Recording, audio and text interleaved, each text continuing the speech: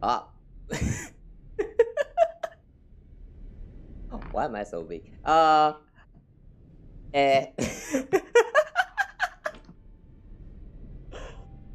Good morning, guys. Sorry, that kind of took a little bit while. So yeah. Anyway, welcome into today's short little stream. No, yeah. Sorry, I take that back. No, today is not going to be a short one, I believe.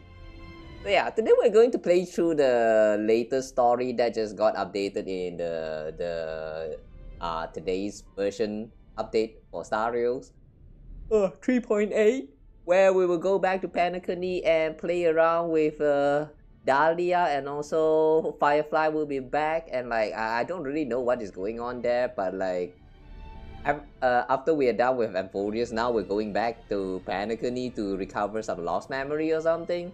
So yeah,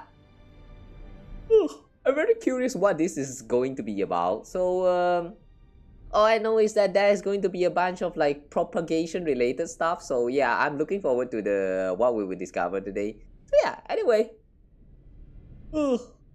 welcome in, and let's dive into this latest versions of the game. Also, yeah, please forget about what you see just now. That was unintentional. Alright, anyway.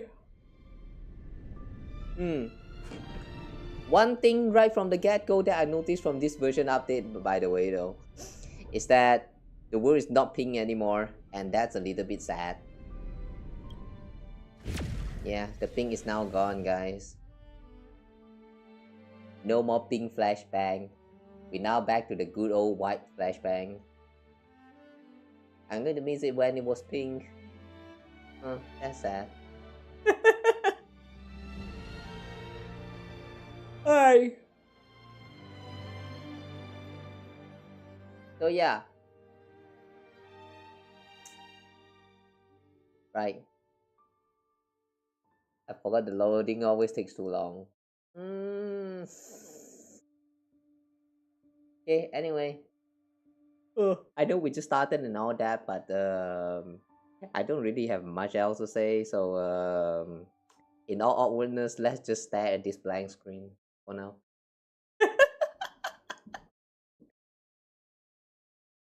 I'm a failure as a streamer, aren't I?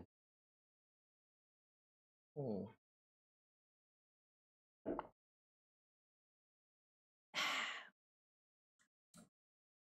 Mm.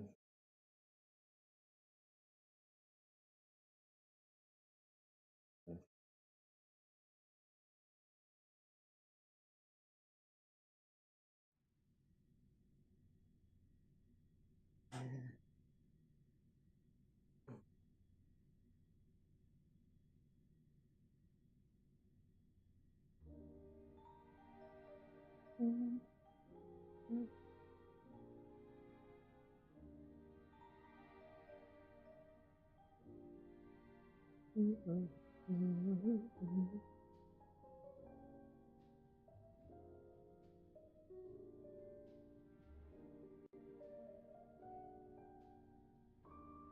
Mm. Okay.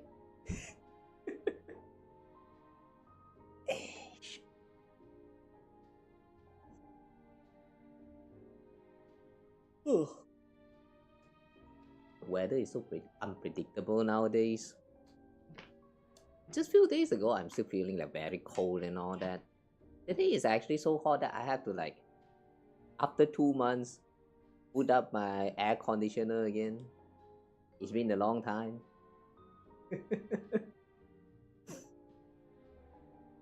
Yeah.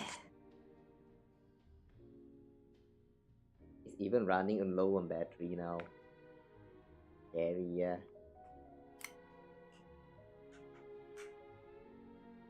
Or things that you don't use often. Maybe you should just take out the battery to, like, demark cost a bit. Okay. By the way, here's a life hack for you guys. If you have like any device that uses like a AA battery or AAA battery, and you notice that they are running low on battery, one of the trick that you can try, and not always work, but sometimes it works, is that you take out the battery and then you change the placement. Like the first slot and the second slot, they like you take out the battery from the first slot and the second slot, and then you replace the two. Like the second slot one, you use it on the first slot, and the first slot on the second one. And sometimes you will notice that the battery suddenly, um, the power is suddenly back to normal again. Like it will work for another like 1 or 2 months. I don't know what's happening right there, but sometimes that works. I don't know why it works, but it just works. Very surprising, isn't it? Not always though. So if you try that trick out and it doesn't work, then yeah, not my fault. It's just that kind of things. Mm. Alright. Anyway, uh, that was very unrelated.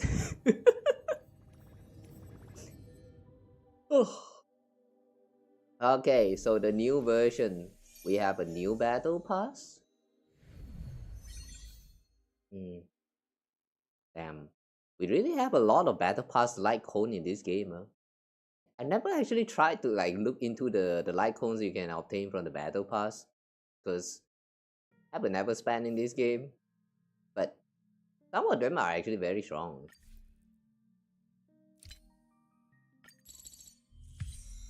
Free to play life sucks, man. Okay. So before we actually move on to the story, is there anything news here? Dahlia. Right. We will try to pull for Dahlia. Though I don't really have guarantee or enough pools to get her, so we probably will not get her by today's stream. Not sure whether I want to try hard for her though. Ooh. Price are Wu Championship? Hey, I thought that these events are going to like you will need to wait a little bit longer before it actually starts. Like how it works with in Genshin. In on this aspect, I do think that Starry did the events a little bit better than Genshin, because like the duration is noticeably longer than how it happened in Genshin for limited time events. One thing I really wish Genshin could do is just let the flagship events like last for longer. even though the reward might not be like very replayable, like once you're done with it, you're just done in Genshin. But I really hope that they could make it so that the time available to play the game mode, the limited time event is more long, like slightly more longer than it is. Like, what do you mean 1 week? I believe this one event in Genshin just ended, the one with the flinch, the what is that, the pinball game. It's only like 8 stages, alright, but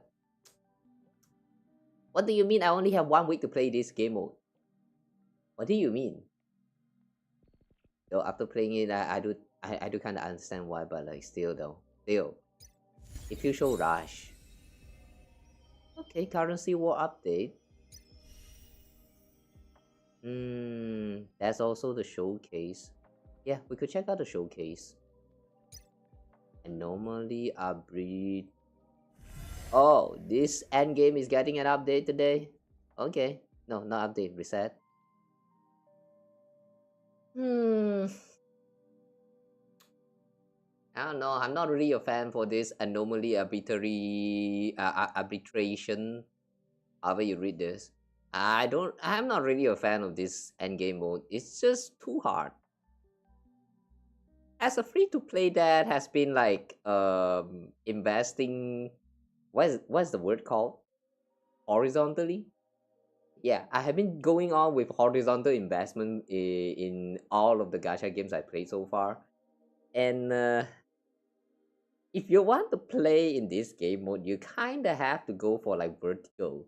Like three, you have to have three teams that's like just so strong that you can just brute force through a lot of the end game contents, something like that. Like you just have to have like the strongest three teams that you focus all your resources on. I don't like this game mode, man. Anyway. Ugh. Let's do a trial for Dahlia. If we can get her, that means our Firefly team is going to be back. One could only hope.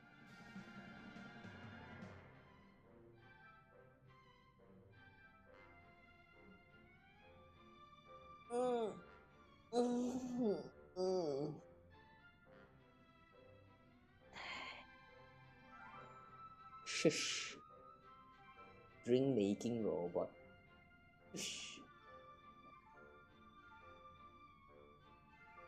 I'm still waiting for the time where Shush will actually make an appearance and become important in the storylines.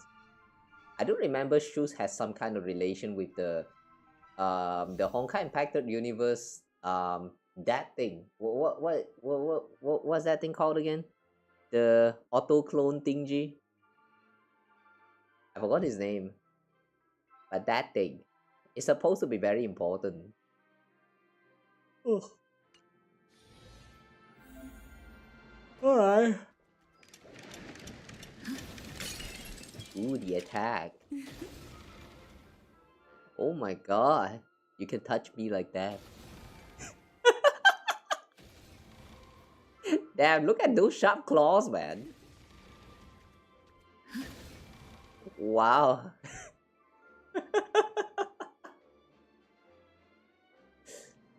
Ooh, I would let her touch me, not gonna lie. Hair. Huh? Oh. The impact doesn't actually stun the enemy? Bruh.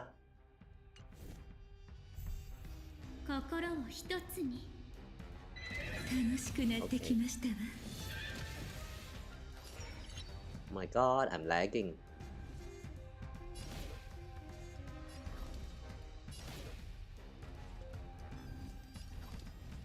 There's just something about this motion where she's like show off her fire. There's just something about it. I don't know what it is.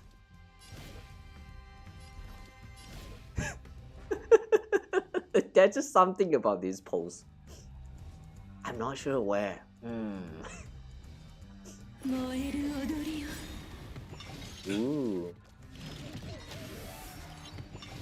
I remember from her introduction in the live stream, she is supposed to be the Duke's, what is that? The Flame Duke's, Fire Duke's son or some, daughter or something. Son. Well, why did I say son? Oh, she can do follow-up attack. Okay.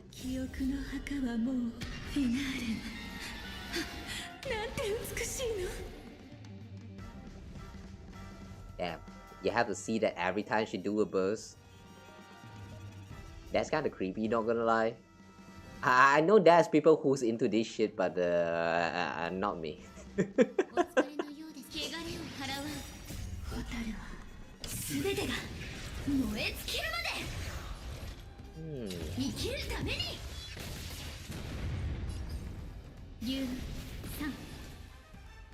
How do you trigger that follow-up that she did just now?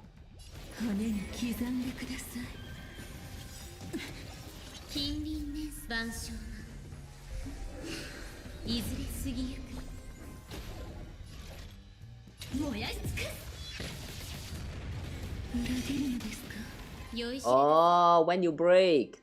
So it's kind of similar to Himeko then. Just the way it works is that it doesn't have a counter. As long as someone is broken, then she will do a follow-up attack. Okay.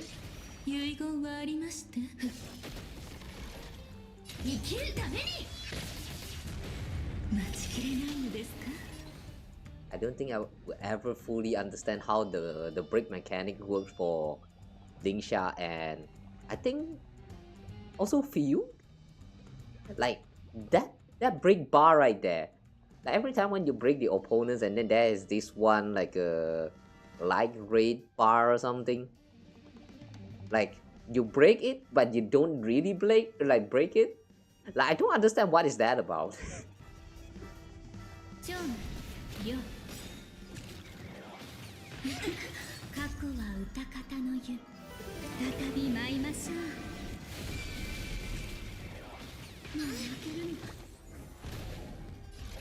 Yeah, this one bar right here.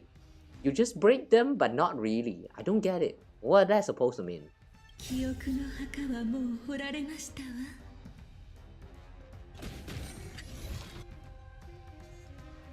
You're as laughable as what? What was that achievement?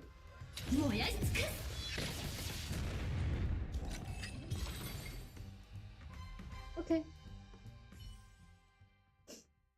I don't fully understand her kit, but all I know right now is that she can do follow-up attacks when you perform like super breaks and like break the opponents or something like that.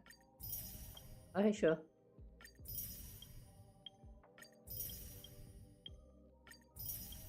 Yeah, before we move on to the story, let's try to pull for her.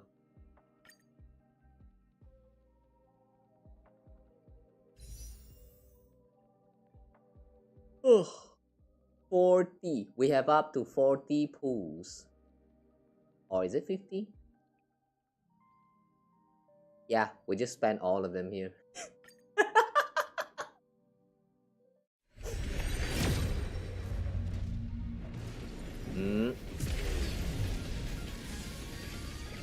Hang on a second. I'm pretty sure I don't have any PT at all. The fuck?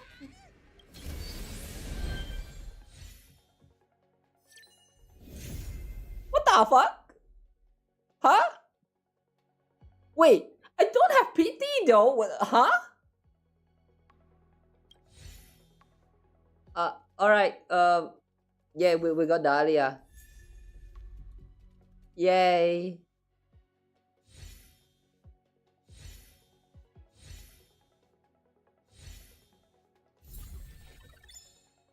Damn. I just got a 5-star. Instead of being happy, I'm actually worried that I might die tomorrow.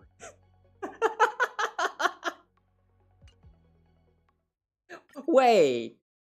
I do remember that I don't have any PT right now.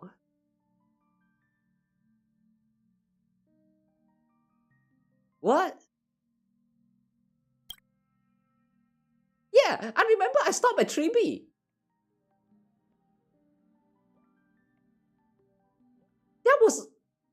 That was almost like a back-to-back. What the fuck?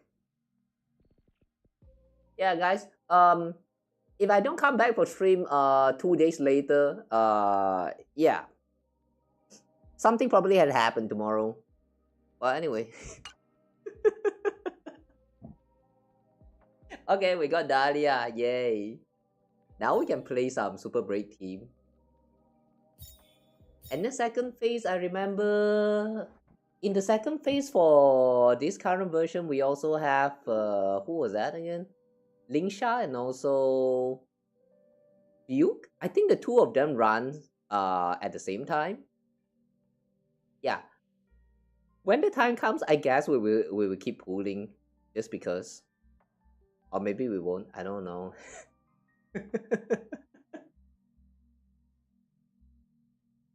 I did not hope that at all, and this happened. So right now I'm very confused.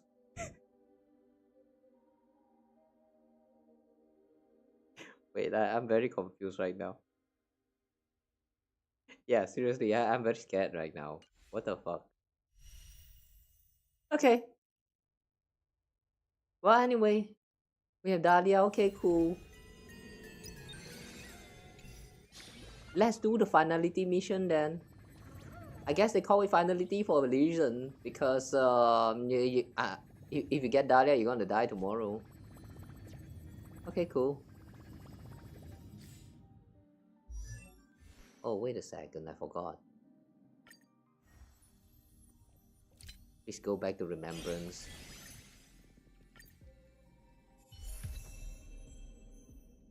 Okay. Ooh, Dahlia. She's big though, I have to say. The first time when I saw her, I really thought that she reminds me a lot of that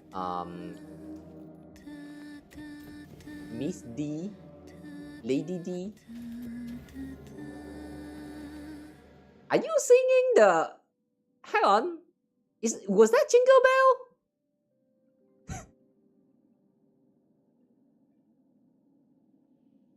All right, sure. Okay, cool.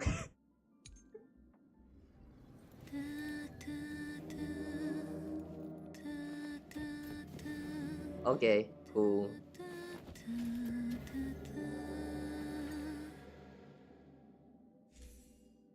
You sing Jingle Bells, guys. Well, I guess Christmas is close. Happy Padoru, guys.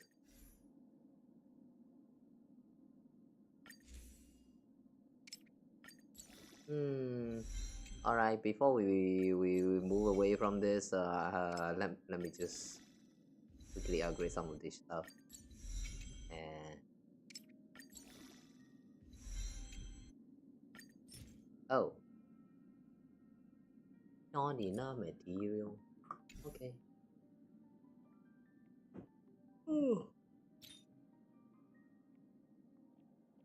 Oh, there's a lot of things to farm, huh?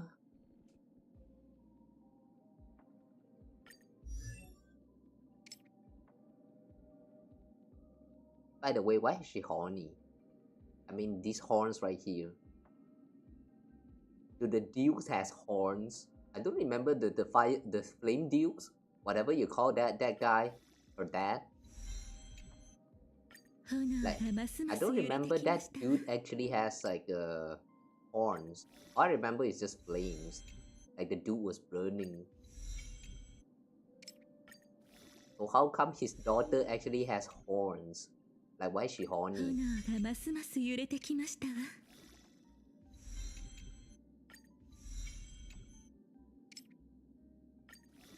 Oh, 58, not even 69. That's sad.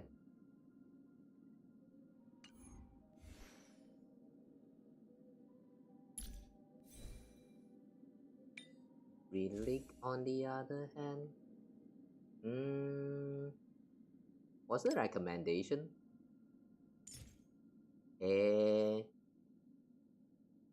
Iron Cavalry. I don't think I have farmed enough for this set.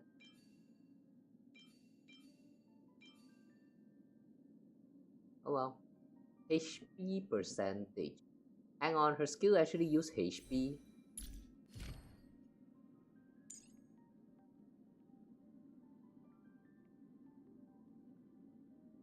Super break. Follow-up damage. Yeah, that's a follow-up damage here.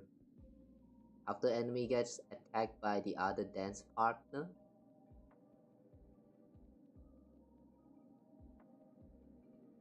Wait. You don't really need to break, you just need the dance partner to attack. Oh. So if you set like a character as a dance partner, hang on, how do you set anyone as dance partner?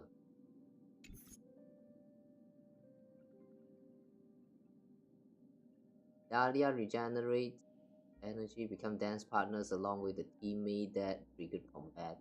Whenever there's no other dance partner on the field, this unit, the teammate with the highest break effect become dance partner.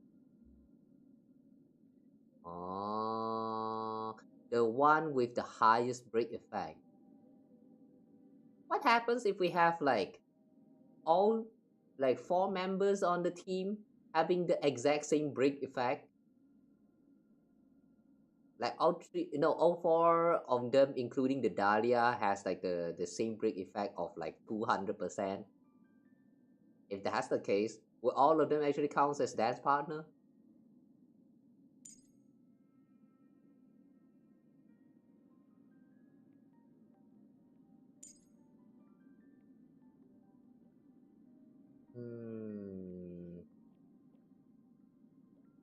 Yeah, how do you set anyone as dance partner? I don't understand this.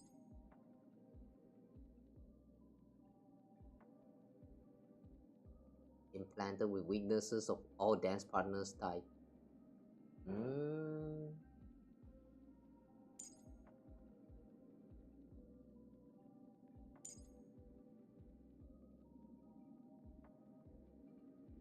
Okay, I don't quite get it.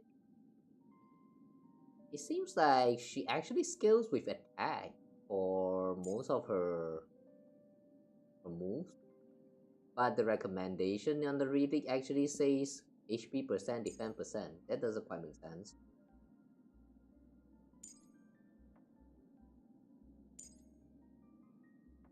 When entering combat, increase other characters' break effect by an amount equal to 24% of Dahlia's break effect plus 50%.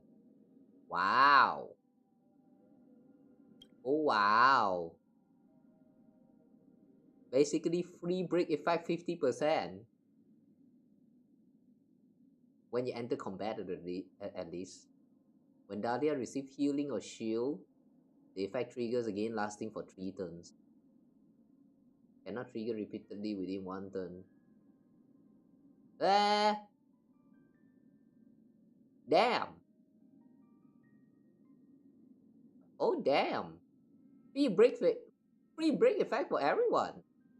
That's cool.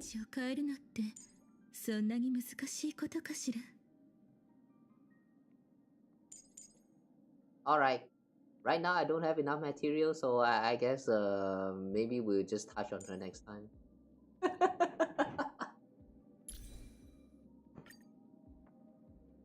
Smart equip. Whatever. This will work for now.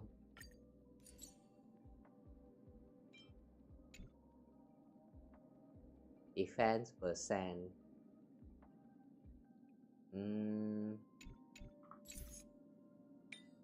Yeah, these boots suck.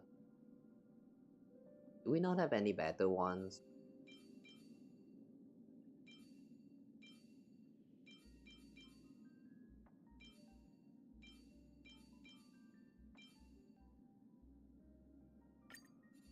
Guess this will do. Okay.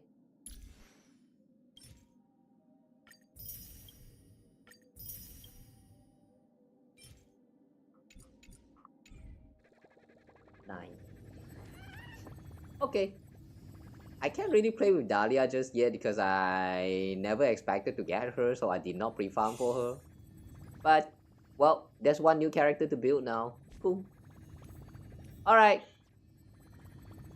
Ugh.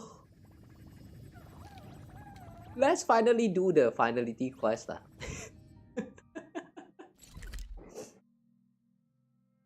Okay, it's time to recover some past memory that we have lost, apparently. I wonder if recovering this will actually play into some kind of roles to, like, you know, helping Amphodius to exist. そういえば最近デイさんと話してないな。 Day-san. してるか見に行ってみよう。 Day-san. Day-san. In Japanese, you call him Day-san. Just call him San-san. Just call him San-san. You have the name Sunday right there. You choose to call him Day, not Sun. Why? Just call him San-san. おや、 Oh yeah. 美月さんが探していましたよ。 That's your first word? Really? We haven't seen for so long and this is your first word? On duty again? I think she wants to develop photos. 詳しいことはわかりませんが、伝言を預かっています。もしあなたに会ったら、メッセージを確認するよう伝えてほしいと。それから、あなたが見落としたものは、 Some things you miss are actually 実は extremely 非常 important. に重要な情報であるとも。This must be about the lost memory. Where are you? Give? Someone making a sparkly return today. Sparkle? Huh? Sparkle's back?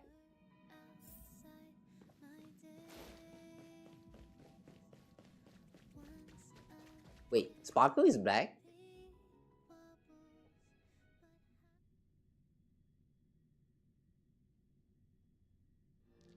嬉しいに決まってるじゃん。やっぱりリアってうちのこと本当によくわかってるよね。 Okay, not Sparkle. I'm disappointed.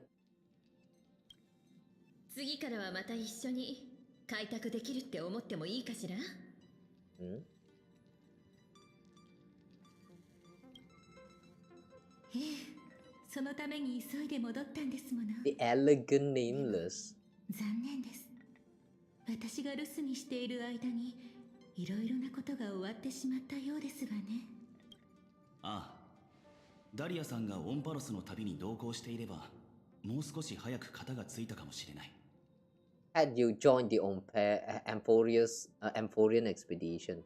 Okay, so this time the interlude actually is like, it's sort of function like an epilogue after you're done with the Amphorean story arc. Alright, that's cool. あ、やっと来た。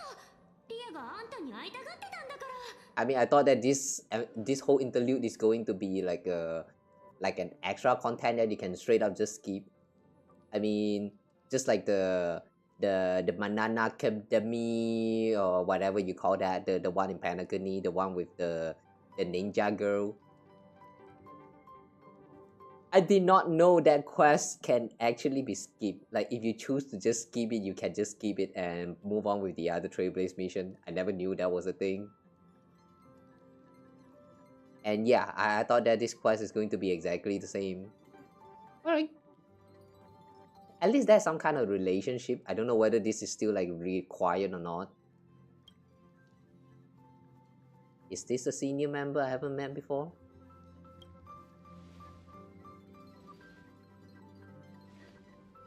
Hmm? それ、禁句どうなっても知らないよ。 Hmm? We should never mention the word old or senior. Hmm? Hmm? 気を悪くしないでくれ。こいつはこの頃こういう冗談にはまっているんだ。構いませんよ。覚えていなくても不思議はありませんもの。それに新しいものに夢中になる移り気なところは私譲りかもしれませんね。 She picked up the bad habit from me. Hang on. What? I know the whole context is that we lost memories, but What? What does she mean by this? We pick a bad habit from her? How? Are you my mom?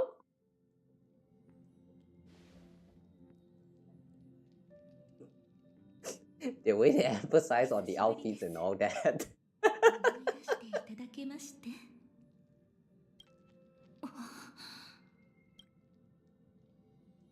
Something's not right. What did you do? Annihilation Gang Everflame mentioned?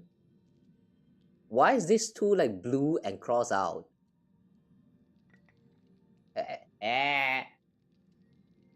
What? Interesting. Last time it was Acheron telling us that whenever you see red text, it means it's something important, like very important. Like it would affect like your journey permanently or something like that. I still don't quite get what it means, but now we're getting a new one, blue and cross out words. What that's supposed to mean?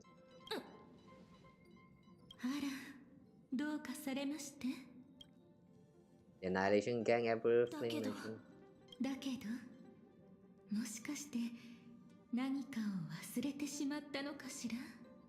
Is she stealing away our memories like right now?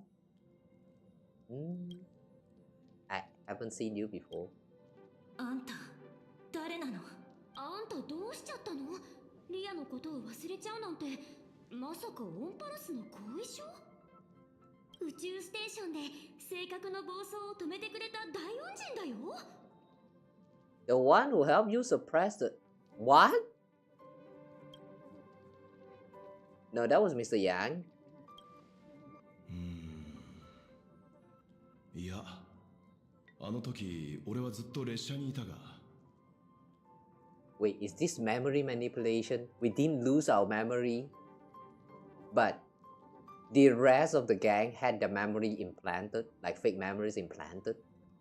Hang on, what the fuck is going on? I'm very confused now. そうそう。ねえ、あんた本当に大丈夫？ Anything else she did? 最初に泉州に行った時、絶滅大君と戦ったでしょ？その時にとどめを刺したのもリアだよ。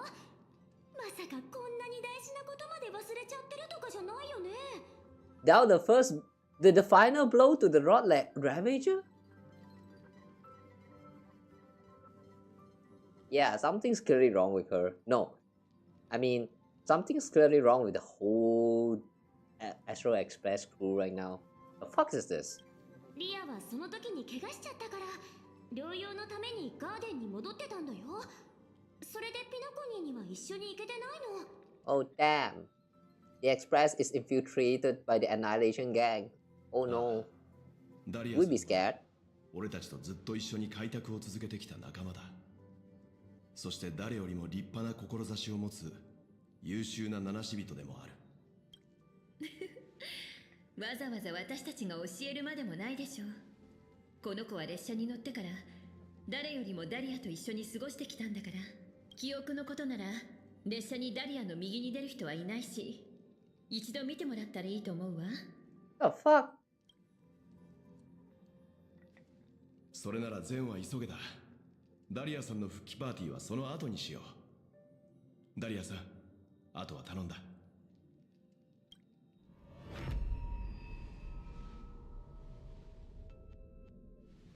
Damn, we just started and this is already feeling very creepy.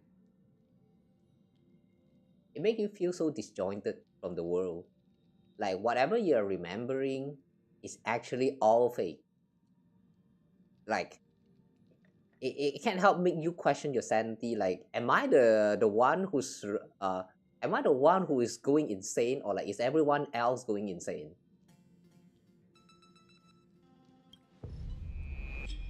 This is why I have trust issues.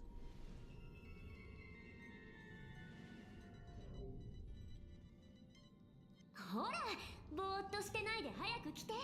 こういうのは前から何回もあったでしょ。リアに任せとけば大丈夫だって。そうだな。記憶に問題があるなら早めに手を打った方がいい。みんなどうして？ Alright, coming. A game with your illusion of choice, huh? いや、違う。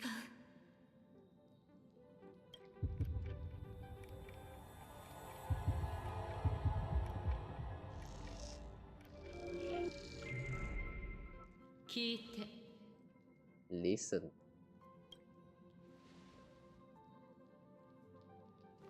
君は裏切られ、迷い、答えを必要とする。Face betrayal, lose your way and seek answers. 君は銀河の願いのために旅に出た。 Wishes of 君 the を主人公と cosmos. する物語では、宇宙は終焉の運命から逃れられる。 In the tale where you're the protagonist, the stars themselves will defy the fate, the destiny of finality. What a great start. We just started with a mission. I still don't know what the fuck is going on. But we are already touching on the topic of finality. And I appreciate that, because that's a lot of time when they're going through a story and then they tell you something is going to be important, and then they never tell you anything about that something that's important until the very end of the story. Like, that happened a lot with Hoyoverse games. Not limited to Star Rails. 待って。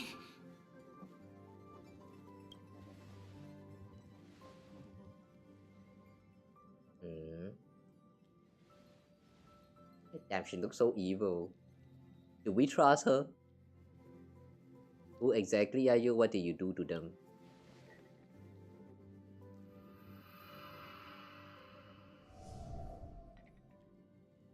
なるほど。あなたは他の人とは少し違うようですね。その記憶もなかなかどうして手強い。誰かに守られているのかしら。なら、もう一度やってみましょうね。What? Wait. Is she implying that we are actually not even in the physical world?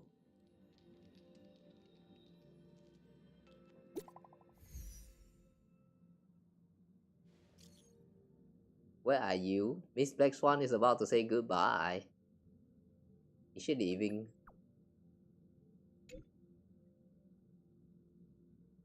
Just come over, okay.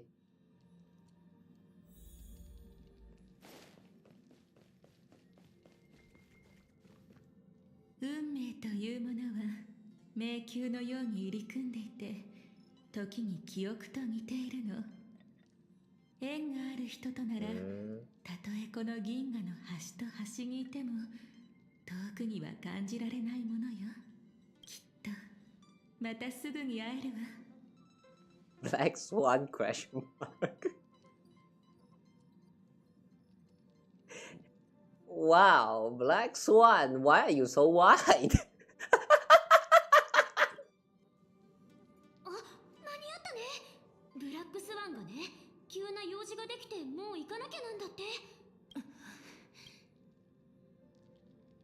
Who exactly are you? How many times has all this happened already? もう今そういう冗談はいいから。本当はこんなに無作法なやり方はしたくなかったのだけれど、仕方がありませんね。あなたの記憶は確かにとても特別です。まるで時間の枠を超えているかのよう。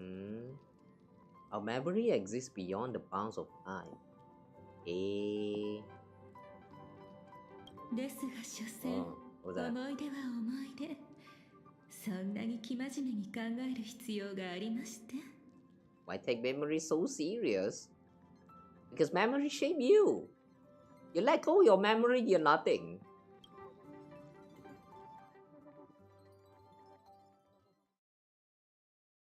Like, wait, hang on. Are we actually going to go through all of that with, like, you know, philosophical questions and all that? ええ、これでいいですね。もう少し暗くしましょうか。 Nice sample of butterfly right there. ご心配なさらずともお仲間には指一本触れていませんよ。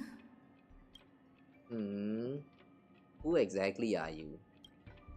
まあ、これっぽっちも覚えていただけていないなんて傷ついてしまいましたわ。では改めまして、私はコンスタンス。どこにでもいるありふれたメモキーパーです。よろしければ皆さんと同じようにダリアとお呼びください。 An ordinary memo keeper, my ass. You don't look NPC at all. Meanwhile, the ordinary memo keepers, they all look very NPC. They don't even have face. The ordinary memo keepers don't even have face. Ordinary, my ass. Just where is this place? どう説明したらいいでしょう。とある方法で私の心の部屋にお招きしたということにしておきましょうか。Wow, diving into her heart. Oh damn, is this Kingdom Hearts reference? どこで誰が見ているかなんてわかりません。ですが、ここにいる間だけは気兼ねなくあなたにしかお話しできないようなとっておきの秘密をお教えできるのです。先ほどは失礼いたしました。親しいお仲間の姿を借りれば、いろいろとうまく運ぶと思ったのです。You seem to know a lot about Hampas. Things easier. そう焦らずに、私はそのために会いに来たのですから。あなたが抱えるその疑問にもいずれ答えが見つかります。さあ、第一の疑問から始めましょう。Oh wait, why is that broken mirror here? 振り向いて。I remember this is the Harta's property, isn't it?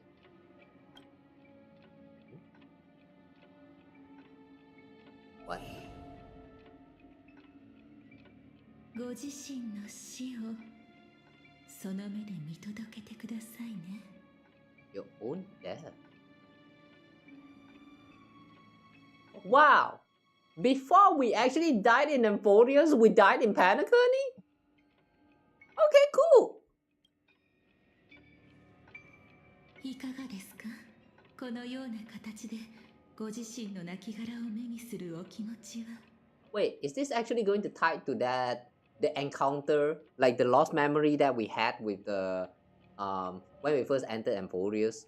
Like, you guys remember that time when we first entered Emphorius and we're about to meet with Mem for the first time?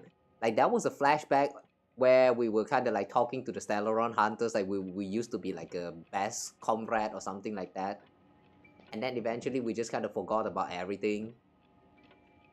It's kind of like, how to say, when I saw the flashback, I thought that that was a memory that happened before, like before the beginning of this game in itself. Like, as in like, before we even named the avatar of the Stellaron or something that Kafka created. I thought it was something before that.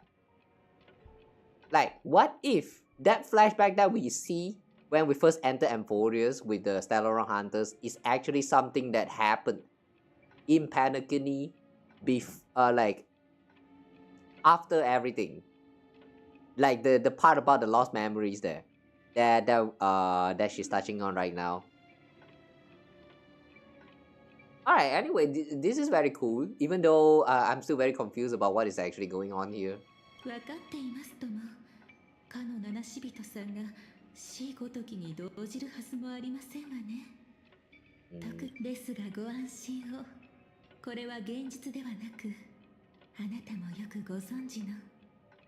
It comes from something you're all familiar with. 脚本が予見した未来ですわ。 Cat? 世界線では、あなたは Who's that cat? でこの結末を。Ashru? Is that you, Ashru? ですが、性格ハンターによってとうの昔に阻止されていたのです。Yeah. Foreseen by the script, another possible ending for you in Penacony was prevented by the Stellaron Hunters long ago. Yeah.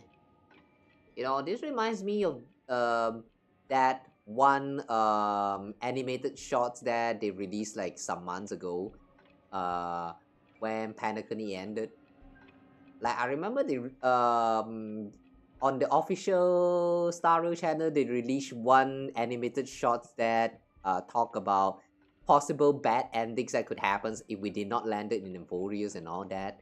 And then you know, people kind of like memeing on like praising Black Swan for her effort in like saving the world or something like that. But yeah, it reminds me of that. Like maybe it actually, like maybe that animated shots actually has a reason to exist. And now we're going to explain about that part of the lore in the story. That's very nice. ですからこれは訪れなかった明 A 日 tomorrow 言 that い換えな never ら came.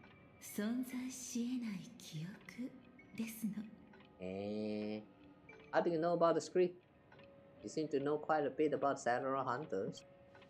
実際私もその一員ですから Yeah, she's also Samurai Hunters. 信じられないというお顔ですねですが私も他の皆さんと同じく多くを語ることはできませんこうして身を隠している間でさえも私たちは運命から逃れられないのですからですがあなたなら性格ハンターが突然訪ねてきても驚かないだろうと思っていましたなぜなら私たち性格ハンターとあなた方列車の皆さんはそういう存在聖宮列車は光を追って走り Astro その Express 後ろに travels 深 in く長 pursuit い of the 影を light. 落としていくものです Is she implying that the Samurai Hunters is the one that lurks in the shadow of Astro Express? What that supposed to mean? 私が会いに来たのはこのことをお伝えするためあなたのピノコギーに関する記憶は完全ではないと一部が何者かによって盗まれてしまっていますわ Part of it has already been stolen. Alright, we're finally touching on the main topic of this quest. Who did it? My memories are completely intact. 今名指しするのは難しいですわねですが事の深刻さに疑いの余地はありません何者かがあなたにとても大事な情報を忘れさせた可能性が How 高 do い you know they are important? Like, usually when you forgot about something, isn't that means that something is not important at all? とにかく私はお手伝いに参りましたの終焉に関わるすべてを必ずや取り戻してみせましょう The finality. そう思われるのも無理からぬことお利口なペットを飼ったことはありましてそういう子は、いつもこちらの気持ちを先回りしてご機嫌を取りに来るものでしょ Nope. I have no idea what that feels like. Never have a pet. 私の Guys, anyone want to be my pet? 記憶もそれを持っているところがあるのです空白の存在に気づけば主の意志とは関わりなく The benefit of being my pet is that you get all the freedoms of what you want to do. You can be whatever you want. You can be as free as the wind. However, the downside is also that you're as free as wind, so you get your food yourself. That's what it means to be my pet. So anyone interested? Sounds like just wild animals. 私は前に交わした約束の通りあなたの記憶を呼び覚まし銀河の未来を救うつもりです It will keep her promise, huh? Does that means in the lost memory she actually made a promise to us that she's going to resurrect our memories? I don't remember the part where we made promise though. その過程であなたの過去を少し覗かせていただくことになるかもしれません。私個人としてはそれが楽しみで仕方がありませんの。怖がらないでください。妙な真似をするつもりはありません。ただ正当な手順を踏むだけです。少しで構いませんから触れさせていただけませんこと。でないとあなたの記憶をたどれませんの。 Let me touch you a little bit. Like I said already, I will say it again. You can touch me however you like. I like your claw. 失われた記憶を取り戻すにはちょっとした優しい刺激が必要ですの。心の準備をしておいてくださいね。Okay. では始めましょう。すべての始まりに戻り、ゆっくり慎重に。記憶に飲まれてはいけませんが、迷う心配はありません。私の声とこの瞬間を It sounds like hypnotism. それが道しるべとなって再び私のもとへ導いてくれるでしょう。さて、何かご覧になりまして。 Is she black?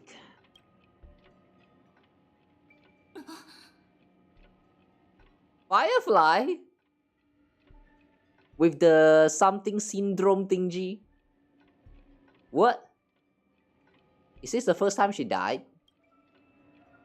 そのご様子ではあまり楽しいものではなかったようですね。ですがご心配には及びませんわ。はじめは混乱するのが当たり前ですから。あの旅の始まりをまだ覚えていらして、奥室に満ちたアスデナ星系にある夢の地ピノコニーでのことを。Asdana star system. Actually, that's the first time I hear the word of Asdana. Yeah, this is actually the first time. Is it something like a solar system? Like we have a name for the star system that we're living in right now, which is the solar system, and this one is like another one somewhere outside called the Asdana. Is this actually real in terms of like astrology? Like this Asdana star system actually exists out there, or is this actually just a made up star system that they created for this game alone? 調和の宴が間もなく幕を開けようとしていたその頃、あなた方のもとへ The grand celebration of the harmony. Is it the Harmony Festival? ファミリーのゲストをピノコニーに招待いたします。 Ooh, getting cold. 他のゲストと共に盛大な宴にご参加ください。 Esteemed guests. 夢の中で不可能を見届け、ピノコニーの父時計屋の遺産を探し出し、生命体はなぜ眠るのかという問いにお答えください。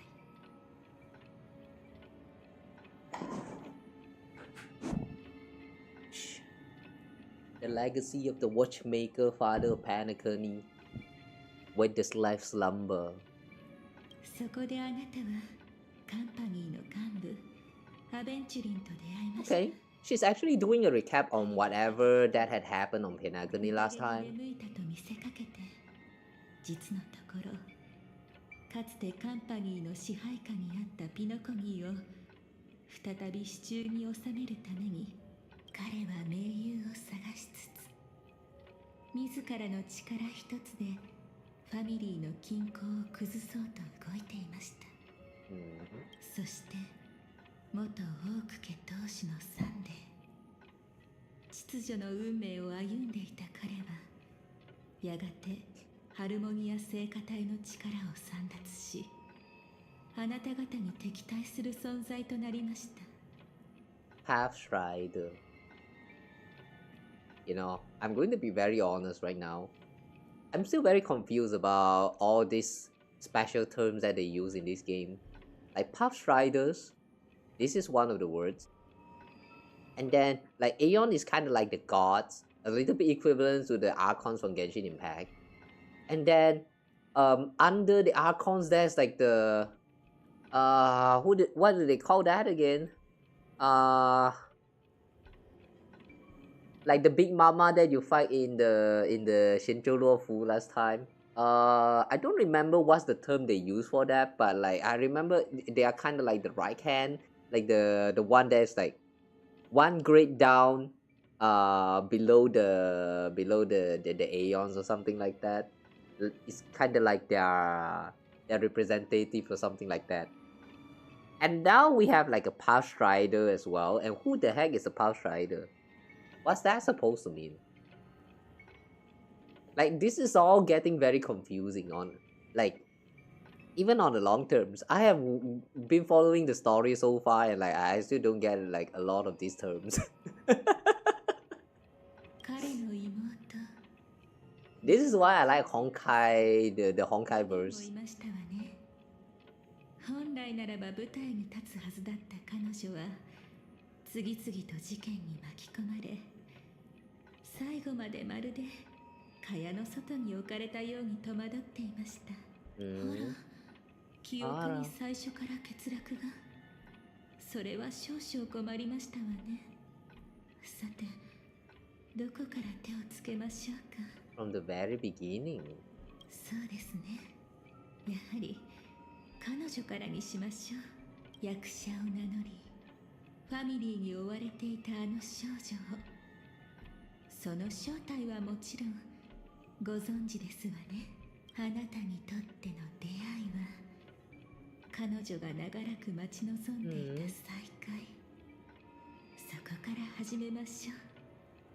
What you see as first encounter is actually a long-awaited reunion. Well, it kind of did feel like that, but I thought the first encounter actually is like something that happened before we landed in Penacony. Is it not now? Is she implying that it's not? There was like another first encounter before that when we landed on Penacony. And we didn't actually know the Stellar Hunters before we even like born or something like that. You know, when we first entered Amphorius and then they show us the flashback of like we have known Celeron Hunters for quite a while. I actually thought that it's kind of like previous reincarnations of ourselves or something like that. So like we used to be a part of the Celeron Hunters and then according to the script we have to die or something like that. And then at one point we died, and then Kafka like resurrect us, which goes back to the very beginning of the game in like version 1.0, the story, the very beginning of the stories. Like I thought that's how the flow of the story is going with, and now we're getting this part of like explanation to the lore and like I don't know, man. This actually feels very interesting, but it also gets very confusing. I just hope I can still able to like get like get up to it. I don't know, man. What's the correct word to say that? 夢を見ることもできず、そして目覚めることを拒んだあの少女はなぜあなたと共に眠っていたのでしょう。 Why did she slumber with you? Huh? Wait.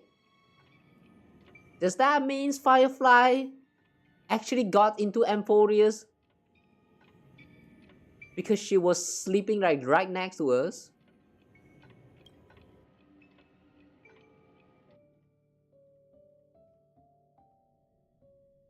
Firefly's memories are slowly emerging. With Silverwolf's help, Firefly is preparing or what? Hmm?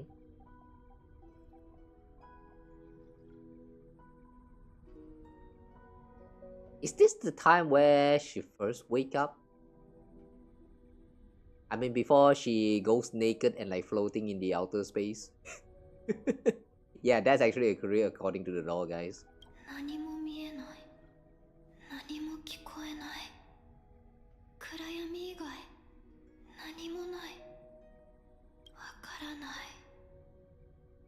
うして人はこの暗闇に執 Why do 着す people るんだろ long う。 for this darkness? And again, why is darkness always have light?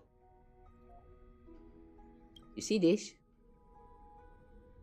It's so dark. And then you see a bunch of light and you can even like you can actually see her silhouette and all that. Why is there light? That's yeah, I don't know, man. What is darkness? Just what is darkness? Oh. あんまり動かないで。すごく痛むはずだから。ん？手術は終わったの？ Surgery?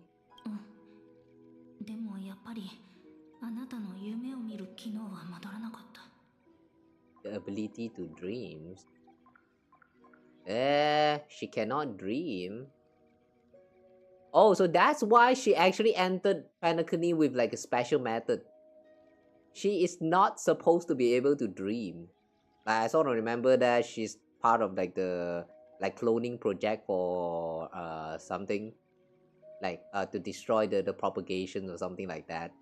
これだけの代価を払ってもチャンス So は she 一 should 度。 not be able to dream. 大丈夫。一度で十分だから。私に他にできることはある。 Oh, 死 she なない sounds こ so と。 weak. ちょっ Just と don't 休んで die. て。調整が終わったら夢に入れるから。それであの夢の地に行けるんだね。あんまり期待しない方がいいよ。ただの名前だし、夢が叶うとは限らない。ずっとこの日を待ってたの。人はいつもこういう。目が覚めたら跡形もなく消えちゃうから。美しい夢はそれだけ貴重なんだって。自分を慰めてるだけみたいに聞こえるけど。そうかもね。でもまた出会えたらその時は初めて会ったふりをして君を知るところから始めるね。私たち約束したの。だからもうすぐ再会できるのに全力を尽くさない理由なんてない。 Okay, my suspicions about the part where we used to know the Stellaron hunters before that. Maybe my theory is right. The part about reincarnated, like the part about we used to be a part of the Stellaron hunters and then we died or something according to the script, and then Kafka resurrect us at the beginning of this game, and then whatever transpires right here. Okay, the timeline might be as what I've understand. So, thank God. とっくに忘れられてても。私は覚えてるから。この物語がどんな結末を迎えるとしても、少なくとも始まりは笑顔がいい。エリオが見た未来に私たち二人で歩む結末は存在しなかった。でもチャンスはまだある。 We never had an ending. If the ending doesn't exist, that means there's hope. Okay. 運命から始める権利を取り戻すチャンスが。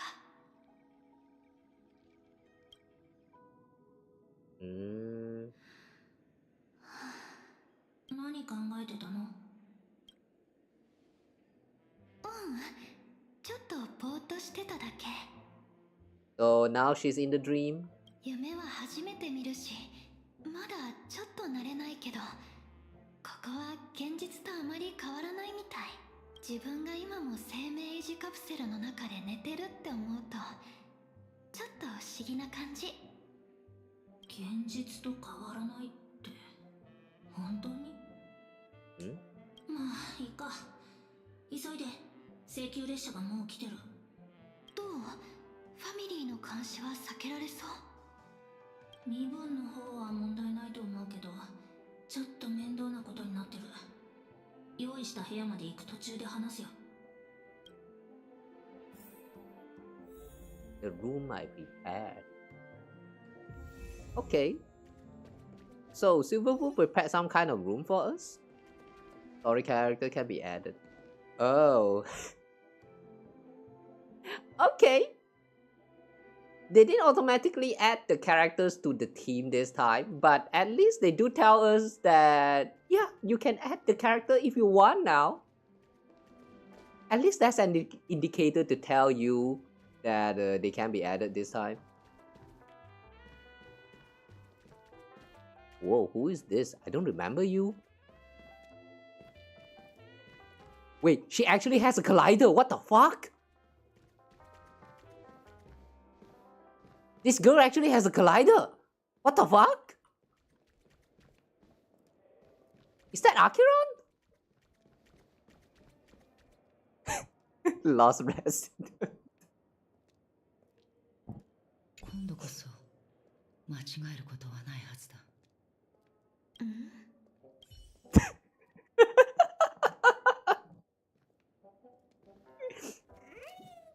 Yeah, she reminds me of Zoro from One Piece. I don't even watch One Piece, but like, even I know how bad he is with the directions. Okay, what room is this? This one, okay. Silver Wolf. それでどんな問題があったの？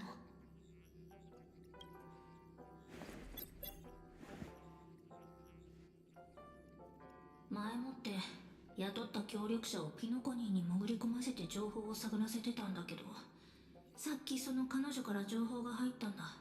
A helper. Could this actually be Dahlia?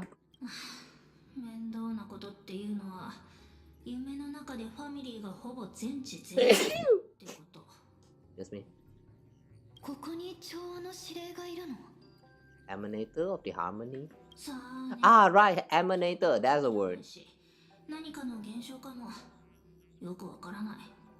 Like the one that the one position like one rank down below the aeons. Yeah, that was emanator.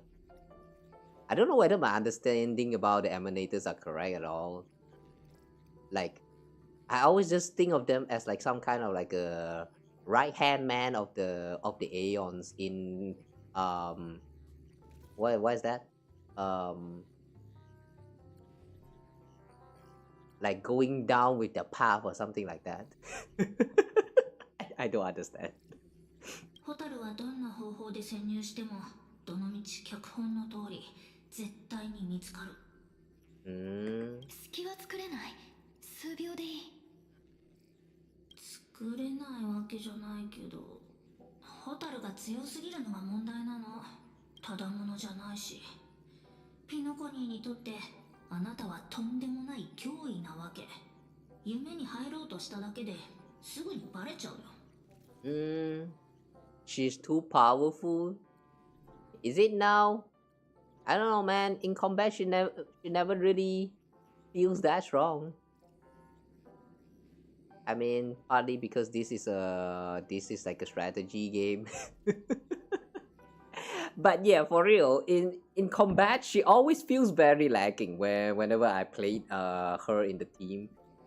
Maybe because I don't have like a proper team member that is meant for her, like sustains and all that, but she's not broken. At least from what I experienced.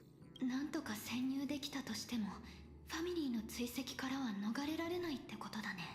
そう、武力行使をしても無駄。相手の縄張りだから死にに行くようなものだよ。リスクはあるけど、策はあるよ。ファミリーは性格ハンターサムの正体をまだつかめてないよね。Sam. 少なくとも分家はね。そこを突こう。ファイアフライ4を起動してホテルレバリーを襲撃するの。ここまでずっと様子を観察してきたけど、通常の警備で私は止められないはず。サ騒ぎを起こしてサムを表舞台に立たせる。その後私は最速でここに戻って混乱が収まらないうちにホタルとして無境に入るの。リスクが高すぎる。うまくいくかわからないチャンスのためにサムっていうとっておきの切り札を使うなんて割に合わないよ。でもここまで来たからやってみるしかない。ルートを計画して、それから警備の対応時間を計算してみる。Damn. So in order for her to infiltrate into the dream, she attacked the hotel. どうしたの？おかしい。こっちからは警備がほぼいないことになってるの。ホタルの話と違う。ちょっとそっちの状況を伝えてくれない？状況は普通のホテルだね。ソファーがあってドリームプールでしょ。それから誰？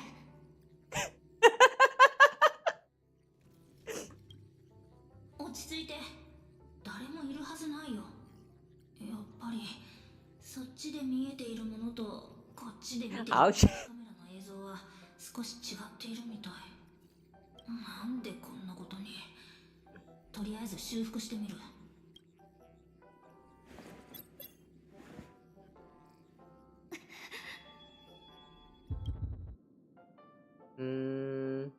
Alright, I don't quite get what is going on here. Why is Acheron here? Wait, isn't this room supposed to be our room when we first dropped into Penacony? Oh, that's a bird. あーね、夢の中が普通なわけないって。今はどう？ここは。Oh wait, hang on. They were kind of like talking about all of this just now, but Acheron was just standing right there. Did she actually overheard any of the conversations? Or do they actually be like existing like beyond like a different plane at the same time? Like I kind of don't get what is happening here. Acheron got lost. Yeah, she got lost again, but why? I don't know, man. She kind of feels like she's there just for the funny, not because she actually needs to be there. さっきと同じ場所だよ。ホタルはさっきからずっとそこにいて変なことを言ってたの。あ？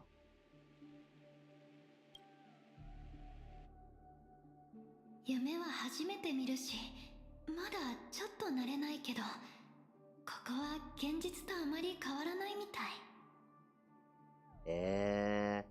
Okay, I guess there's a system glitch there. さっきのはただの強がりだと思ってたよ。ごめん、さっきまでのことを教えてくれる？記憶が曖昧なの。脚本の指示通り、私たちは廃棄されたドリームプールを手に入れた。カンパニーのやつが横取りしようとしてきたからちょっと手こずったけどね。カンパニー IPC 気にしないで。とにかく私たちには勝てなかったから。 She's taking a break from being depressed from eggs. Makes sense. But took her long enough. で、そのプールを生命維持カプセルに改造したんだ。今頃私たち二人ともアスデナ星系の端っこを漂ってるよ。共感覚無境を利用したんだね。でもそしたら私はピノコニーに入れなかったってこと？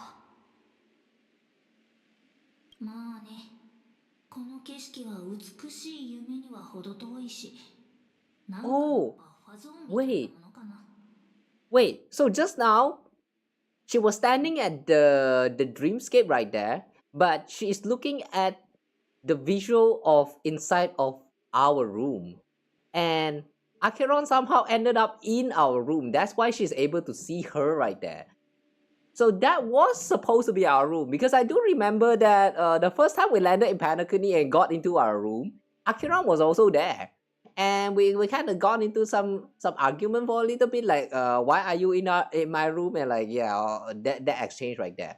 I remember that happened. That was how we first met with Akaron. I do remember about that. Okay. But why did she actually ended up in our room just now? Like, not physically in there, but somehow see that she is inside of our room. That kind of doesn't make sense. Are they going to explain that or not? I sure hope they explains. さっき見てたのは蜃気楼みたいなものだったんだとは思う。そっか。 Mirage. じゃあホテル襲撃もダメってことだね。そういうこと。今どうしてもなんか襲撃したいなら私で我慢して。でもそれって私の正体 You want to attack her, you want to attack me, she said. 12の時まであと一歩のところに来てるってことでもあるよね。ホタルは悪いことの中からいいことを見つけ出すのが本当にうまいよね。少なくとも状況がはっきりしてきた。他の場所も見てくるよ。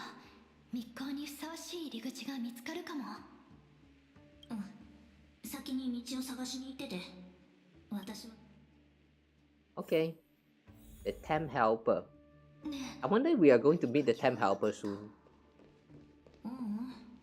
記憶域で変な音がするのはよくあるし、繰り返す記憶も結構あるらしいよ。Hmm. これは違う。この音絶対に間違いない。 Okay, we cannot enter this passageway. I sort of remember that when you first get to this part of Penacony, there's like a clock that's blocking the way or something, and you have to do like some kind of quest. I'm not sure whether I have done that quest. I remember it being like somewhat hidden because there's a lot of things that you need to do beforehand. やっぱり。でもどうして？ Propagation. その必要はないよ。奴らのことはよくわかってるから。本当の繁殖とも限らないよ。覚えてる？この整形も昔結構大規模な虫害に遭ってる。つまりこれは過去の幻影ってこと？だといいんだけどね。もしかしたらミームみたいなものかも。アスデナ人の心の奥に潜む恐怖、悪夢みたいな。A fear buried by the Astanian's heart like a nightmare. You know, this plotline is really reminding me a lot of Kingdom Hearts Dream Drop Distance right now. じゃあやっぱりこの魔境はファミリーの支配下にはないみたいだね。ホタルの言う通りかもしれない。もう少しこのままやってみよう。こいつ試してみればわかる。Oh, she got the aggro. And we're doing the fight.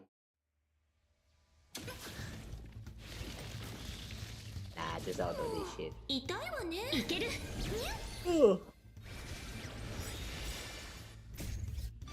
Making your own HSR OC right now with a whole kit. Good luck with that. 不可能はない。朽ち果てて。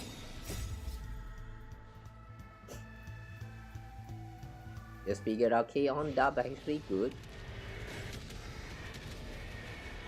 Ew. Imagine watching with dub. Ew. 弱すぎる。現実と全然違う。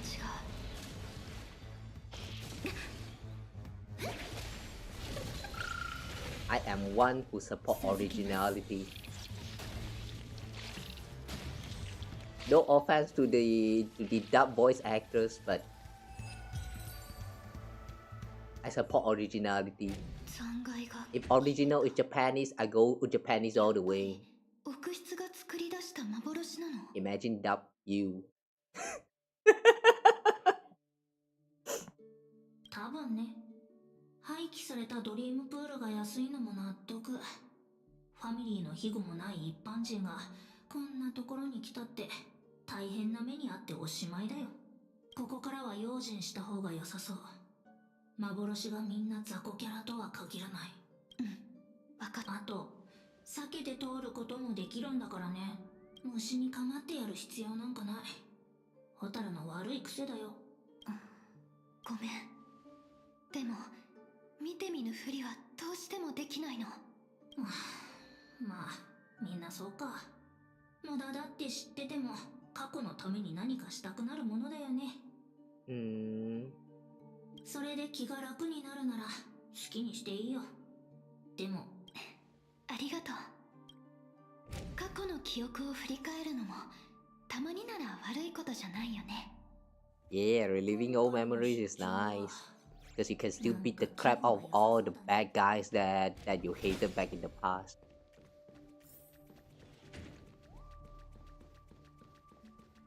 Like if you had someone you hated back then, you did not had the chance to punch or beat the shit out of that guy. Now you can, because you can relive the past, and it will not affect the future in any way whatsoever. So why not?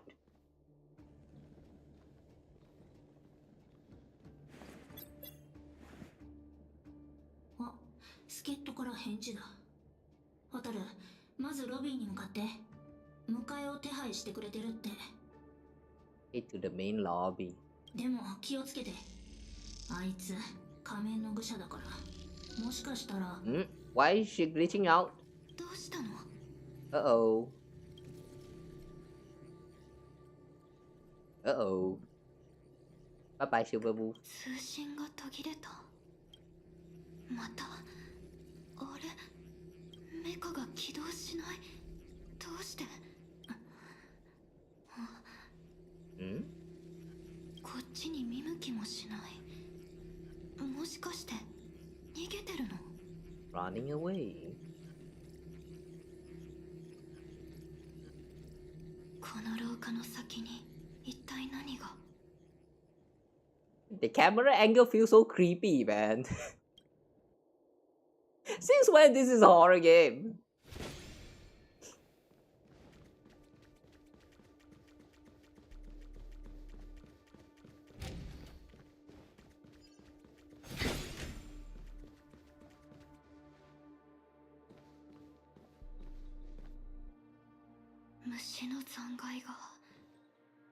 でもこれは幻じゃない。もしかして他に誰かいるの？新地中の死因は高熱。それにこの傷跡。どうして？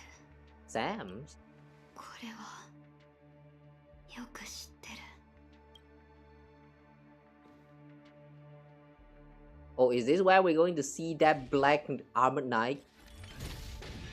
Oh, it's not black.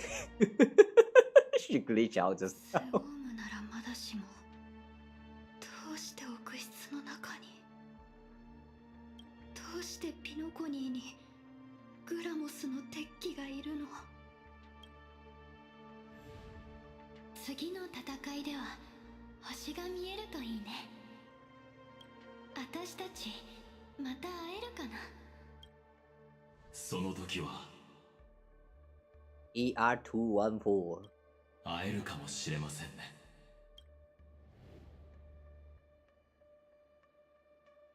AR214。これが夢？この悪夢は君の記憶なの？ I thought they cannot dream. はい、ここまで。霧の悪いところで中断してしまいましたが、初めてですから。いかがです？どこか具合の悪いところはありませんか？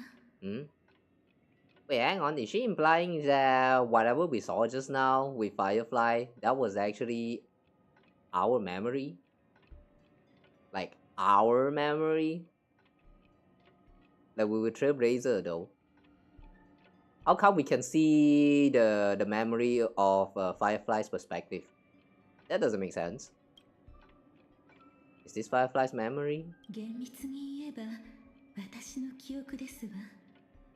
勝手に誰かの代わりになることなんてできませんから。Her memory? How come she have Firefly's memory? When did this happen? コニーに着いたばかりのあなたがホテルでチェックインしていた頃のことです。Why did you stop me? 今のあなたなら記憶が貴重であり、かつ危険なものだとご存知のはずです。過去の記憶を少しずつ浮かび上がらせるにも細心の注意を払わなければなりません。一気に記憶が押し寄せてきたらきっとあなたは耐えられませんから。 I still can't recall. Tell me what happened to Firefly. 大変心苦しいのですが、私の口からはお話しできないのです。言葉で語るとなると、意図するとしないとにかかわらず、記憶にはどうしても不確かなものが勝ってしまいますから。さあ、肩の力を抜いてください。誇りが少しずつ払われていきます。ほら。Loot? What? Candle?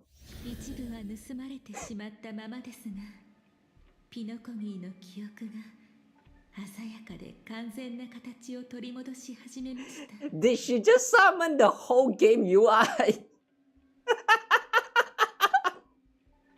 Okay, sure. Sure. That made a lot of sense in real life context. You can do that in real life too. Yeah, Part of it was stolen. The memory of Penacony has become clear again.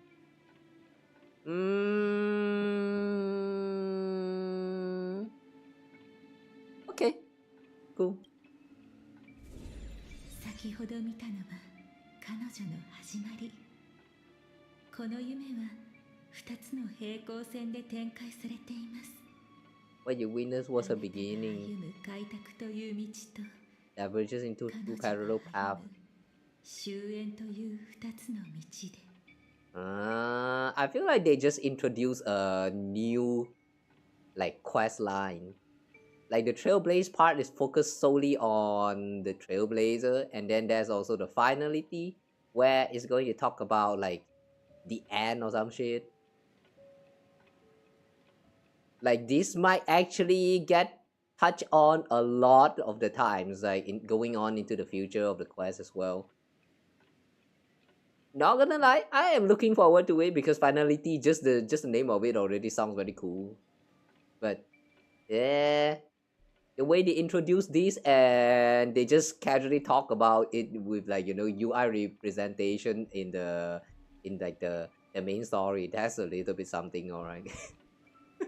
この道はいずれ交わります。その時 These two paths eventually intersect. 私たちはできるだけ多くの記憶の矛盾点を見つけなければなりませんわ。When Trailblaze and Finality meet, doesn't that mean that's the end of Trailblaze? Oh damn. Is this intersecting part going to happen like very soon? 彼女のこともきっと覚えていますね。Robin? 知るロビンのことです。あなたが夢に入った後もあなたが夢になれるよう彼女は調和の力で手助けをしてくれました。ですが、After your farewell? 次に再会を果たした時には彼女は陰謀の犠牲者となって。Now we're going to review who the heck is that who did the slash? 再会までの間、彼女は一体何に気づき、あのような恐ろしい運命をたどることになったのでしょう。気をつけてくださいね。今度はもっと深いところまで潜ります。あなたの記憶とは全く異なる過去へ。Now you got me curious. Robin's memory slowly emerging. That was your first entrance to the dream, and Robin, who welcomed you, was plagued by the loss of her voice. Kind of funny. They say she lost her voice, but she was still kind of like speaking. I guess that's the power of dreams. But it still doesn't quite make sense, considering that the time when they talk about her loss of voice, she was supposed to be like doing some performance for the Charmony Festival. So it's something that happens in the dream. So in the end, shouldn't that actually not matter at all?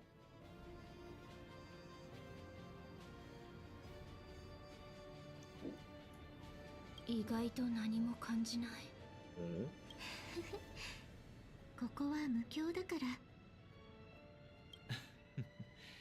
こちらの客人は現実から無教への変化に慣れていないようですね。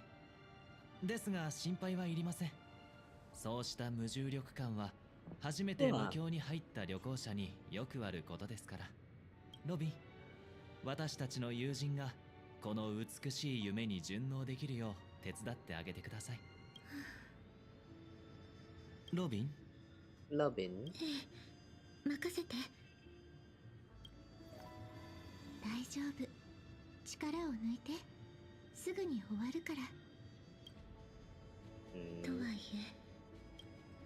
え、やっぱり思うように調律ができないわ。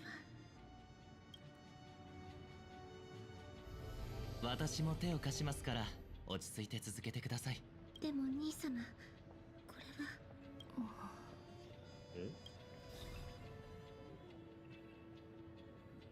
私に何をしたの？ご心配なく。彼女はあなたが無教の中で自分の体を自由に動かせるよう調和の共鳴を利用してあなたを調律しただけですから。ピノコニーの夢の本質は奥質が構成する世界。その性質を掌握しなければその中で自由に行動することもできません。ガーデン・オブ・リコレクションのメモキーパーを除いて普通の人間が奥質を思い通りに操ることは難しいのですが、ご安心 Unless くだ you're さい。 one of the memo 調 keepers. 和の調律の下では基本的に現実の物理法則に基づいて夢の世界の仕組みを理解することができますので。Does that mean the memo keepers have something like something in common with the harmony? Because they can like move freely the first time when they enter the dreams. Like maybe it's kind of similar in nature, and I'm not sure what that actually means in the long run, but I don't know. Feels like something that you should keep in mind. あ、これは失礼。また職業病が出てしまいました。私は気にしないで。兄様はいつもこうだから。私たちはお先に失礼するけれど、あなたはファミリーが作った美しい夢の楽園を楽しんでいってちょうだい。Okay.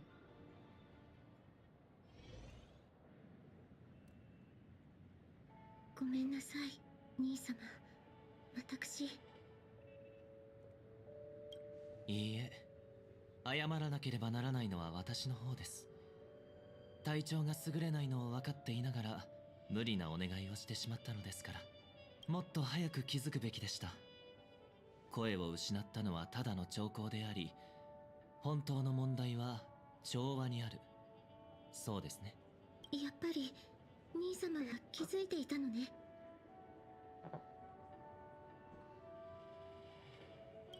あの手紙は今も肌身離さず持っています。A letter from Robin. Dear brother, how are you doing these days? I intended to visit you at Deal Life Pavilion as soon as possible upon my return back with the approaching Charmony Festival and your busy schedule. I refrain from troubling you.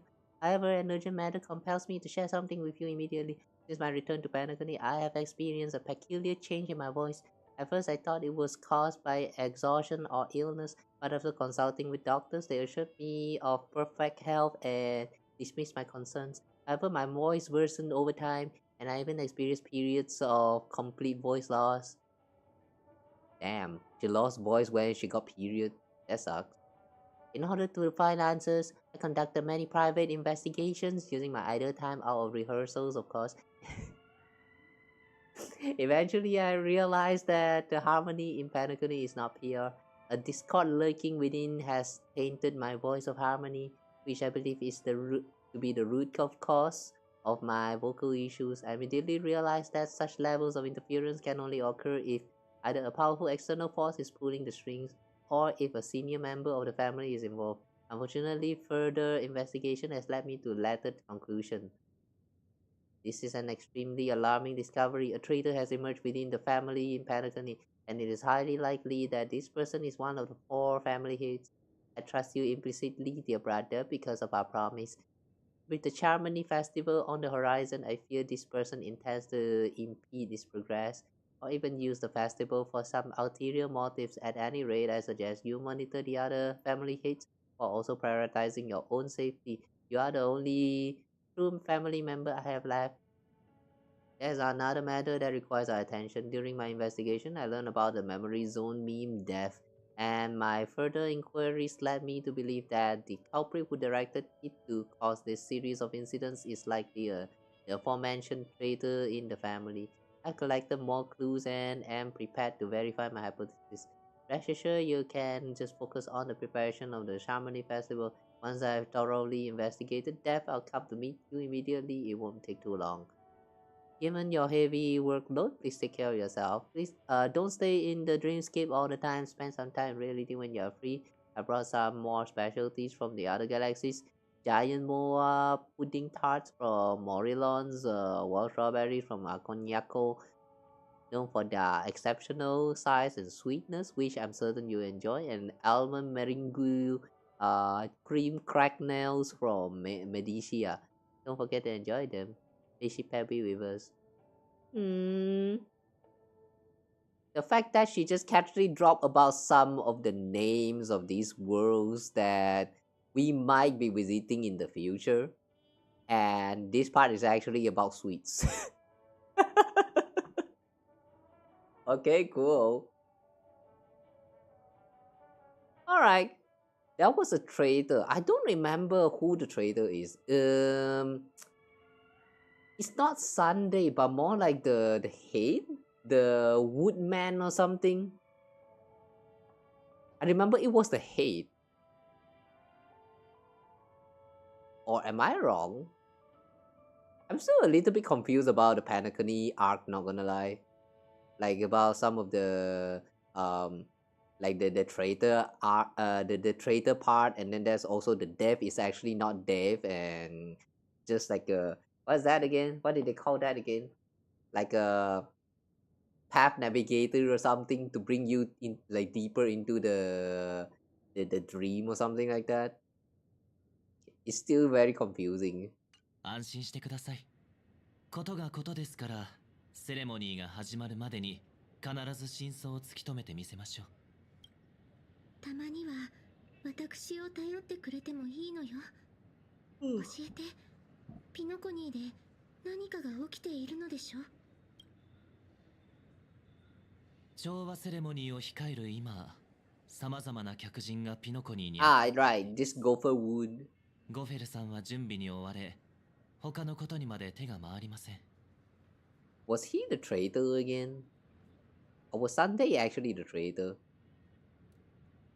これはよからぬ企みを抱く者にとってまさに絶好の機会。もしファミリーの中に本当に裏切り者がいるのなら、今が動くのに最も適した時となります。夢の主が体調を崩されたと聞いているわ。帰ってきてからまだ一度もお会いできていないのだけれど。先日予期せぬことが起こり、容体はかなり深刻です。当分の間、人の姿で現れることは難しいでしょう。ですが、だからこそ今は私たちがしっかりしなければなりません。調査については私に任せて、あなたは余計なことを気にせず舞台に集中してください。でもじゃありません。ロビン、よく聞いてください。 Angry Sunday. 夢の中の死とは決して関わってはいけません。 Never get involved with death. あなたはただ Even though death is not real. 約束しましょう。セレモニーの幕が上がるその時、あなたの輝きを曇らす雑音はもう何一つ残っていないと。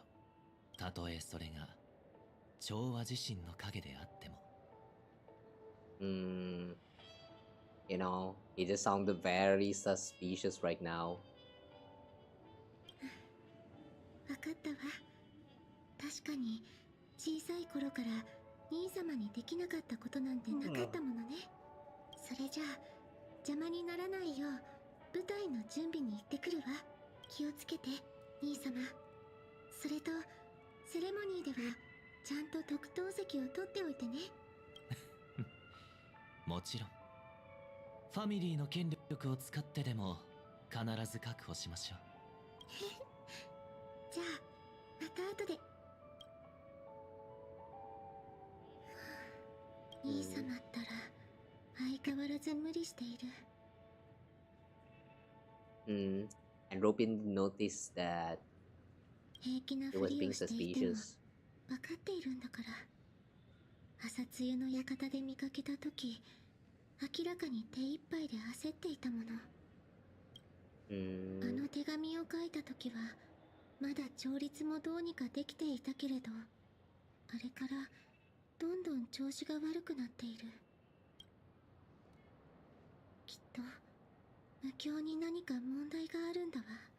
でも今の私にそれをちゃんと感じ取れるかしら。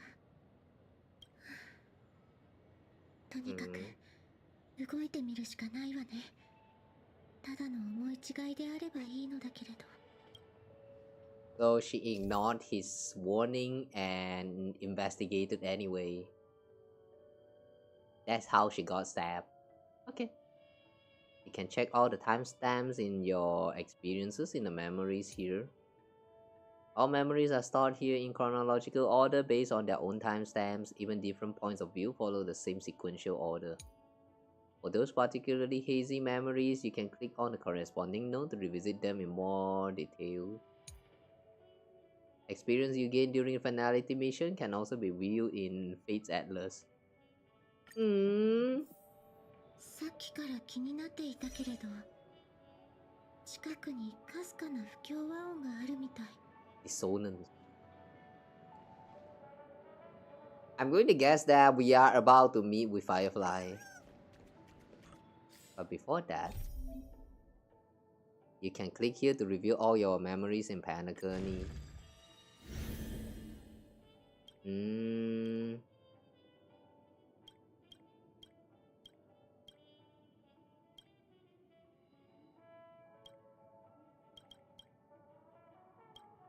Archiron leading you home.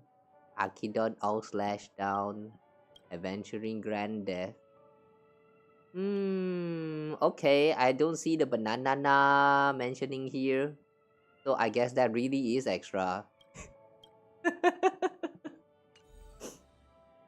Okay, no Banacademy in here.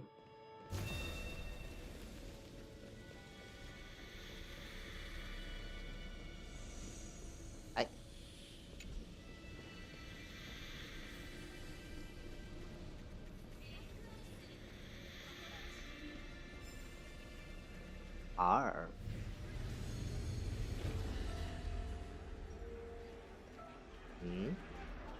Oh.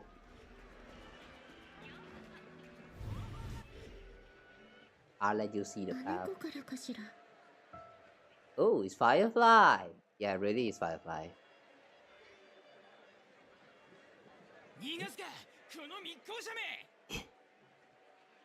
Wait, this is our so-called first encounter with Firefly. ごめんなさい。手を貸して。何をすればいい？美少女を守るのは当然。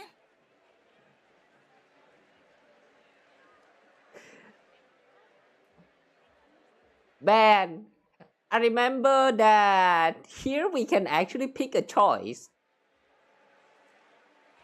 they actually go back and voice the whole line. That actually felt nice. For no reason, it felt nice. お前ら、奴には共犯者がいるぞ。ちょうどいい。まとめて捕まえろ。密航者。偶然じゃないみたい。ハウンドの方々もきっと私と同じように雑音に気づいたのね。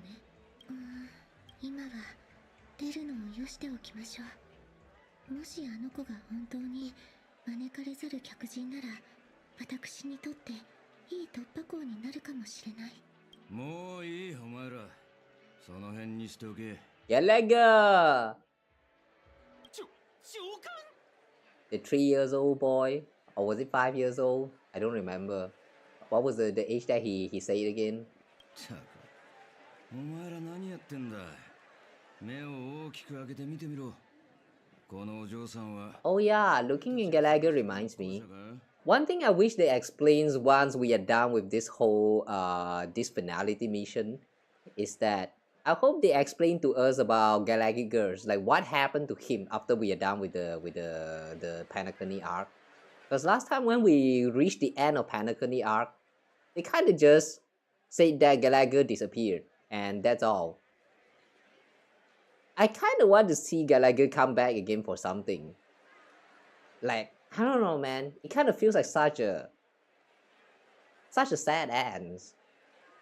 Like he didn't even show up around the end. He just kind of like disappeared and kind of mentioned as some kind of like a final thoughts when you are like exploring around the place. It's like how to say? I feel bad for the man. この人は誰？知らないのか。茶色の髪、灰色のベスト。この方は調和セレモニーのためにファミリーが派遣した保安官だ。そうか。長官、我々は密航者を追っているところでして、この少女はとても怪しい。バカ言え。もう一度よく見てみろ。目撃証言によれば犯人は銀色のやつだ。なのにお前らが捕まえたのは銀髪の女の子。銀色と銀髪を一緒だと思ってるのか？しかも客人と喧嘩までしやがって。The lad with silver hair. That was Boot Heel, right? もういい。さっさと行け。あとは俺が対応する。何かおかしい。彼は嘘をついていないみたい。でもどうしてハウンド家の保安官が異常に気づかないはずないのに。安心してくれお嬢さん。これはきっと誤解だ。こんな可愛らしいお嬢さんが密航者のはずがない。ありがとう。ギャラガーさんが助けてくれなかったらどうすればいいかわからなかった。Oh wait, could it be Gallagher is actually the temporary helpers that Silverwood mentioned? なに、大したことじゃないさ。俺は他の用があるから先に行くが、何か困ったことがあったら近くにいる子犬を通して連絡してくれ。それじゃこの夢を楽しんでいってくれよな。ここの人たちは私の顔をよく知っているし、普通に尾行したら目立ってしまって難しいかも。別の手を使うしかなさそうね。もう少し近づかないと人目につきにくい場所は。By the way though, I just want to point out something that I find very funny about this whole Penacony arc. Remember that they mentioned that Penacony is the land of dreams, right? And then there's a lot of moments like this where a certain character is trying to lay low and pretend that they try to lay low so that they don't gather attention from the crowd. If that's the case, why can't they just fake their identity by, since it's a dream, just imagine yourself as like something else for your appearance, like just change your appearance. I remember it's actually doable. Like the changing appearance part is actually doable. There's actually a lot of NPC who does that. You talk to some of the NPC, you tune their emotion, and suddenly they change the they transform from a clock to a cat, and sometimes like to a complete human being. Sometimes it also converts to like the intellectrons or whatever. Like transformation is actually a thing. So how come when they're trying to lay low, none of this character is trying to transform into something else?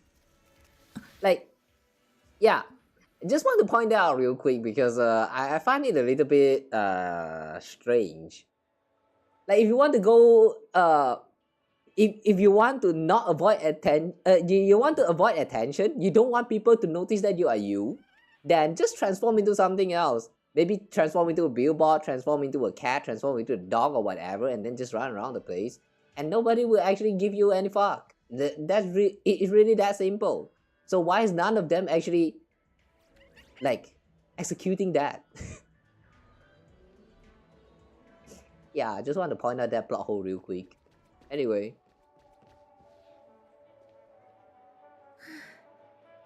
まだできるほどの力があるか不安だけれど。ハウンド家には密航者と間違われたけど、私は地元の人間なの。アイリス家の役者でホタルって言うんだ。まあただのエキストラなんだけどね。できた。よかった。気づかれていないみたい。あの子、アイリス家の役者って言っていたけれど、声からは共鳴が聞き取れないわ。そんなことより街を案内するね。行こう。もし私の勘違いだったら、後でちゃんと埋め合わせするわね。Does that mean she's not able to detect light from Firefly?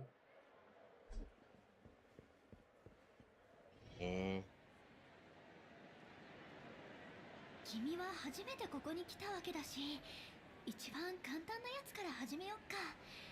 夢の並び替えとかラッキールーレットなら簡単に遊べると思うよ。ゲームをしに来ただけなのかしら。どうやら思い過ごしだったみたいね。ごめんなさい、ホタルさん。それに開拓者さんも悪いことをしてしまったわ。無境を離れて現実に戻ってみようかしら。もしかすると状況を好転させる何かが見つかるかもしれない。もう時間がないの。あら？あの二人いつの間に別行動を？登場人物は揃った。お楽しみのところ悪いけど一応言っとく。あなたの最初の死を忘れないで。 Don't forget about your first death. 誰と話しているのかしら。それに死って今はその話やめとこ。私誰かにつけられてる気がするの。Oh. Oh, is that why she got slashed? 楽しんでる？やっぱり私の思い過ごしじゃなかった。あの子、ただの一般人じゃないみたいね。Damn, I have to say, Robin is very brave. If it is me, I would just report to the authorities and that's all. Like, I would stay the fuck away from this. Like, she is having some illness right now. Her throat is not it's not working well and all that. Like, she sounds like she is sick. And yet she still have that courage to actually follow someone who's suspicious. Like, at this point, you know, I would just report to authorities and stay the fuck away. もっと警戒しないと。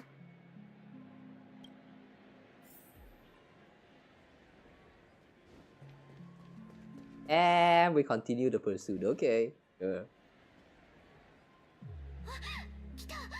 おや、僕の大のお得意様、開拓者のお姉さんじゃありませんか。本当に久しぶりですね。あの方は開拓者さんのお知り合いかしら。 The fact that she is trying to go stealthy right now, but she just stands right there. in plain sight, not even hiding. なんだか状況がどんどん複雑になっていくわね。久しぶり、大スター。まだ他にも。あ、シボンさん？ Hang on, that's how you read her name. I've always read her name as Sioban. Sibon. 相変わらずキラキラしてるね。遠くから一目見ただけですぐあんただって分かったよ。Yeah, exactly. She's trying to be stealthy right now, but she's not even hiding herself. せっかくだし声かけとこうと思ってさ。こんなところで何してるの？やっぱり目立ちすぎるのはあまり良くないわね。あんたのその様子を見てたら、なんだかこの言葉を思い出したよ。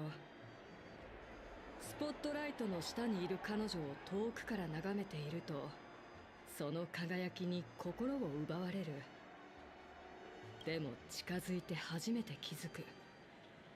彼女の心がどれほど揺れているのかを。ってね。恥ずかしいところをお見せしてしまったわね。ちょっと気分転換に歩いていただけよ。もうすぐ調和セレモニーだから少し緊張しているみたい。声のことは聞いてるよ。時間があったらバーナイトメアにおいで。いくらか力になれるかもしれない。ありがとう。まさか今になってまでシボンさんに甘えることになるなんて思わなかったわ。よっぽど緊張してるみたいだね。私相手にそんなに気を使わなくていいから。どうやら図星のようですね。さあ二人ともこの散歩が大人の The taste of the adult world. そろそろ行かないと。時間を見て伺うわ。ただ今は一人になりたいんでしょ。分かってるって。それじゃ。ええ、必ず。そうそう、調和セレモニーといえば、みんなの言葉を借りて言わせてもらうと、覚えてる？あるツアーの前にあんたに一つ質問したこと。もうだいぶ前になるけど、答えは見つかった？ロビン、あんたは何のために歌うの？ What do you sing for? 答えは見つかったと思う。でもそれは言葉で語るより歌で伝えたいの。きっとその方が心に届くと思うから。今すぐ口で言い切られるよりよっぽど説得力あるね。Which song is she talking about? 楽しみにしてるよ。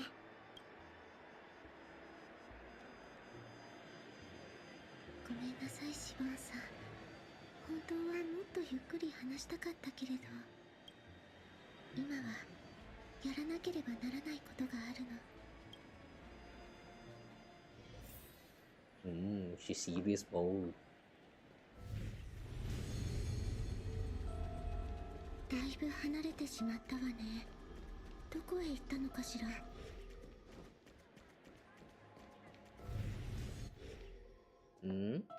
ら、雑音が消えた。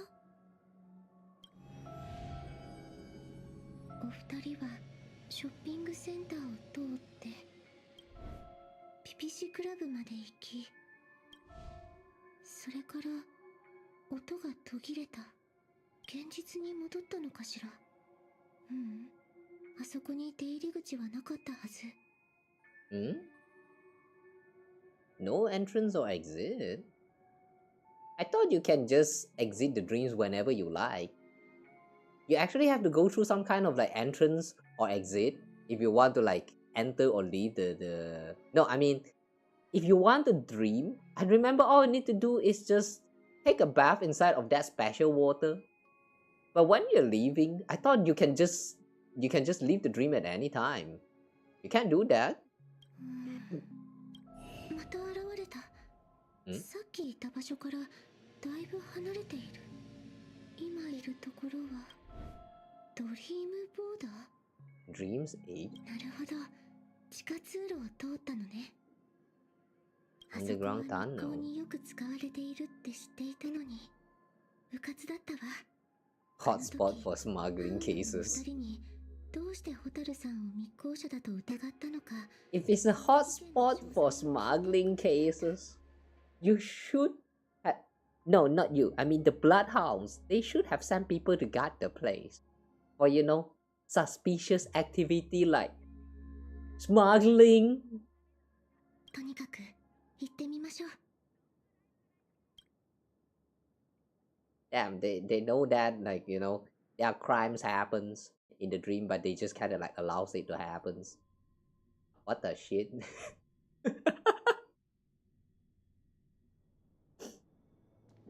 Maybe that means they don't have enough こ manpower. こから先は追跡できない。無境の工事がまだ終わっていない影響かしら。 Hmm? ファミリーは今も絶えず美しき夢を紡ぎ続けているし、ピノコニーもずっと外の勢力と良好な関係を維持してきたのに、どうしてよりにもよってこのタイミングで悪いことを企む人が現れたの？ Don't know. Ask your brother.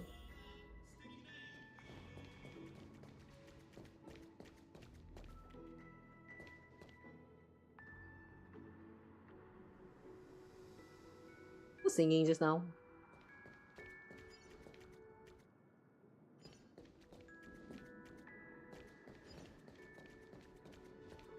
Hang on, I heard someone someone singing just now. Who was it?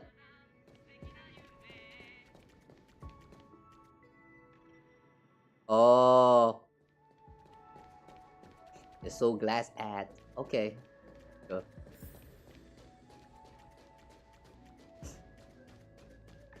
That's so random. 悪いが、この先はってロビンさん？こんにちは。まさかこんなところでお会いできるなんて。俺がハウンド家に入ったばかりの頃、ファミリーを代表して挨拶してくれたのがあなただったんだ。俺のことなんてきっと覚えていないだろうが、いや、そんなことを言うのも失礼か。俺レベル。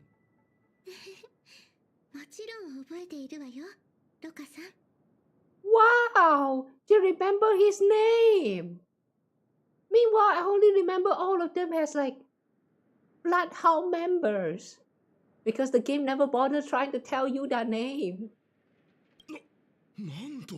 Loka of the Bloodhound family. Wow, the name got updated, guys. Holy shit.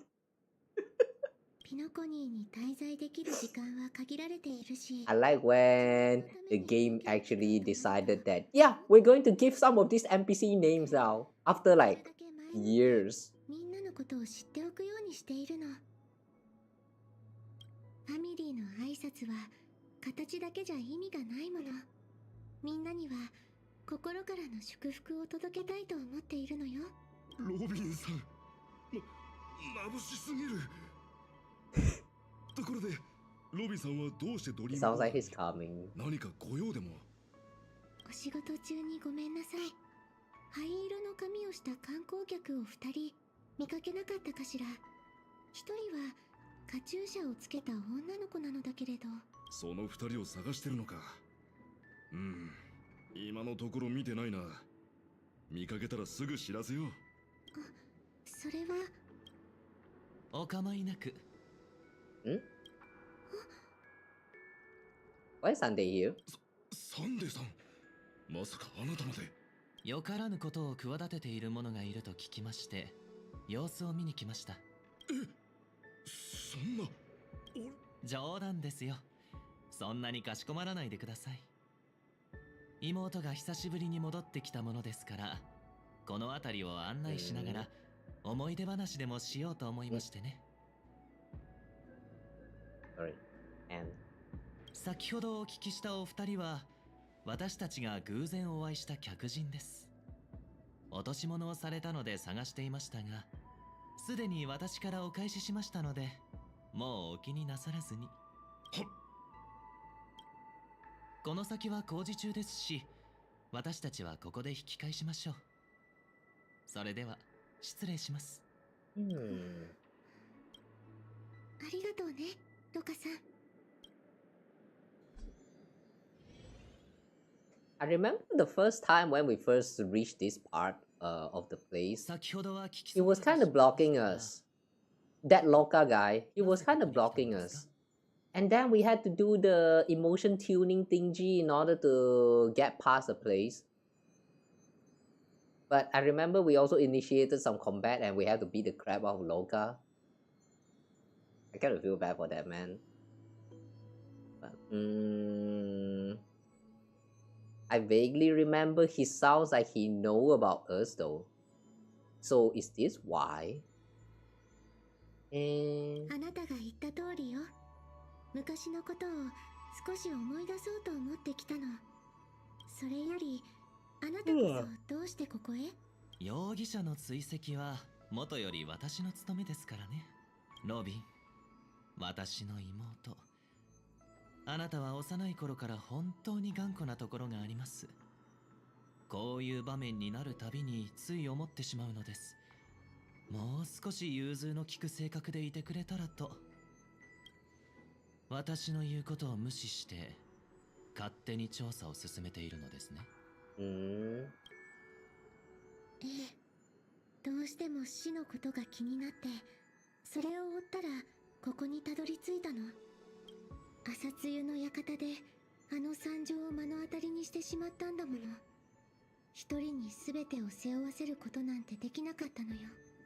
That horrific scene and the duel like pavilion. What's that horrific scene? そうですか。見てしまったのですね。美しき夢に身を置きながら死に連れ去られたファミリーの面々を。Those family members who were in the sweet dreams, yet death took them away. I don't think this is a knowledge that we knew. Alright. They're cooking. I think they're cooking. いいえ、テーブルの上に散らばった資料を見ただけよ。でも、ほんの少しでも余裕があれば、兄様があんな無秩序を放っておくはずがないわ。私も、もし、あなたの口から真相を聞き出すためじゃなかったら、その傲慢で無礼ななりすましを、一秒たりとも許さなかったでしょうね。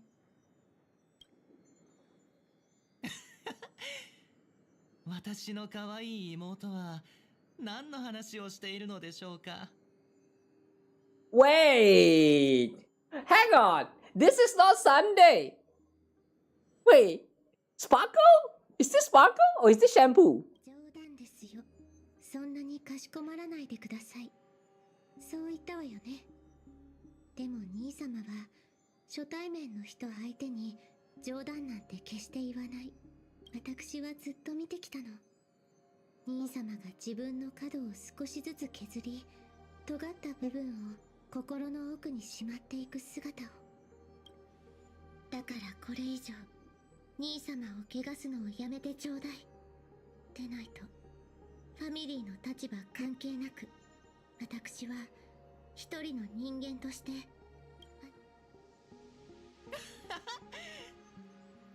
火の二次創作気に入ってくれると思ったのに。 Really, Sparkle? She was already here. Like this early on. Okay. だって本物より可愛げがあるでしょ。ピノコニーでクランの当主になりすますなんてどうなるか分かっているのよね。ああ、小鳥ちゃんの話術にはまって口を滑らせちゃったのはさすがに誤算だったけど、でもまさか本気で花火を捕まえられるなんて思ってないよね。今まで誰もできなかったんだよ。手箱ちゃんにできる Chicken wing girly. Chicken wing girly. Damn, that sounds so insulting. ここは五大クランの管理下にある場所よ。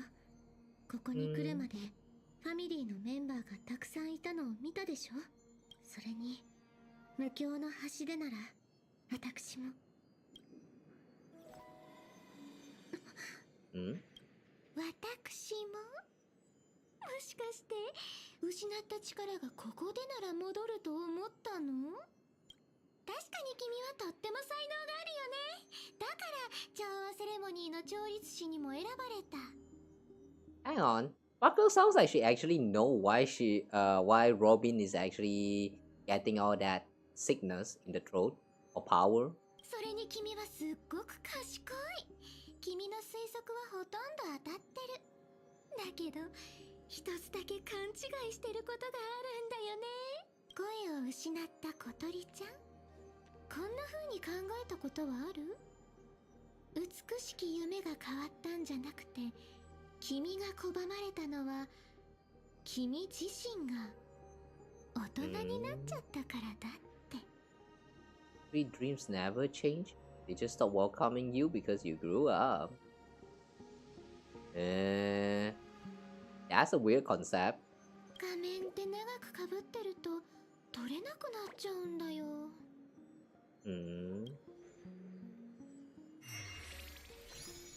君のそれは本当に調和なのかな？ね？秩序の双子ちゃん？ Is she implying that Robin is also a part of the order?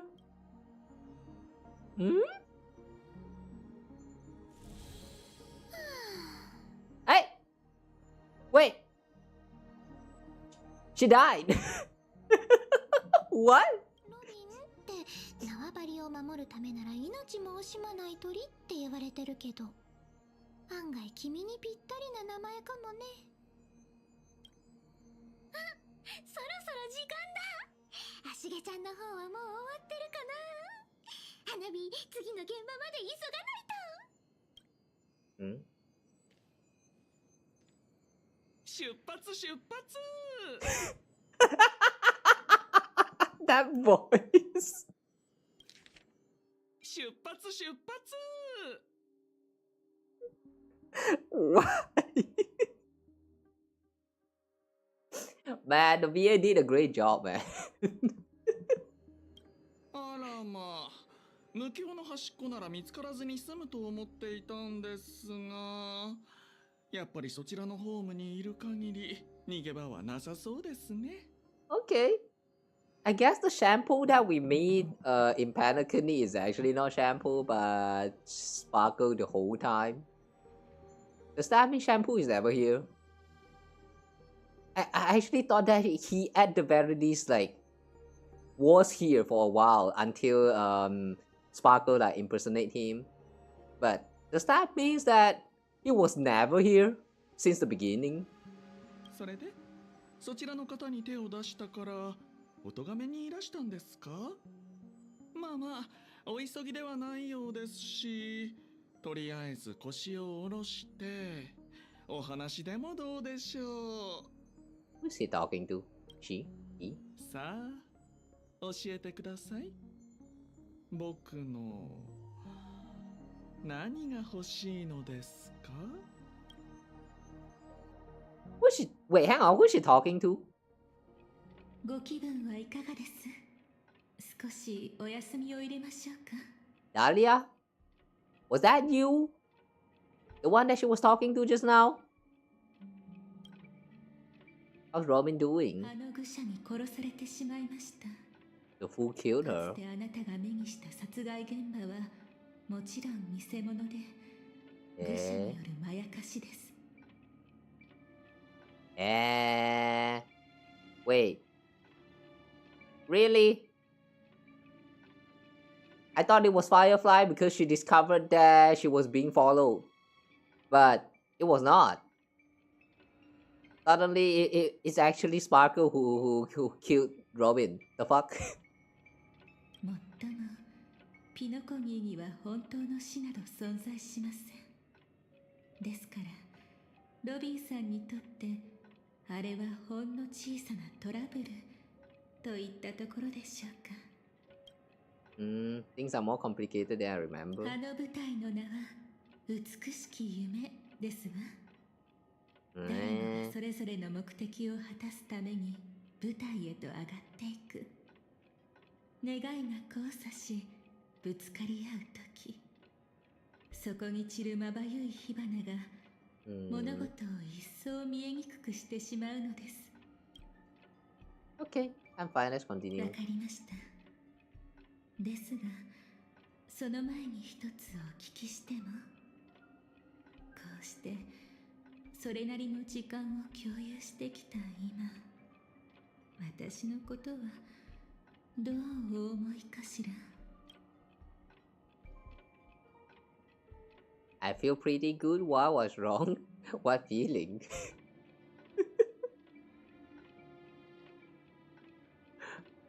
Like, what is she expecting us to answer? Like, let's be for real.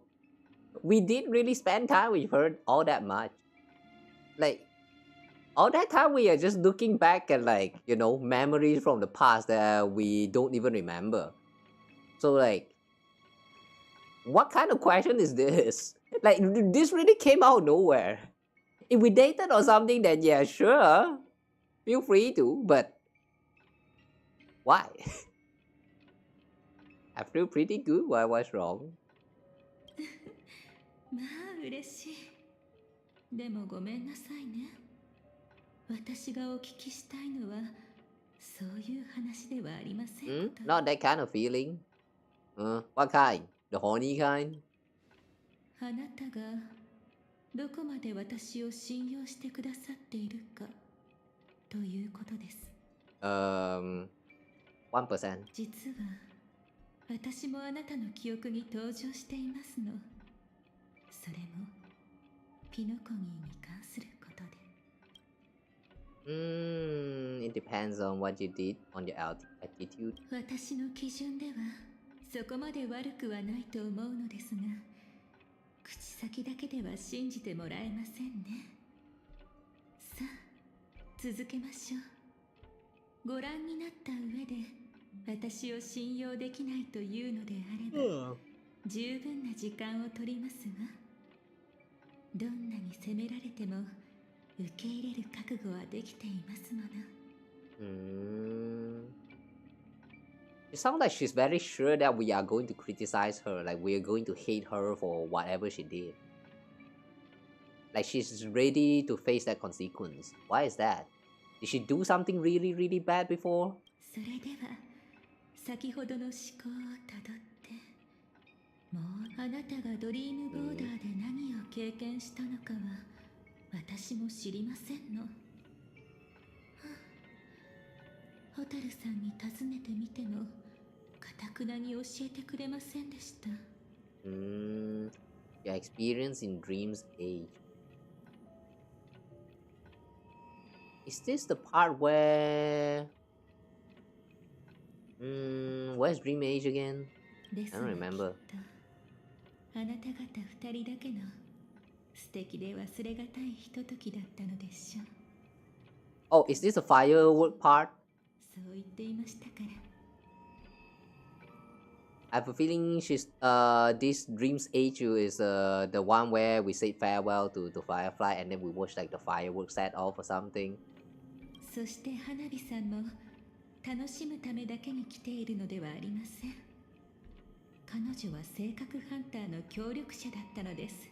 Wait, hang on, the temporary helper that they mentioned, it was Sparkle? Yeah. Alright.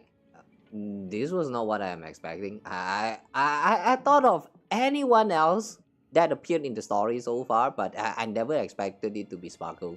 あなたの知人になりすまして、あらゆる手段を尽くして無教の真実をほのめかし、ついにはあなた方を直接無教の奥深くへと送り込んでしまいました。Disguise herself as someone from your past. Is she? なんて親切な愚者でしょう。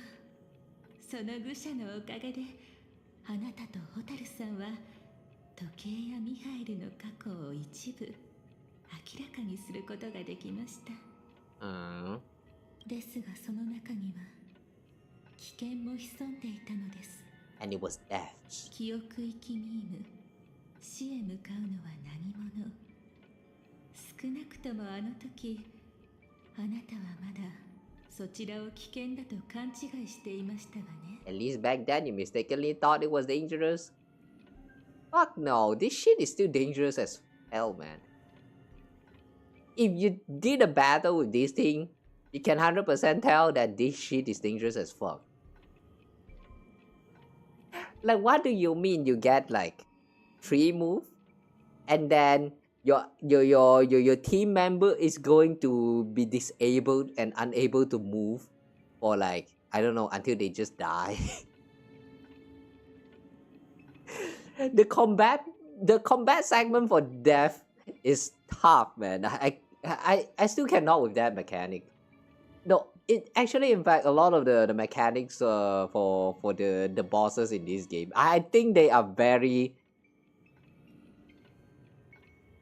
do I say well designed?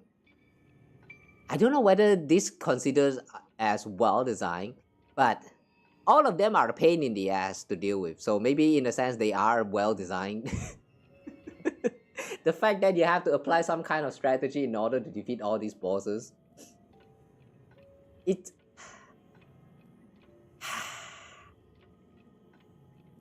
I hate the mechanic of this boss, man. そこに現れた。とりあえず優雅と言っておきましょうか。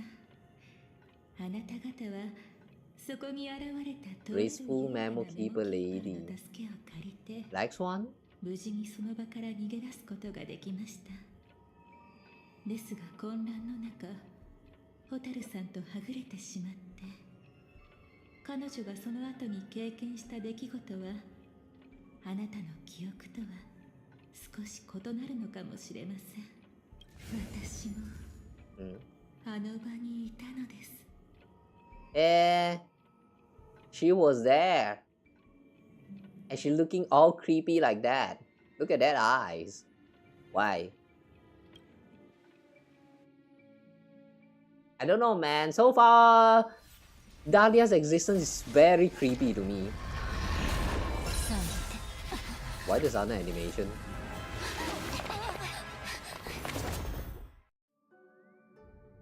Huh? 大丈夫ですよ。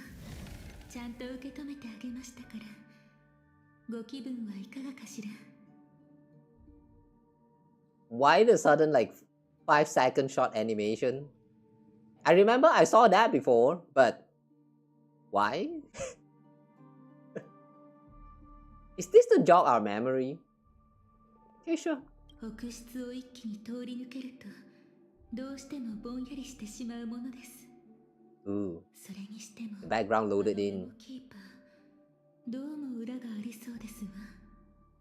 あなた方二人を送り出す力があったはずなのに、あなただけ残すなんて。さっきのは何だったの？記憶域ミームです。死という呼び名でピノコニーの説話にも出てきますの。少しばかり妙な気配を感じましたけれど、じっくり観察する余裕はありませんでした。私はちゃんと見たよ。あれが私を殺そうとした瞬間、その瞳の中にもう一つの無境の影が映ってた。12の時とちょっと似てるけど雰囲気は全然違った。美しき夢に死は存在しない、そう言うけど、もしそれが本当だったら、夢の中の死って私たちをもっと深い無境に連れてくだけのものなのかもしれない。ですが残念でしたわね。おせっかいなメモキーパーに邪魔されてしまいました。次に会った時はお任せください。彼女を骨の髄まで染み渡る濃密な時間でおもてなししますから。いつもそう言うけど、 I'm interested. 結局自分が楽しんでるよね。今回はちょっと抑えた方がいいんじゃない？それに悪いことばっかりでもないと思うんだ。もしあの時本当に死んじゃってたら、真相を伝えるチャンスだって失っちゃってたわけだし。ねえ、彼女たちまだ近くにいると思う。気配は感じ取れませんね。現実に戻ったのでは。ちょっと待ってて。ダメだ。原始の無境の中じゃやっぱり勤労と連絡がつかない。Primordial Dreamscape.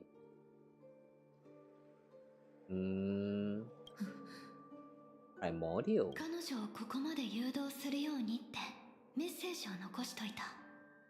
もし届いたらきっと動いてくれると思う。それか一度現実に戻って勤労と連絡を取ってから次を考えようかな。焦りは禁物ですわ。今無理に無境を通り抜けるのは以前よりもずっと危険なのです。どうして？死があれだけの騒ぎを起こしたせいで、美しき夢において全能であるあの存在がここに視線を向けてしまいました。The omnipotent being within the sweet dreams, the dream master Gopher-Wood has turned his gaze upon this place. There's just something about all these like powerful entities throwing out their gaze at the small little ants in these games. Like there's just something about the gazers in this game, man. I don't know. This every time Aeons throw a gaze on someone, that someone is now like following the path of that's set down by the Aeons or something like that. And like apparently now you don't need to be an Aeon. As long as you're powerful enough, you can throw a gaze to someone and that someone will actually be like affected somehow in a way. Like what? Okay, sure. Like sure. 私たちはしばらくは大丈夫でしょう。今のところ彼は死に気を取られています。こちらが慎重に動いていれば。 No, wait, before that, how is Dahlia actually able to sense that gaze? むしろこの無境のどこかに彼に対抗する手段が眠っているかもしれません。あなたが来る前に Strike back against 少し調 him. べておきましたの。どうやら彼は自分の最も暗き罪をこの場所に隠しているようですわ。 His darkest crime. それが何であれきっと役に立つと信じています。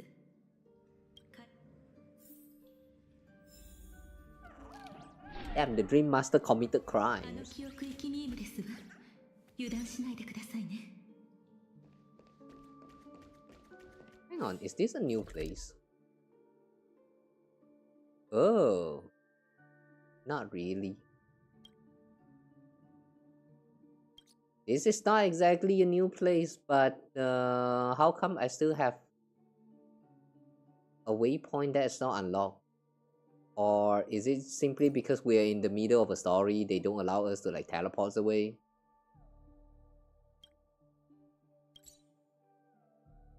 Wait, I'm not even done with collecting the birds? Oh damn. Hush, there's so many things to do in this game.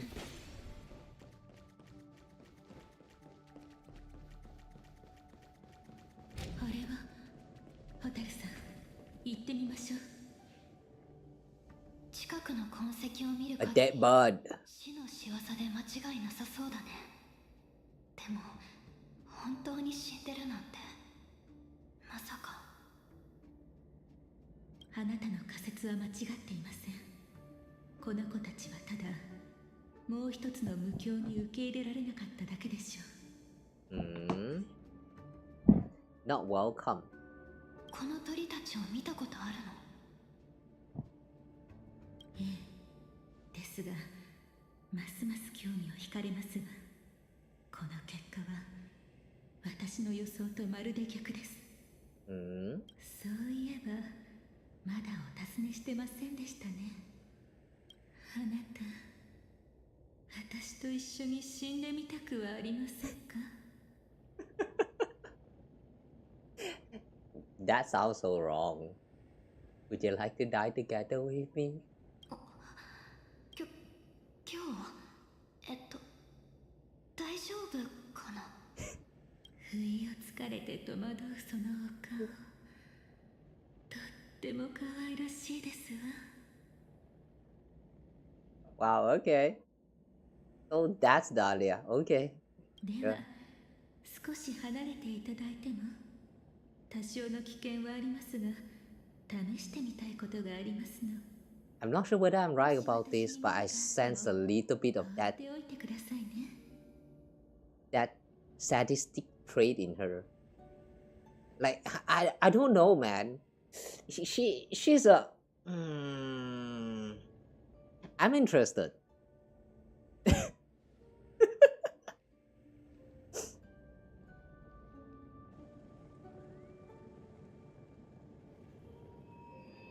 Hmm? やっぱり何か分かったの？この鳥は夢の主ゴフェルさんの化身です。あの方は美しき夢において全能のはず。その彼を前に死が抗う力を持つなんて本来ありえません。These ravens are incarnations of Dream Master. In front of him, even death has no strength to resist. But he died. I mean, the incarnation died. What does that mean? 先ほどは彼にも十分感じ取れるほどの力を放ってみました。普段なら私たちは即座に命を奪われていたはず。なのにこうして無事でいます。なんかどことなくジンと似てるよね。特に死ぬかもしれないって時とか。私は解放に安堵しているわけではありませんよ。むしろ一生に一度 Savoring a once in a lifetime thrill. I think the Dahlia can make a very, very good friend with Evangeline. It sounds like such a gambler. 一度きりか。私もそうだったらよかったな。でも本当に夢の主なのかな。確か彼ってずっと昔の暴動で体が焼き尽くされちゃったんだよね。今は夢の中でしか生きられないはず。ええ、ですが彼はただの不憫な人ではありません。長い年月の中で自身の存在をピノコニーの隅々にまで溶け込ませてきたのですわ。夢の主、その名は無教の支配者という意味ではなく、彼が無教そのものを自身の第二の体としたことを指しているのです。That's kind of disgusting though.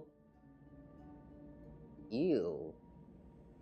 Imagine all this time you're running around having fun and drinking a bunch of like water and stuff in the Penacony in the dreamland.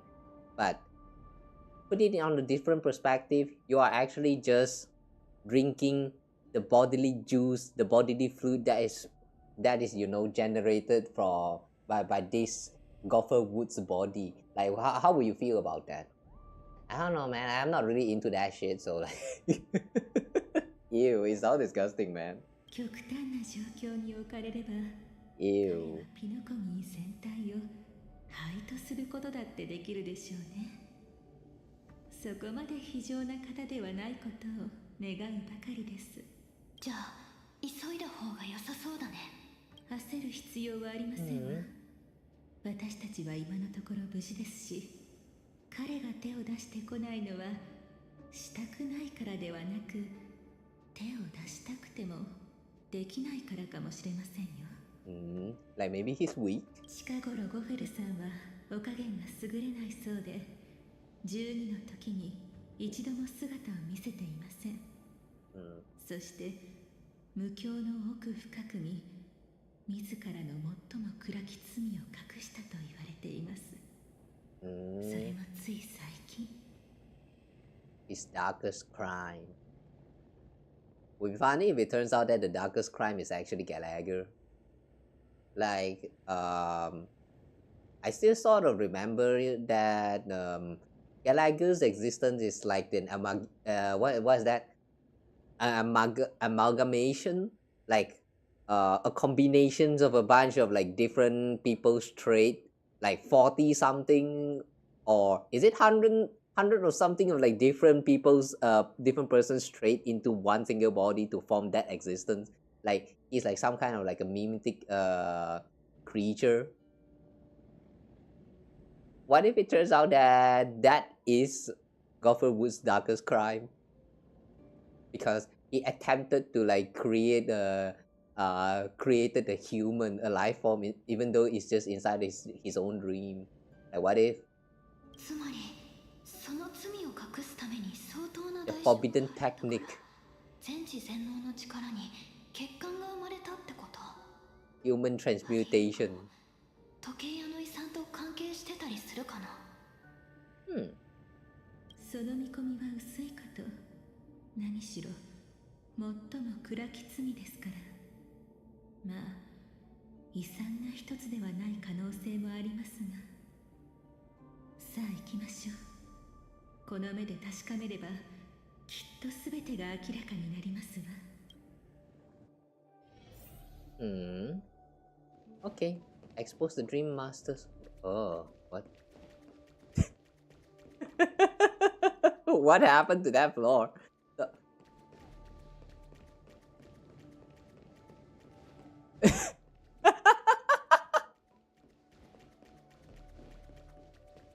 The corridor is bleeding out, guys.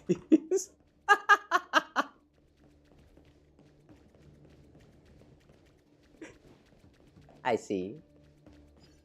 Alright, cool. 秘密を守ろうと厳重に構えた結果、ボロが出る。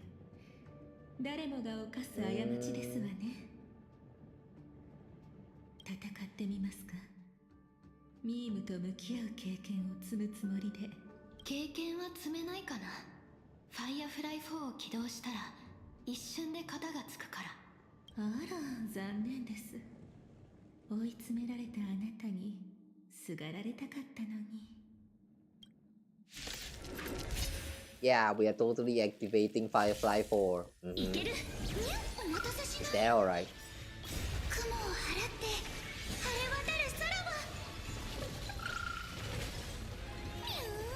朽ち果てて星々よ、きらめいて。神聖を。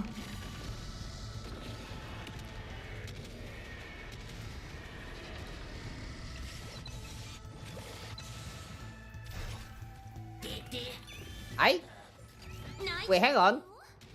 The dragon didn't explode? Okay, there it goes.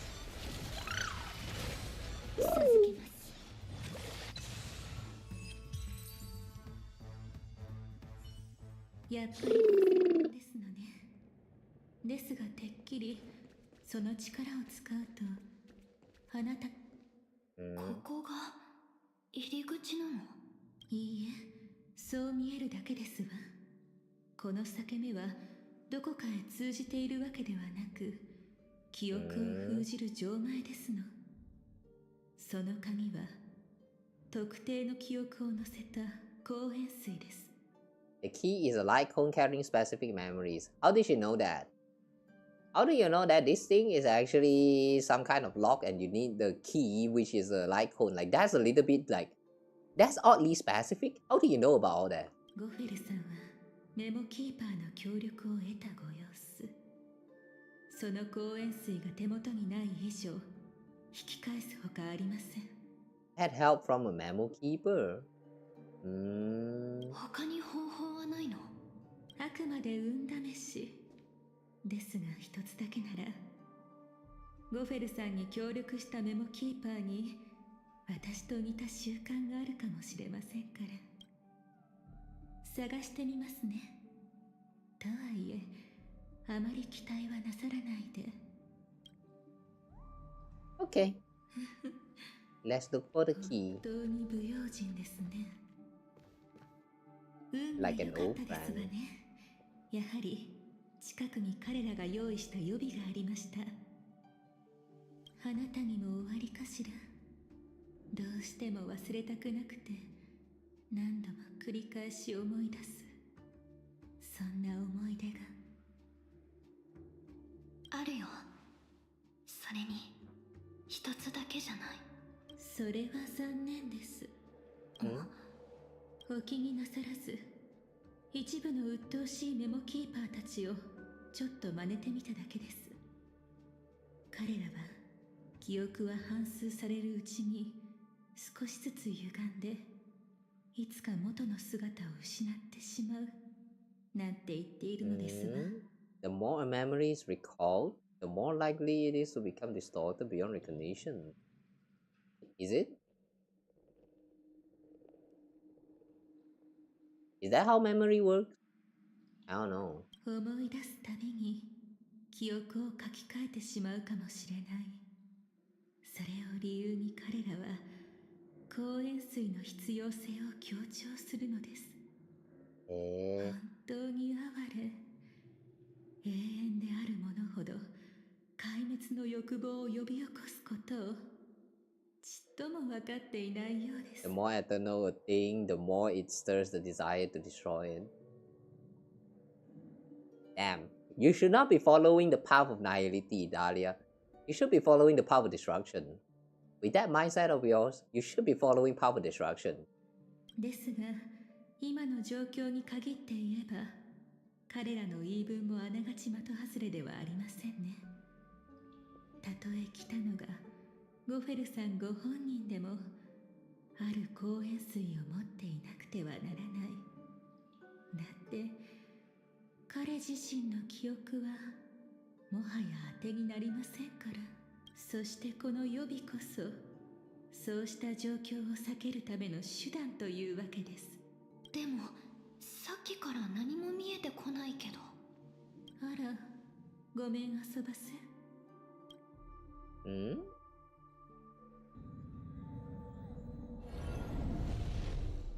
この中には優しい刺激のようなものが仕込まれているはずです。 Why this bottle look like a black hole? 改ざん前の記憶を取り戻せるようにするための何かが。でも夢の主の記憶を呼び戻すものだから、こっちからしたら何が何だかわからない可能性が高いよね。私たちにとってはあまり意味ないかも。でもやっぱり入ってみよう。何か手がかりがつかめるかもしれないし。その通りですわ。さあどうぞ。どんな行動も喜びをもたらすでしょう。それから代価も。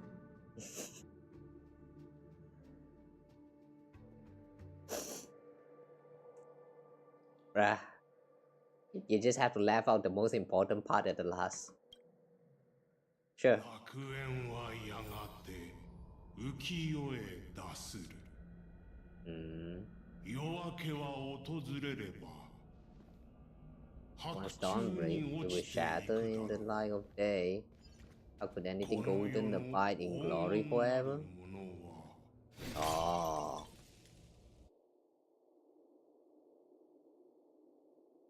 そんな。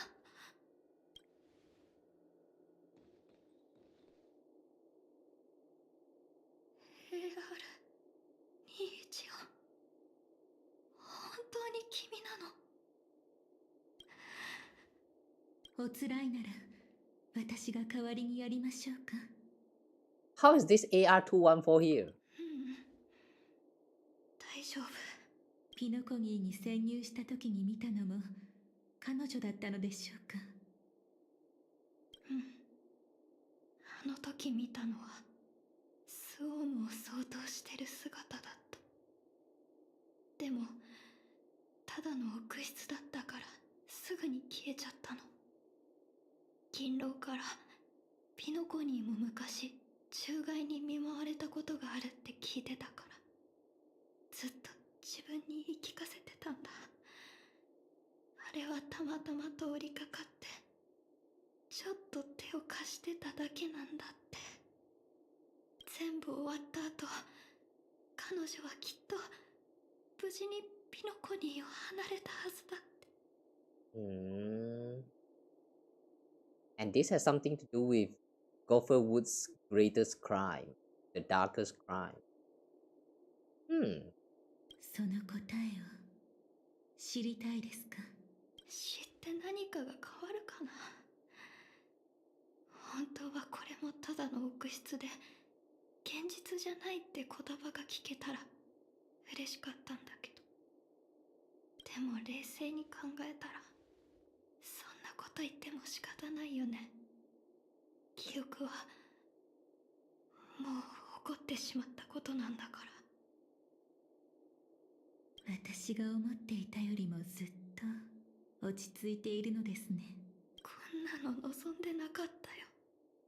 私と彼女は多分友達だったんだと思う。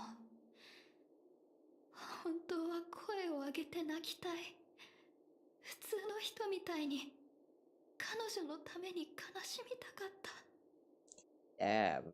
It's saying like she is not able to cry, but she sounds like she is crying, alright?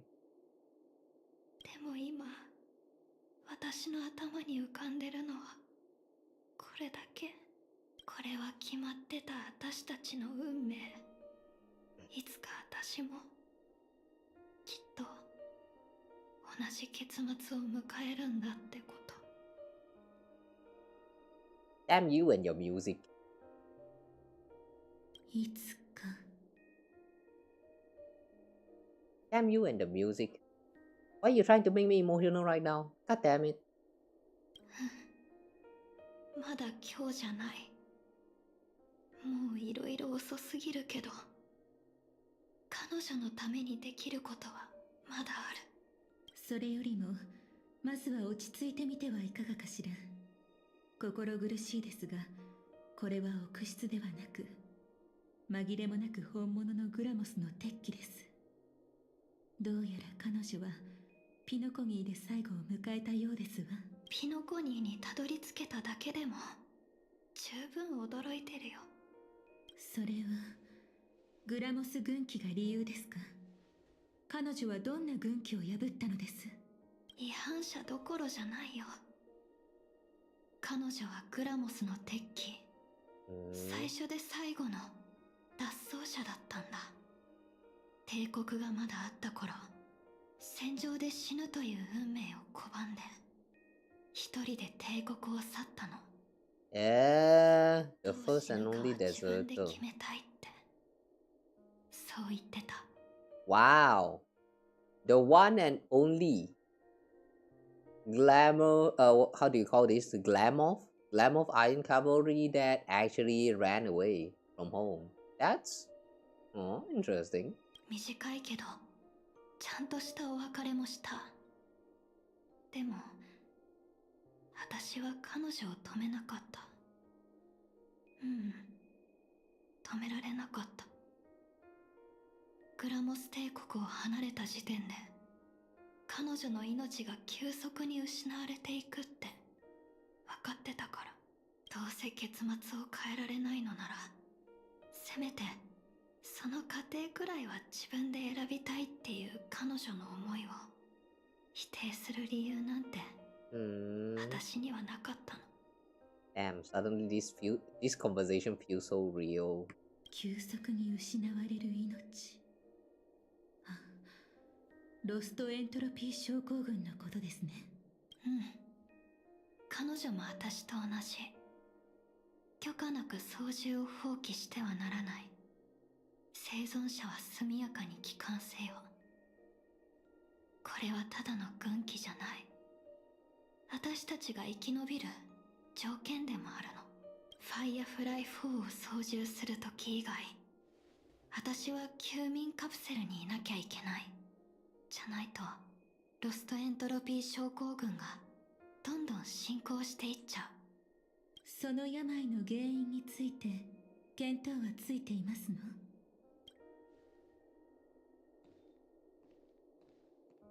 カフカと彼女が私を見つけてくれたのはちょうどグラモスの鉄器としての。Hang on. We and Kafka found her.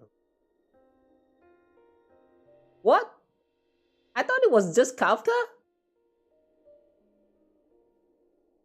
I thought it was just Kafka. Like Kafka found her like floating around in the outer space, like together with a meteorite or something. Wait, we were there too? I know that if there's anyone that was there at the same time, it was probably Silver Wolf. We were there too? グラモスの敵としての最後の戦いを終えた直後だった。What's that like?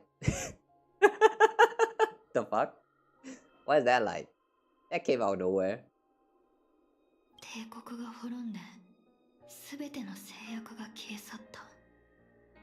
緑の炎が初めて私の体で燃え上がって、その時グラモスの鉄器の本当の運命の力に触れたの。The true path power that the glamour of night wield. What? その瞬間、私はやっと気づいた。ロストエントロピー症候群は生という名の死なんだって。Is a death called propagation? 生、つまり繁殖。それがグラモスの鉄器にとっての力の源ということでして。うん。私見たことがあるんだ。王虫が死ぬと、それに従ってたスウォームは完全に動きを止めて沈黙しちゃうの。グラモスの鉄器と同じように、スウォームも自我を与えてもらえてない。だから、群れを離れた瞬間に死んでしまう。ロストエントロピー症候群もそれと同じことなんだよ。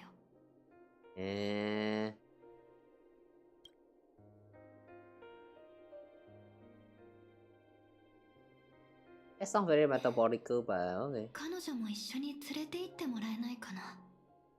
ここで一人ぼっちにしておきたくないんだ。Metaphorical? Metabolical? 全部終わったら、ちゃんと普通の人みたいに埋葬してあげたい。喜んでお引き受けしましょう。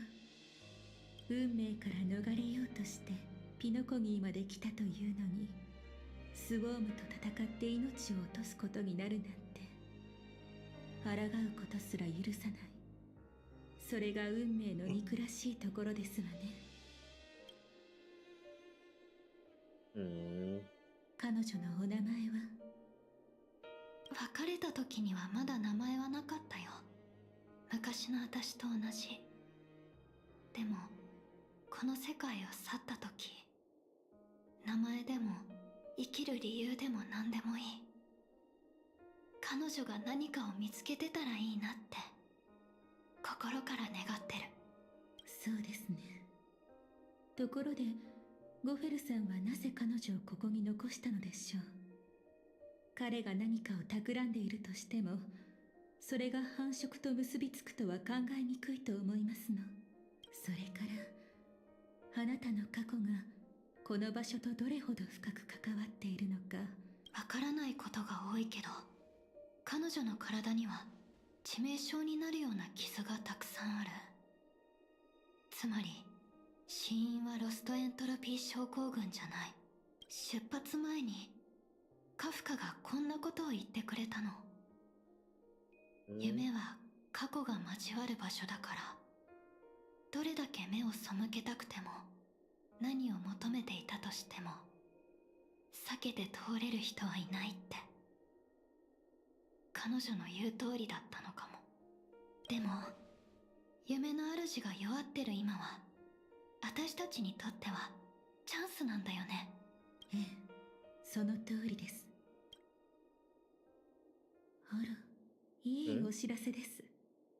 この無境に新たな侵入者が何人か現れたようですわ。どうやら銀狼さんは時々こちらのメッセージを受信できるようですわね。早い。案内役はどうせあのメモキーパーでしょう。節度というものを忘れてしまったか、それとも何か企んでいるのか。とにかく見に行ってみよう。I actually don't remember during this part like what happened with the Black Swan. I remember that she played a role here. Like that was actually like some conversation where she was explaining some stuff about the dreams and all that. I don't quite remember what she did. By the way, a quick reminder that Penacony arc happened like 1 year ago. Amphorius was just that long.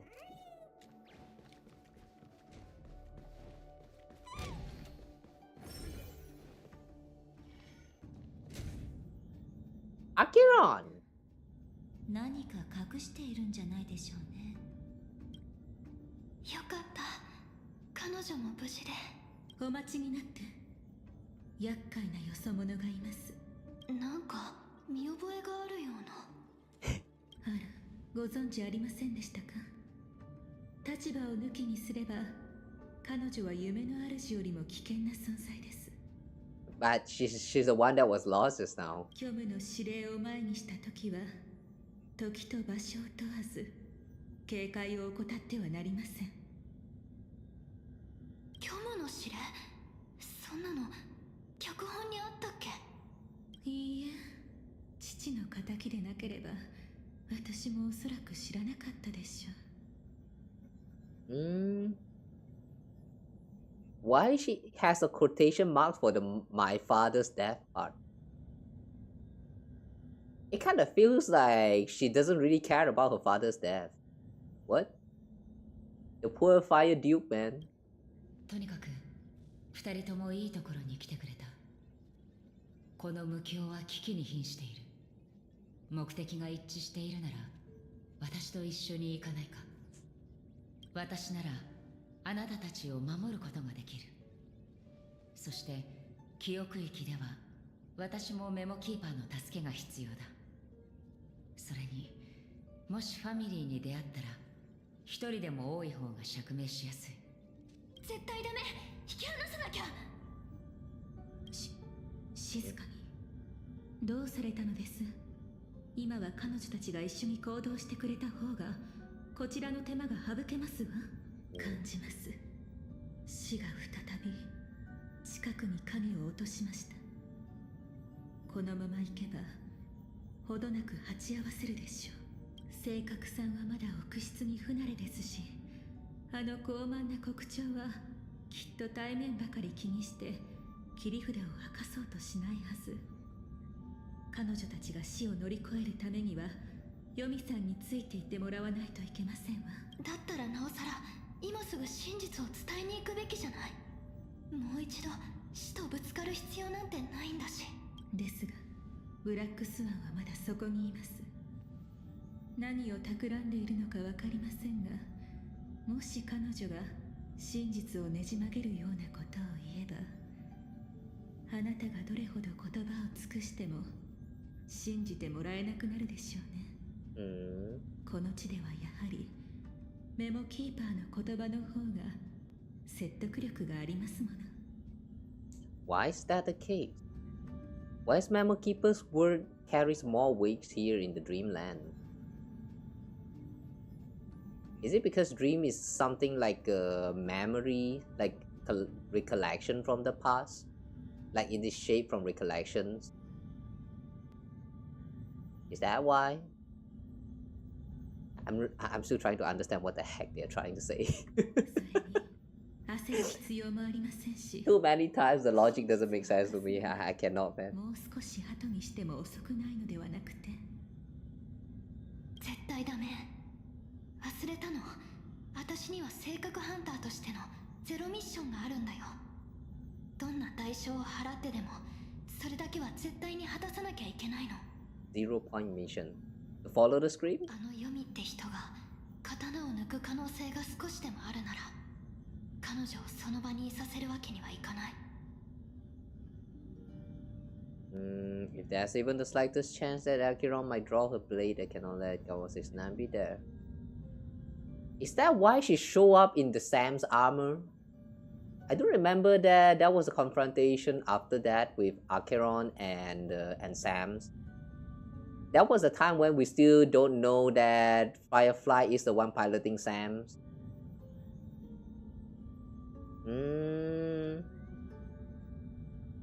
Okay. Interesting how they actually gave it a reason for Sam to appear right around that time.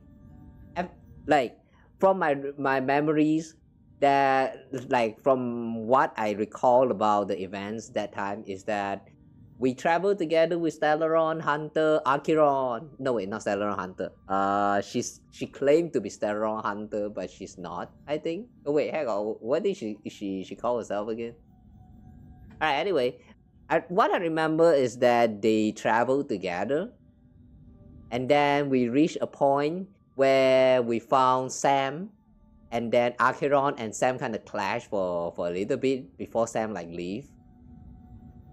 Oh wait, no, not because they leave. Death appeared, and then we got killed. Oh yeah, right. Oh my god.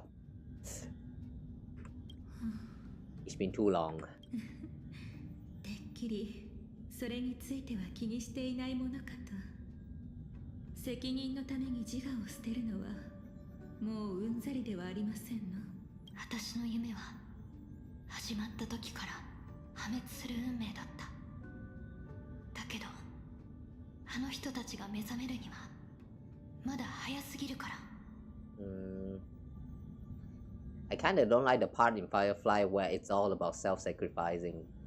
Like, you are okay with sacrificing yourself, but you are not okay with anyone else getting harmed. Like anyone else that you care about.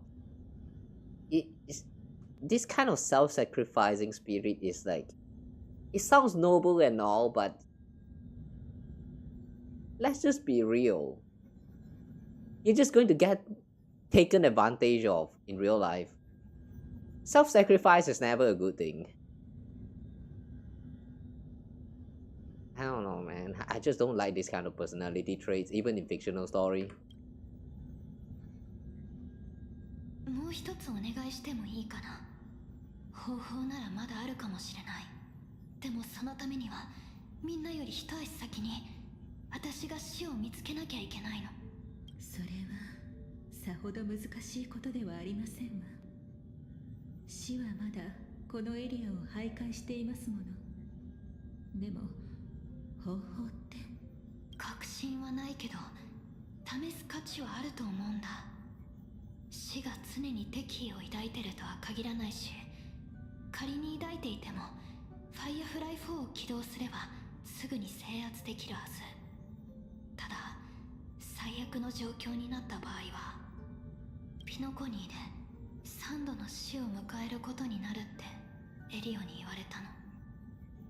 最初の死をどんなものにするかは自分で決めたい。先ほどの再会に感化されてしまったのですか。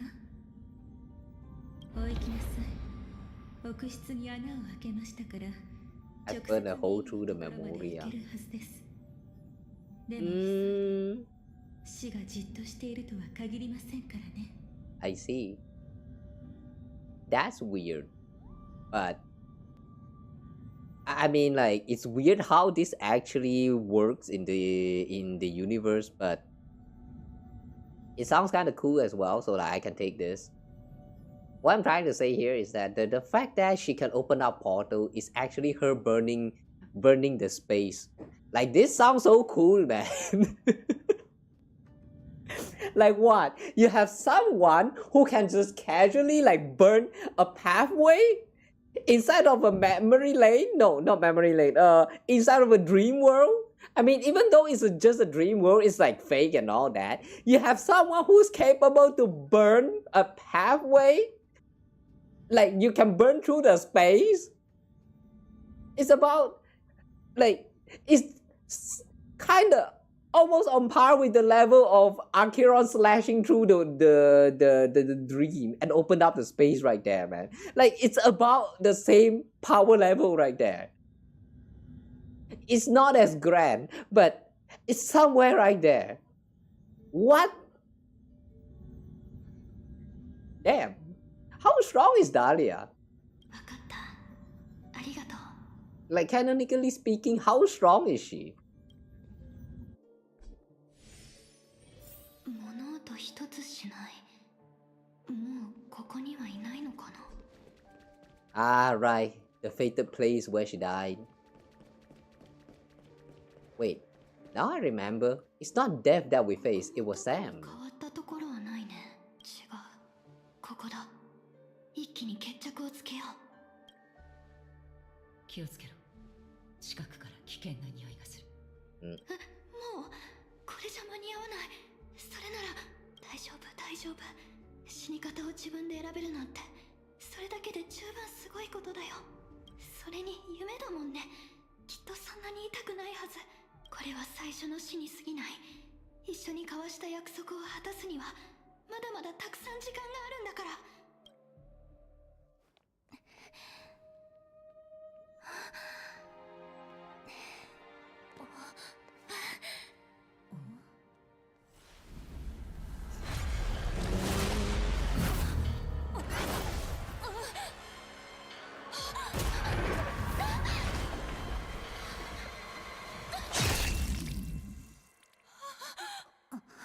Damn.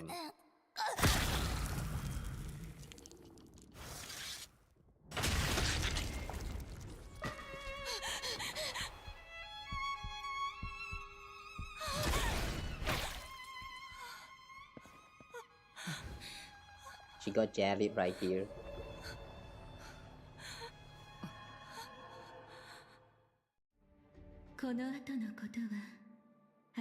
Wow.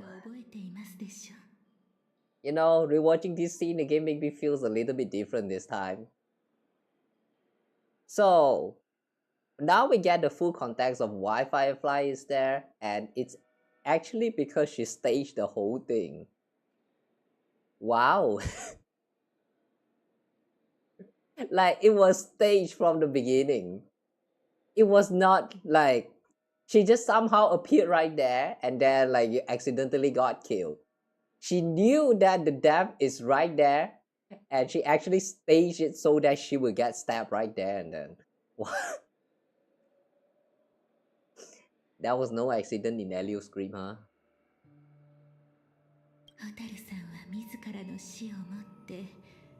あなたに無境の真実を示そうとしていました。彼女が貫かれるその瞬間なら、虚無の指令も刀を抜くことをわずかにためらうだろうと。それが彼女の選んだ最善策でした。ですが、運命のいたずらが彼女に降りかかったのです。あまりにも急激に変化する奥質は彼女に説明する時間を与えてくれませんでしたわ。その後、彼女は流刑の地にして真のピノコにドリームリーフにたどり着きました。それはファミリーが死を隠れ蓑として必死にその存在を隠そうとしてきた場所でもあります。ですがその時、彼女はまだ安心して奥へ進むことができませんでした。懸念していた状況は真実を伝えられなかったために続いていたのですから。一刻も早く I don't remember she went back after that. 戦場から連れ出さなければ。Yeah. What happened after that with Firefly? I actually don't remember her actually showing up for a very, very long time. I guess she just stayed in the Dreamflux Reef or whatever that place is called. 幸いにもそんな彼女を見守っていた優しくて親切な女性がいたのです。Kind and caring lady. 私です。私が再び手を差し伸べましたの。The way she sings praises for herself. そして彼女が恐れていた事態はついに起こりませんでした。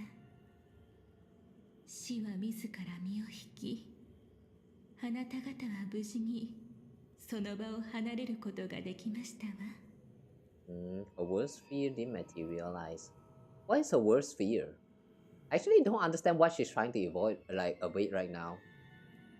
あなたはそれからブラックスワンの導きのもとホタルさんの死の真相を探ろうとしましたね。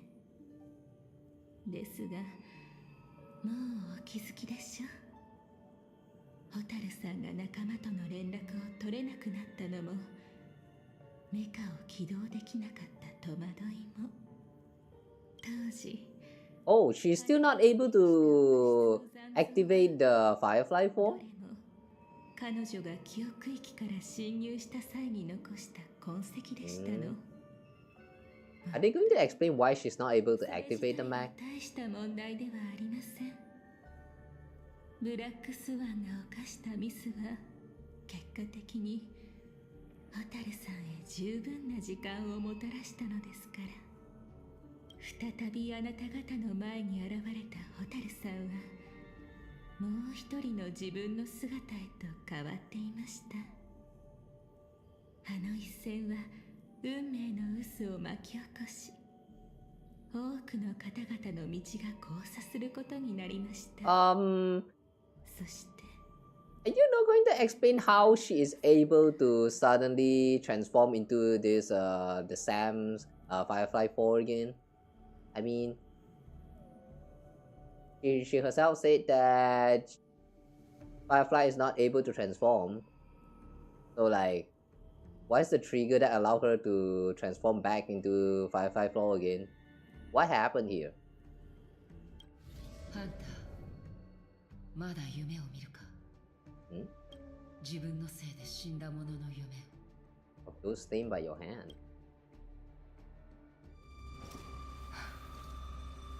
私は今でも夢に見る。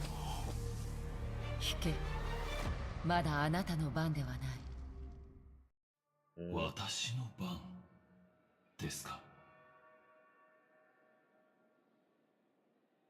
巧妙な偽装はたくさん見てきたが、外見は隠せても心は隠せないものだ。あなたも例外ではない。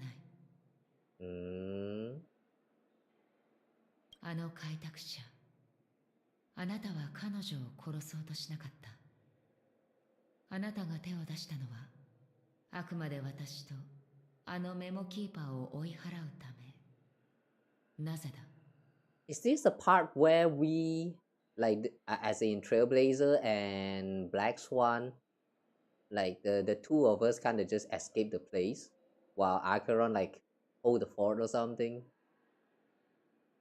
I thought we had a fight here with Sam. Or is this after the fight with Sam and then Acheron decided that yeah, you two need to run away, and she decided to stay here? I don't remember, man. What happened here? 運命の奴隷がそうさせたのか。 Destiny's slave make you do it. Why is Destiny's slave actually have that capital D? Who's Destiny's slave? あなたはエリオを知っているのですね。Wait, is Elio? このことはあなたの脚本に書かれていると思っていたが。私の脚本にはいつも数行しか書かれていない。それ以外のことは必要ありませんし、欲しいとも思いません。次は私が質問する番です。あなたは一体何者ですか？すでに知っていると思っていたが。私はよく忘れてしまうから、記憶よりも感覚で物事を捉えるようにしているんだ。だから私にはその冷たい甲冑の中にいるのが誰かわかる。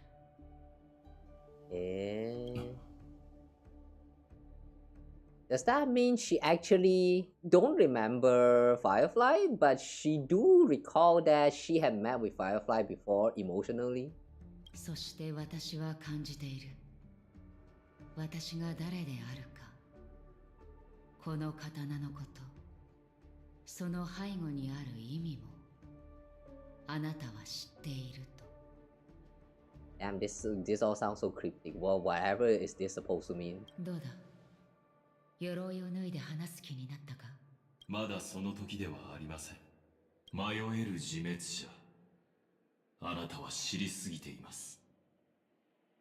言っただろう私はよく忘れる心配する必要はないそれでこれからどうするつもりだあの開拓者はブラックスワンに連れて行かれた彼女を探しに行くのかその必要はありません。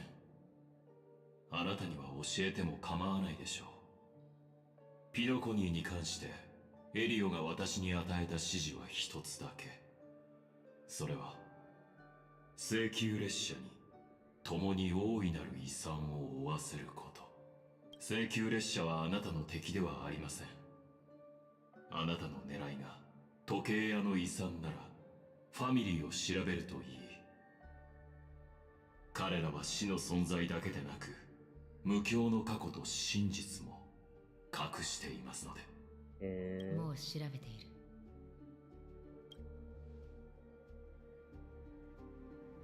別れる前に私からも一つ助言を送ろうどんな道を歩もうと私たちは最後には必ず死にたどり着く Nihility. Okay. たとえ人の世にさよならを告げたとしてもテルミヌスが再び神の座に登った時私たちは最後に一度だけ再会を果たすことができるんだ、ピノコニーにおいてもそれは同じこと One final reunion when Terminus ascends to godhood once more. Who's Terminus? Hang on, who is Terminus? That name sounds very familiar. Like, I have a feeling it got mentioned some time ago, but who is Terminus? I don't remember who. ドリームリーフならもう行ったことがあります。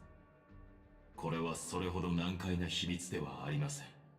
なら残念だが、あなたは自分がどれほど冷めているのかをまだ理解していないようだ。生命体は眠る勇気があるからこそ目覚めることができる。It's because life dares to slumber that they can awaken. What? 再び神の座に登る。いくら司令とはいえ、そんな。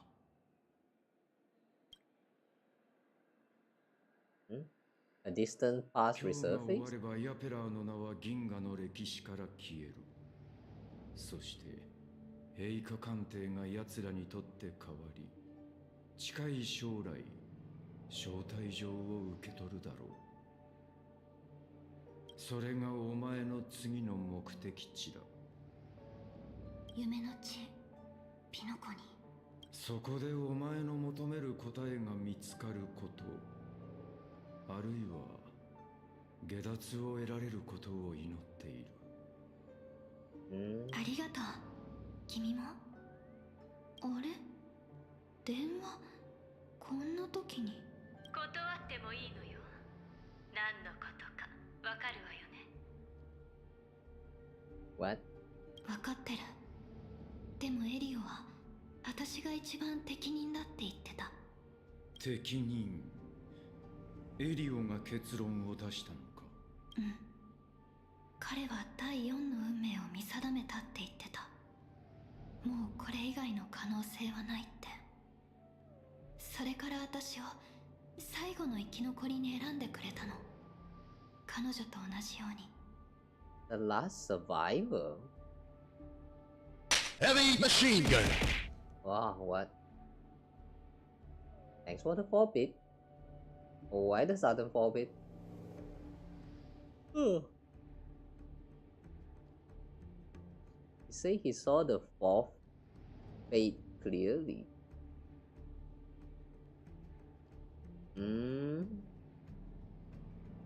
Alright, I don't get this part. それでどの運命だ？ Which path is it? 虚無。それが全てを飲み込んだ後、私が最後の生き残りにならなくちゃいけない。そして全力を尽くして流れを押し返さなきゃいけないんだ。ひどいわね。ただ他の3人と違ってるとこもあって、運命の結末が訪れるまで気をつけてないといけないことがあるの。私はできる限り彼女が虚無の力に触れるのを止めないといけない。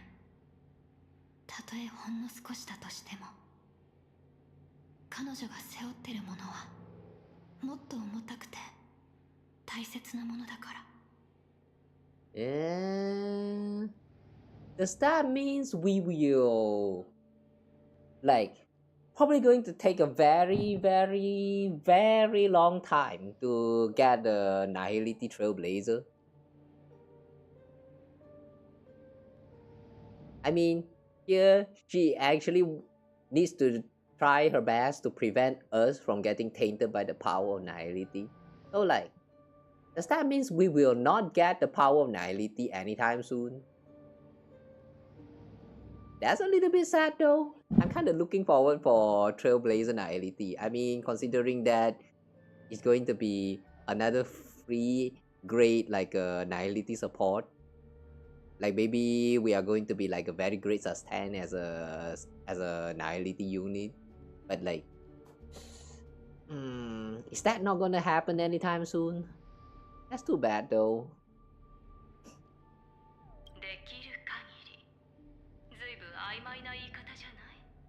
それは多分必要があれば。私はそのために死ななきゃいけないんだと思う。エリオが見た未来に私たち二人で歩む結末は存在しませんでした。ですがチャンスはまだあります。運命から始める。 Like the Ooh, YouTube got disconnected. Alright, anyway, I feel like the translation for this part is a little bit misleading. Like, I mean, in the English text right here, it says that in the future that Elio foresaw we never had an ending. Like, I originally thought what this means is that Elio did not have an ending where like written for the two of them together. But in the Japanese voice line though, what it says is that the future that Elio foresaw, there is no ending where the two of them walk together. I mean the two of them as in Firefly and Trailblazer. Like, yeah, this part is a little bit misleading for the English voices. So just want to point that out real quick.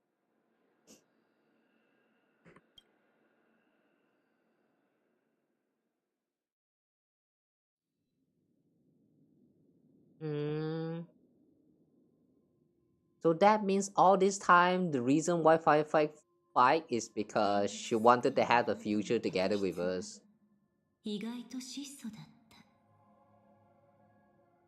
た。あなたの外見と同じようにね、ヨミさん。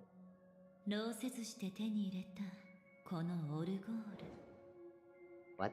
アナイアレイトギャングが受け取った招待状。The invitation received by the Annihilation Gang. What? あなたに関する記憶はあなただけのものじゃない。私が知っていることは多く、遠い未来のことも予言できる。ちょっとした手を使えば死者に口を開かせることだってできるの。アナイアレイトギャング、あなたに出会った後に行方不明になった亡命者たち。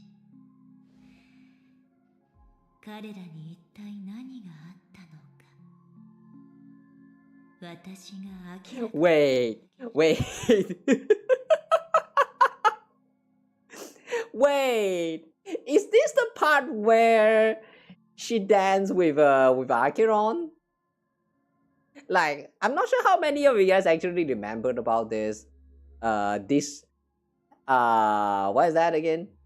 I think it was Acheron's character teaser. The one where Acheron and Black Swan they did like some kind of dance, and then Black Swan ultimately got divorced or something like that. Wait, are we actually going to bring that part into the story right now?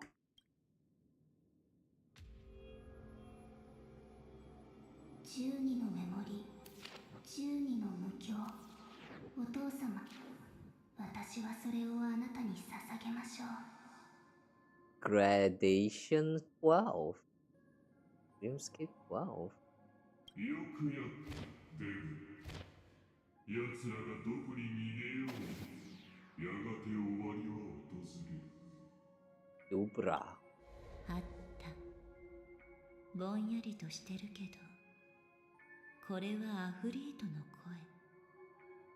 声もう一人は彼の子供かしら最初に招待状が渡された時の記憶ね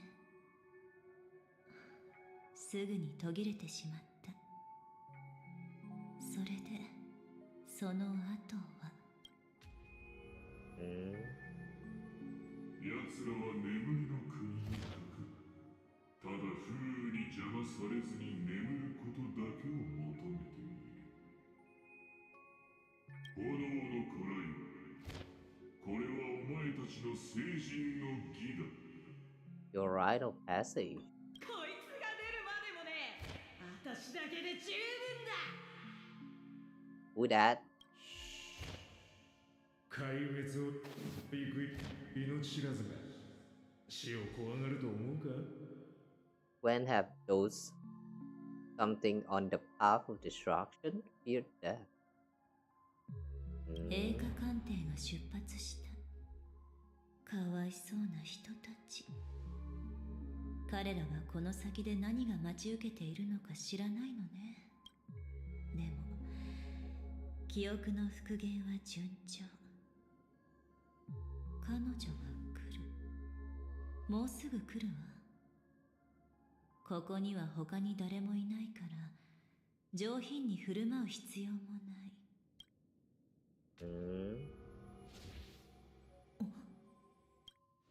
どういうこと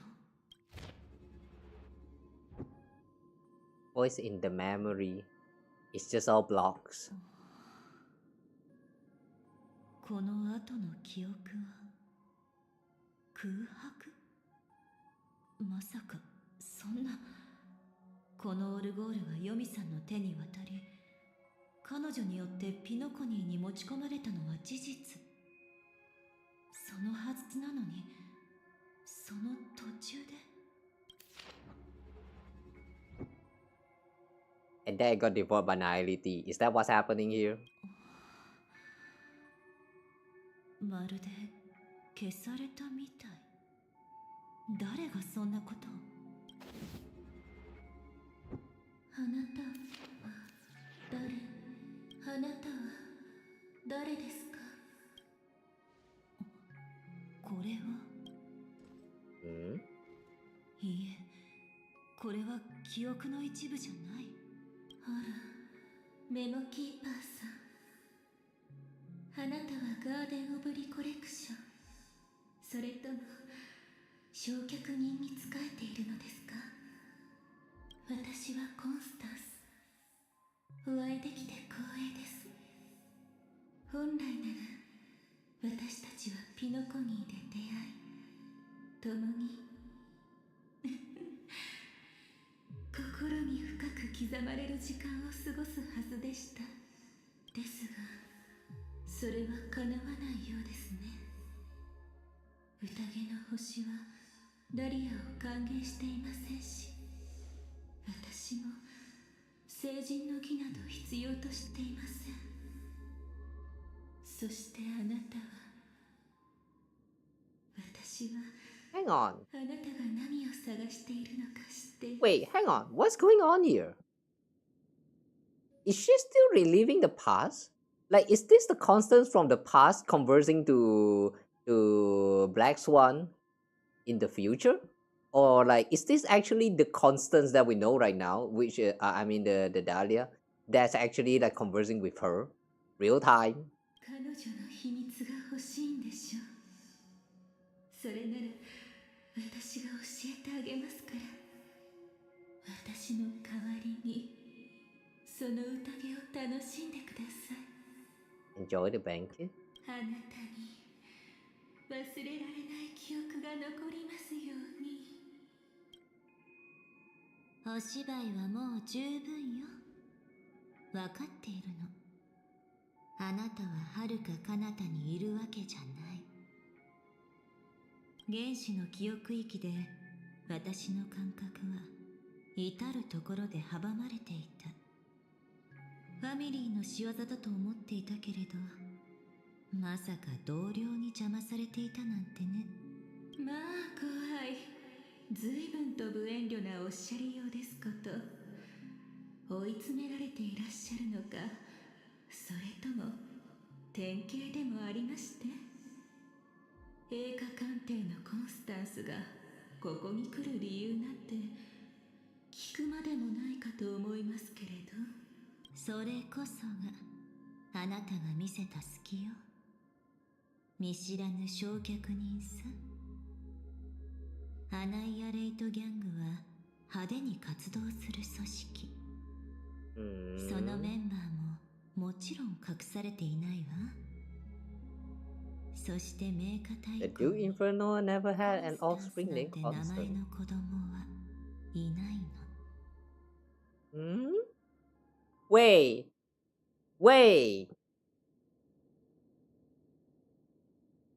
She is not the Duke's daughter? Wait, hang on. So that identity is not real at all? Damn, they actually lied in the teaser? I mean, not teaser, I mean the live stream? あら、そうだったかしら。もし私があまりにも気まぐれなせいで感動されてしまっただけかもしれませんよ。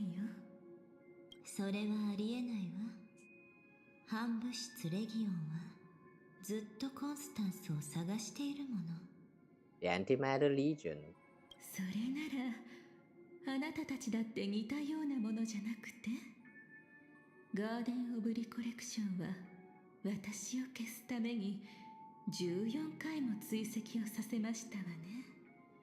そして最後の1回で私は確かにあなたの目の前で最後を迎えたはず。違いますか？本当にあなたなのね。人が昔話に花を咲かせている時に水を差すなんてなんて野暮なのでしょう。ですがどうぞご勝手に。あなたがどれほど恩知らずだったかについては後でじっくりお話ししましょうね。親愛なる獄中のお友達。Okay. It sounds like they do have some kind of conflict, but it's not really explained very well here. 瞬間が訪れる今の今まで緊張していましたの。怖がられているのではないかと思って。You were involved? ええ、ピノコニーで起こったことはあなたが思うよりも重要なことだったのです。それが悪い結果にならないよう性格ハンターはあれほどの力を注がなければなりませんでしたわ。Were forced to use great power. What kind? Firefly? That's pretty terrifying. あなたがそれをお望みなら私も今のあり方を貫き通しますわ。それとも私に特別扱いされたいですか？ I'm interested, but let's say no if she ever asks. for now. These are the kind of things you should do in private.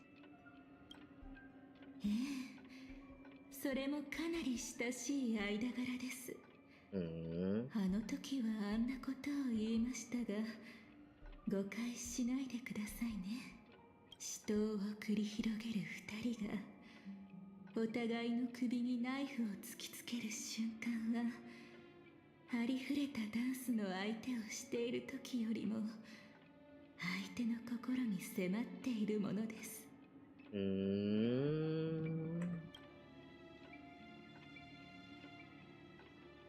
Wait, hang on. What? Wait, hang on. Does that mean they're good friends or nah? Wait, what? Never mind, let's continue. Okay, fine. I don't get what she's trying to say, but sure. ある運命の交差点へと目を向けましょう。あれからしばらくして、Okay, more recap. ブラックスワンの意図を知りました。あなたは彼女によってアベンチュリンさんと引き合わされることになります。彼女はカンパニーと取引をしていましたの。カンパニーはピノコニーを取り戻すため、一時的な同盟者を探し続けていたのです。アベンチュリンさんは誠意を示すために、彼が見つけた愚者によって偽装されたあのロビンさんが殺された現場をあなたに見せました。ここから彼の大博打の始まりです。彼は命よりも大切な奇跡を砕くことさえ厭いませんでした。そして計略を巡らせてサンデーさんを欺き、すべてを投げ打つ賭けに出るチャンスを手にしましたわ。驚くほど大切なものをかけた彼は、思惑通りに指令の人たちを受け、それによってファミリーが必死に隠し続けてきた秘密が明らかになりました。その渦中にいたあなたも、さらに深いところまで巻き込まれていきましたね。けれど、それはあくまで生きている者の物語。では、死者の世界はどうなっていたのでしょうか。あなたより早くドリームリーフにたどり着いていたロビンさんですが、そこで彼女を待ち受けていたのは、賭けのような道ではなく、運命に定められた生と死でした。Okay. I do remember that back then when we experienced the story firsthand, this part was just like briefly mentioned.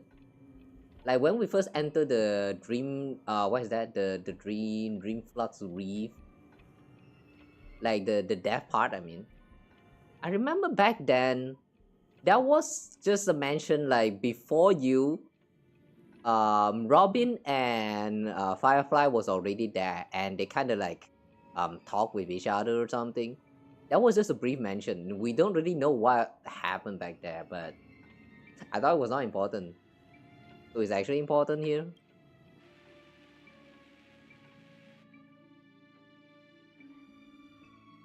Robin's memory are slowly emerging.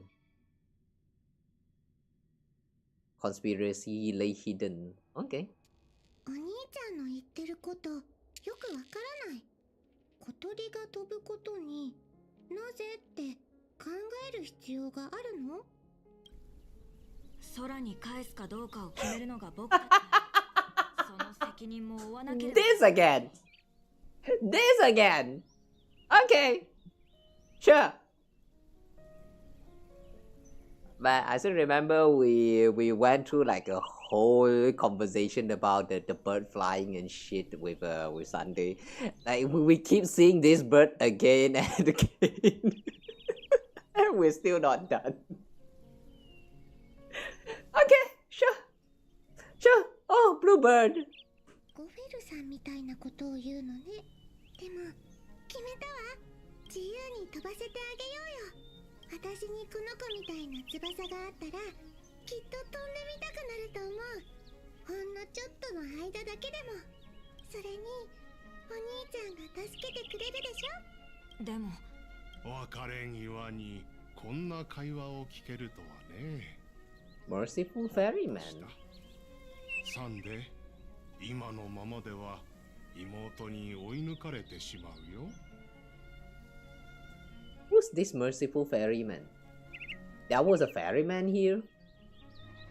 ゴフェルさん、どうして？ Wait, hang on. Gopher is... Wait, hang on. Gopherwood is the ferryman? The fuck? 神様は私たちに炎と神聖な試練を授けてくださった。What is that time? ならばそれを受け入れなければ。 Hang on, what is that time? 私は皆平凡な人間で愛し合い苦難を受けるために生まれてきたのだから。今日家を離れる小鳥は1羽だけではない。君の出発を私が見届けないわけにはいかないだろ。さあこちらへ。君のための選別を用意したんだ。 Farewell gift. それで何を渡されたんだ？ミカ。ロビンさん？ごめんなさい。どこまで話していたかしら。ドリームボーダーである仮面の愚者に襲われて別れのプレゼントをもらったってところまで。I thought she was telling him about his childhood story. Okay. プレゼントとは言い難いけれど、あの愚者は私を殺して仮面をかぶせてきたの。でもドリームリーフで目覚めた時には消えていたし、何の影響も感じられなかった。君のそれは本当に調和なのかなね。秩序の双子ちゃん。So Sparkle placed the mask on her during this time, this moment. あの言葉には別の意味があるのかもしれないけれど、今はわからない。そうか。それであんたの調子はどうなんだ？少しずつ良くなってきているわ。ドリームリーフでも調和が広がっていることは確かだし、ファミリーの裏切り者たちの影響も受けていない。でも声が出なくなることについてはまだ調べないと。もしかしたら私は気づかないうちにずっと仮面をつけていたのかもしれないわ。手伝いが必要なら遠慮なく言ってくれよ。ありがとう。ここに慣れてきたのは Why is that TV static like ミカ sound? さんのおかげね。でも外の様子を知る方法はないかしら。ドリームリーフは隔離されているけれど、兄様の状況を確認したいの。簡単さ。人の集まる場所に行けばいい。案内しようか？いいえ、一人で行くわ。ありがとう、ミカさん。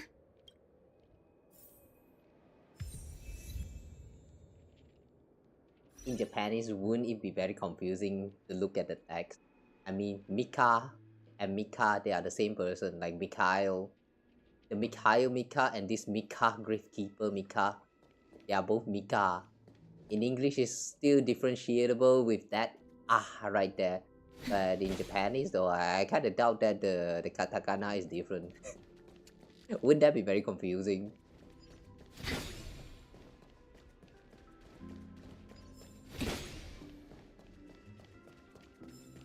Add on Penacony's current situation.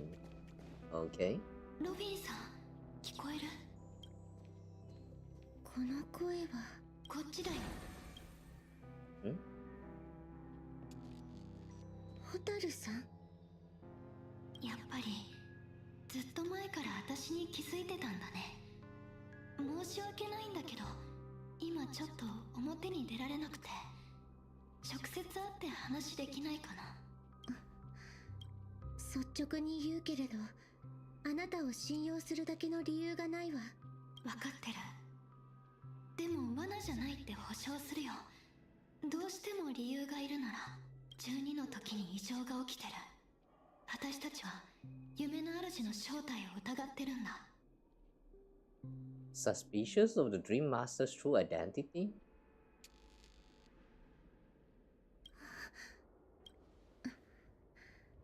案内して。言っておくけれど、会ったからって信用したわけではないわよ。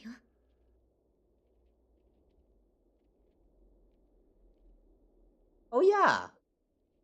Hang on, they have been referring to Gopher Wood as the Dream Master all this time, but isn't it proven even it wait, hang on. Isn't it that we actually found out the truth is that it belongs to, I mean, the dream actually belongs to a young boy called Mikhail, which is also a part of the Trailblazer back then. Wait, hang on. Oh. How come I actually forgot about that? 分かってるつもり。私の仲間が案内してくれるよ。Oh, more like they have been using Gopher Wood, like they have been referring to Gopher Wood as the Dream Master this whole time that I actually forgot. But isn't the Dream Master supposed to be Mikhail?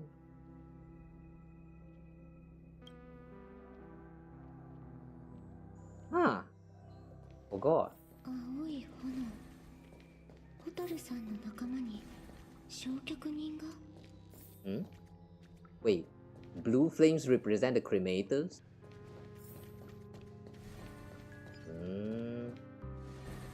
Back alley. もう出てきても平気よ。ごめんなさい。あと少し待ってて。仲間がすぐこっちに案内してくれるから。こっち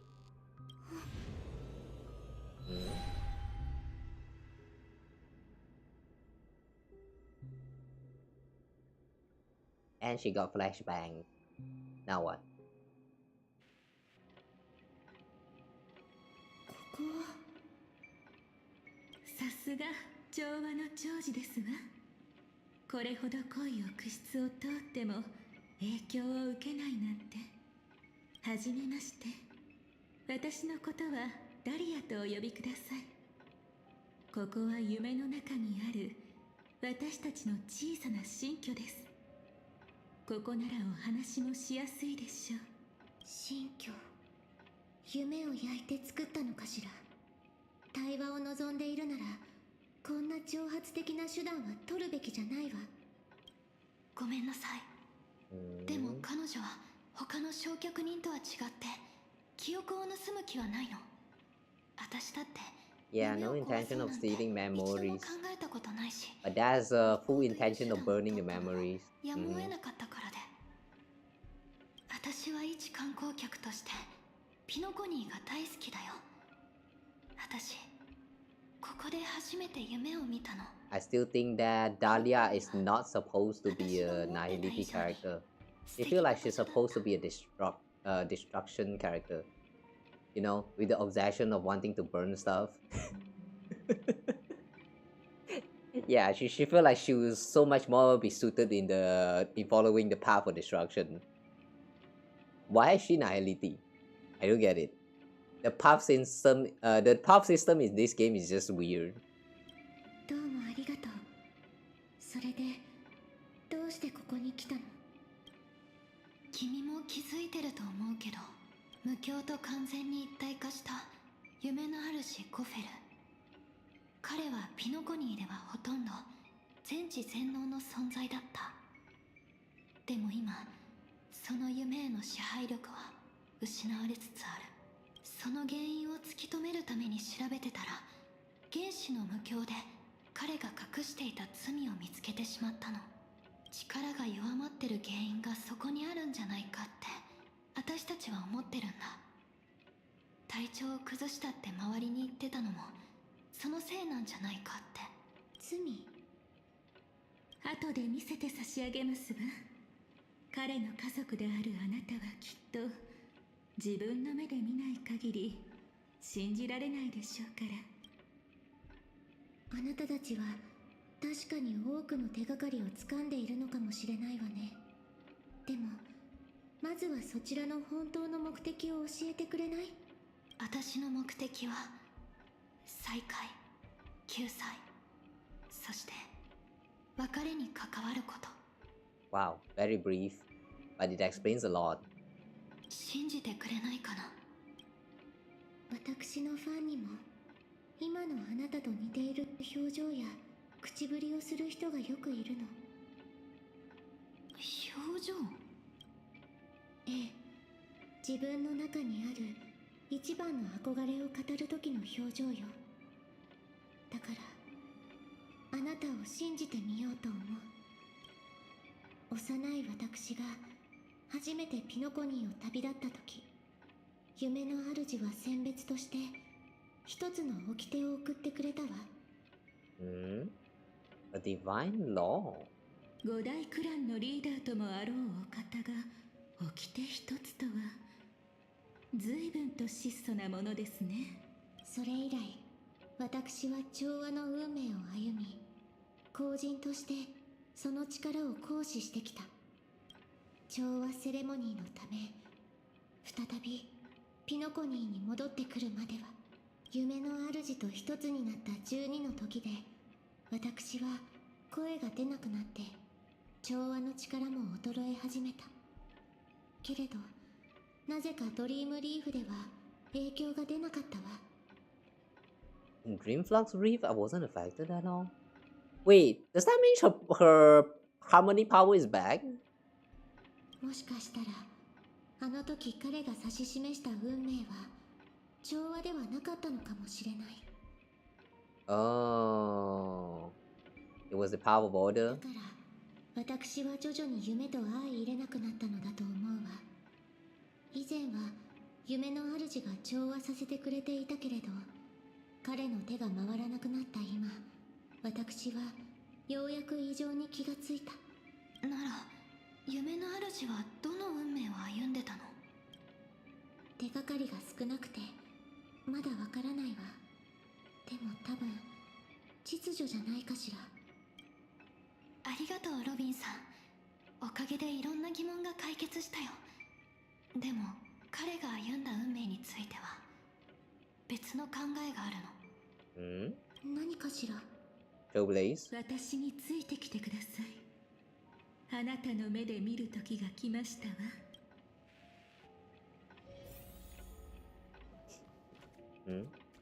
Firefly, the Dahlia. ありがとうロビンさん、おかげでいろんな疑問が解決したよ。私についてきてください。Huh? What? Oh, we need to go there? Okay. She said to follow me. Come. Together, I will show you the truth. And then she stands right here. At least lead us to the mirror or something, man. Okay. Salvage the memories.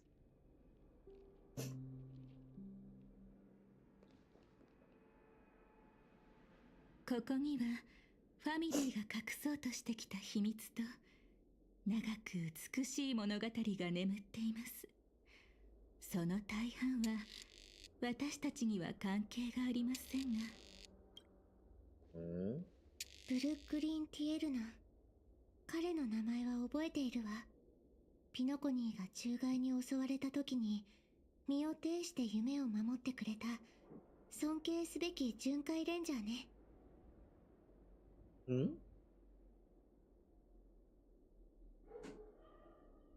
When Penacony was plagued by the swarm disaster in the past.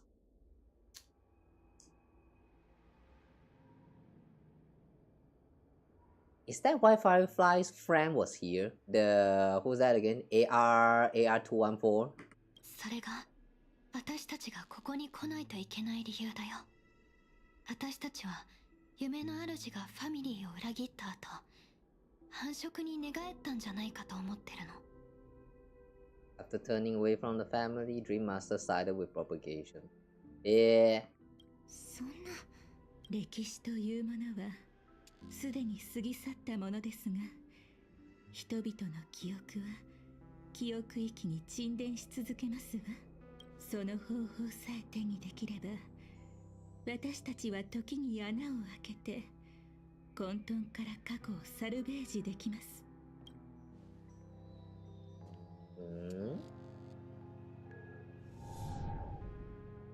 れは屋室？ Who this?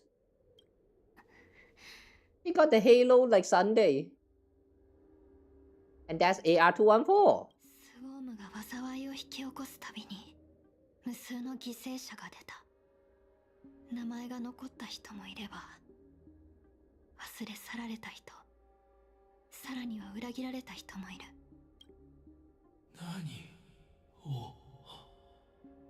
私は敵ではありません。ああ、わかっている。君と私にとって敵とは憎むべき運命だけなのだろう。Oh, the darkest crime. He was the one who betrayed the mecha suit guy. How dare? なぜ？落ち着きなさい。もがいても苦しむだけだ。確かに先ほどの一撃は卑怯だったが、的確だった。今日ここで君は死ぬ。He's saying all that with that smile right here. I'm actually disgusted right now. 私はここの中外と戦っていたのに。そうだな。スウォームが猛威を振るう中、通りすがりのグラモスの鉄騎が見返りも求めず戦場に身を投じた。確かに称賛に値する。だが考えたことはあるか？なぜその後さらに Why he speak like robot? 深刻化したのかを。まさかスウォーム総統のために生まれた鉄騎がまさか繁殖の運命の後人だったとは。夢はこれまで繁殖に浸透したことはない。それを持ち込んだのは君だ。Oh. そして君の死だけがそれを消し得る。Oh. What the fuck? It was not actually betrayal. He kind of did that because it was necessary to remove the propagation. Oh my god, man. This is so fucked up. This is actually so fucked up. そんなこと、私がここを離れ二度と戻らなければ死ぬわけには。死にたくありま。だからだ。あの一撃は卑怯だと言ったのは、君の秘密を探ったのは夢のためだが、君を撃ち落としたのは永遠を見た後に生まれた私の欲のためだ。楽園はやがて浮世へ出す。夜明けは訪れれば白昼に落ちていくだろう。この世の黄金なるものはいかにその輝きをとどめん。Why is there the time right there? 君は私の最も暗い罪となり、そして異形の始まりともなるのだ。君の亡骸を永遠の楽園の礎とさせてもらう。 Hang on a second. He struck her down because she wanted the propagation in the dream? I thought it was to remove the propagation. What the fuck is wrong with him? Huh?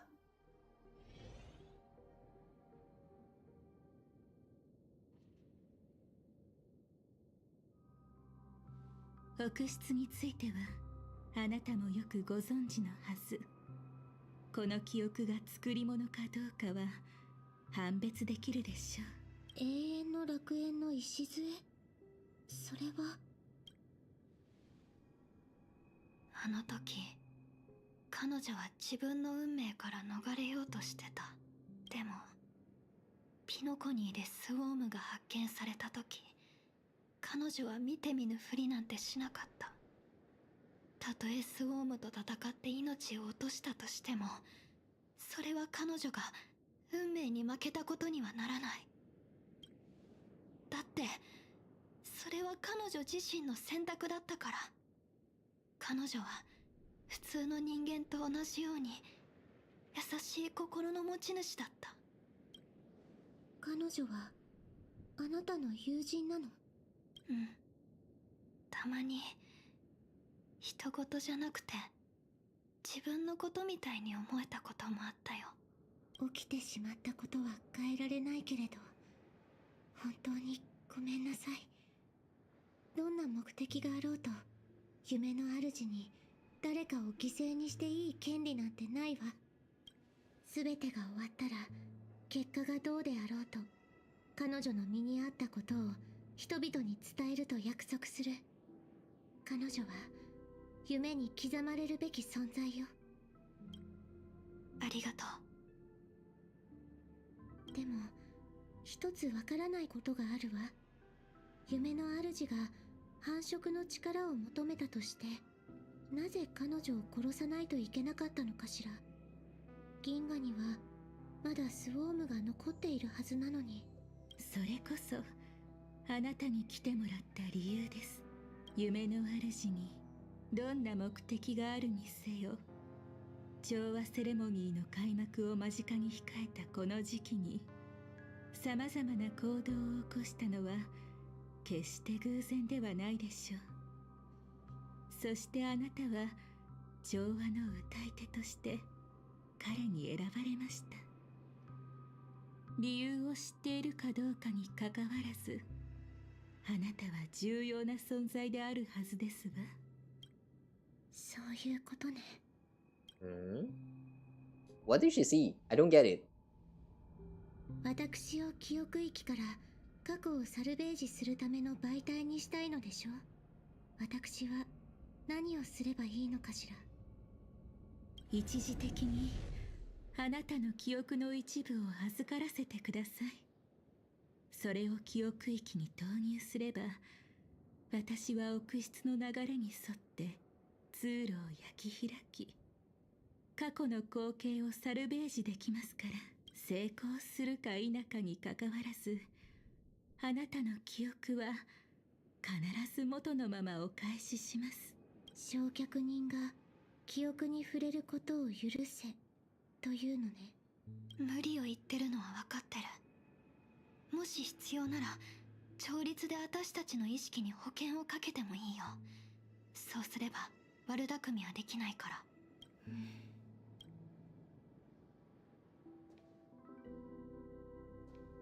その必要はないわ。始めましょう。 Damn. A girl's brave. 傷つくことがあっても、その傷で落ちることがないように。これはファミリーに長く伝わる祝福の言葉よ。信頼関係が脅し合いの上に成り立つことは望んでいないわ。さすがは大スター。器の大きさにうっとりしてしまいます。できました。運が良かったですね。That's quick. あら、これは虫食いのある多くの株。 Worm-eaten oak? 何か分かったの？ある災いの一幕を開けてしまったようです。見に行ってみましょう。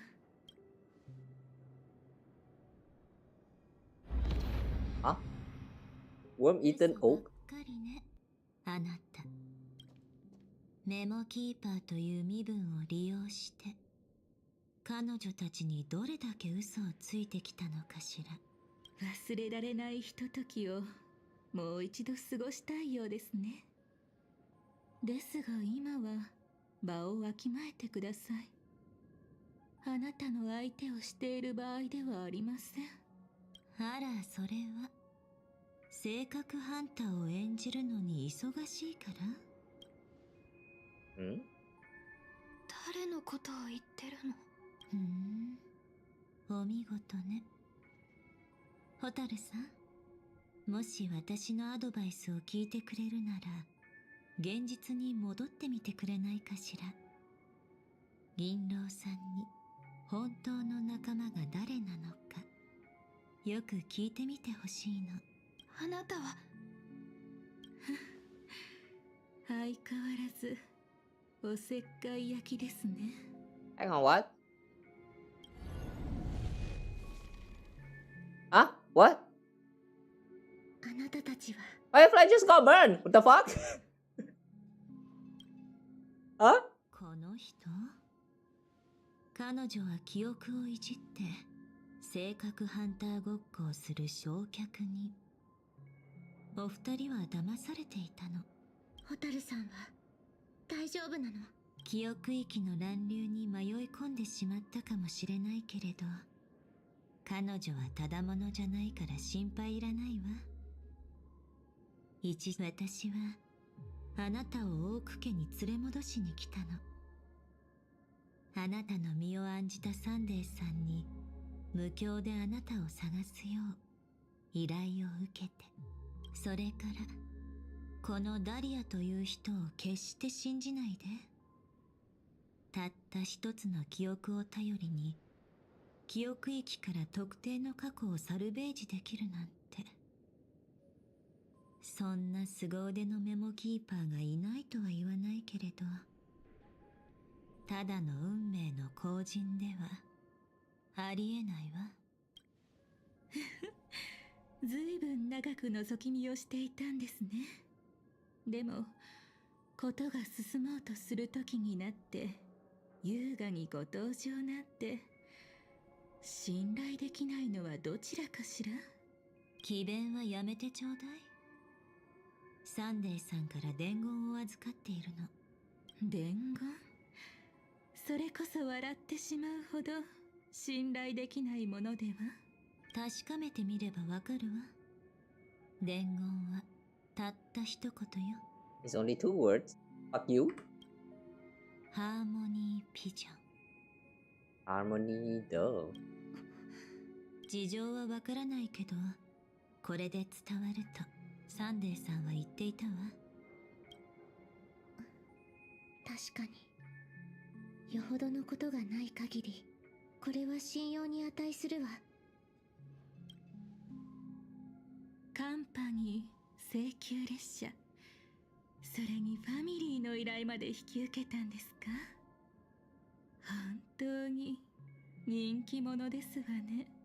でもどうして死に急がなければならないのです？あの時ヨミさんの秘密を残しただけでなく、あなたの命を取らずに立ち去ったのに、もしかしてそんなに私と再会したかったのですか？ひとえにあなたがダリアだからよ。どんな騒ぎを起こすつもりか見ておかないと。ずっと疑問に思っていたの。運命の奴隷が裏切りの性を持つあなたを受け入れるはずがないって。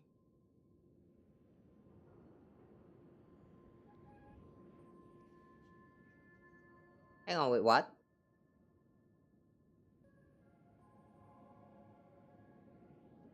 A quick reminder that we are right now witnessing all of this because she is sharing her memory with us.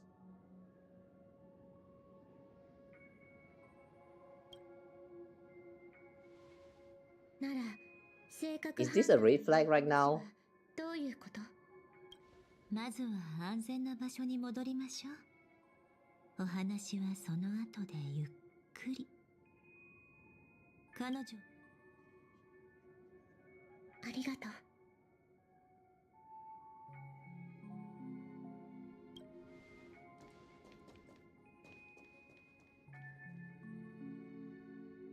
ずいぶんと落ち着いているのね。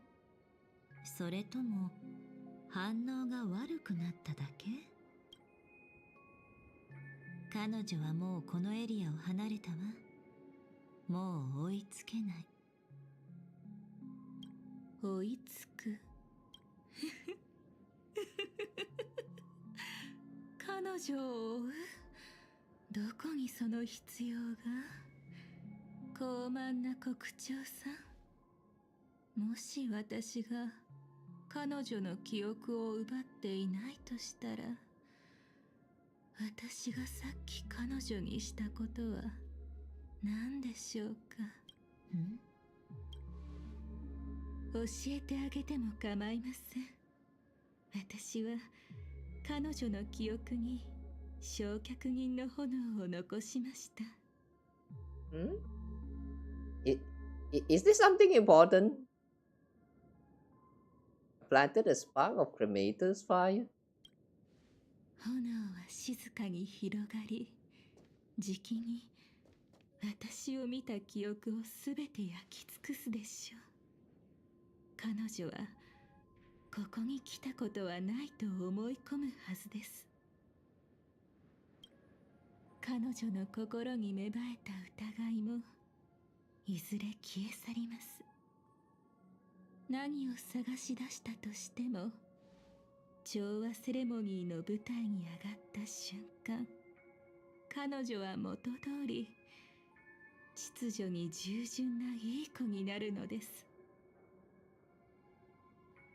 Is she trying to explain that by planting the cremator's flame inside of Robin, Robin now behaved like she never knew that the Dahlia existed at all, therefore what we've seen in the Penacony arc this whole time? Like she has been manipulating everyone's memory, that's why we have never seen her getting mentioned anywhere at all. What? Okay, sure. 間に合わなかったのはあなたの方ですよ。なるほどね。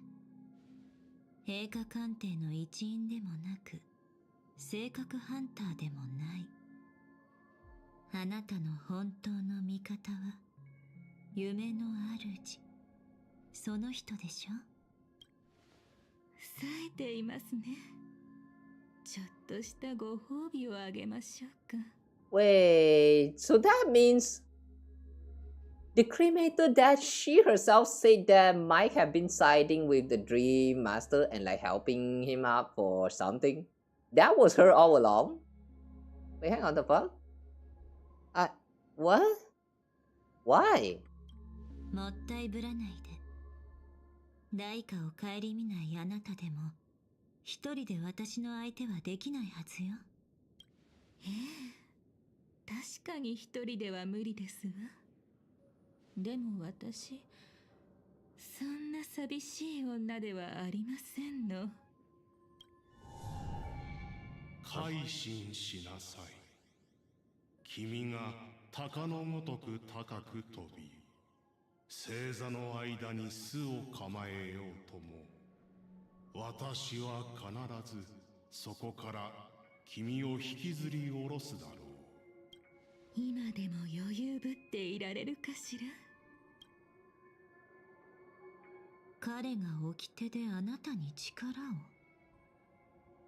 夢の主が盟友のためにここまでするものかしら。だって私こんなに信用できるんですもの。彼がこうしてくれなければ、私は普通のメモキーパーよりはるかにうまく奥室を操ることも、ましてや性格ハンターの記憶を改ざんすることもできなかったでしょう。So she has been toying around with Firefly's memory this whole time? What's her objective? 残念だけれど、喜ぶあまりボロが出たわね。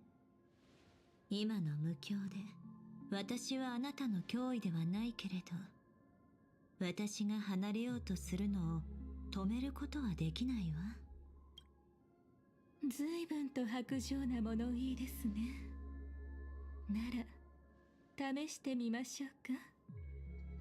花を捨てるのは簡単でも、手についた残りがはすぐには消えませんよ。私、しつこい女なんです。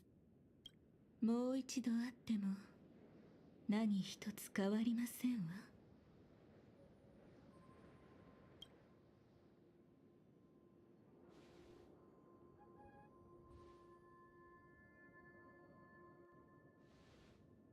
Really? She disappears like that? 思い切り走りなさい。抵抗する姿も逃げ惑う姿も大好きです。もっともっと楽しませてくださいね。私たちにとってこれはとても大切な時間なんですから。どこに逃げてもきっと見つけ出しますね。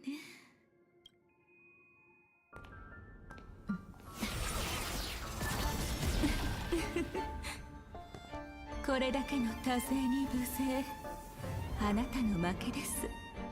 焼却人が、私はただそうしないだけよ。やはりその臨機応変さは変わっていませんね。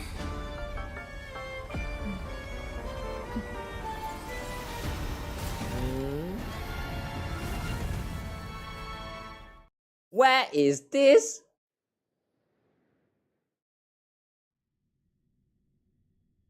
Hey, hold up. Where the fuck is this?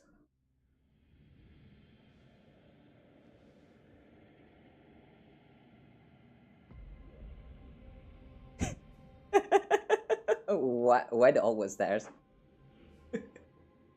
どこに行くの？せっかくここまで苦労して演技していたのに、もう少しおしゃべりしていかない？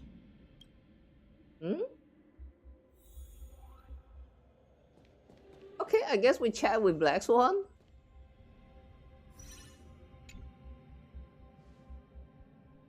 あなたの一番信頼できる点は、決して信頼されてはいけないこと。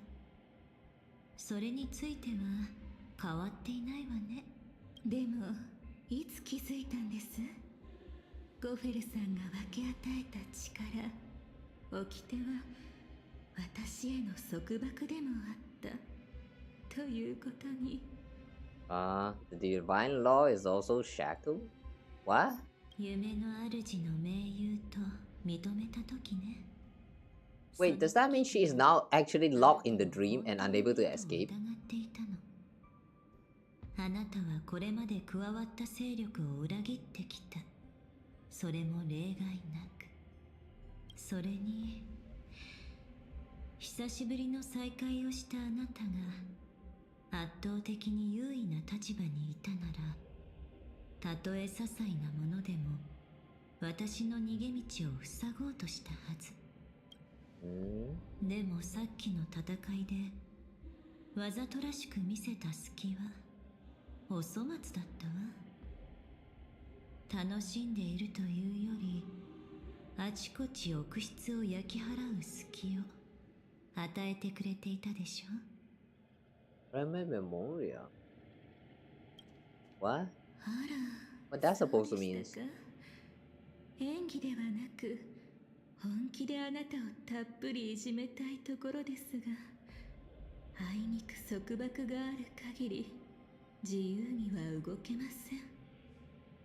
ゴフェルさんに不利な行動は一切取れませんし、彼の秘密を漏らすこともできませんわ。ですが、今でもあなたと心が通じ合っていてよかったです。ずっとこうしてお互いの気まぐれを信じてきましたものね。そんなことがないといいのだけれど。あなたと関わったことでガーデンの注目を引くのはごめんよ。あら、前の仕事に戻ったのかしら。悟りを開いたとでも言っておくわ。あなたには永遠に理解できないでしょうけど。さあ、本題に戻りましょう。あなたは夢の主の束縛を受けてまで彼から何を得ようとしているの？こんな芝居を打って私の手まで借りて自由を手に入れたのは夢からどんな記憶を盗み出すため？もちろん壊滅です。 Disruption. Wait, is this where we're playing into the story? 冗談はやめてちょうだい。その運命はとうの昔に捨てたはずでしょ。 You abandoned that path long ago. Wait, hang on, what? She used to be destruction? I was joking about that just now. Wait, she actually belongs to destruction before? You can just change path whenever you like now, just like the Trailblazer? How does the path work in this universe? What? あなたは相変わらず可愛い人ですね。では、過去の出来事を見せてあげましょうか。今回だけですよ。陛下鑑定のことが。Wow, this is a very nice wallpaper. What is that throne? Oh my god, man, that claw right there, guys. You see that claw? You see those sharp blade right structure? That shit. Oh my god, man. Wow, I love the design. I don't know why, but there's like the cat claw kind of like shape for some reason. Like, I kind of wish that she has like some cat ears as well. あのオルゴールの記憶はあなたが消したのね。ええ、ただその瞬間を記念として残すためにあの時の気持ちを覚えていたくて。それからよく見てください。記憶だけではありません。映画鑑定そのものももうどこにもないのです。その爪痕、運命からはとうに離れたはずよね。なのにまだ壊滅の力を使えるというの？それは今についても言えることではありませんか。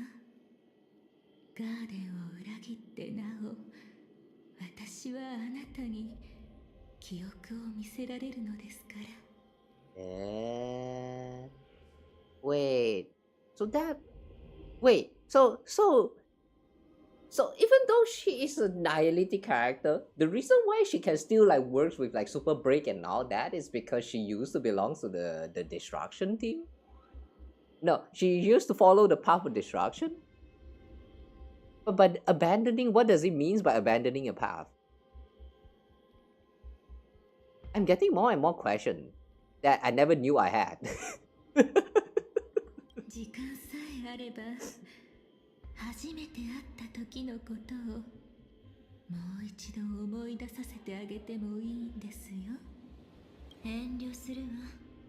できれば早く忘れたいもの。ねえ、私が知らない昔話は教えてくれないのかしら。陛下官邸への裏切り、これくらいでは驚かないわ。壊滅とは壮麗な瞬間。名家大公のたとえ仮初めであろうと娘としてその意志を果たすのは当然のことですわ。Wait, so that means she used to be Duke's Inferno's daughter, but that was just a temporary, temporary position that she gave herself. But like, why? Huh? それにあの時私が裏切ったなんて誰が言ったのでしょうか。ここに来たのも名家大公の意志を完遂するため。お父様はこうおっしゃいました。ピノコニーの真夜中を枯れさせ記憶の墓場だけを残すようにと。Make the knights of Penacony crumble and wither? Leave not but the tomb of remembrance. That made no sense to me, but oh well. つまりピノコニーの記憶に関わるものすべてが壊滅させるべき目標というわけです。ですが奥室の世界であるここで協力者もなしにそんなことはできませんよね。夢の主との協力は危ない橋ではありますがこれ以上の選択肢もありませんでした。Wait, so does that mean her real reason of being here in Penacony is because she wanted to destroy Penacony?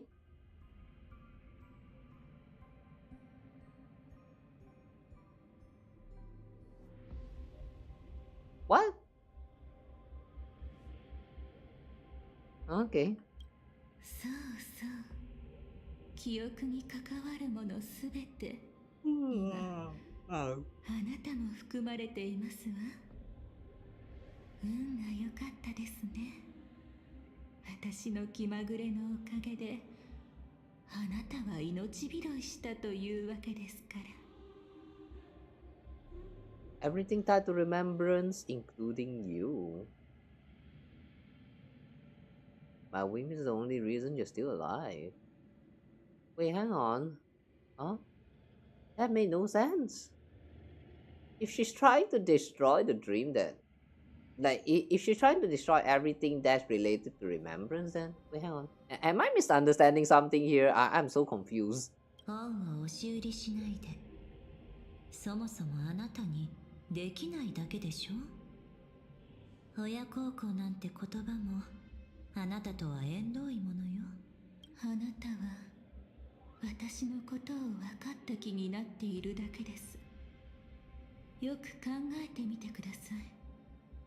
私は性格ハンターとして蛍さんを真実へと導くために力を尽くしていたではありませんか。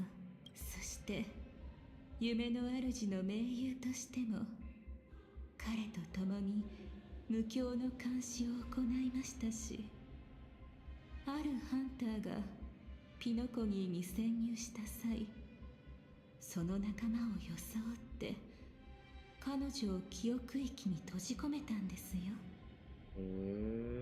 Wait, does that mean Dahlia is the one responsible for Firefly? When she first entered Penacony, she saw that she entered the hall and then she said that things looks very much just like the reality. That part right there. Does that mean Dahlia is the one responsible for showing that illusion to her? What was that for then? I still don't understand. 歌い手のロビンさんが抱いていた疑念も焼き尽くし、彼の計画が万全となるようにしました。壊滅と同じように裏切りもまた一瞬。その時が来るまでは名家太閤もゴフェルさんもホタルさんも、私は演技ではなく心から彼らの仲間になっていたのです。ならロビンさんは、彼女の記憶を焼き尽くすその火花はやりすぎだとは思わないの？あらまあ、無境の端っこなら見つからずに済むと思っていたんですが、やっぱりそちらのホームにいる限り逃げ場はなさそうですね。それでそちらの方に手を出したからお咎めにいらしたんですか？まあまあ、お急ぎではないようですし、とりあえず腰を下ろしてお話でもどうでしょう。You know what? I am very impressed with the way Sample's voice actor pretended to sound like the way Sparkle is speaking as opposing as Sample. Like, what is this? What is this voice acting magic? How? Like, just from listening to that voice alone, you can tell that that is not your usual Sample, but you can tell directly that this is Sparkle. How is, like, oh my god, man, the voice acting in Japanese is on a whole new level. さあ、教えてください。僕の何が欲しいのですか？そう構えないでください。私は成り行きに従ってあなたが事を済ませやすいように彼女の力を少し抑えただけです。あなたはきっと恩を忘れない人。そうですわね。私、脚本というものに興味があるんです。性格ハンターの協力者さん。ロビンさんは今にあの火花の意味を知り、私に感謝することになるでしょう。なんだか楽しみです。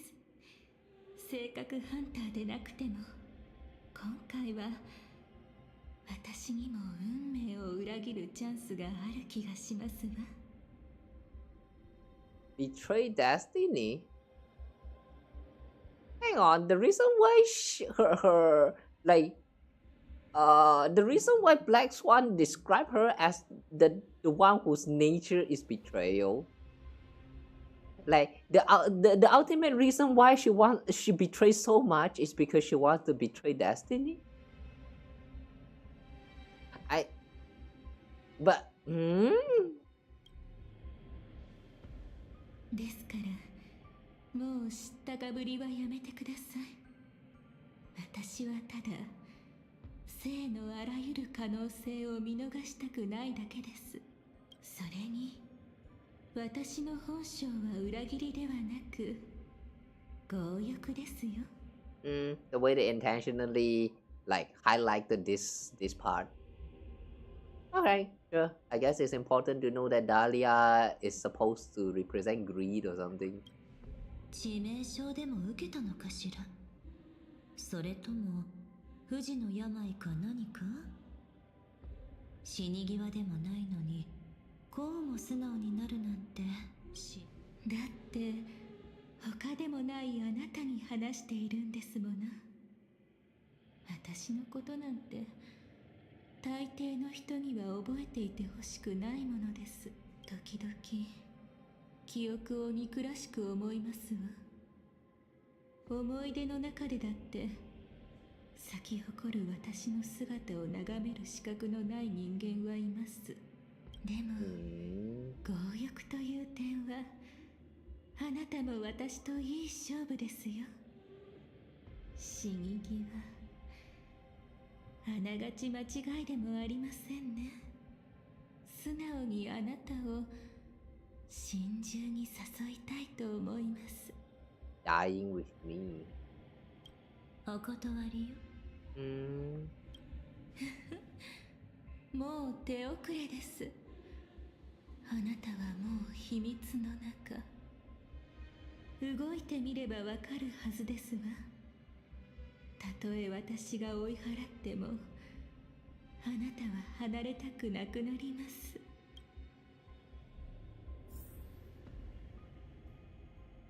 Okay.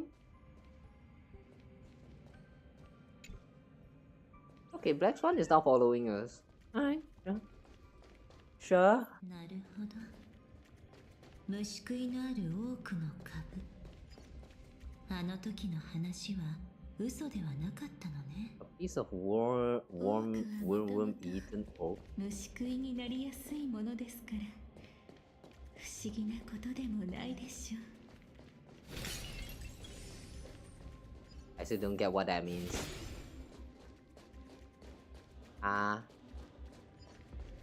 Uncover the secret of this place. 彼が Him? Is that adventuring? It is. How is he here? ここはこんなに賑やかになる場所じゃないはずなんだけど、侵入者は果たしてレディたちと僕どちらかな？ Is this the part after the Acheron slash? Like, hang on. Yeah, it is supposed to be somewhere after the Acheron slash. Oh,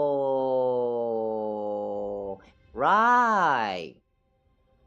Back then when we're going through the story, adventuring just sort of disappeared for a very, very long time. The after the slash happened, I remember we have to wait for a very long time, and then when adventuring pops up again, that was like very close to the end. アベンチュリーさん、どうしてここに？ギャンブルが終わって大勝利を収めたところさ。そうなのね。収穫は？虚無の指令に人たち浴びせられて派手に死んじゃったよ。あら、なんだかあなたも共感できそうなお話ですね。ダンス好きの淑女さん。誰にも誘われないよりマシでしょ。おせっかいなお嬢さん。本当に仲がいいお二人さんだ。あなたも面白い方ですね、アベンチュリンさん。ですが、あなたはここに来るべきではありませんでした。理由を教えてください。教えていただけないなら、お望み通り、もう一度死んでもらうしかありませんわ。ずいぶんと自信があるんだね。あなたは自分の弱さを隠しきれていません。銃の赤心とはいえ、今なら始末するのもたやすいはずです。それはどうかな。僕を知ってるなら賭けに出るのはおすすめしないよ。これは忠告。まあ友好的な挨拶とでも思ってくれ。僕が切り札を出すまで誰もコールする度胸なんてないのさ。Even after all of that fight, there was still no trump card. Okay, sure. 残念ですが、本日の運は使い果たされたようですね。それに、私は勝つよりも負ける方が面白くて好きです。I feel like he's trying, like, the reason why he mentioned about the trump card right here is because they're trying to build it up for something. Like, they want to save this trump card of adventuring for something that will be happening in the future. Maybe in this chapter, or maybe in somewhere in the future.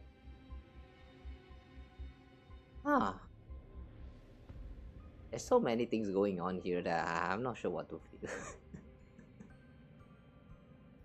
やめて。無理に敵を増やす必要はないでしょ。おめでとう、アベンチュリンさん。あなたは死の真相を暴いたわ。でも、私が覚えている限りでは、あなたはドリームリーフにいるはずだったけれど。指令の人たちを食らっておいて穏やかな睡眠を享受できるわけがないよ。それで混沌とした記憶域に沈んだ僕は願いに導かれてここに来たんだ。He followed his desire and then he's here. そうか。やっぱり二人とも気づいてなかったんだね。東大元暮らしとはこのことか。奥室を通り抜けられる君たちは道に頼る必要がないからかえって気づけなかったんだ。まさかとは思うけど、カンパニーがピノコニーに入る前に何の準備もしなかったとか思ってないだろうね。僕は最高の報酬を提示して密かに記憶域を研究するチームを作った。求める成果はただ一つ。僕がピノコニーの奥室の中で迷子になったらどうやって生還するかさ。まあ言ってしまうと彼らは何の成果も出せなかったよ。でもある遺産を見つけたんだ。So did he found a legacy? ラザリナ・ジェーン・エスデラ。かつての奈良し人の成果をね。Rosalina Jane Estella. 請求列車の乗客となった彼女は優れた測量士だった。その彼女は昔原初の無教の秘密を探るためにたった一人で記憶域に足を踏み入れたっきり。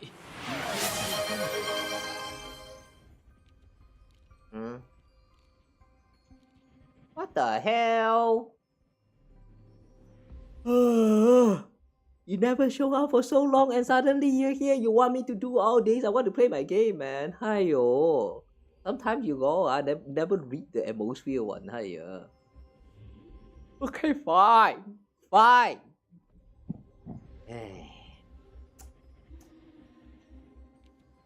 You always lurk.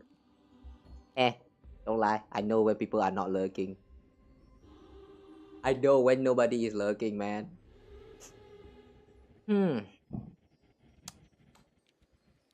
Fine, you want to get a leak? Okay, fine. What's that shit again?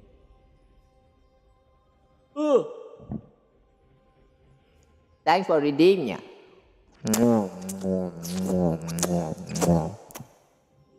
Happy?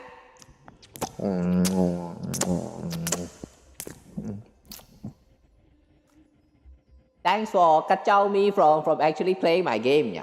I hope you like this, yeah.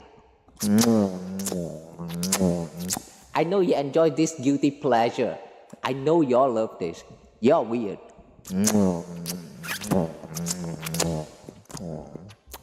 There, happy? You wet enough? Wet enough now?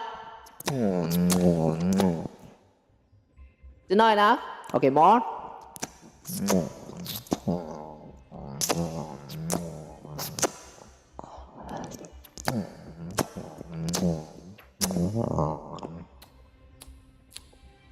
Alright, that's enough.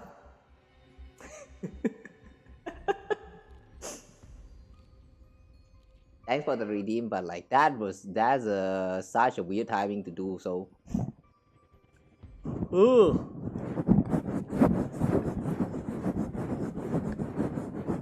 Yeah, right. 10 minutes, yeah, right. I haven't done that in like months now. How do you nya? Wait, I need to clean my mic real quick. Yeah.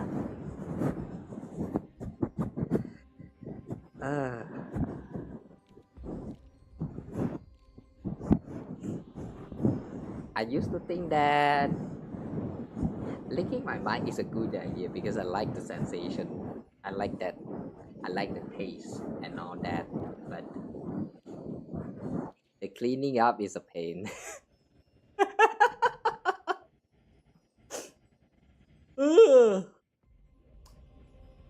Alright. Wait, I did turn off the reverb, right? Okay. Oh boy. I sure hope that I will survive tomorrow. Like that was the thing about getting Dahlia in like 2 PT, but I forgot one thing. The fact that my tongue right now is actually it kind of hurts right now. So I probably should not have leaked that intensely. Yeah, that is a very wrong timing to make me do a leak. Yeah.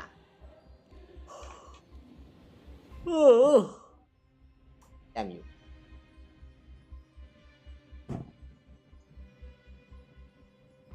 Alright, back to story. Where were we? Yeah. 誰もが彼女は遭難して無境の謎を解き明かせないまま命を落としたと思っていた。でも、そうじゃなかったんだ。What? She did not perish, yeah? 彼女はこの世を去る前に独力で奥室の航路を作り上げていたんだよ。Before departing from this world, what does that mean, yeah? Like, she died or did she actually left the world, yeah? アベンチュリーさん、自分が何を言っているのか分かっているのかしら。そう思うよね。僕も最初は信じられなかったよ。でもこの七死人はその変わった羊のおかげでなかなかうまい手段を思いついたんだ。ズレーナウルド星系の技術を借りて彼女は記憶域に命を捧げた。Zorina Earth System, yeah. ピノコニーの無境にとある固有の特徴を与えたんだ。Give a life to memory zone, yeah. 記憶域に迷い込んだ夢追い人たちは自分の願いを叶えられる場所へと流されていく。When dream chasers wander into memory zone, they'll drift towards places that can fulfill their desires. So that means if you desire for sex, then it will bring you to the zone that's closest to sex. Something like that, yeah? Okay, cool. I like that system. 求める者は原始の無境の姿を目にし、執念を断ち切れない者は特別な夢の泡に触れることになる。Those consumed by obsession will encounter certain special dream bubbles. そして行く先も分からず自分を見失った者は12の時へと立ち返り、自分の過去から道を見出すことになるんだ。If you are lost and directionless, you will return to the 12 hours. So that means all that time when we were exploring in the 12 hours, we are actually lost and directionless, huh?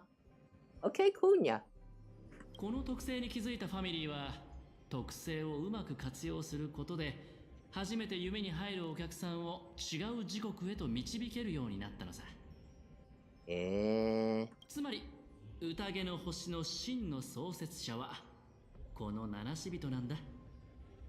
This nameless, the true founder of the pleasant of festivities, yeah. それで僕はいいドクターに出会えたのかもしれないね。ドクター？ここの景色を見る限り、彼のおかげでたまたま迷い込めたようだし。A good doctor? Who's that, yeah? 夢の中で不可能な。Oh!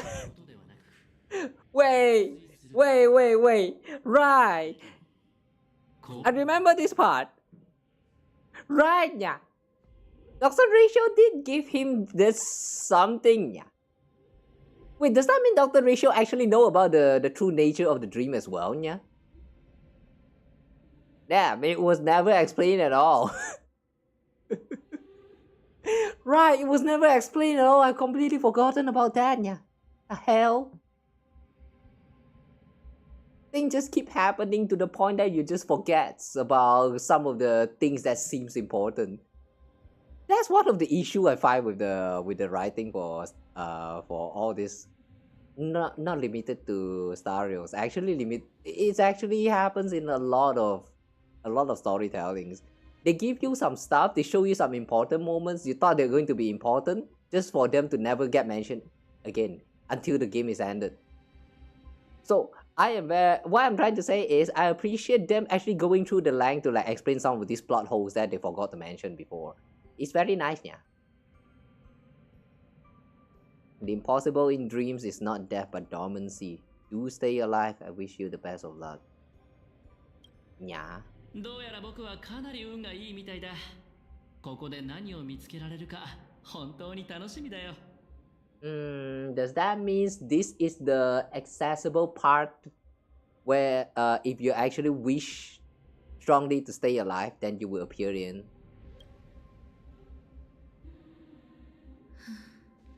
やはりアベンチュリーさんの方が運がいいようです。運命とはなんて魅惑的で残酷なものでしょう。ロビンさんの質問を覚えていますか？夢の主の目的が繁殖であるなら、なぜグラモスの敵機を殺さなければならなかったのか。Is it because the will of wanting to stay alive? 彼の計画は何年も前に出来上がっていたのですよ。あとはグラモスの敵機が夢に迷い込むのを待つばかり。しかし帝国が突如として滅んでしまい、彼の希望はついえたかのように見えました。そのまま調和セレモニーが幕を開けようとしていたその時、あるグラモスの敵機の末裔が現れたのです。すべての歯車が再び動き始めました。夢の主はホタルさんが繁殖について調べることを恐れていません。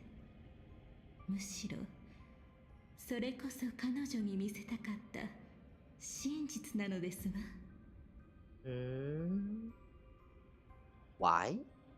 待って、彼女を記憶域に閉じ込めた理由って。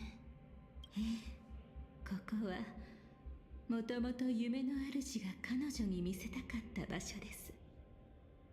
彼女に何かを掴んだと思い込ませ、最も重要な時に誤った判断を下すことを望んで。それで夢の主は一体何を企んでいるの？ Is it okay for them to even discuss about all of this right now? I mean, they are still inside of the dream, so isn't the dream master still have the power to at least observe what is going on here, like listening into the conversation? Yeah.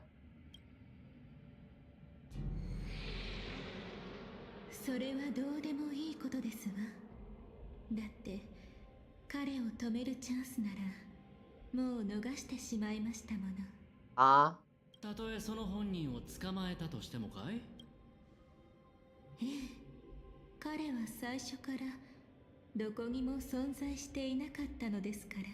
彼は無境に溶け込もうとした時に自らを4つの初めの掟へと変えました。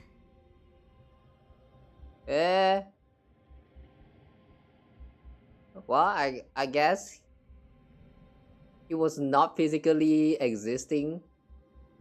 Since I remember it was mentioned that Gopherwood is like physically like destroyed or something, so she in order to stay alive he has to like pass his like mantle in, or like his spirit into the dream world in order to just stay alive. But transforming self into the divine laws, how the fuck? That made no sense.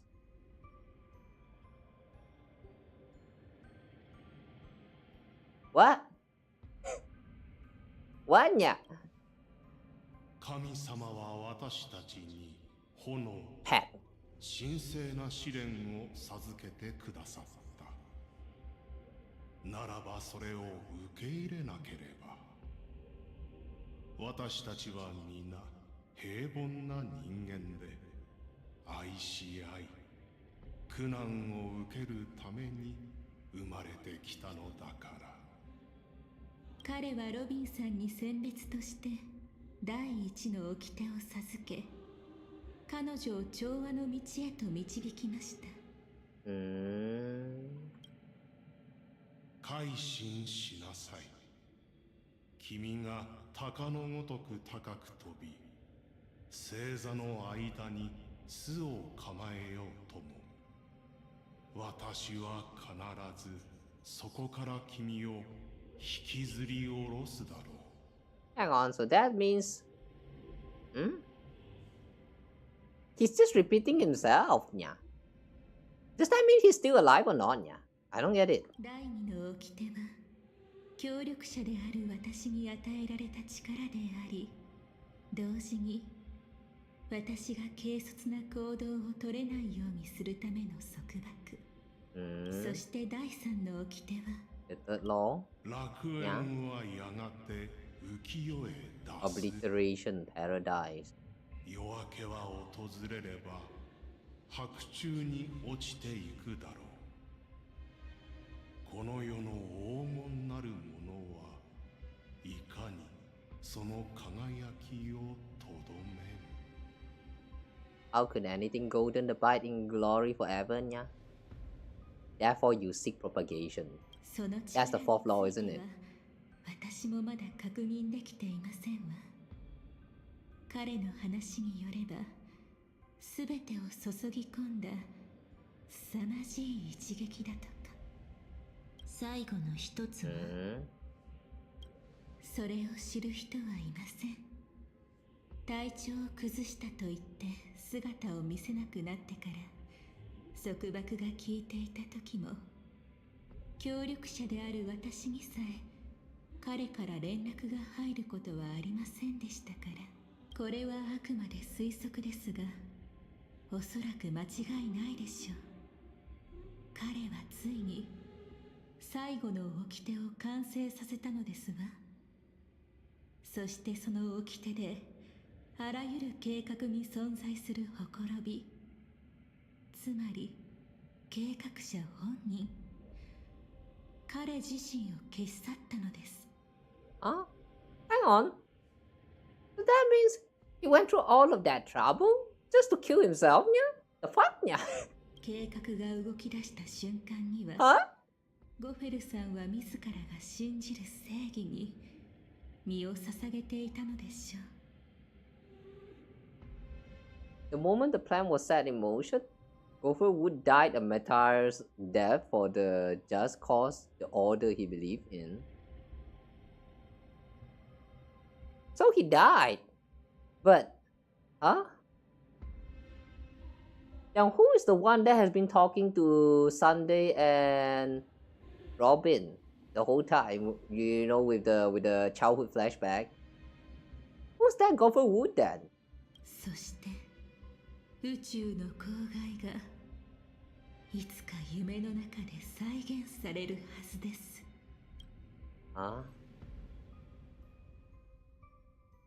ついにこの時が来ました。騙されたことへの不満、記憶の矛盾による混乱。あなたの今の表情はほとんど私の想像通りですわ。Whose side are you really on? 全員です。メーカ大公の意志もゴフェルさんの計画も成し遂げます。そして間違いなく性格ハンターの真相究明にも手を貸しました。そんなに怒らないでください。あの時はまだ性格ハンターではありませんでしたが、ピノコニーでの出来事は彼らに加わる最高のきっかけになったではありませんか。 Okay. What do you do to Firefly? 最初の目的とは違ってしまいましたが、彼女を助けたかったのです。ゴフェルさんの陰謀に巻き込まれることも、忌まわしい運命に直面することもないように。でも残念ながら私にはできませんでした。 The path your predecessor Rosalina left in the memorial pushed Fireflies toward a new lease on life. It and therefore the second death? それも無理ありませんわ。開拓の道を歩む七死人が運命から逃げるための遺産を残すはずがありませんものね。Okay. What's the deal with the Dream Master? 見ていただいた通り、彼は信仰のために身を捧げ、そのすべての力を12の時に残しました。自ら動く時計の針のように自身の計画を動かし続けているのです。秩序というのはなんとも残酷な運命ですね。エナ、ゴフェルさん、そしてあなたのよく知るサンデーさん。Who's Anna again? 皆命を捧げることを選びました。Wait, Anna. Is Anna the Aeons of Order? Or was it the Path Rider? Or is it Emanator? I forgot which one it is. Okay. しかし、そこに面白いことが起こったのです。そう、あなたという変数が現れました。With a variable? さんの言った通り、ラザリナの遺産は夢追い人たちを望む場所へと導きます。そしてホタルさんにとってのそれはあなたのそばでした。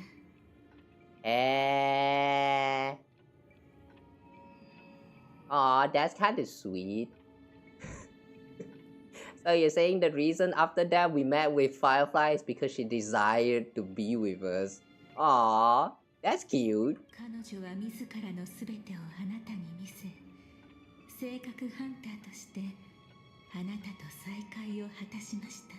そしてその後、ある虚構歴史学者の導きのもと、History Fictionologist 時計やミハイルの生涯を見届けました。あれは記憶に刻むべき、すべてを捧げるに値する人生と言えるでしょう。ここではちょっと難しいですが、できることなら私も集いと別れは時の定めで乾杯したかったですわ。優秀の美を飾ったギャラガーさんのように。サンデーさんもまたここを訪れ、So she's still not going to explain about what happened with Gallagher. I guess Gallagher is just up for real now. Yeah. 大劇場の幕の裏に隠された夢の根幹が正確であり、その黒幕こそ夢の主ゴフェルさんなのだと。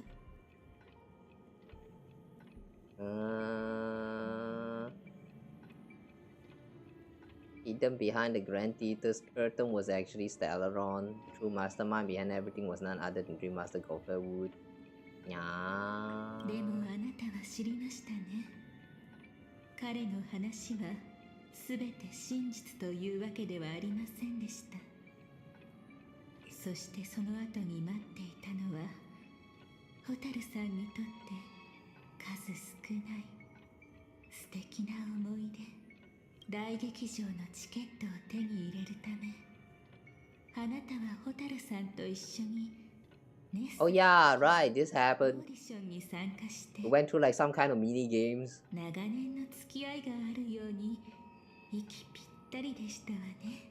ほら、たとえ過去の記憶をすべて失ってしまっても、その痕跡はそのまま残され、本能の一部となっているものです。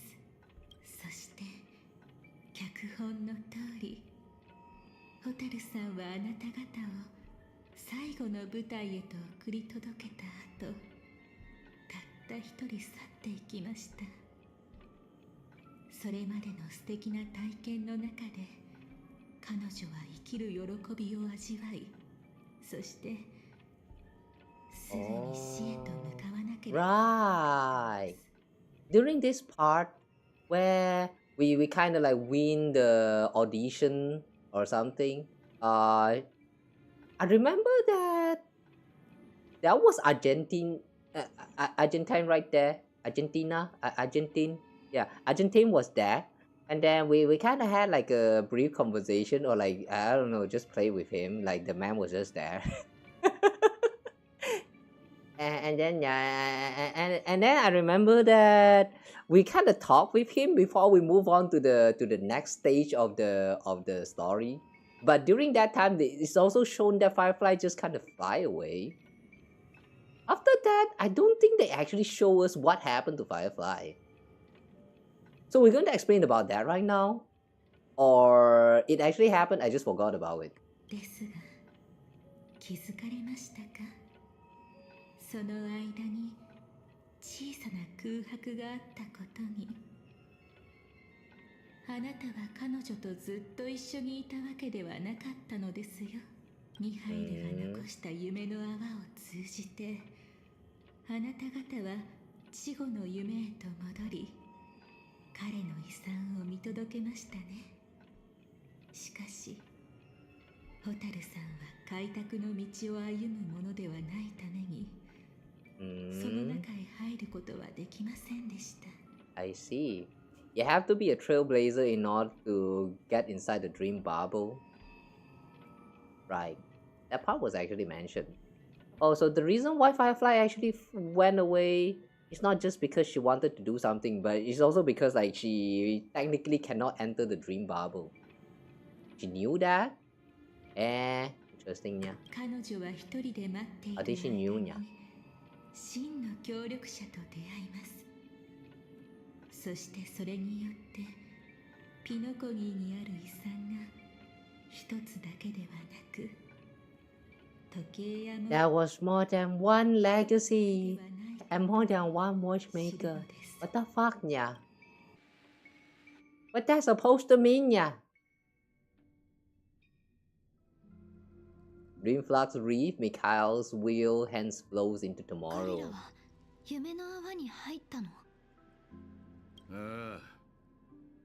Oh wait! Gallagher is here! Are we going to witness what happened to Gallagher as well? Right now? あのじいさん、たまにどうしようもなく頑固だからな。遺産を見届ける人は七死人であってほしいって願ってる。そうかな。私はむしろロマンチックだと思うよ。過去に残された遺産が彼らに未来へと進む勇気を与えてくれる。一緒に行けなくても彼らにとっていいことだから。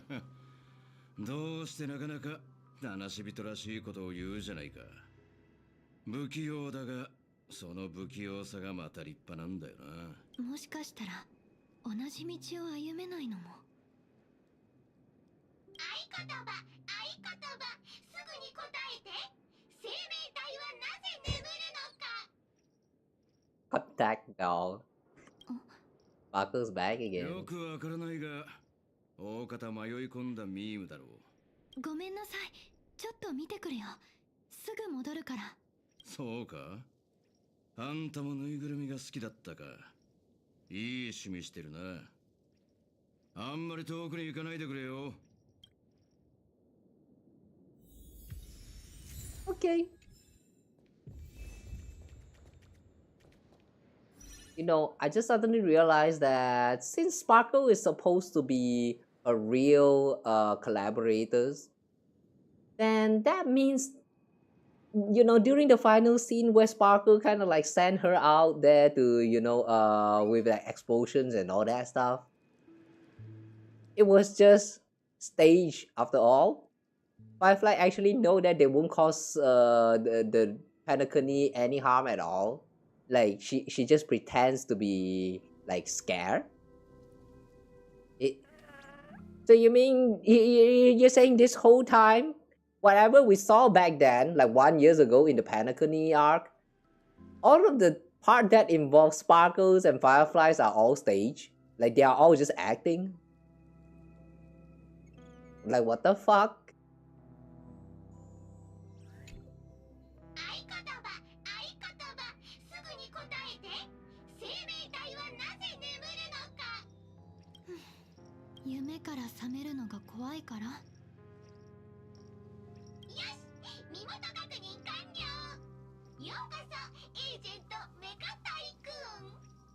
接触ポイントへ向かってね。連絡者がそこで待ってるよ。ここまで。設定を壊さないで。目に打ち込んでGotta stay in character. Okay. Wait, what happened to the doll? It just disappeared? Another one. こんにちは。エージェント Snap on ジ doll. ャンパーを瞬殺する超火力の身元を確認できる情報をお願いします。 Agent Ultra Firepower Instant Star Traveler. メカタイくんはかっこよくないから。だから花火が変えちゃった。仮面の愚者、ここは君が来ていい場所じゃない。それはずーっと騙されてて、本当の味方が目の前にいるのに今でも気づいてない誰かさんが悪いんだよ。味方？あれれ？まだ気づいてないの？あのメモキーパーは君を裏切ったじゃない。嘘でしょ？銀狼は一度も花火のこと話さなかったの？協力しようって誘ってきたのは向こうなのに。ファミリーが夢の中では全知全能っていうのも花火が見つけた情報なんだよ。今さら知らんぷりする気？ Hang on. Silverwolf is the one who invited Sparkle? The two of them actually know each other and actually on good terms. That's pretty interesting. 君の情報、カフカに言霊をかけてもらったから、私の認識は改ざんされないはず。夢の中だと違うのかな。ピノコニーへ向かう前に、確かに銀狼から生命体はなぜ眠るのかと質問する者に気をつけてって言われたよ。でもそれだけじゃ証拠としては足りない。そう？じゃあ君は夢の中で3度の死を迎えるって言ったら？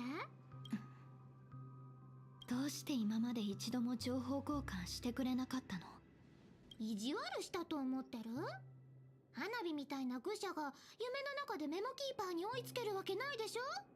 いつもあとちょっとってところであの人に連れて行かれてシュッて消えちゃうんだから。あのコンスタンスって人は一体何者なの？夢の主の手先だよ。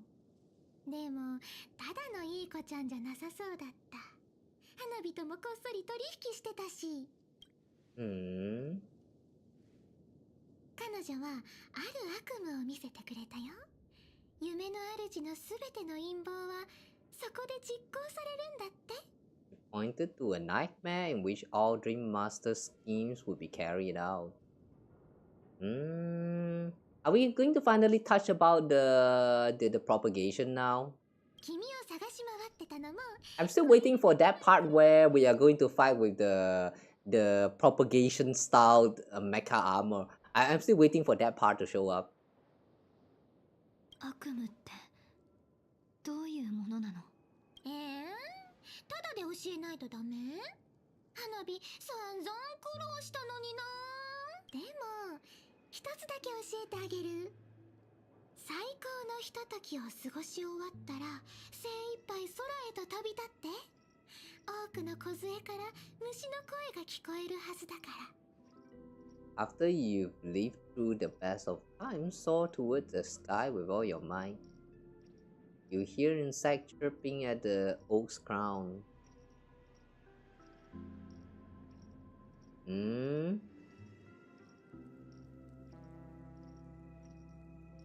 Live through the best of time and soar through towards the sky with all your might. I thought she's actually referring to that part like around the end with the where she pressed the button and then like there's the fireworks and all that happening. But now they added this third sentence, you hear the insect chirping in the oak's crown. I feel like the more we're progressing through with the story, I'm more confused with the events of what is happening here.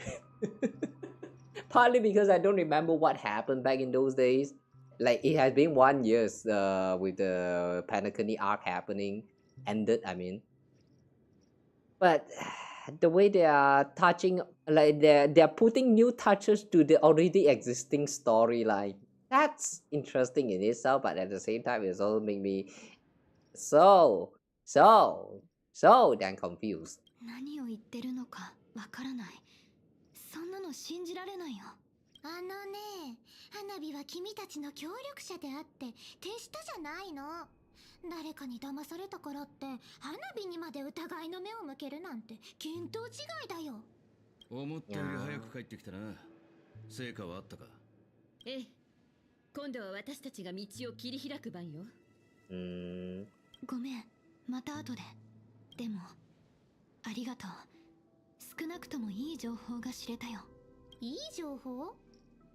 どこが？最高のひとときの部分。Aww, the best of times. そして今、夢の主の計画は時計の針のように動き始めました。運命、宇宙の公害を再現する。夢の主にとってそれにどんなメリットがあるというの？神々の戦いの時代を彷彿とさせるな。 The good old times during the war of God. おっと、僕としたことがうっかりしていたよ。もう一つの落とし物を探しに行かないと。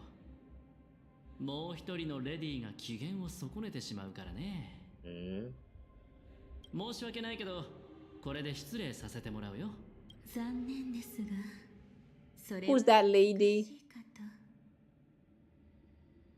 ゴフェルさんはここを災いの地に選びましたが、スウォームが本当に湧き出して宇宙を蝕むことは望んでいません。つまり宇宙の公害はここに封じ込められます。今優しいメモキーパーが手を差し伸べてくれるなら話は別ってことかい？ええ、ですがそうする理由が見つかりません。今まで銃の赤心が命を落とすところは見たことがありませんから、少し心躍りますわ。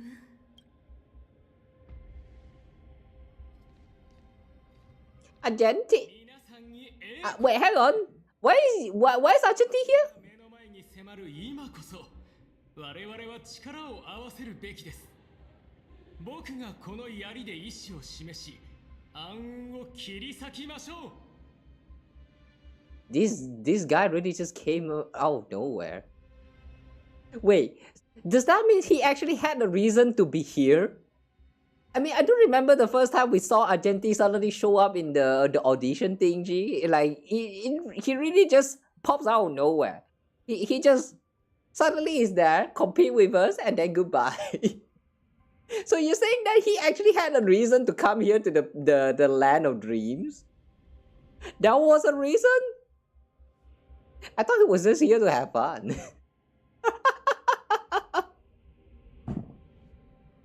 Alright, welcome. Nya. I keep forgetting about the nya. Aya.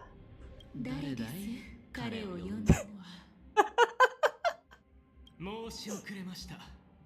僕はアルジェンティ。準備の騎士団から参りました。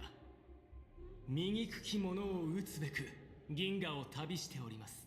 準備の名においてプライスレス号がこの地にたどり着きました。これも運命の導きかもしれません。繁殖に汚された無教において僕は準備の名を貫き、皆さんの道を阻む者を一掃して差し上げましょう。通りすがりの騎士さん、君は僕に出会えてラッキーだ。僕はカンパニーの施設でね。ただ今はここに閉じ込められてる。どうか手を貸してくれないか。準備の女神イドリラ様の美貌は世界に並ぶものなし。The way Evangeline just casually joined into the play. よく知ってるわね。何か言ってくれない？この偶然はあまりにもできすぎているわ。言う？何をです？こちらの騎士さんが私たちの話をゆっくり聞いてくれるとでも。これもまた運命の魅力。生まれながらにして運がいい人もいるものなんですね。放っておきましょう。私たちはそろそろ行かなければ。どこへ？あなたのダンスパートナーを探しに行くんですよ、国長さん。偶然が重なりに重なって夢の主の計画が実現しようとしています。彼に対抗するには。Who's the dance partner? Akiron? 指令の手を借りるしかありません。Oh, it really is. Okay.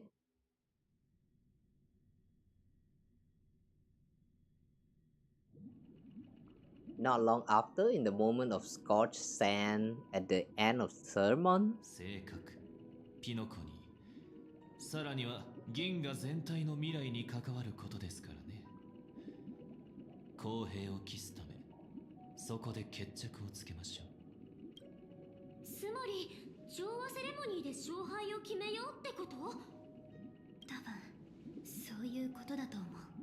いずれにしても請求列車として正確の存在を無視することはできない。それにピノコニーの未来を開拓することはミハイルたち先人の願いでもあるもの。最高のひとときを過ごし終わったら精一杯空へと飛び立って多くの梢から虫の声が聞こえるはずだから。もう終わったんだね。そっか。ならそろそろ出発しないと。一つの世界の意志を利用してアイオンを誕生させる。この戦いは単なる力のぶつかり合いじゃない。ピノコニーの未来のためにも君たちだけを舞台で戦わせるわけにはいかない。君たち？どういう意味？ホタルが言いたいのはもう一つの戦場に向かうってことだと思うわ。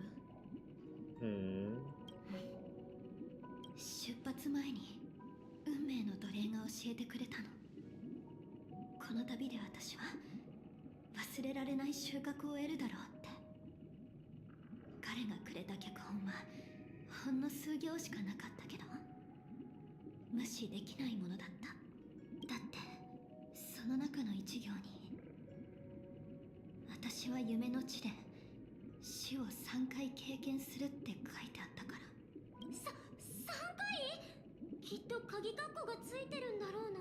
1回目は死に等しい苦痛で私の体は眠りの翼人に貫かれそこから全ての物語が始まる。脚本は必ず現実になるけどどういう形式かはそのページを開くまでわからないんだ。でも宴の星が与えてくれた死は十分に慈悲深いものだった。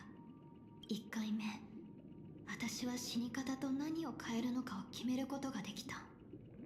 これから来る2回の死も同じような結果を得られるように。 Wait, hang on a second. That was only one death. We still have two more. Oh, I thought we already had the last death. ホタル、覚悟はできてるの？もちろんできてなかったらここには来てない。Also, even though this is a flashback, I just noticed that we Trailblazer actually have the little accessory that we just added. Like, after they updated to have the accessory settings. Like 1 year ago, this would not make sense. 改めてお礼を言わせて。請求列車を助けてくれて本当にありがとう。さようなら。みんなの開拓の旅が永遠に終わらないことを祈ってる。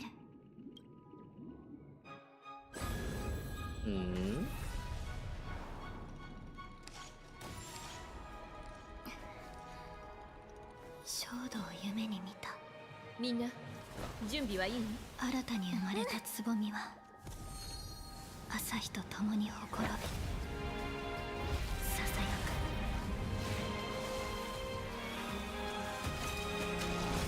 く。蛍よ、生きるために死ぬのだと。現実でまた会えることを願って。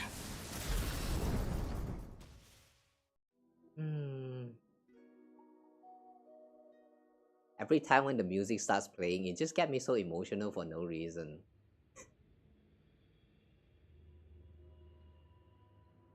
After you've lived through the best of times, soar toward the sky. What? Oh, dream, the place of birth? ここが夢の主が全ての陰謀を実行してる場所。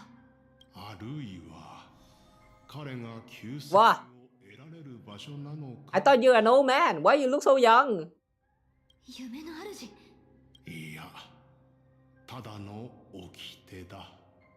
Why is divine law able to speak? You are law. You should not be real. それで油断させようなんて思わないで。あなたの正体は分かってるから。何が目的でも必ず止めてみせるよ。そんなに身構えないでくれ、ホタルさん。私は記憶から生まれた思考に過ぎないのだから。攻撃して確認してくれても構わない。By the way, I just noticed that the wings on his back has like some kind of scars around here. And also, isn't the wing supposed to be their ears? Like, I sort of remember that Robin's ear is this kind of wings. Like, instead of ears, they had wings. Sunday as well. Are you saying that those are actually not ears? They just have like hairs so long that it actually look like the wings are their ears? Wait, hang on. Isn't the Yeah, isn't this supposed to be ears? Is this a design mistake or actually intentional? What? ただ、夢の主が理由もなく、私をここに置くわけもないだろう。続けて。素直に耳を傾けてくれたことに夢の主が行おうとしている悪行については何も知らない。だが彼はずっと君の来訪を待っていた。彼は私を通じて自ら手にかけたあのグラモスの鉄器に正義を返そうとしている。そして君に彼女の友人 Hang on. That glamour knight he killed with his 見 own 届け hands. て欲しがっているんだ。So he was the one who executed the strike. But it was actually not him, but the original him. Wait, hang on.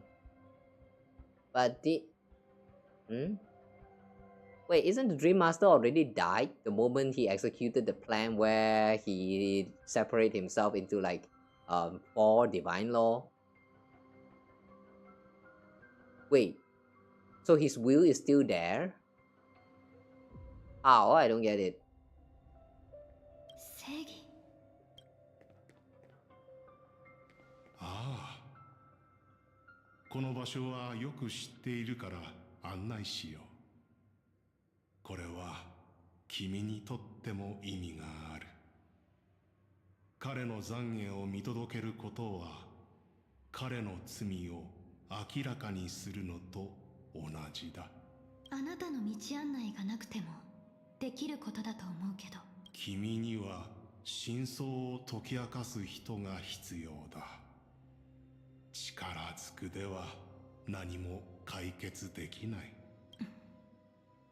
私が断っても聞く気はなさそうだね。じゃあお願い。でもちゃんと見張っておくから。ここはどこ？多くの館だ。かつては朝露の館の一部でね。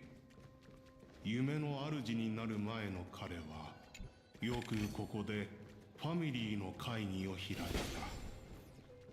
今や原始の記憶域の中だが。Right. あれはおそらく Hey. Oh damn, these creatures are so big. ここってもともとこういうインテリアだったの？夢をその手に収めた彼はたとえ狡猾な悪人であろ Never うと turned away any sincere dream 夢を seekers, 追 even い if 求 they め were る shady 者を characters. 拒まなかった調和の道を歩む彼は信じていたんだ。悪人もシペの慈愛によって救われ憐憫の心を持ち正義を行いでもそうはならなかったみたいだね。ああ、悪人は赤いし家計を築こうとした。驚くほど傲慢だろう。それを実現するためにわざわざ銀河の向こうに使いをやって本家の許しを求めるとは思わなかった。結局彼らの恥をさらしただけだったが。もしかして暴動はそのせい？そうだ。だが幸い彼はオーク家と心を一つにしていたおかげで命は取り留めた。だがそれ以降夢から出ることができなくなってしまったのだ。それから間もなくのことだ。自分への戒めってこと？信じている者が招いたのが Who is imprisoned こ in の悲惨 dreams? な結末ならそれに執着する必要はない。これを心に刻むためだ。私も今はその気持ちわかるかも。私もなぜここに存在しているかが分かってきた気がする。あの時ゴフェルは岐路に立ち調和が本当に正しい道かどうかを考え始めた。だが彼の欠けた記憶が彼がどの道を選んだかを明かしてくれることはなかった。しかし夢の主が大きな罪を犯そうとしながらも掟をここに残したのは私が別の道を選ぶことを願っていたからかもしれない。でも帰るにはもう。It kind of sounds to me like the third law. This guy right here, even though he is just a law, he somehow is gaining some self-consciousness. Like I thought that since he is like a manifestation of the divine law, so he's just going to be acting like some kind of AI bot where like everything he do is going to be automated, something like that. But from what we're seeing so like right now in this scene, it kind of feels to me like he is like slowly gaining a consciousness. Like he's now going to become his own person. It feels a little bit weird, but okay. いや、そうとも限らない。 If anything though, I just wish he can speak a little bit faster. 前へ進もう。善意は悪意の置き土産。悪意は自らが止められるべきだと知っているのだ。そして過去の選択が彼の企みを私たちに教えてくれるだろう。夢の主はどっちを選んだと思う？権力だろう。私の話は気にせず好きな方を選ぶといい。 Choose a path to proceed on. Deceit is the only way. Press on even without a path to keep hope alive in people's heart. Never reveal the inevitable fate, death. What about this side? You must use force, cast stones at the guilty. If the wicked cannot suffer disgrace, how shall righteousness be shown?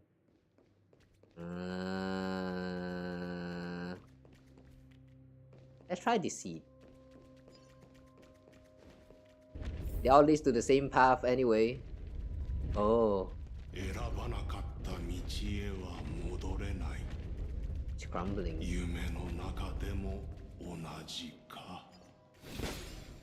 Okay.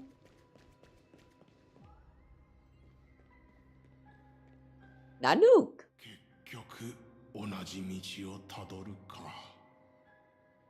人の意志で左右できることなど本当にわずかなのだな。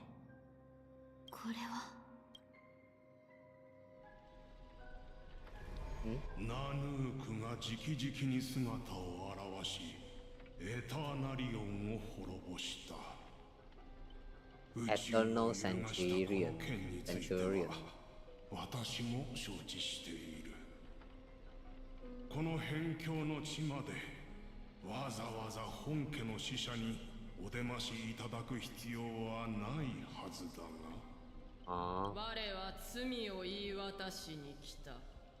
Families avoid a woken mold.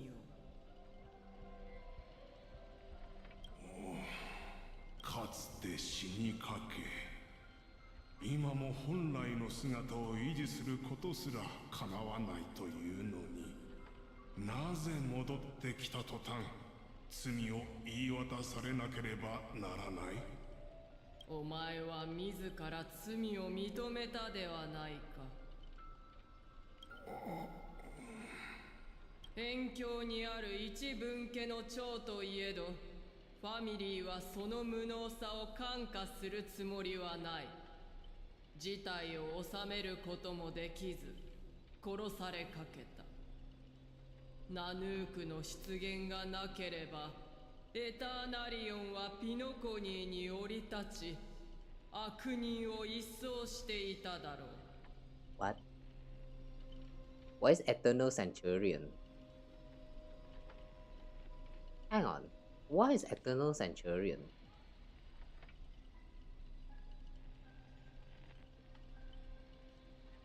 Manifestation of Nanook in the fall of the Eternal Centurion.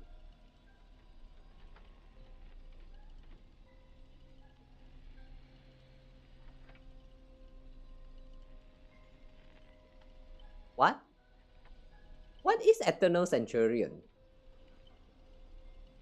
Why would they intentionally tell you something so important and they just like do it so casually without even give you any explanation on what the heck is that? Like seriously, what is Eternal Centurion?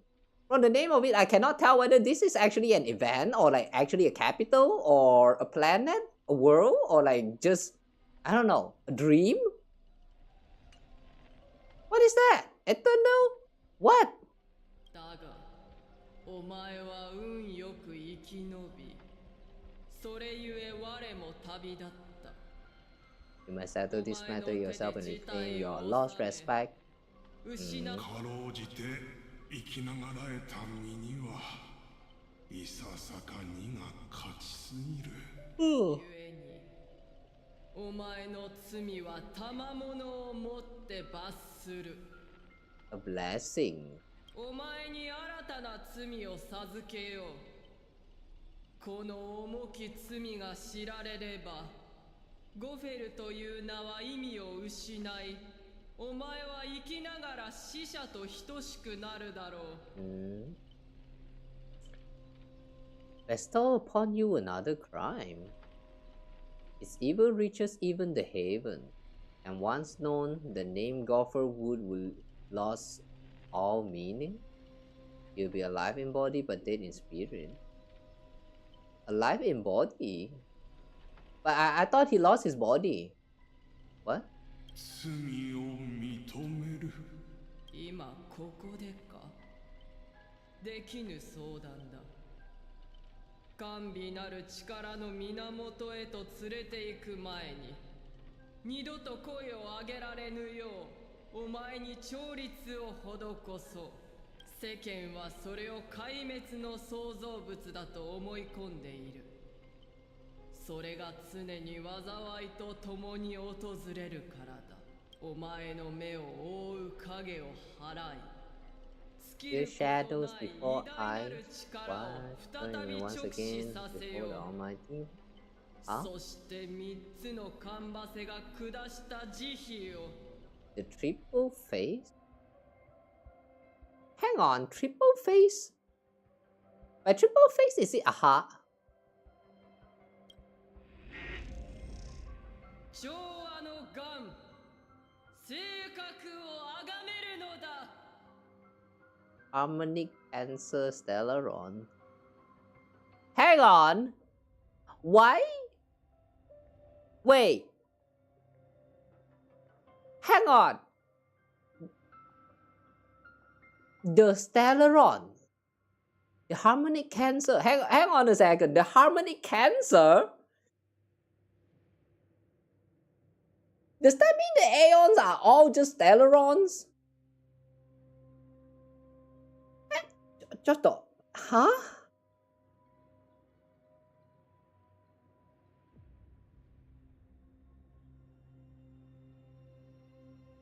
Also, wait. I just realized she actually has like 3 faces.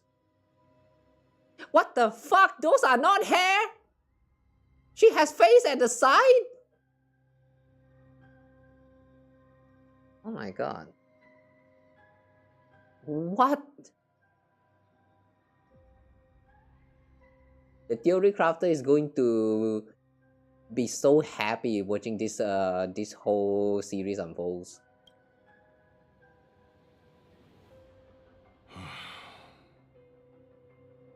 We are actually touching a little bit on what is Stellarons now. Not exactly what a Stellaron is, but at least now we know that... I'm not sure if it's all of the Aeons, but at the very least, Sipe, the Harmony Aeons, is actually a Stellaron. Alright. 夢の主はこの時点で性格が調和の運命の創造物だって知ってたんだね。しかも性格を操ることをファミリーに強いられたの。 The Stellaron was actually a creation of the Path of Harmony. Wait. You have a path before you have the Aeons? Hang on. I don't get it. I really don't get it. 強いられたといえば嘘になるだろう。彼はシペの教えに反するではなく、身が勝ちすぎると言ったのだ。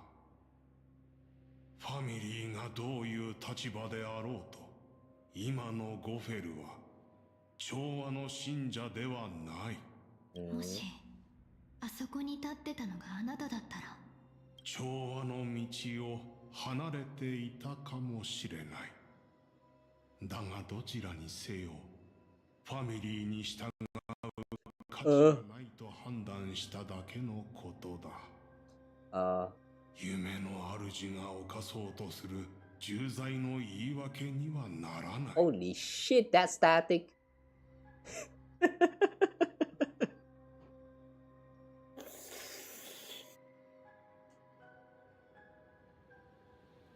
君は運命について考えたことはあるか？私は常に考えている。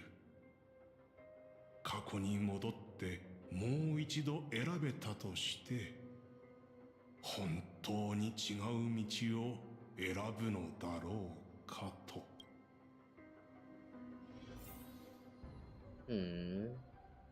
Stellaron is the harmonic answer. What can I do with it?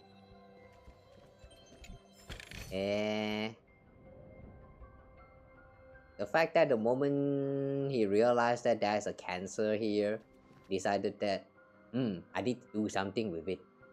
How should I use it? The man is so far gone. Shouldn't it be a normal thing to like get rid of cancer the moment you found it?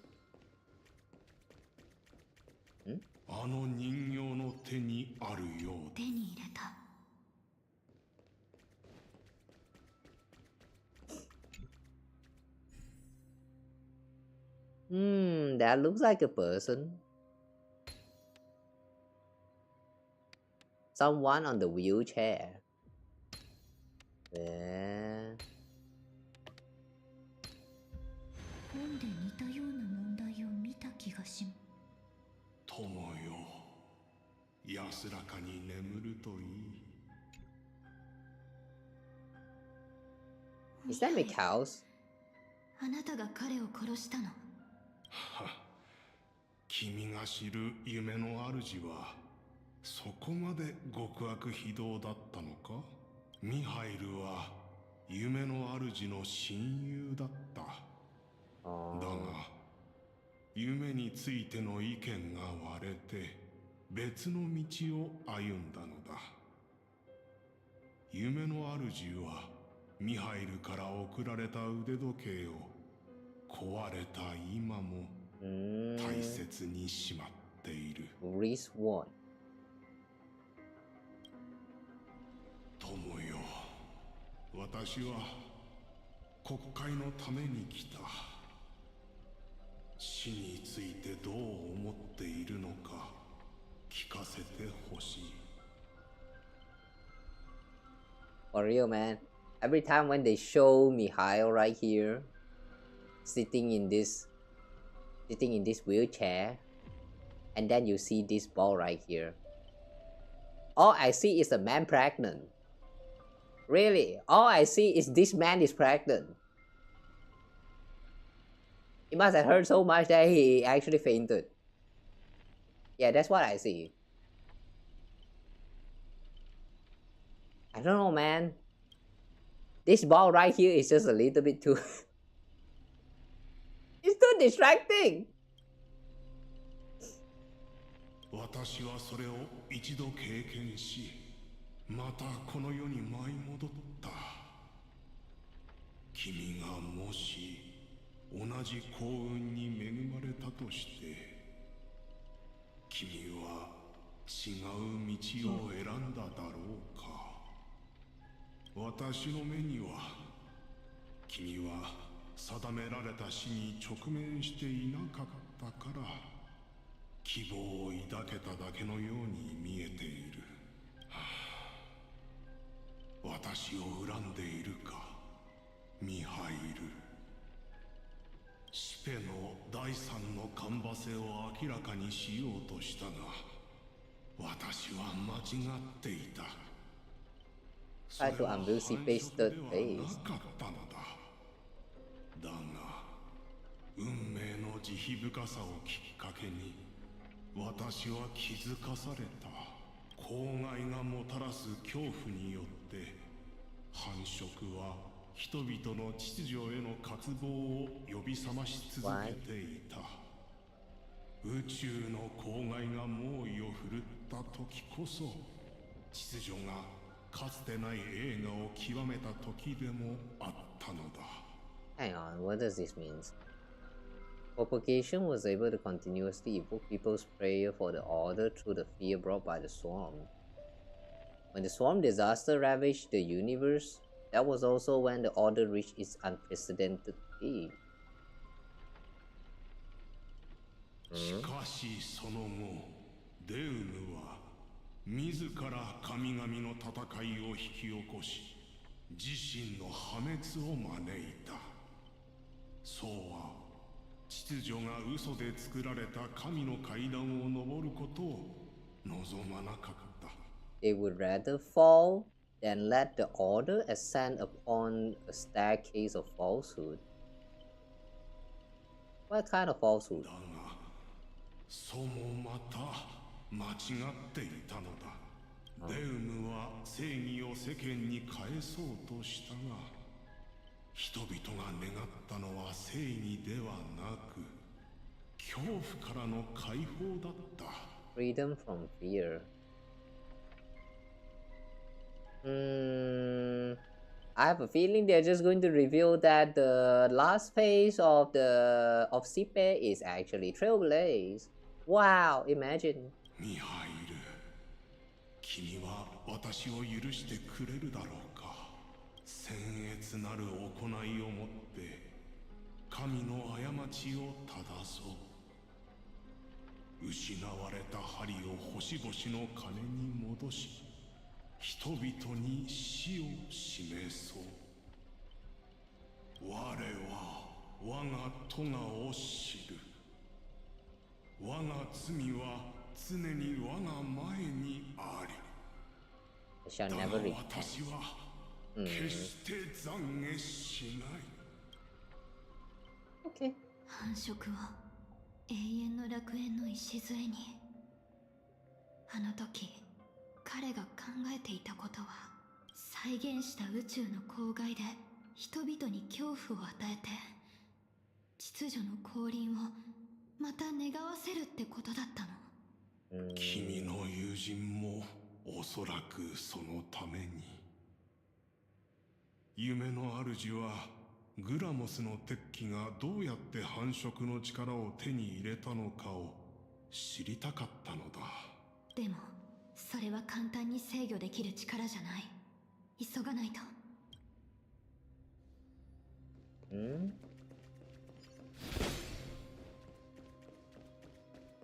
A chest. これで何を作りましょうか。Paradise have I wrought, yet men discern it not. In the fairest place they seek for sorrow, for they deem none worthy of felicity.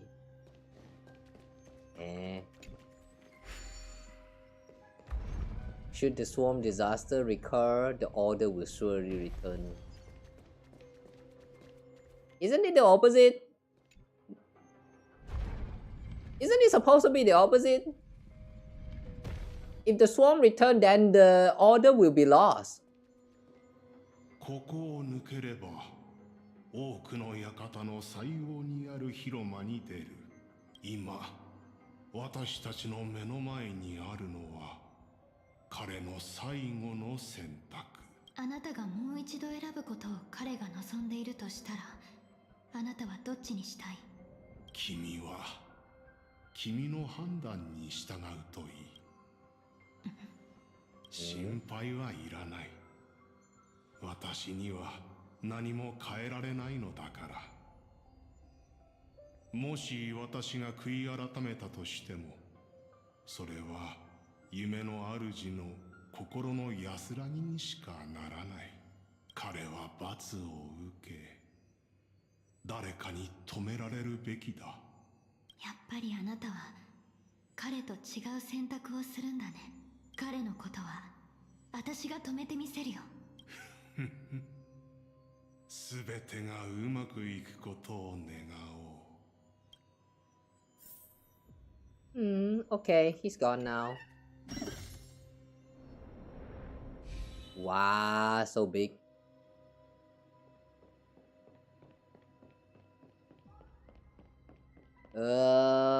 So we are supposed to go where? Rotate. Ooh. 繁殖に再び火の雨を降らせ、死の悲鳴を響かせよう。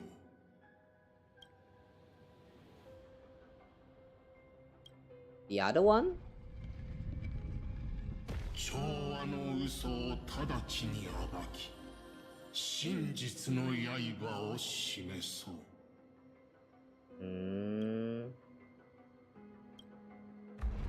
So you can choose between propagation and harmony? 何度振り返ろうとも戻れない。残るは虚しい嘆きのみ。Can we go back?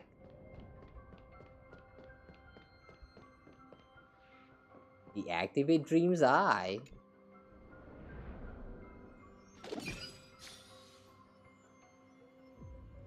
懐かしい。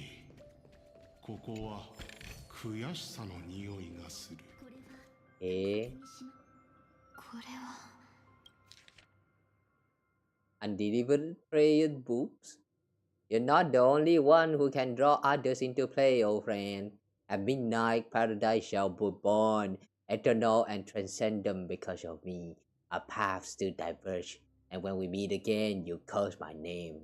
But Mikhail, I want to fix your clock too. No one knows when or by whom it was written. It was never sent, and no chance remains to send it. ただの嘆きであり、ただの虚しさだ。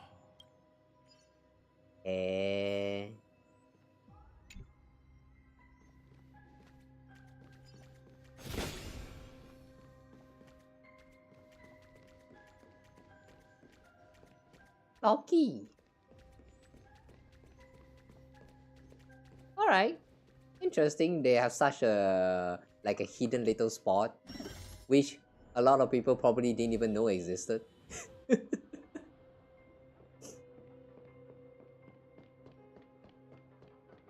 I would like to bet that most of the players, when they first enter this part of the story, they are just going to be like, pick one of the path and then just move on. It's so well hidden, man.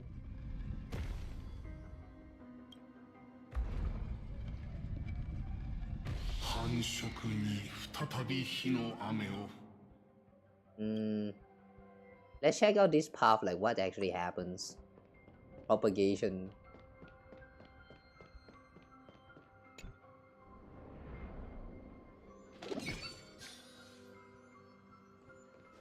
Sa, ここからは別の道だ。私は死へ、君は生へ赴く。より良い道は神のみぞ知る。Can I still change path?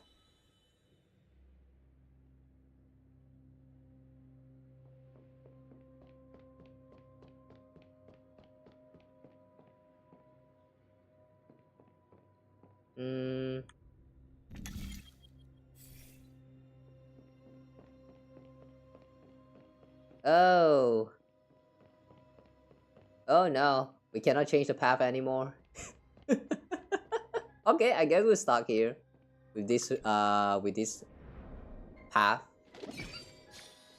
By the way, whose hand is that? Ooh.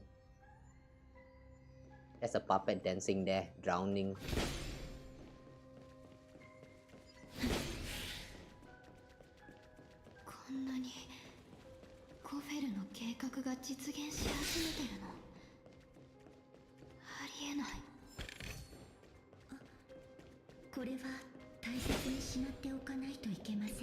Oak Manor. I would like to believe they all lead to the same place.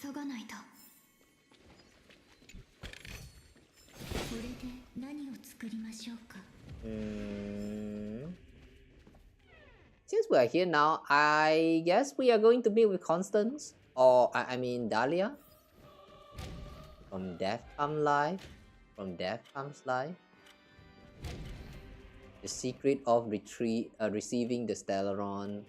Seize the Path Strider of Propagation. With this, I shall recreate the Swarm Disaster. Oh no. I welcome the what?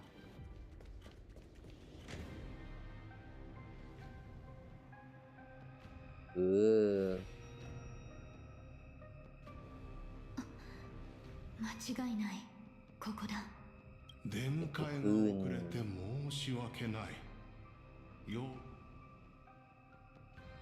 あなただったんだ。そっちの道もここに繋がってたんだね。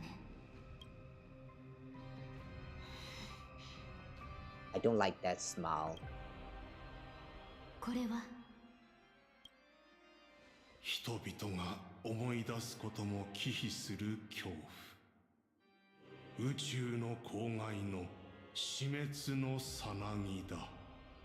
From disasters, chrysalis of extinction. Okay.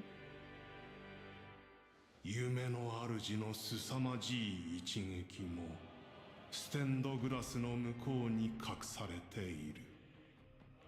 さなぎが破れた時、宇宙の公害は再び引き起こされる。What's that? 夢の主にどうしてこんな力が。彼を止めないと。君が止めるべきは私かもしれない。やっぱり私が彼の代わりにけりをつけよう。この思考と窓の外の力を起きて。ここまで見てきたものはどれも君のために見せたものではない。どこが正義なのかわからないけど。君も運命について考えたことがあるだろう。運命なんて何の言い訳にもならない。たとえ結末が決まってたとしても、そこにたどり着くまでの道のりは自分で決められるはず。それは自己欺瞞だ。その道のりすら君は何一つ変えられていないだろう。私たちは何度やり直しても同じ選択をする。あの時すでに私たちは過去によって形作られ、それこそが唯一の正しい道だと信じ込んでいたのだから。君の未来は君が置いてきた過去によって決められていたのだ。It kind of sounds like he's saying something that's very deep, but it's just facts though. All the past you've left behind has already determined your future. I mean, duh. It's not that deep. It's called past for a reason. とした君の友人も結局は定められた結末を迎えた。でも今日あなたが出会ったのは運命を変えてきたもの。ならば君に憐れみよ。ハンター、私が知る限り運命を変える方法はただ一つ。And what's that? 真の願いを捨て、自らの意志で歩むのをやめることだ。そうすれば、確かに君の運命は変わり、世界の行く末さえも左右されるだろう。But if you are to give out your true desire and stop walking your own path, doesn't that mean that's also a part of your destiny then? What is destiny at this point? Do you still trust destiny? Even the part you're giving up on that path might also be a part of the destiny. So like, yeah, what? How are you so sure? だがその瞬間、Sorry, Han. 君は自分自身を葬ることになる。生きながらの死とも言えるだろう。My eyes hurt. 運命に抗うために犠牲を払う覚悟はできてる。誰もが屈服を選ぶわけじゃない。どんな人も世界の本質を見極め、その重さを背負うことができる。それが犠牲だって言うでしょ。The true meaning of sacrifice. And then they have a small resistance right there. To resist means to sacrifice, huh? Interesting. 君の覚悟に敬意を表す。Like interesting way to see the words 犠 resist. 牲を議論はここまでだ。ここを立ち去れ。ハンター、君にあの一撃は止められない。思い通りにはさせない。ほう？調和は悪しき癌を宇宙にばらまいた。それがどうして成功したと思う？ How did Harmony succeed in spreading its cancer across the universe? And they have a small Stellarons on top of the cancer. What does all of this means? Does that mean Stellarons... Wait, hang on. Does that mean Harmony is the one that spreads all these Stellarons out there into the universe? I don't get it, man.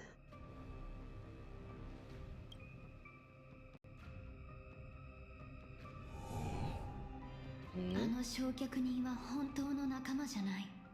でも彼女はこっそり私に炎を渡してくれてたの。あなたは信用できなかったから、ここまで来る途中でそれをあなたの体に仕込んでおいた。今それを再燃させて一筋の思考を焼き尽くす。すぐ済むはずだよ。 How? Wait, how?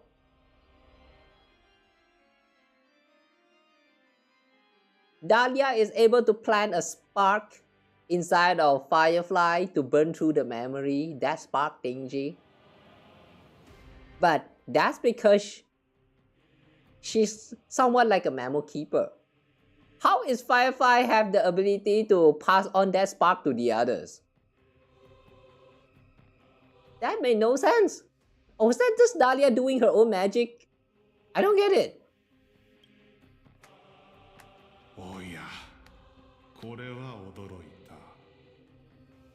That's a very awkward clap. 私よりも早く動けると本気で思っているのか？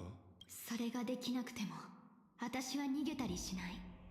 その一撃が避けられないものならこの悪夢の中で死ぬことになっても私一人で受け止めてみせる。君の勇気はまるで黄金のように輝いている。しかし Even so, 楽園はやがて浮世へ脱する。夜明けは訪れれば白昼に落ちていくだろう。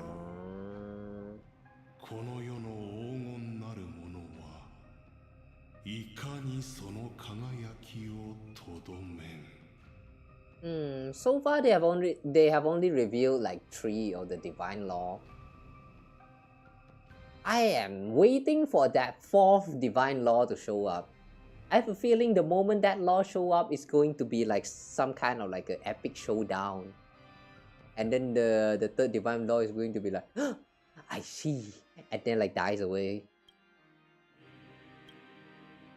さあ、秩序との謁見だ。帝国の末裔、秩序が真なる姿を見せる一助となり、私のために人間の手によるデウムを作り出すことを許そう。 Bring forth the great one. 虫の声が再び全てを飲み込み、迷える者の心を恐怖で満たす。その代わりに憤怒を招こう。生きる者は死ぬ定めにある。 Whoa, that's a huge hand. 生きることを願う。私ならできるよね。だがあの七が降臨したのは君が真っ先に選んだからだ。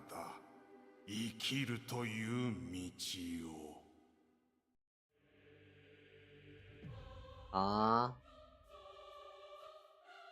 Because of her desire to live, she cannot escape her fate of dying.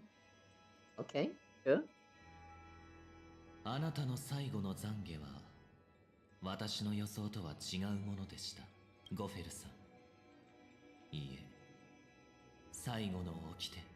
Oh, the final divine law. 花から宇宙の公害を引き起こす死滅のさなぎなど存在しなかったのでしょう。By the way, just want to point out real quick that I thought we were going to enter some kind of battle right there, but they just skip the part where Firefly, no, more like the part where we will fight with the big hand right there. Like,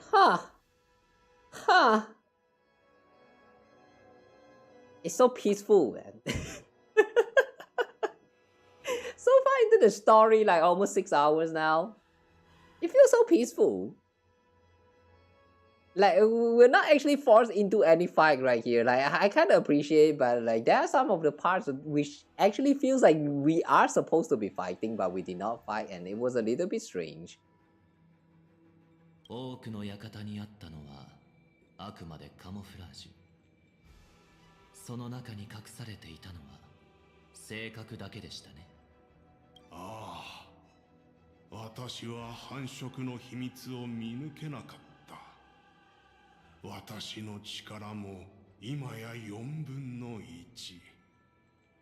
一撃であのハンターを仕留めることは難しいだろう。ですが、スウォームと同じルーツを持つ後人が調律に騙され、目の前にあるものを本当に死地だと思い込んで、正確に生きたいと願えば、人々を死に至らしめる災い、宇宙の公害は生み出されてしまうでしょう。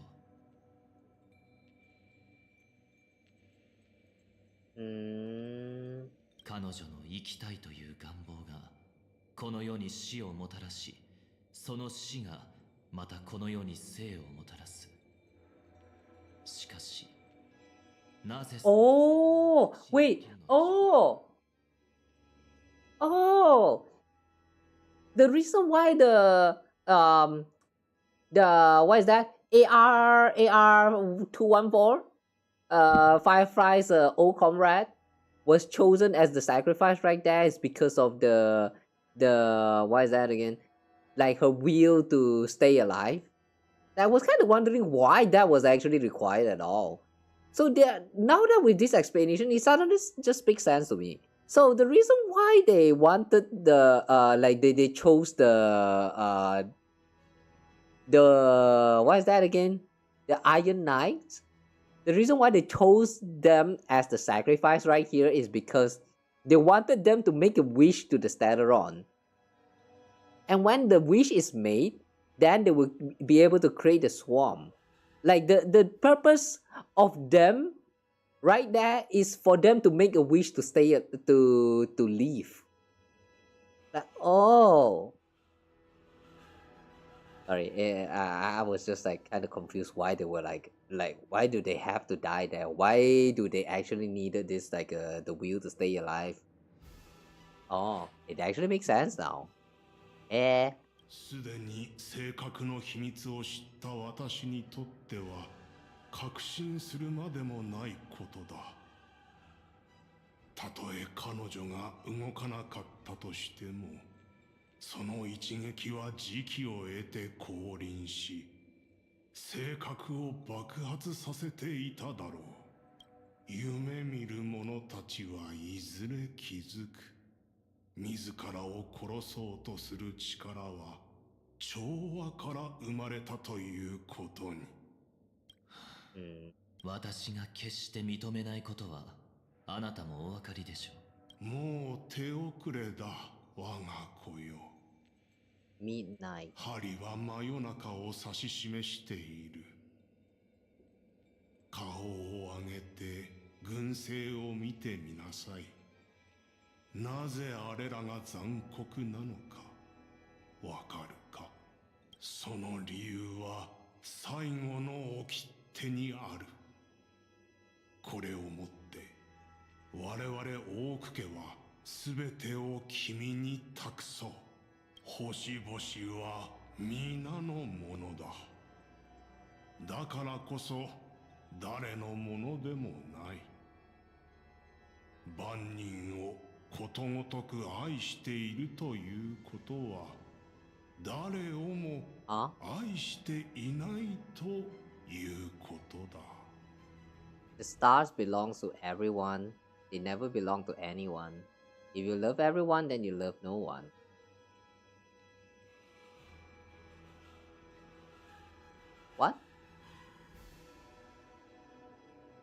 No, if you love everyone, you love everyone. If you love everyone, then you don't hate no one.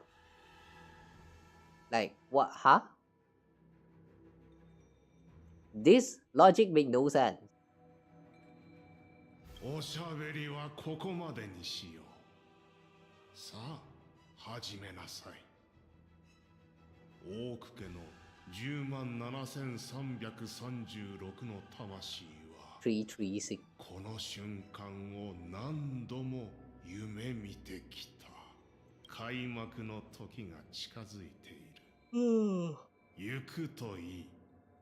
調和の権力を奪い、君の報いを明らかにするために。あなたが望む通り、秩序の道を最後まで歩みましょう。ですが、あなたの掟は認められません。たとえ誰のものでもない空にある唯一の星となったとしても、それは決して残酷なことではないのです。If I become the only star in the sky, the flawless sun, even if I belong to no one, there would still be no cruelty. Why do you want cruelty? Or even the birds confused. 星々が残酷なのは、自らを燃やすだけで、その熱を人々に分け与えなかったから。Stars are cruel because they have never shared their heat with the masses, burning fiercely only for themselves.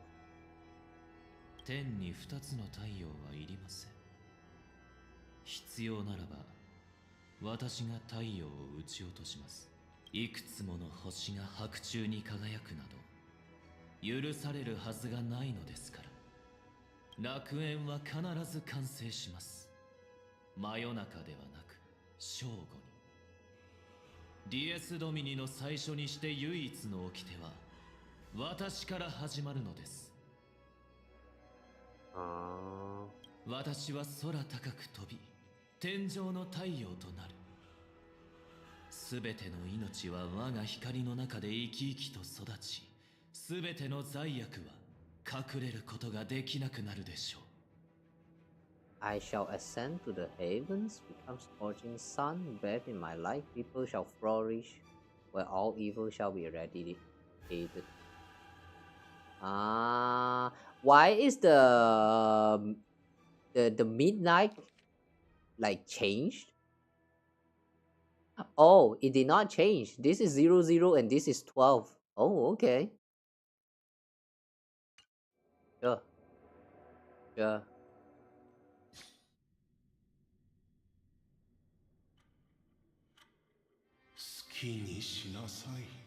Fading last words. 選択肢がないわけではなかった。してはいけないことをしたいのではなく、ただ損得感情に縛られていただけなのかもしれない。私も時計屋になるべきか。私が信じる調和の音色はたった一つの音を繰り返し、狂うことは決してない。人に生まれる時があるのなら。やっと彼が先に消えてあの力を暴走させたんだ。Wow, we just keep the whole fight right here. She had a fight with that huge hand right there, and we actually did not went into the fight to deal with the hand ourselves. Instead, we just keep the whole thing, and now we're looking at this place like a little bit more destroyed.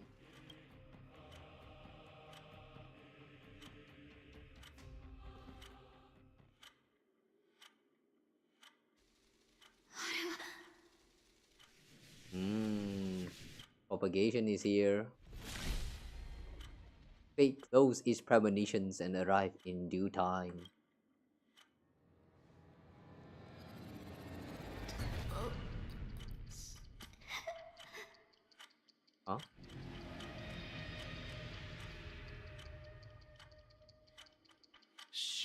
時もまたしかり。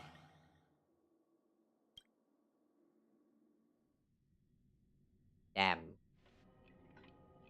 自分の無力さが口惜しくてなりませんわ。あなたを少しでも安心させる方法があれば良いのですが、でも大丈夫。すべてはもう過ぎたことですから。What happened to Firefly? What did the Dream Master do to solve disaster?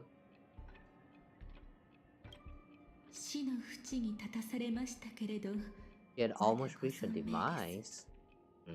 二度目の死はすぐ目の前に迫っていますが、訪れてはいません。What did the Dream Master do?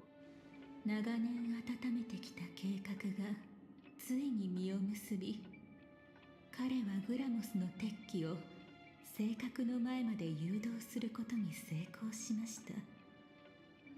ホタルさんが夢の中で見てきたものは確かに全て真実でしたわ。けれど結局のところ、それらは全て夢の主が彼女に見せたかったものに過ぎませんでしたの。これこそが最上級の嘘と呼ぶにふさわしいものでしょう。正確はホタルさんの生きたいという祈りに応え、美しき夢の中で宇宙の郊外、そしてアイオンエナを再び作り出したのです。Ion Anna. So Anna is the Aeons. Okay. The Aeon of Order, I believe. Okay, so that means Firefly really did fail right there and successfully created the Aeons. I guess she's going to die right there now. Solve disaster? ええ、夢の中でですけれど、いかに正確といえど本物の公害を完全に蘇らせることはできません。夢の主にできたのは、夢見る者たちの恐怖を呼び起こすことだけでしたわ。ですが、次の段階を考えると話は大きく変わってきます。エナの夢はすでに星系全体を覆い尽くしており、宇宙の公害が現実のものとなるのも時間の問題だったのです。繁殖がすべての夢見る者たちの原初の恐怖を呼び覚ましたとき、人々は本能的に秩序を求めます。そして秩序の運命が Not gonna lie, I think that this is kind of dumb. I mean, the reasoning behind all of this events happening, the reason why they tried to resurrect propagation is to achieve order. Like, isn't that contradicting itself? By having propagation, like having propagation resurrected, that means there will be more chaos. So like, isn't it the opposite? Or I don't know, man. Having chaos means there's a need for order. Like, yeah, that's sure. That's real. But like, if you create chaos and then the path of order is not able to resurrect it properly, then wouldn't that all just pointless? Everything is just going to be meaningless. Like, why? I don't get it, man. That reasoning doesn't make sense to me. あなた方はサンデーさんとの決戦に臨みました。ハルモニア聖歌隊を奪った彼は、もはや紛れもない司令となっていた。それでもなお、あなた方は恐れを抱くことなく、全身全霊をとして戦い抜き、ついに盟友の助けのもと、彼を打ち倒しました。しかし戦いも挫折も勝利もそのすべてはサンデーさんが紡いだ幻に過ぎませんでした。その時すでにエナの夢はアスデナ星系全体を覆い尽くしていましたからね。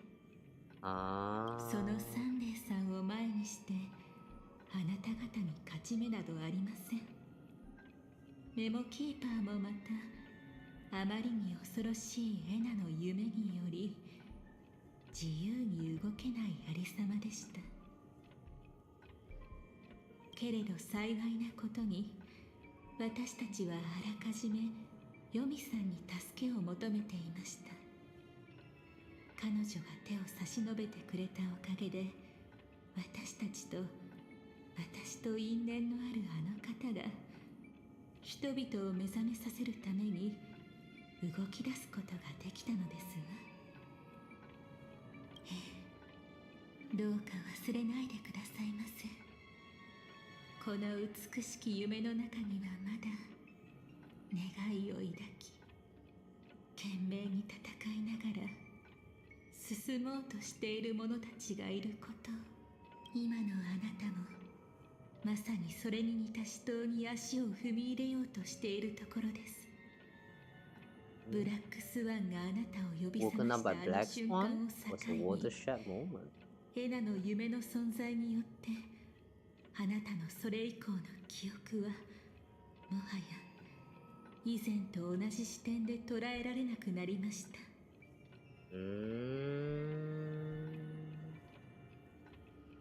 Due to the existence of Anna's dream.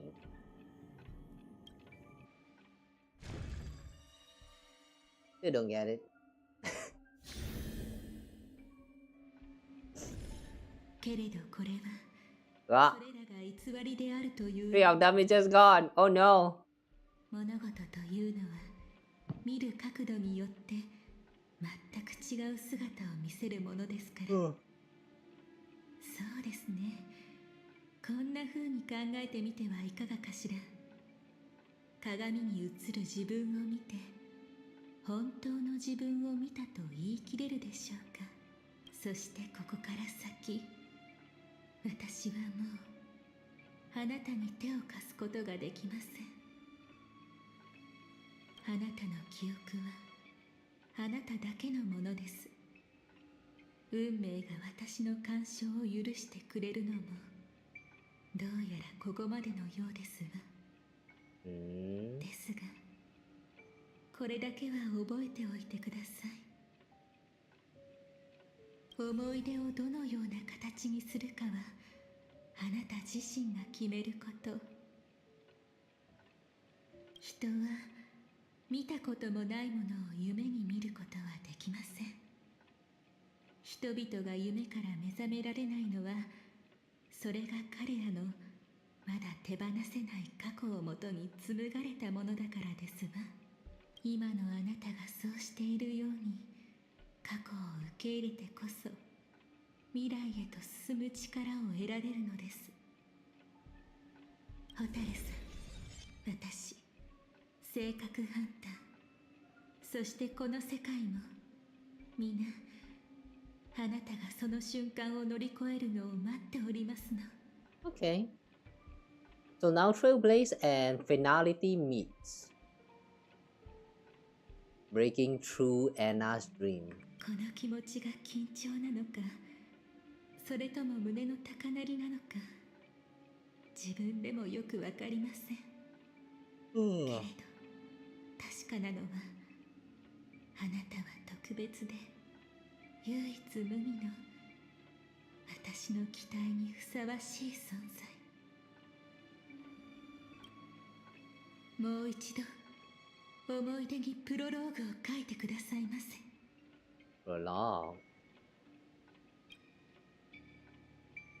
Click and hold to retrieve memories.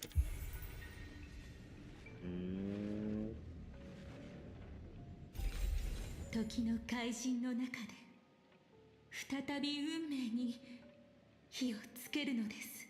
You know, after all this time, I still have one question though that still left unanswered.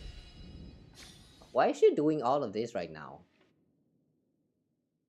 Like, why is Dahlia trying to recover our memories? What's she trying to achieve with all this?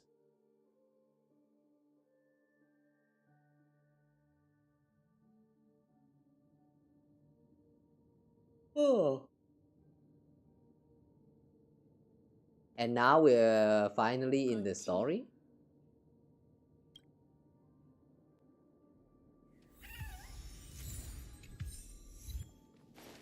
The past is the future's reflection. Oh, we're back to this point again. よかった。ありがとう、ブラックスワン。これでやっと安心できるわ。What?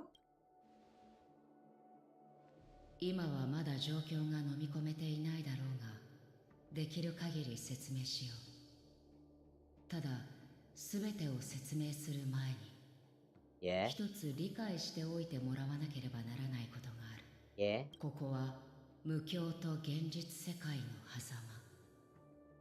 エナの夢から目覚めた人々がいる場所だ。サンデーさんの野望は覚えてるかしら。彼は正確、オーク家の10万人余りの医師、そしてピノコニーのすべての人々の願いを利用して調和の力を奪い、秩序を再び世界に降臨させようとしていた。残念ながら真実はそれだけじゃない。アスデナに入った時から私たちは性格の影響を受けていたんだ。今思えばあなたと私があの見知らぬ無境で出会ったのは思考が乱れ始める前兆だったのかもしれない。All of this is just a dream? Did I fall asleep on the express? And now back at the beginning of the story? おそらく秩序の目的は人々を眠らせることではなく、性格を利用してアスデナの奥室を物質世界に浸透させ、無境と現実を融合させることだろうな。Dreamscape blend with reality. 誰もが自分の意識ははっきりしていると思っているが、その精神はすでに秩序の殿堂に入っている。それもエナの夢の恐ろしいところね。秩序に支配された楽園では、誰もが自分にとって完璧な夢を手に入れ、幸せに暮らしていくことができる。多分その唯一のほころびを除いて、あなたが夢の中で経験したことは実際に起こったことなんでしょうね。そうでな、ヨミさんが事前に策を練っていなかったら、私たちは永遠にこの夢の中に沈んでいたかもしれない。ただメモキーパーである私もやっぱり秩序の影響からは逃れられなくて、厳格でもあなたの記憶のおかげで今活路を切り開くチャンスができたわ。まだ一筋の希望はある。それを実現するために、ブラックスワン、頼む。同じような強者のところへ私たちを連れて行ってくれないか。無境の真実はこれだけじゃない。私たちは目覚めようとするすべての人々にそれを伝えなければならない。二人ともついてきて。Okay. So now we are tasked to wake people up. One lost in a dream. Blessed are they that slumber. Thou hast answered me. Yes, answered me. Thou art with us, united in paradise. None of that makes sense. We abide by the divine will.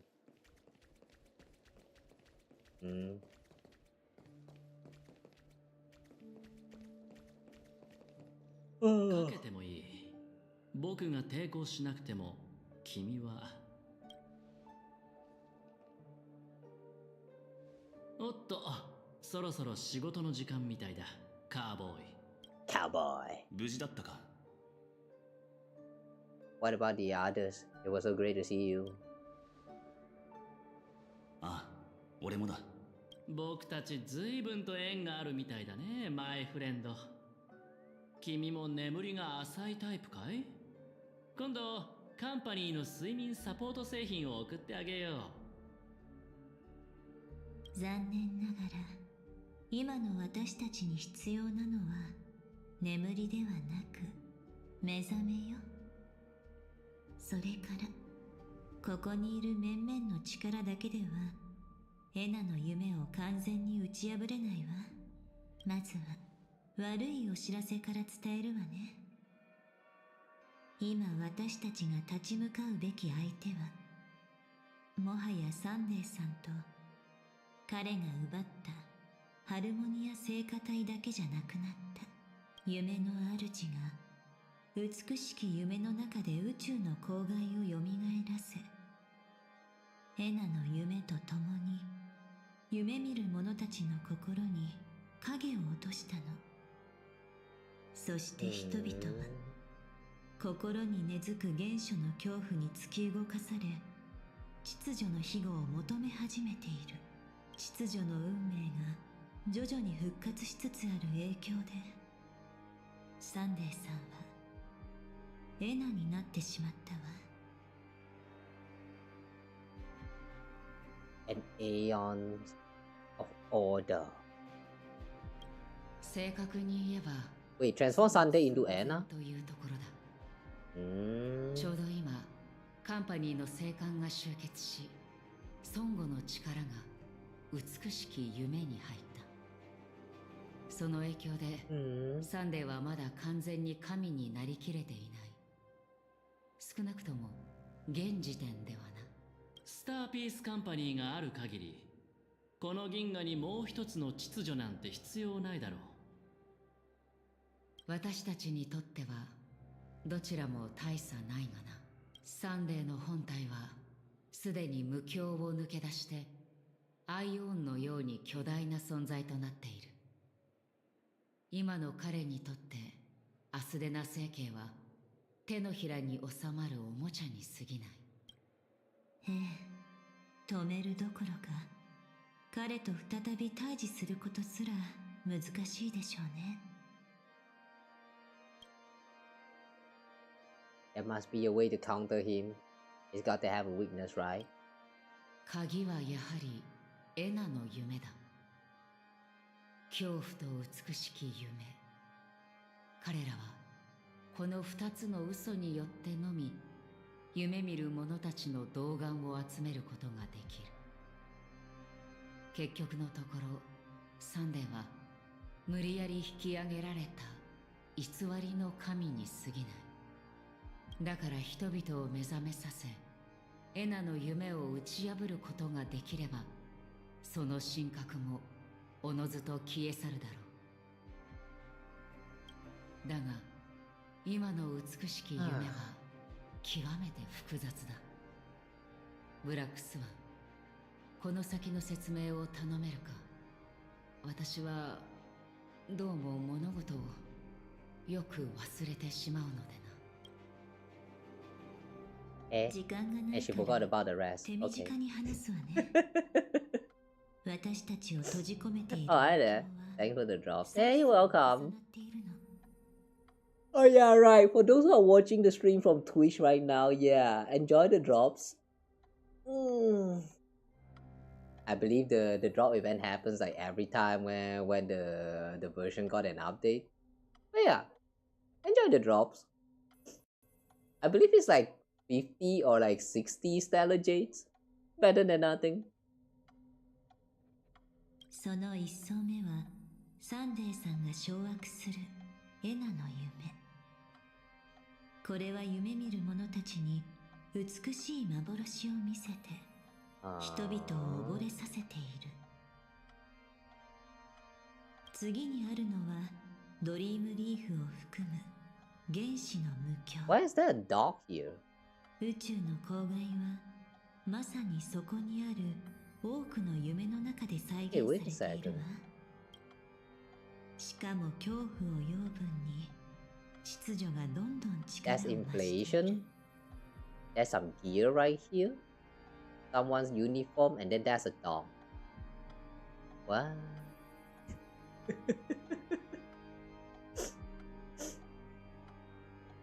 What does all of these icons actually represent? Why is there a dog here? I thought that's 7, so it's going to, like, it's supposed to represent like all 7 days of a week. But then there's a dog here. Why is there a dog? What? 60 PT into Dahlia guarantee? Hey, good luck. I got Dahlia in 2.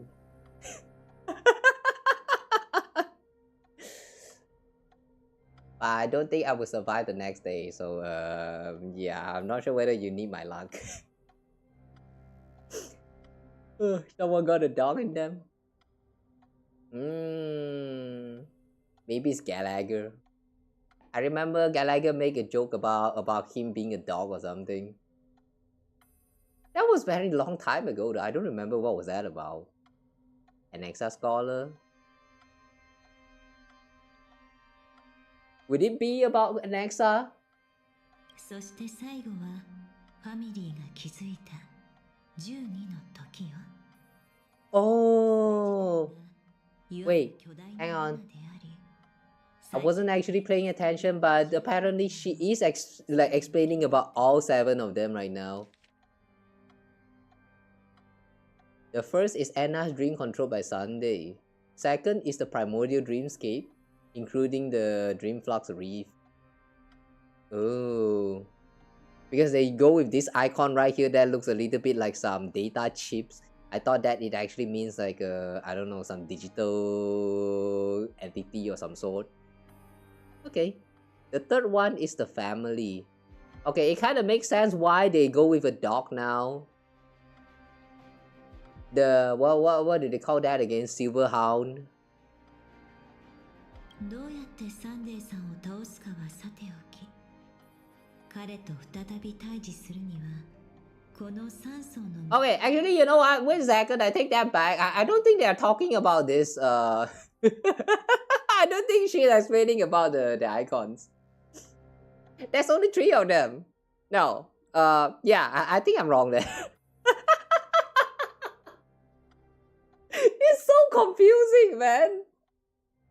I'm trying my best. I'm trying my best to understand what the heck they are talking about, but like every time my interpretation is just wrong, and like I'm so done with this, man. Have we woken up from the first layer yet? Is it really that simple? 残念ながら私たちはま We're だ seeing the first layer. つまりエナの夢にいるわ。自我を取り戻せてはいるけどまだ夢を見ている状態。それぞれの夢をつなぎ合わせることはできたもののまだ抜け出せたわけじゃないの。エナの夢を壊すにはピノコニーの人々全員に夢から目覚めたいと思わせる必要がある。And how do we do that? 人間が抱く美しい幻想への憧れはほとんど執着に近く、その真理は無意識のうちに残酷な真実に抵抗するのよ。 Actually, I vaguely remember that this exact same event has transpired before. Wait. Like there was some part like the explanation about the 3 layer just now that was not explained before, but I sort of remember we had a similar conversation, like the part where we have to wake up the like everyone and like make them feel like they need to get out of the dreams or something like that. It feels about the same. Did anything actually change right as of right now? 彼女自身に真実を明らかにさせることで、ようやく目覚めさせることができたんだから。でもピノコニーのすべての人となると、それほどの規模の人たちに同じ意志を持たせるなんて。だがそれでも黙って見ているわけにはいかない。これは計画の第一歩だ。ガーデン・オブ・リコレクションの助けを借りて、あなたたちのように強い人々が徐々に夢から目覚める。目覚めた自由意志はエナの夢を揺さぶる不協和音になるだろう。だがこれほど大きな無教を前に、数十人では数が少なすぎる。短時間で数十万数百万単位の自由意志を目覚めさせるために他の方法を考える必要があるな。どうやら血明玉鳥を使うしかなさそうだな。いや、その必要はねえよ。先週同盟を動かすまでもねえ。一生に一度しか使えねえ宝物は大事に取っておけ。数千数万の自由意志んなもん巡回レンジャーに任せろ。ヨミ、これが何だかわかるか？私が返した遺物だな。ああ、これの持ち主はあんたに教えたはずだ。こいつは巡回レンジャー以外には何の価値もねえ。本来の持ち主んとこに戻って初めて力を発揮するってな。Wait, I remember that this exact same thing happened before, and then they kind of solved the crisis, and like they thought that everyone has wake up, but turns out they did not wake up at all. Is this the part where we are still trying to wake up, or like the one that goes after? Like, and we actually wake up 2 times. I remember that was what happened. We wake up the first time, and then everything goes on perfectly fine. We have the Shinju Lawful's alliance, like, you know, they kind of like drop right here in the land and like all that stuff. And then turns out that all of that was just a part of a dream, and then we wake up for real. Is this the second one, or like is this the first one? なぜならこれは副葬品で、巡回レンジャーのために輝かしい閃光を上げた英雄士を持つ資格がないからだ。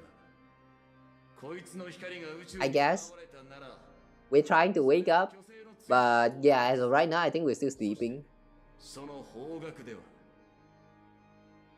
無数の流星が空を切り裂く。それは集結する巡回レンジャーの火花だ。奴らは銀河の各地から駆けつける。理由を問わず対価も問わず、ただ俺ら共通のラインを守るためだけに。遵守の規制は一番長い夜にしか落ちねえ。そんでその後には黎明が訪れる。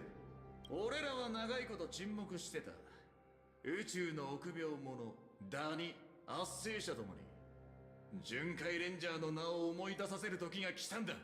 これで彼の神格化を遅らせるには十分でしょう。ただそれとは別にエナの夢の礎を一瞬揺るがすための極めて大きな力も必要になるわ。それはさほど難しくはないだろう。つまり最後はやっぱりあなたの出番ってわけね。確かにそれが合理的だわ。たとえ偽物だとしてもそれに対抗するには指令の力が必要不可欠だもの。指令かどうかは関係ないかもしれない。これは全く別種の集団だ。皆のために全てを尽くし、悪しき神を打ち果たそう。Write down that evil god. Is it evil? 残り2つの無教はどうする? I mean, sure, he might have strayed away from the path, but like, is he actually evil? どうしようもない。むしろその2つはエナの夢よりもさらに危険だ。今のところサンデーはこちらに気づいていない。だがエナの夢が消えるまで少し時間がかかる。そうね。次の無境に行けばアイオンの力に直面することになるわ。なのにその前にはもう手札をすべて使い果たすことになる。Oh, okay. This part of the conversation I don't remember. So this is the new blank that they are filling in with the plot of Penacony, I'm assuming. Ugh. I sort of remember last time it was that after they're done with the conversation just now when it was a stop, they just kind of like proceed all the way to the like straight to the fight with Sunday, something like that. And now we're explaining about the two layers that we kind of missed last time. Okay. Can we wait for the others to wake up when anyone on the outside notice? もう手遅れね。ただもしかしたら他のアイオンたちが介入してくるかもしれない。そうなると宇宙規模で神々の戦争が起こることになるでしょうけど、秩序はシペのカンバセの一つなのに、調和はエナの最短を見過ごし介入してこなかった。そこにはきっと深い事情があるに違いないわ。それにエナの夢もそんなに甘くない。実際私とコンスタンスが手を尽くしても今ここにいる面々を集めるのが精一杯だったの。いずれにせよ機は一瞬。私たちが自力で何とかするしかない。つまり生にすがる者は死に、死に立ち向かう者だけが生き残るってことだろ。うん、気に入った。これだけ？まあいいけど。Wait, Silverfoot actually exists as a real person. She's physically here. What the heck? Minors are not allowed. うるさい。あなただってそうでしょ。ピノコニーだけじゃなく、アスデナ星系全体がゲームオーバー状態なの。なぜ性格ハンターが？銀狼さんはアスデナ星系の辺境にいたのに巻き込まれてしまったのです。彼女一人見つけただけでもう息も絶え絶えですわ。ずいぶん大胆な投資だね。じゃ聞かせてもらおうか。それだけのリスクに見合うリターンは何だい？残り2つの目標は性格ハンターが何とかする。私たちの協力者が今12の時で調和の神に選ばれたもう一人を探してるの。Searching for the other person chosen by the harmony? The child of order. Oh, Robin? それはロビンのことかな。そう。彼女は自力でエナの夢を脱出して、その上まだ眠ってる人たちに歌を残したんだ。人間には強い人と弱い人がいるけれど、開拓が英雄の使命であるなら、調和の責任は強い人と弱きを助けること。ピノコニーの救世主はピノコニーの人々自身でなければならないの。This poker face is so what's the word for that? I don't know what's the word for that, but it's just so funny. I cannot. It's not hilarious, but it's just so. Oh my god, why? I sometimes, you know, I really feel like the way I enjoy story games is a little bit too different. Whatever. That's not important. 道も彼ら自身の手で切り開くべきよ。私は七死人ではないけれど、必要とするすべての人に空へ飛び立つ勇気を伝えたい。もちろんその中には兄様も含まれてるわ。エナの夢は兄様にとってもすべての人にとってもあまりにも残酷だもの。なるほど。私たちが目覚められたのはロビンさんのおかげでもあったようね。でも人間の弱さは一朝一夕で克服できるものじゃないわ。そうした努力だけで本当に全ての人の気持ちを変えることができるのかしら。そうだな。だから計画で一番大事なのは全ての人の気持ちを変えることではなく、Now convince them to choose the right path. 全ての人に自己救済を選ばせることだ。Inspire them to save themselves. ロビンと私たちの協力者が大きな騒ぎを起こして12の時を破ってくれる。それと原子の無境にはサムが待機してる。あなたたちがエナの夢を脱出したら動く手はずになってるから。Is she okay? 聞いても動揺しないでね。彼女は死ぬ。逃れたかった全てと向き合って2度目の死を迎えるの。でも彼女の結末がどうなるかはあなた次第。あなたたちのために2つ目の無境を破った後、彼女はまだ完全には消えてないエナの夢に落ちることになる。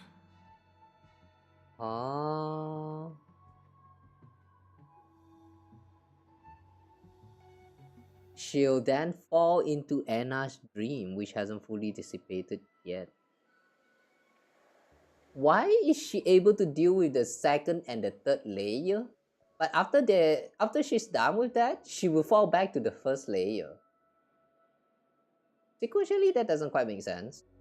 もしあなたがサンデーに勝って彼女を夢から目覚めさせることができれば、この死もまた夢で終われる。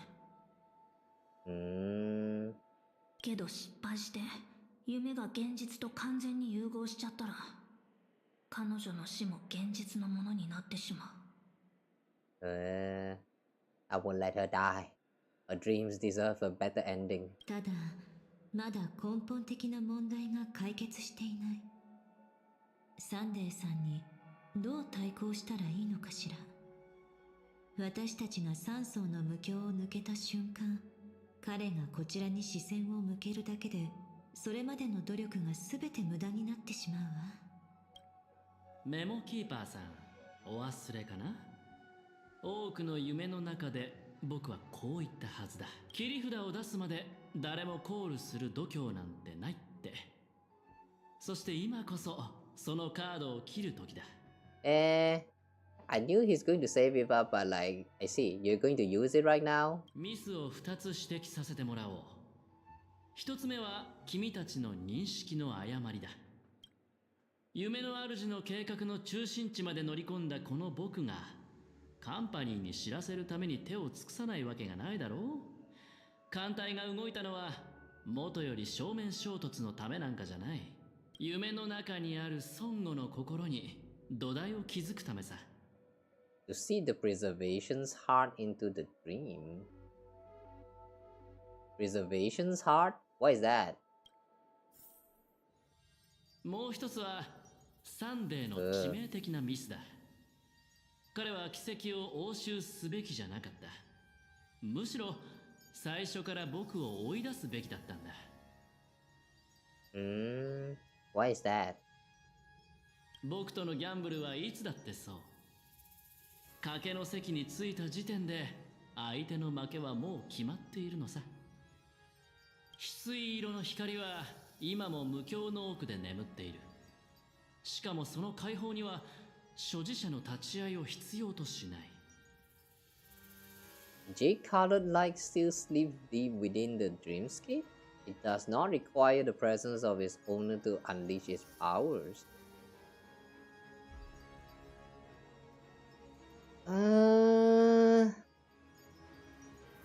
What? Jade will be channeling her power to save the day? それがどうしたというのです。たとえ10の赤心の力であろうと、アイオンに近い存在を脅かすことはできないのでしょう。言っただろ。この銀河にもう一つの秩序は必要ないって。夢の主の計画は確かに抜かりなかった。だけど公害の恐怖を前にした時、秩序に助けを求めようと孫悟に助けを求めようと結局は同じことじゃないか？ When faced with the terror of the swarm disaster, how is calling preservation any different from calling for the order?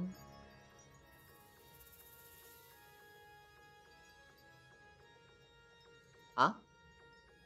解放された奇跡は夢見る者たちの欲望を吸い上げ孫悟の約束を与える。そして人々にこう唱えるよう導くんだ。すべてを琥珀の王にってね。ピノコニーを運命規模で完全に奪い返す。それがカンパニーの真の狙いか。どうかしたかい？他人の信仰を軽んじているとでも思ったのかな？でもね、これこそがカンパニーの信仰。冷酷かどうかなんて関係ない。大事なのは利益につながるか、それだけさ。I don't get it. 宇宙の公 I 害 still は don't get it. かつてと同じ終わりを迎えるだろう。アスデナに響き渡る鉄槌の音は運命ごと秩序の力を奪い反撃するんだ。そうなればサンデーも君たちに構ってる余裕なんてなくなるはずさ。Seizing the order's power on the level of power to launch on counter-attack, leaving Sunday powerless to interfere.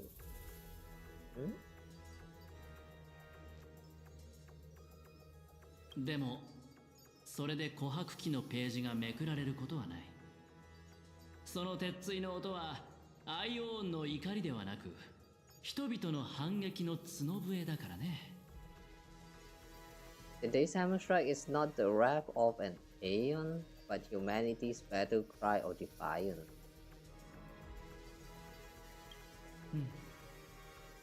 その時は耳を澄ませて聞こう。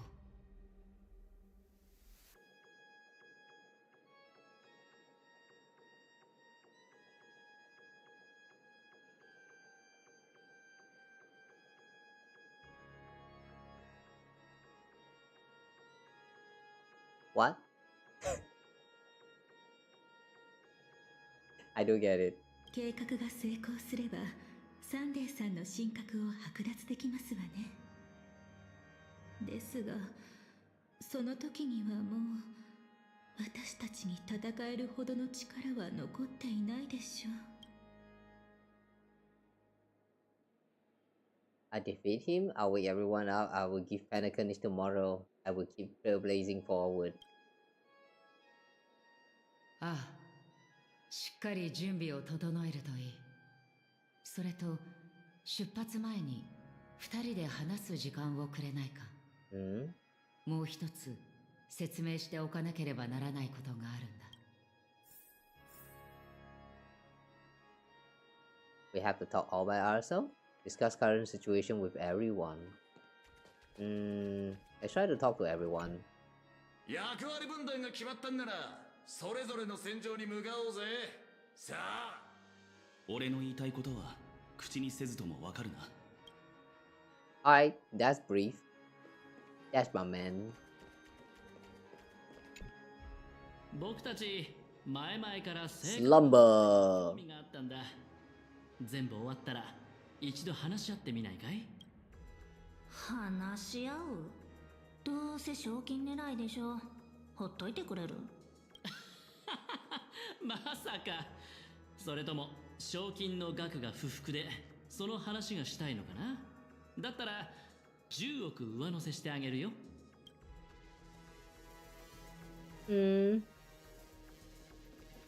Seems like the Stellaron Hunter, or at the very least Silver Wolf, is not on good terms with the IPC. One thing I noticed about IPC in this game is that a lot of people don't like them. But at the same time though, they are kind of like very influential to the point that it's not ignorable. It's kind of like those kind of big company that's out there in the outer space, that's a little bit too big to be ignored. People don't like the way they operate, but at the same time can't really deny that. Huh. I don't know, man. It reminds me a little bit of Nintendo.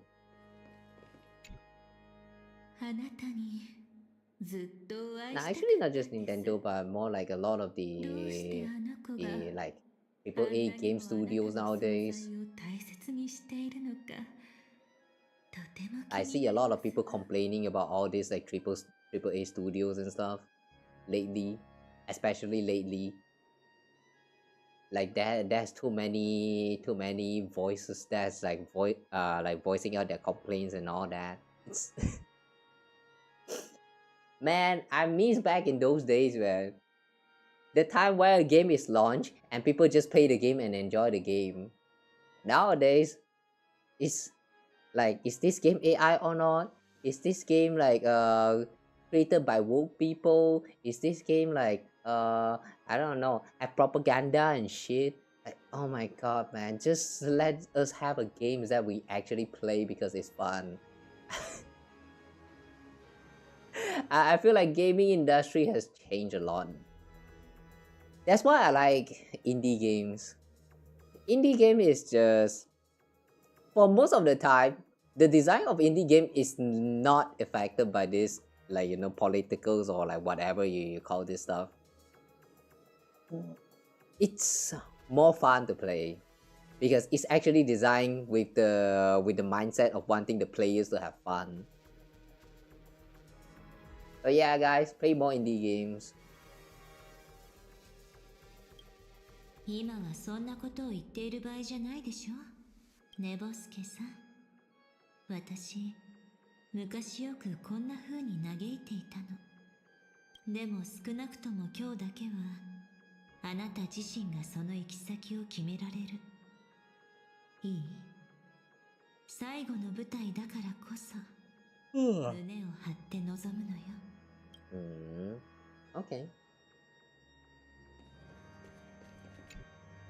この盛大な宴はもうすぐ終わる。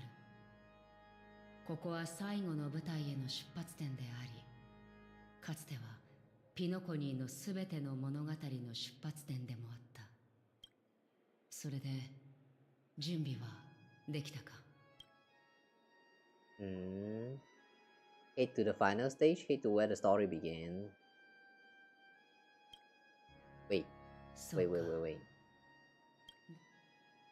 Wait. Oh, I cannot change the team? Okay, fine. Never mind. We just go in then. Head to the final stage. Head to where the story began. わかった。では、目を閉じてくれ。ホテルのかすかな光、一つの嘆き。生命体は眠る勇気があるからこそ目覚めること。 It's because life dares to slumber that they can awake. Rushing toward the darkest void that will inevitably find bright light.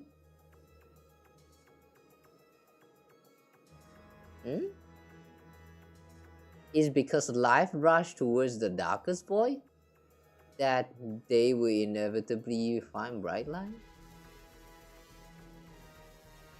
I feel like the top part here is actually referring to whatever is happening to Firefly. Okay.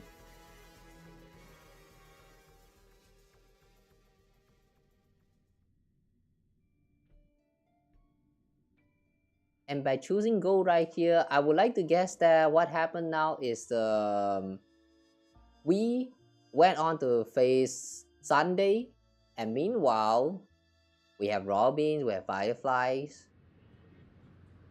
and now we're witnessing the side of the story. 私、目が覚めたのかしら。すみません、ロビン。あなたにだけは全てを知ってほしくなかったのですが。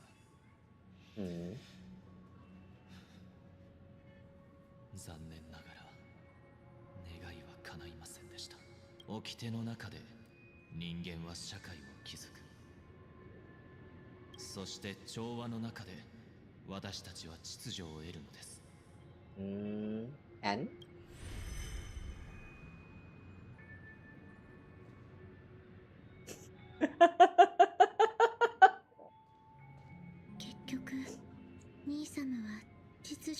My game trying its best to load right now. It's trying its best.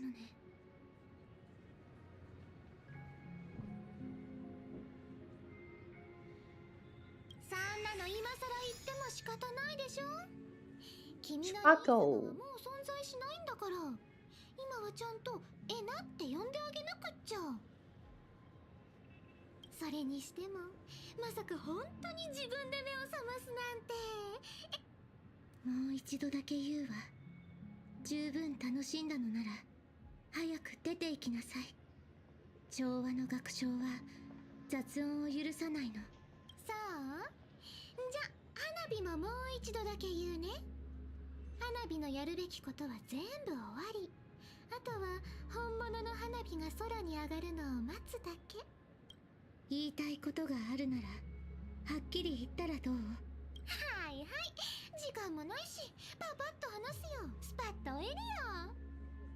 あるおせっかいな焼却人がね、エナの夢から目覚められるようにって君にちょこっと細工をしたの。美しき夢が君に見せる幻をそれで燃やしちゃえってね。でも結局余計なお世話だったみたい。ではあなたはどうしてここに来られたの？それをね、愚者には千の顔があるからだよ。花火を満足させられるような夢はそう簡単に作れないってこと。君と花火は最後にもう少しだけ目を覚ましていられるの。少しだけ。正直わざわざ会いに来なくても全然よかったんだけど、花火って優しいから一度殺しちゃってるし、お名返上のチャンスでもあげよっかなって。The way she just casually tell her that, yeah, I've already killed you before anyway.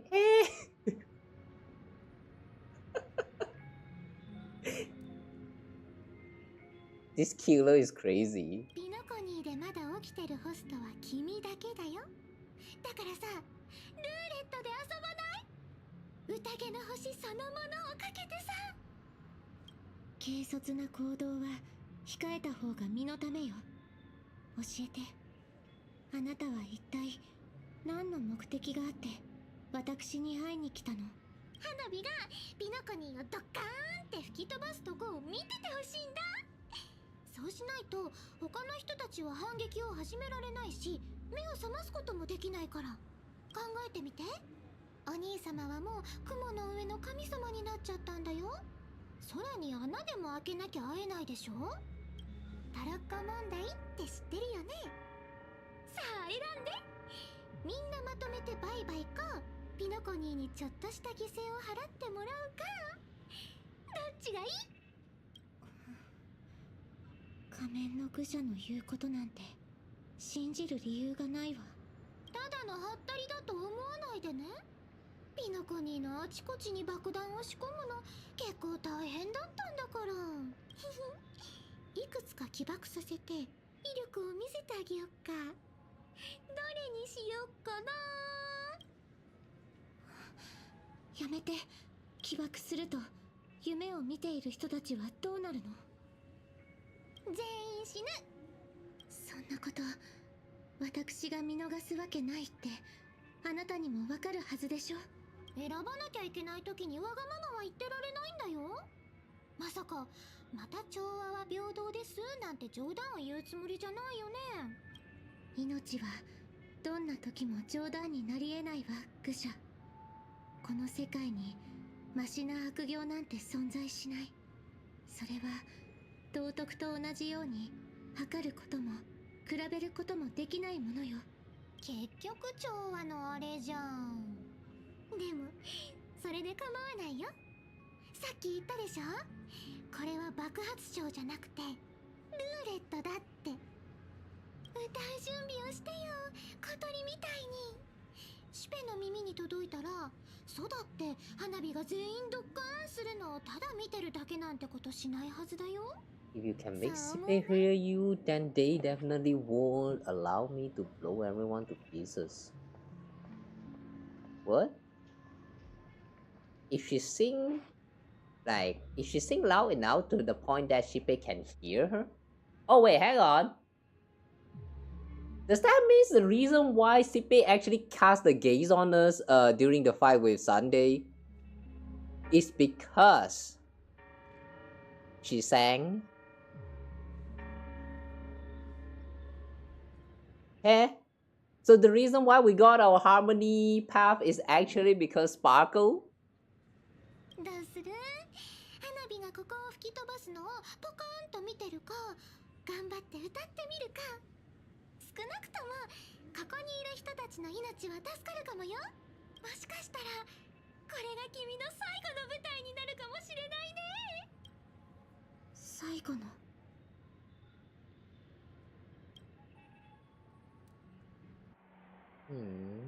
何？緊張してるの？ま、こんな大舞台は初めてだし。Vaughn actually do the makeup for her. Wow. I know she's not normal, but like damn. いいえ、ただちょっと昔のことを思い出しちゃって。シボンさん、鳥はどうして空を飛ぶと思う？ Why do you think birds fly? And then on top, why does life slumber? I don't think these two is the same question. I really don't think these two is supposed to be the same question. どうしたの急に？初めてこの問いを耳にしたとき、私も同じことを思ったわ。これはピノコニーを離れる前に兄様に聞かれたことよ。今でも時々つい考えてしまうの。私は飛ぶべき時に飛んで、飛びたくなくなったら止まる。特に理由なんてないんじゃない？シボンさんの答えは私と似ているわね。以前何のために歌うのかって尋ねてくれたでしょ。私にとってこの2つの問いの答えは同じだと思うの。でも最初は違う答えを持っていたわ。歌いたいと思ったのはある特別なきっかけがあったから。小さい頃、性格が故郷に落ちてきて目の前のすべてを一瞬で消し去ってしまった。反応する間もなかったわ。もっとも何をしようとも手遅れだったでしょうけど、その時母様が私と兄様をどうにかなだめようと鼻歌を口ずさみ始めたの。 Oh yeah, right. Sunday and Robin is adopted, right?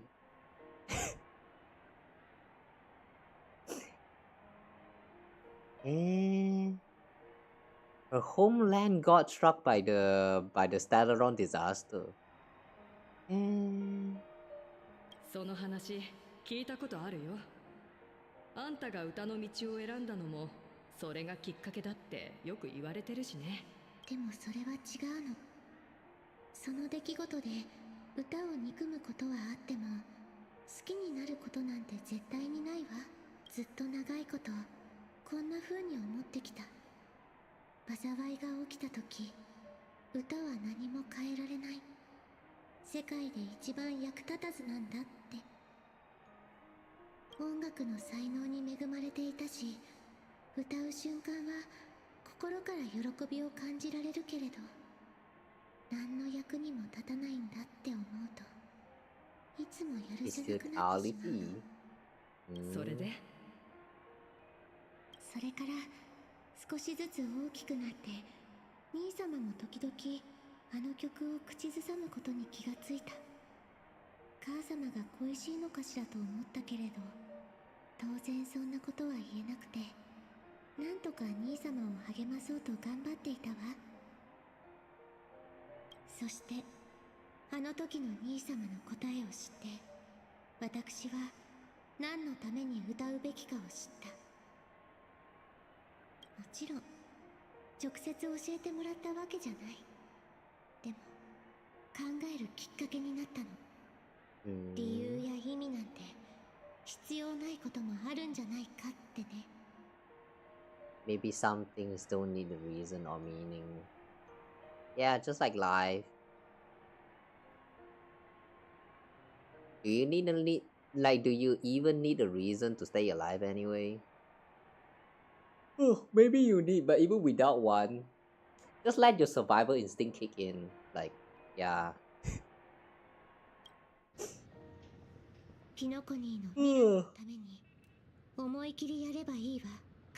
Even if everyone is fated to die, you know.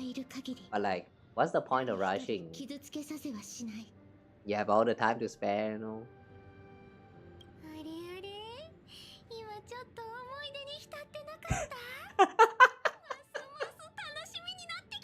Did you just have a flashback?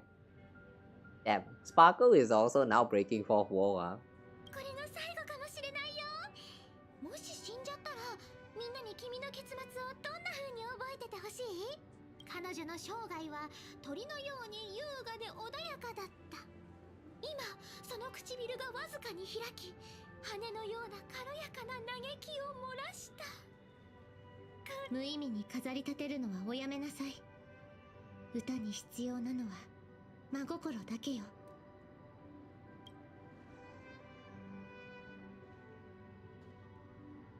兄様、生まれながら翼を持つ鳥が飛ぶのに理由なんて必要ない。そしてやむを得ず地に落ちた鳥に見下ろすような同情もいらないわ。空と大地は互いの証明であり憧れなの。飛ぶ鳥が地を見下ろせば、たとえ落ちたとしても命が続く希望があることを知る。落ちた鳥が空を見上げれば、もう一度飛び立てる可能性がまだこの世界にはあると気づける。もしかすると彼らがお互いを理解し合うことは永遠に訪れないのかもしれない。けれど人々に本当に必要なのは理解ではなく、他者の生き方にほんのわずかな思いやりを持つこと。そして必要な時には手を差し伸べること。たとえあなたが唯一の星となって人々が空へ飛び立つのを阻んだとしても、皆はそんなあなたの光に憧れを抱き、翼を懸命に羽ばたかせるでしょう。落ちれば傷つくかもしれないと知りながら。Sure about that? You become the only star and prevent everyone from soaring into the sky. Like, I've noticed that all this time she has been referring to bird flying and bird falling as people who is like dreaming and people waking up.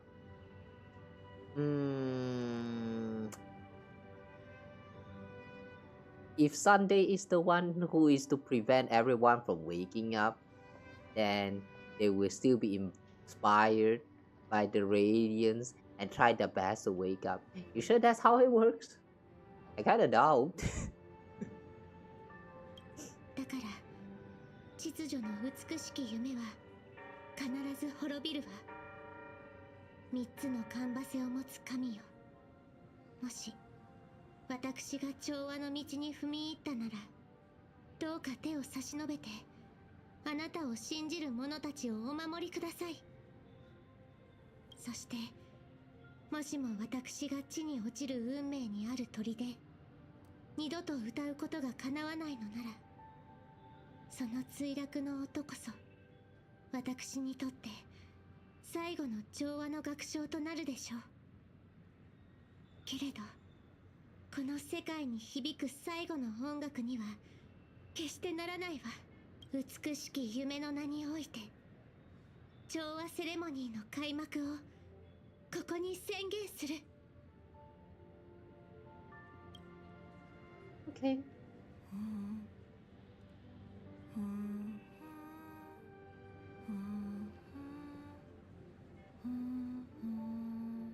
Trustful boy. お兄ちゃん、お家が恋しくなっちゃったの？たとえそうだとしても、もうどうにもならないよ。Wait, hang on a second. Where's that?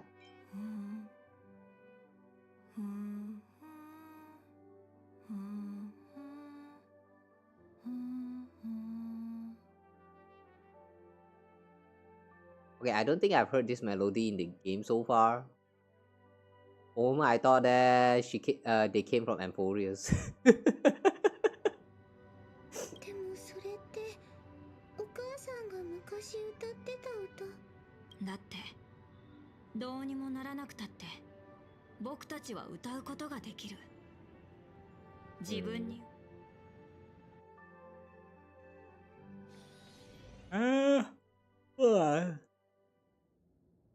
At the same time, the beginning of the story and also final stage. 存在の地平線へようこそ。 What? Horizon of existence. ここは眠る無双者の無数にある姿の一つであると同時に、目覚めた人々が虚無に別れを告げる出口でもある。ここで最後のお別れをしよう。自分の名前を忘れるな。果てで待っている。Wasn't this the part back then where you have to like pick some rate option? I don't remember what I chose though, or what is even asked.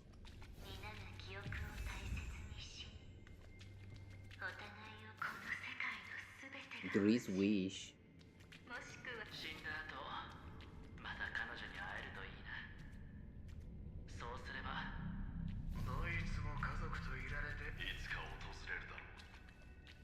Oh, everyone can eat cookie?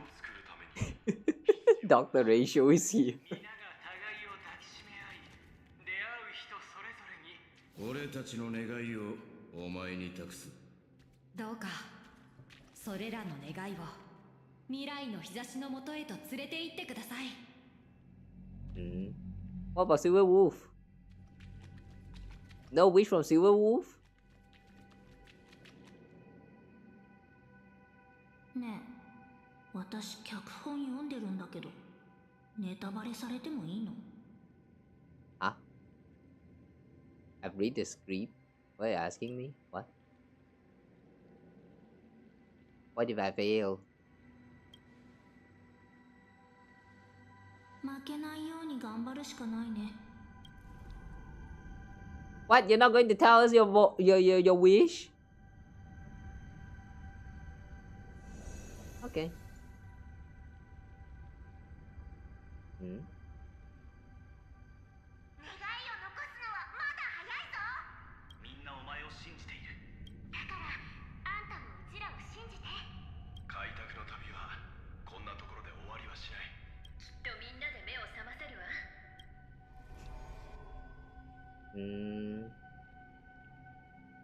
そう、生命体はなぜ眠るのか。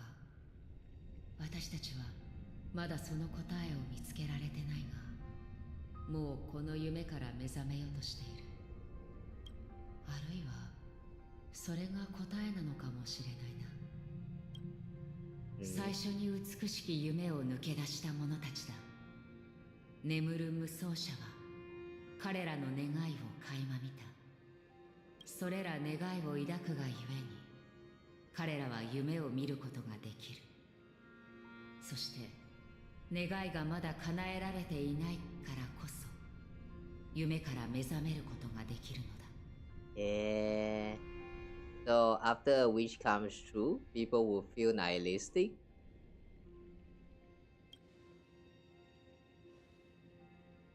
そうとも限らないはずだ。私は皆の幸福を願っている。だが無に染まりすぎているせいか、時々こう考えてしまうんだ。虚無は傲慢で恐ろしい夢。それを招くのは得ることでも失うことでもない。道が途絶え、欲望が失われたその時にこそ現れる。It has a point. Nihility is a proud and terrifying dream. It brought forth not by gain or loss, but by the severing of roads, or even the loss of desire itself. True. It's like all of those moments whenever you start feeling empty inside. It's just like, how to say, you just kind of like suddenly doesn't care about it anymore. That's why everything just feels empty. That's why I feel nihilistic. If you feel that way in your life, then that means you need to find something else to care about instead. Or else, you're kind of not living. 願いが叶えば、人はそこから生きる喜びを見出す。だがもし新たな願いが Wow, we even talking about that again?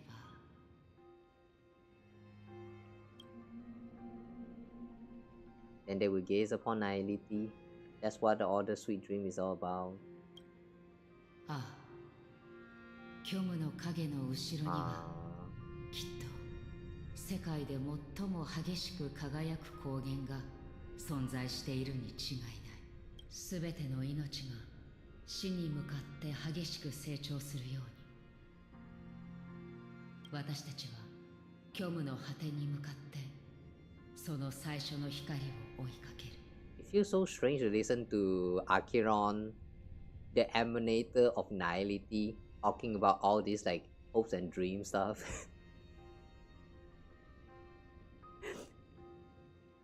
It is like she's the one who has mastered nihilism, and right now she's telling us to like not give up hope and all that. I don't know, like is she like talking from experience? 出発する前にあなたの願いを聞かせてくれないか。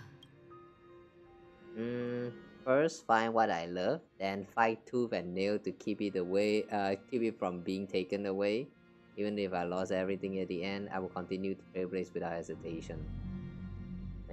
That's a long wish. そうか。よかった。重要なのは答えではなく、あなたが決断を下したということだ。What about your wish? 私に残されているのはただ一つの名前。それは本来の私であり、今の私がなりたい人だ。Your Raiden Bosemori main name?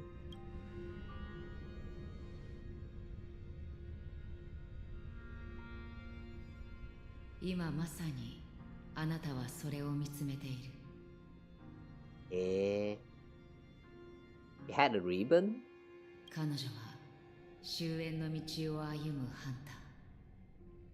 運命に抗うために自らの願いを捨てなければならないものだ。だがあなたたちがどんな道を歩もうと、その終点には必ず死があり、最後の再会を果たすことになる。準備はいいか。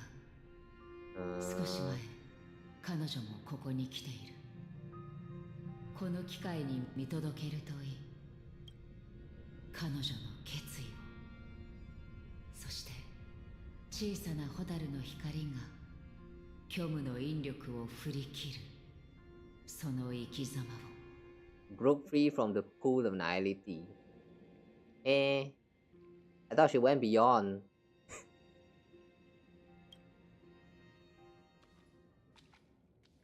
She broke free? I thought she went beyond the other side of the nihilism. What? あなたはかつて何者でしたか？ Sam? ここは私死んじゃったの？本当に？その手前です。ここを越えればあなたは本当の死を迎えることができます。あるいはここで引き返すことも可能です。教えてください。あなたは何者だったのか。モスの鉄器。今は性格ハンター。ではこれからは Firefly。 どこにでもいる普通の女の子。ならば先にお進みください。それを叶えるには死を迎えるほかないでしょう。That would suit you better.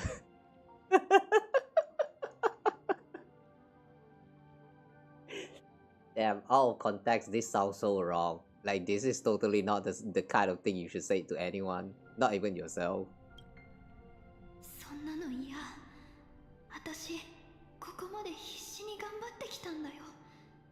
まだ全部終わってない。たとえ全てが燃え尽きたって絶対に諦めない。その願いは叶わないとあなたにも分かっているはずです。最後の美しき夢の中でさえあなたはどこにでもいる普通の女の子になれなかったのですから。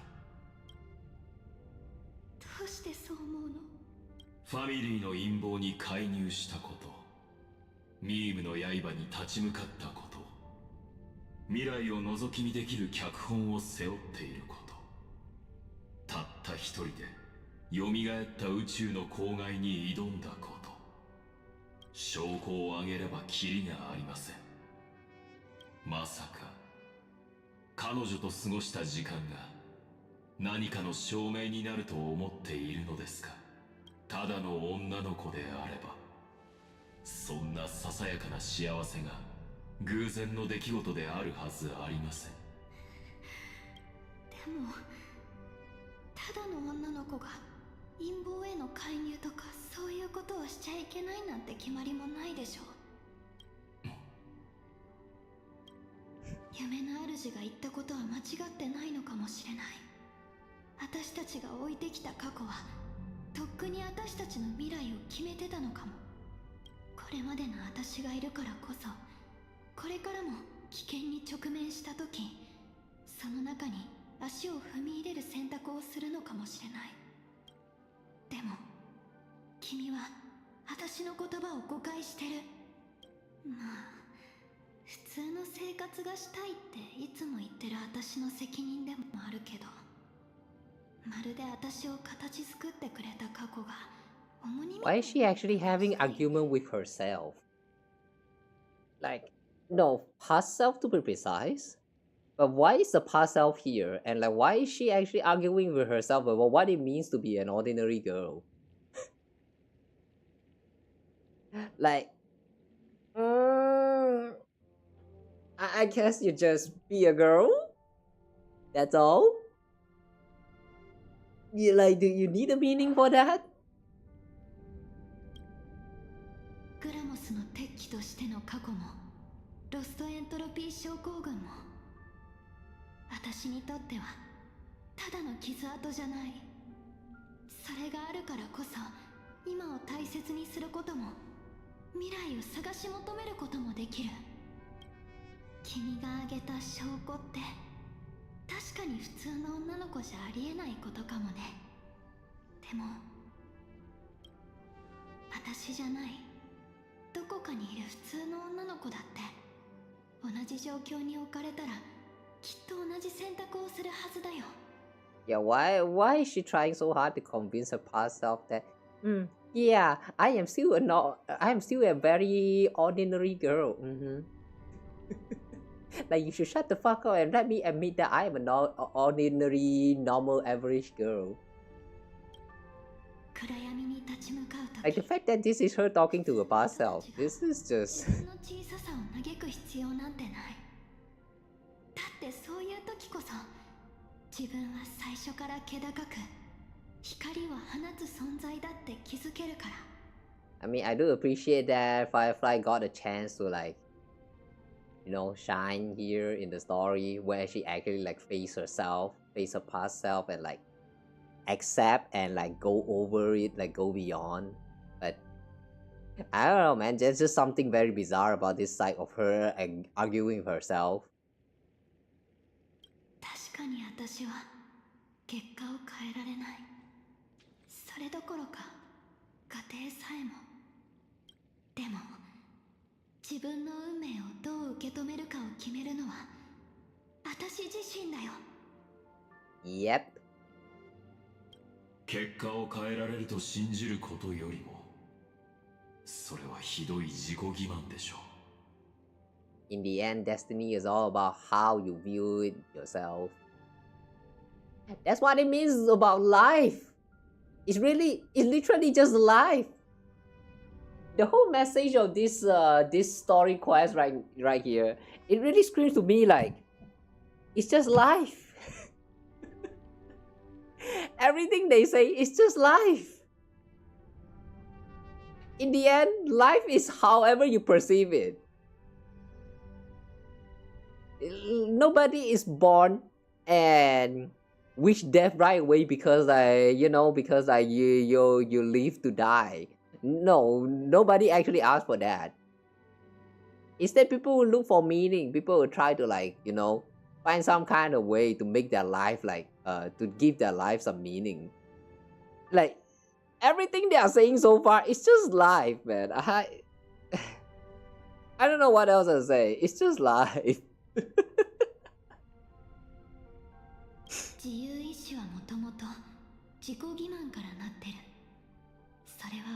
Yeah, free will is not real.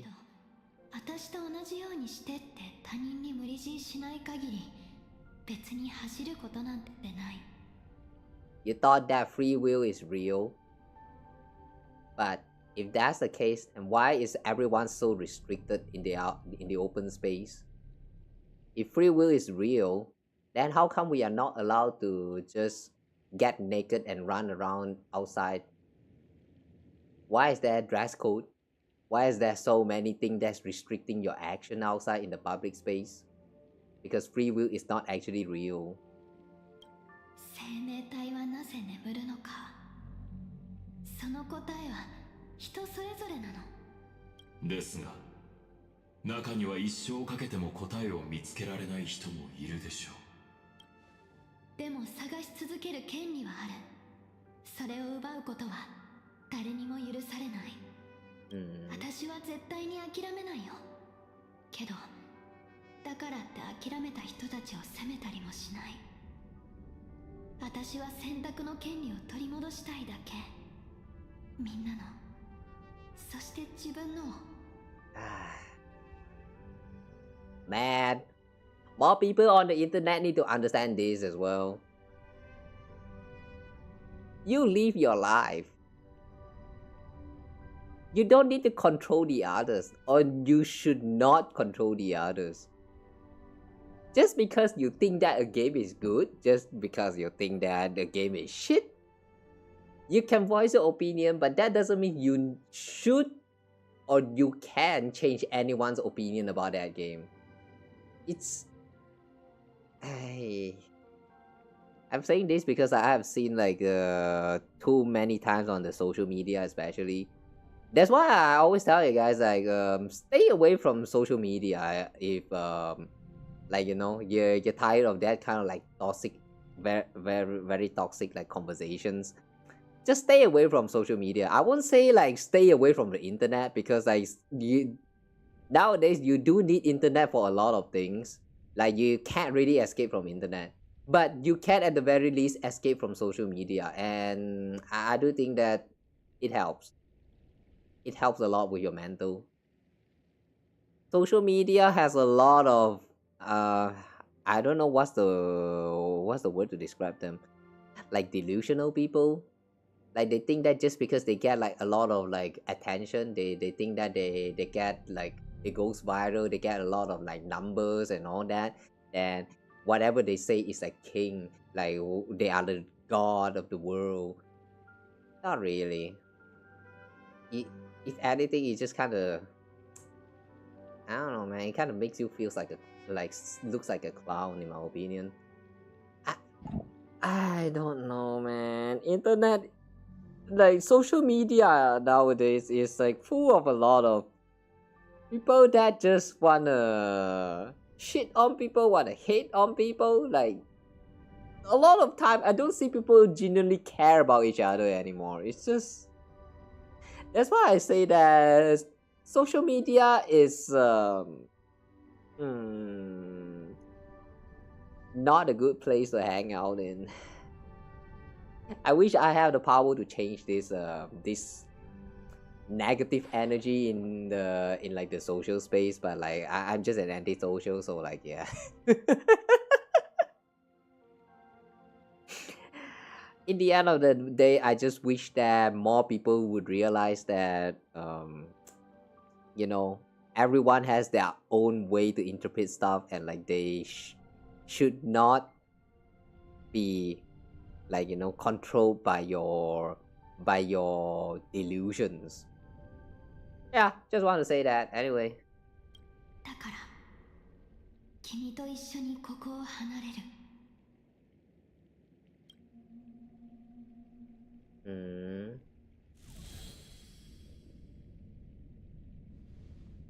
たとえ昔の力を取り戻したせいで私の死が早くなるとしても。I kinda don't like the way they show that scene just now. Sam just kinda disappeared right there. If it was me, I would at least make it so that like Sam maybe like smile a little bit and then like walks toward her and then like slowly fades away instead of just vanish on spot.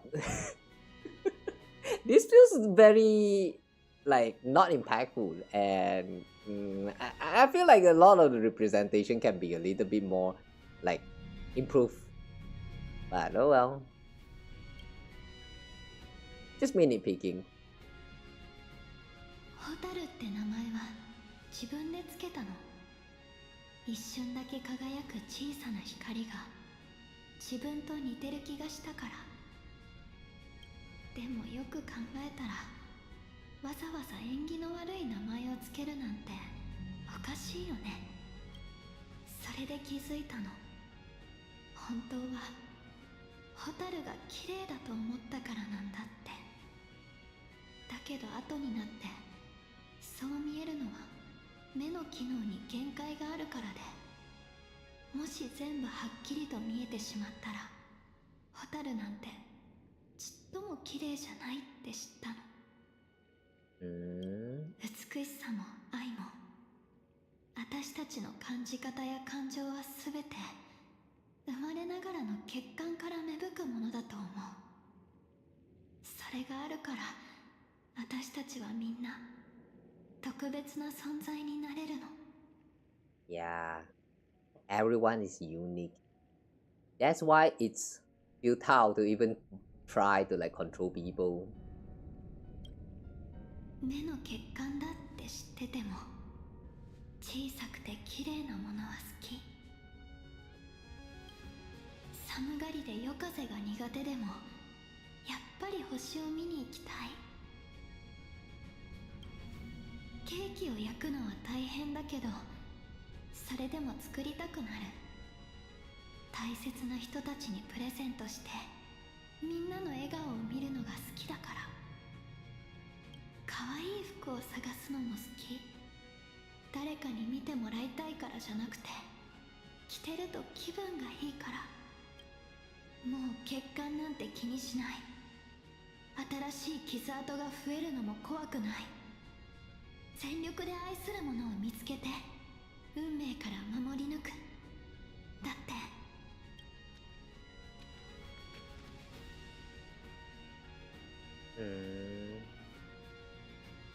夏の虫が火に飛び込むのは光を求めるからじゃなくて、その炎を抜けて自分についた火で誰よりも熱い光を放ちたいから。私の運命は暗闇になんか落ちない。私はこの身で周りの全てを照らすの。And so she woke up. Aww. 時計の針が回り続ける限り人はいずれ死を迎える。 By the way though, I just want to point out something I find a little bit interesting about this part of the story. Like, I was kind of wondering why they decided to just suddenly, like, you know, come back to Penacony and talk about, like, you actually have some lost memory, and here we're going to discover some more about your, like, some answers to some of these questions that was left unanswered back in Penacony story. You know, after watching this part where Firefly show her determination and all that, it kind of feels to me like it could also be the writers. Maybe it doesn't represent the whole of Hoyoverse, but just the writers of this part itself, that they wanted to show their determinations to the like to the players, that there are some stuff that they would not change because, you know, they believe in themselves, and like, yeah. Like, I'm not sure whether that's a good or bad thing, and like how, like, even if that is real or not, but it kind of feels to be like the writer is trying to show some kind of determination through this part of the writing as well. I don't really mind it. I don't really hate it. It's just that I find that a little bit funny. That's all.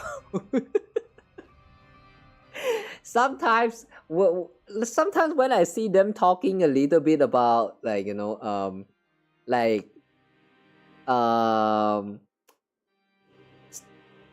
like, some, how to say, some kind of, they're making some points that kind of feels like it could parallel whatever that is happening in the real world. Like, the fan, no, not the fan base, I don't even know whether they are fans. Like, you know, the player base, like the toxic part of the community, like, you know, just talking shit about the games and all that. Sometimes it goes a little bit out of hand and like went viral and all that stuff, you know. And then in the next story, next version's update, the story literally have like some points that were made that kind of feels like they are actually targeting the situations right there. It always make me feel like,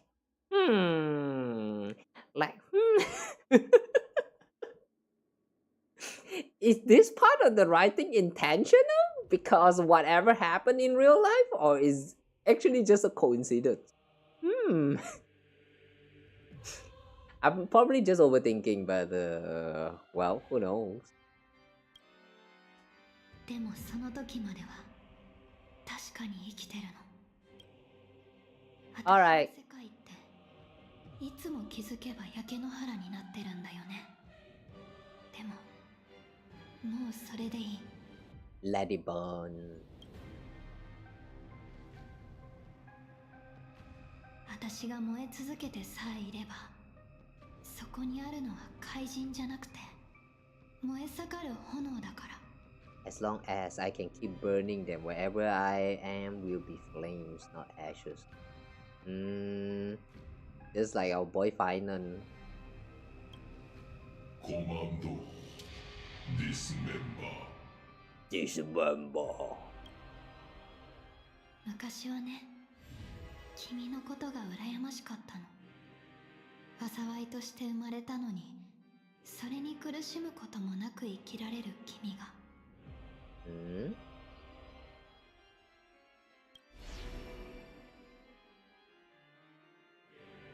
でも今は君の方が私に憧れるべきだよ。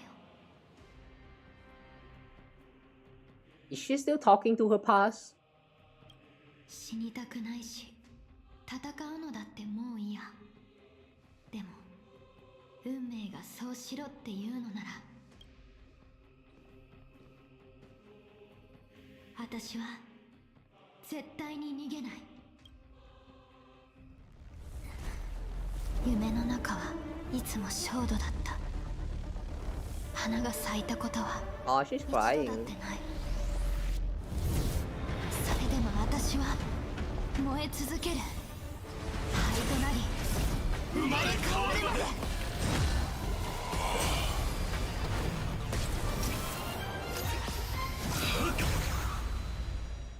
Whoa. It's been a long time since I last saw that the transformation. It's really been too long. And she's not even in the team. What was this? Select a character and they're summoned to fight against it.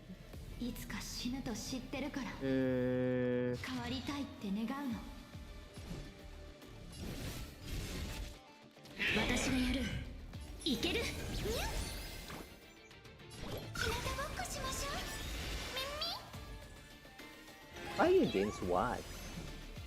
朽ち果ててこのかすかな光雲を払って晴れ渡る空をありがとう元気になったわ神聖を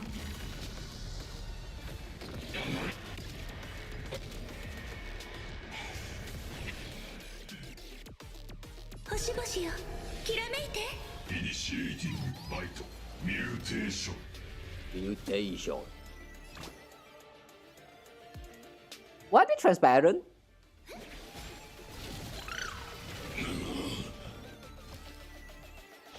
大丈夫です実行デバウアー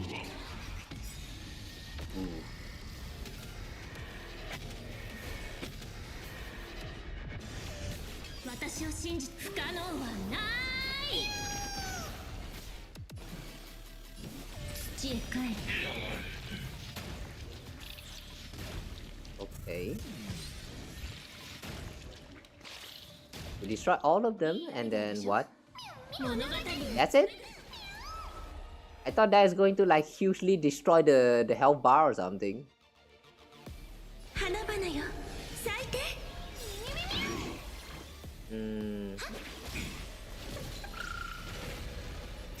記憶は流れ星を待ってる愛で私を心に刻んで生と死よ花を咲かせて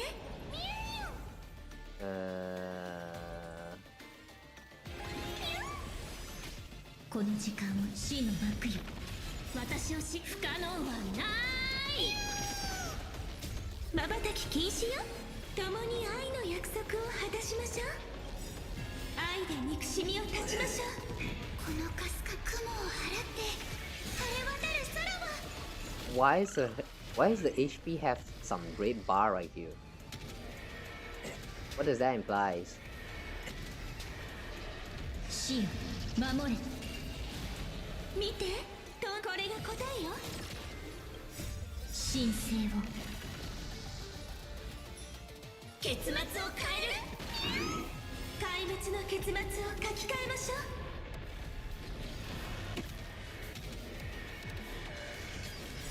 瞬き禁止よ愛で憎しみを断ちましょう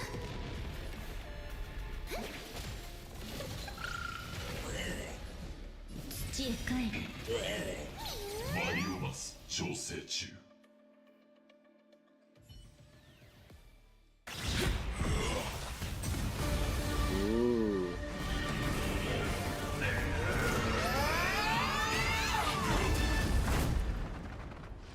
そうだよまだ終わりじゃない運命を受け入れるのも犯行だとしたら私は What's that? 死を受け入れる What? What? Hang on. What did she just do? What was that? What was that for? 生きるとは未来の自分を思い描くことだ。今の選択はそのほとんどが過去の自分によって決められている。だというのに、今をいかに懸命に生きよう。I kind of don't get what just happened there. 思い描いた通りの She defeated the armor, and then she take out the core, and then she insert that core to herself. What's that? Like, why would she do that? What's that supposed to mean?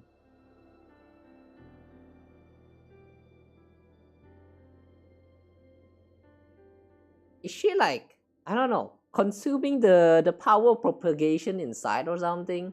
So now she's like propagation times 2. I don't get it. 運命も同じだ。認めようと認めまいと虚無はある。そして存在するものであれば虚無を振り払うことはできない。Wait, this music.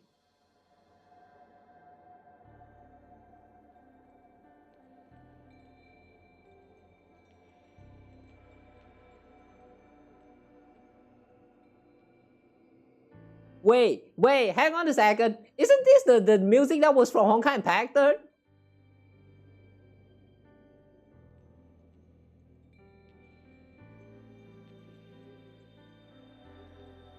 Wait, what?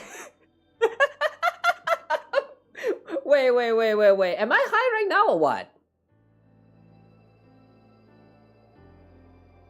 Wait, did they use the same music before? Oh my god, wait, hang on. How come I did not realize that? This is one of the music that was played every time in Honkai Impact whenever they're talking about some emotional stuff. It sounds a little bit different, but probably because they did a little bit of remixing. But this is the same music that you heard in Honkai Impact. Oh my god, why? Why so sudden? It's the same for every path. Nihility already exists, whether you admit it or not, and nothing can ever completely escape from nihility. 多くの運命はこの世界が美しいと説く。それを信じさえすれば、人々は信じることから力を得られる。As long as you're willing to believe, you will gain power because of your belief. Is that not the case? だが、虚無はそうじゃない。それは不条理で果てしなく広大。盲信を拒みつつ虚無に抗う力を持たぬ人々を捉える。そこには美しさのかけらもないんだ。信じるにせよ、盲信するにせよ、人々が信念から力を得るのであれば心からそう思わなければならない。この先は厳しい道のりになるだろう。もう一度出発点に立つ覚悟はできているか。I will always believe in tomorrow. I will keep fighting. I will end this long night. Everyone will be vindicated. What's vindicated? I don't know what is vindicated, so I'm going to pick this one. あなたたちはきっと太陽の下で再会できる。死が彼女の最後の夢を終わらせていないことを。May death yet end her last dream. そしてあなたが人々を目覚めの世界へと導くことを。May you guide people back to waking world. A blaze to tomorrow.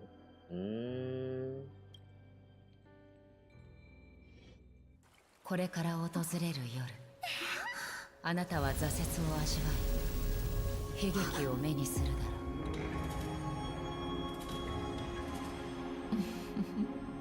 う。私が謁見し、私が酒を注ぎ、私が奪う。私は春に種をまき、秋に刈り取る。枯れた果実で枝が満たされるまで。Jade doing her power? 全てを琥珀の王よ。あなたが決断を下すとき、モノクロの世界に一抹の赤が再び現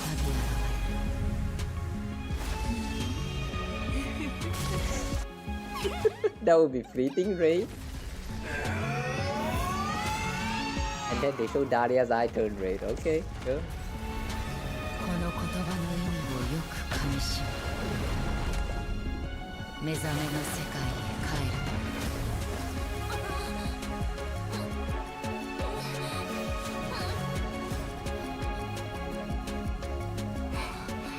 Wow, purple.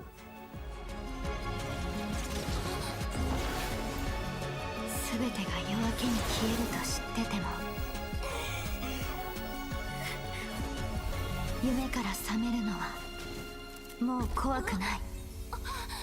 みんなの私の開拓の権利を取り戻して私たちが探している答えがそこにある。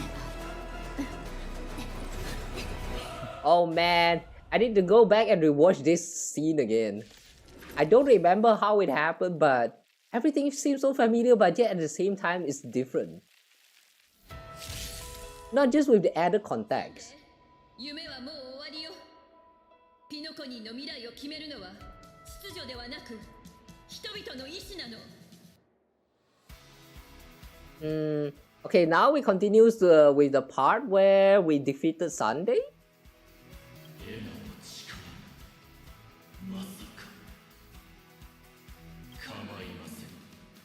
元より本意ではありませんでした。では、人の姿で修論を明らかにしましょう。神が世界を作り、慈愛を授けると。神々、今はただ静かに耳を澄ませてください。万物が育ち、すべては巡っていく。その果てに至った時、人の世は人の手に託されなければならないのです。Do we still have to fight? すべての創造は終わり、麦の日に至る。哲学の大事、万象を再構築するのです。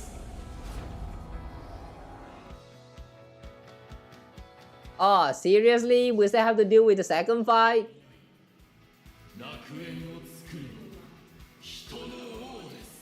I see. They want us to run the train into him again.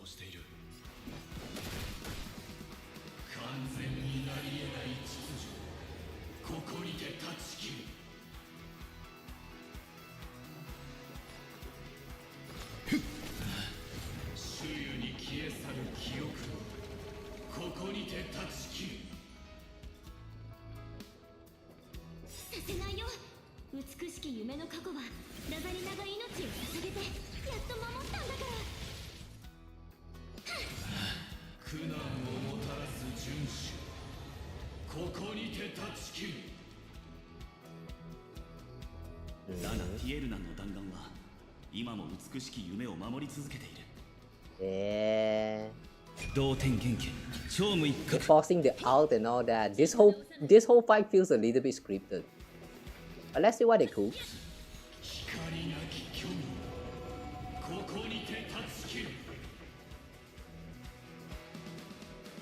だが時計屋の意志が擦り切れることは決してない。争いに意味はない。やっ不可能と知りながら進む開拓をここにて断ち切る。 One more day. それでもミハイルは明日を信じてた。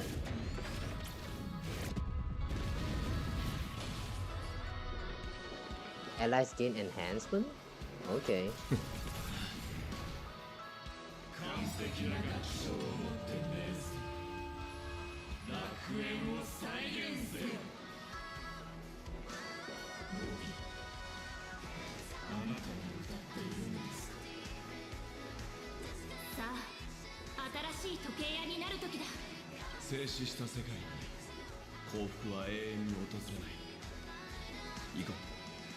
12の時にコンパスの針をつけ道を開拓することで俺たちは時間を進ませ、それに意味を与えられる。美しき夢が終われば明日が来る。みんなが前に進んでたくさんの物事に出会えるの。明日を迎えればみんな分かってくれるはずよ。世界は美しく守るために戦う価値。 Hold up! Hold up! What is that?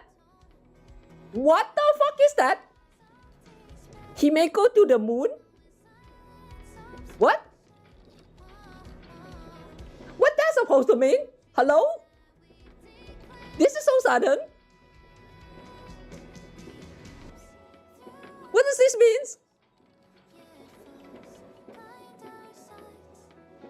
Is this Honkai Pact the connection? Hello? Or is this Fly Me to the Moon? The one like the what was that again? The first game that whole universe ever made?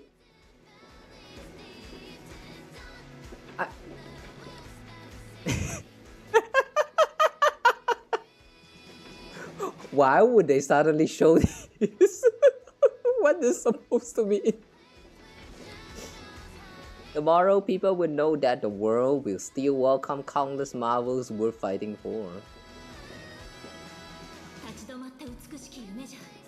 Yeah, it only applies to Himeko. What's that supposed to mean? What's that supposed to mean? Oh no! Now we have it to the stars. One big happy family. Okay.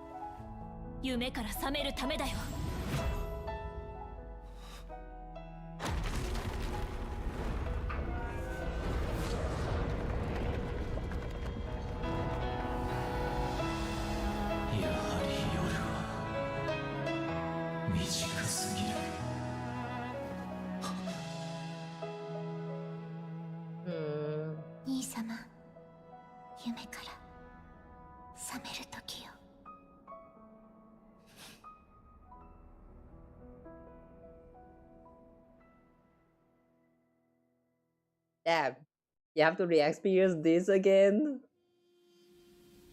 They actually force you to re-experience this again in the main story? You have to go through the Penacony's ending 2 times? If you are a new player, will you actually, like, are they actually still forcing you to play like 2 times? The first time in the Penacony, like, just going through without Constance, and then the second time with Constance also making appearance? I'm guessing it's the latter, but... Man! They actually just went with it and like replaced some of the cutscenes. Wow. The good thing is that they actually didn't force you to like replay the whole like the Sunday fight. And they actually like add in some interesting twists here and there, but yeah, it was still a little bit strange how like why we actually have to go through it 2 times. It's time for dreams to end. It's not over yet. What happened next? So why did I forget? 運命は答えを教えることを許しておりません。そして本当の結末はあまりに悲壮すぎるがゆえ忘れていただきたいのです。The true ending is too sad. I will stop here. でしたら私の最後の嘘を告白いたしましょう。実はあなたには誰の記憶も見せておりません。私自身のものも含めて。Never show you anyone's memories. Now whose memory is that? あなたが目にしたのは私が偶然手に入れた脚本です。そこには実際に起きたすべてが記されていました。そしてそれがきっかけとなり、あなたは自分の記憶に入り、すべてを思い出したのですわ。This woman has been lying the whole time. Damn, just how untrustable is she? So all we've seen right there is a script.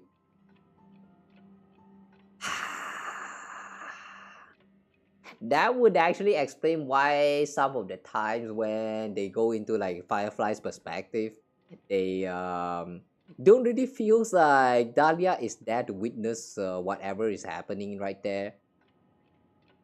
If it was just a stimulation from the street, then yeah, that would make sense. But what does that mean? あなたは特別で唯一無二の存在だということです。You done something no one has ever done 誰一人 before? 成し遂げられなかったことを成し遂げたのですから。 What? 記憶が燃え尽きようとあなたはそれを思い出し再び大切に心にしまうことができる。性格ハンターがこう言っておりましたわ。あなたは時を動かしそこに意味を与えられる人、運命を変え無念を晴らせる人なのだと。ついてきてください。お見せしたいものがありますの。エリオ。Elio? Oh, the cat is Elio?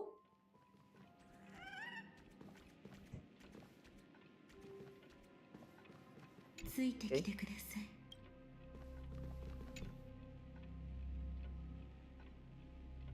Why look so fierce? こちらがお見せしたいもの、終焉の真実です。 The truth about finality? また、この黒猫はテルミヌスの身体の一部となります。 Terminus Divine's エリオではあ corpus? りませんわ。 Terminus? 私もこの目で見たわけではありません。これは性格ハンターが語ってくれた光景ですから。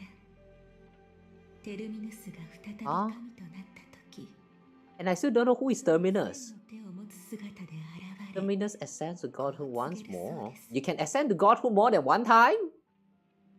To manifest the thousand-armed divine form and proclaim. この身は終焉となりて、時の輪を高く掲げ、世界の破壊者とならん。Now I am become finality. Time? Finality is time? Lifting the wheel of time, the destroyer of the worlds.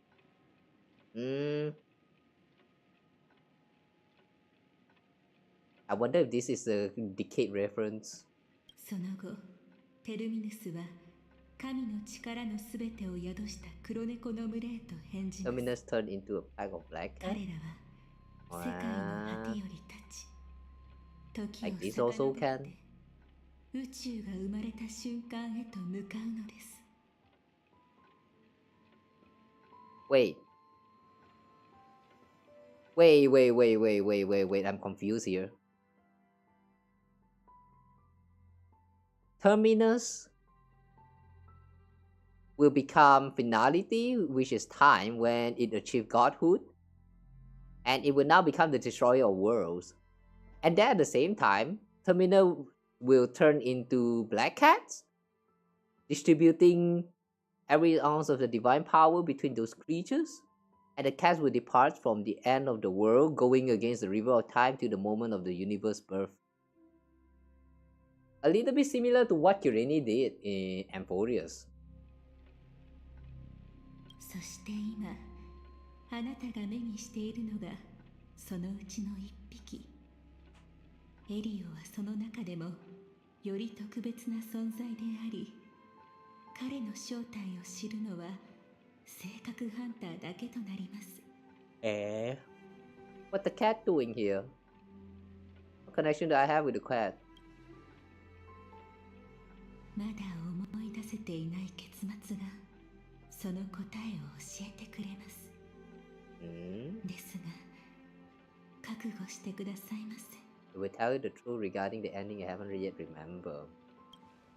実はディエス・ドミニを打ち果たしてからピノコギーを離れるまでの間、ホタルさんは誰とも会っていないのです。あ？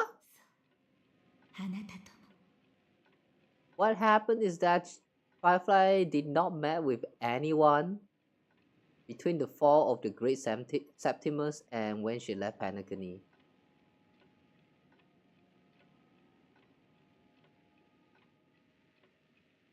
Didn't we talk to her? After the fall of Septimus, didn't we actually talk to her? Wait, that was like fake memory? Or am I just remember it wrong? 彼女は3度目の死がどれほど悲惨なものかを知っていたため、遠くからあなたを見守ることを選びました。そして消える寸前、一人で身を隠したのですわ。ですが、悲しい記憶もまた大切なもの。あなたが別れを素直に受け入れることができれば、再会を果たす力を手にできるでしょう。大切な人を見送るときは、その人の目が見えるうちに涙を流してあげてください。そうすれば、自分がどれだけ愛されていたかを。She's saying like Firefly actually died. I don't like where this is going. I'll find everything that was lost. I'll prove that they existed. このように考えたことはなくって、今自分の成していることが運命からの気まぐれな贈り物なのではないかと。何も選んでいない、ただ運命にもてあそばれているだけなのではないかと。ですが、そんなのどうでもいいことですわ。だってこの瞬間、私の喜びも悲しみもすべて紛れもない本物なのですから。あなたもきっと同じでしょう。覚えておいてください。 If you have regrets that must be mended, tell with all your mind. 心の底から叫ぶのです。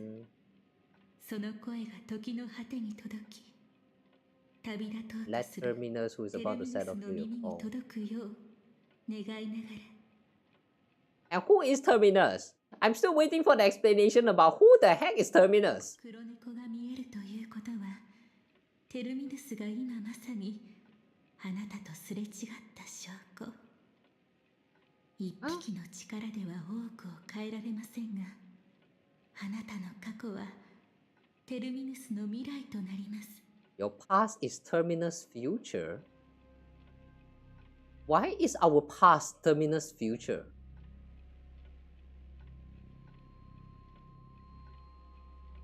Wait, is Terminus... Wait, hang on, is Terminus our past identity? もしも黒猫があなたの叫びを覚え、その未来で何かを変えれば、あなたの過去もまた変わることになりますわ。もしかすると、世界が破滅する運命にあるからこそ、一人の平凡な Essay the mic of Terminus render the final dole? What's dole? It can help to retrieve memories. Wow, they are shattered memories? あなたの手で届けてあげてください。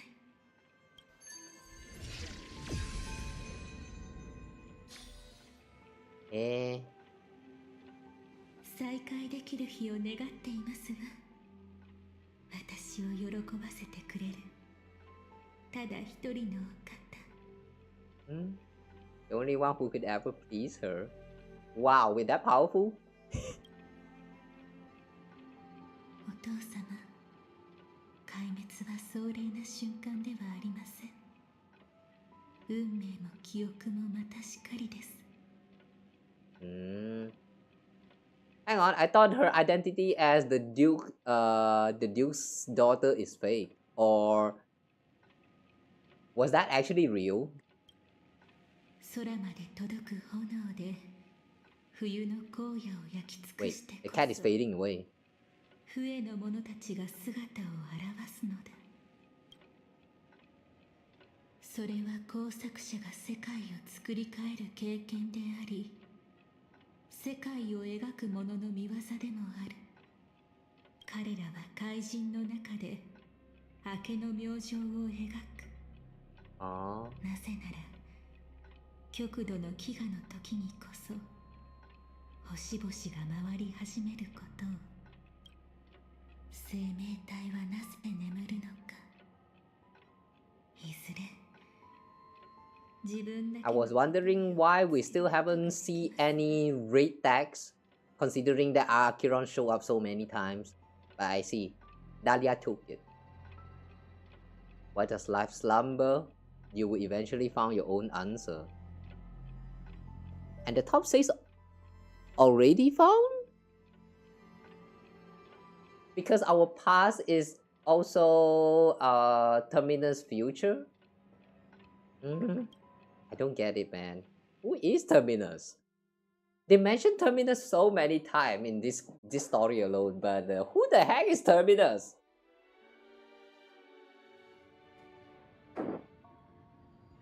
Oh. Oh, memory shards. よし、忘れてしまったすべてを取り戻しに行こう。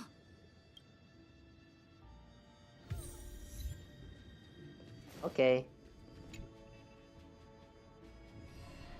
新たな運命を作り出すなんて本当に驚いたわ。 Creating a brand new path. 妹のあなたにならわかるでしょ。もし本当にそれが成し遂げられていたら、一体どんな運命になっていたのか。開拓同士の戦いが待っていたわ。Different kinds of trailblaze. ただ兄様は間違った答えを選んでしまった。開拓の初志を抱きながら Original aspiration was similar to trailblaze, yet the road he walked was one named the domination or conquest. たとえその願いが人々の幸せを願うものだったとしても、結局は独りよがりに過ぎない。救われるのではなく、自分の手で自分を救いたいと望んでいる人だっているわ。There will always be those who don't want to be saved, who want to save themselves. True. あなたもこの世に神は存在すべきではないと考えているのかしら。いいえ、たとえ何もしない神様であっても、多くの人の心を支え、慰めとなることはできるわ。ただ、この世に人の王はもう必要ない。A king of humankind. だからこそ、私は信じている。兄様もいつか全てを分かってくれると。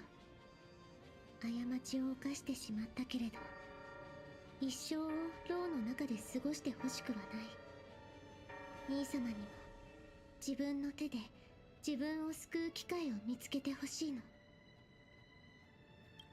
そう。だから私を訪ねたのね。ええ。あなたと取引させて、そして話し合いましょう。ピノコニーがカンパニーにとってどういう立場になるかを。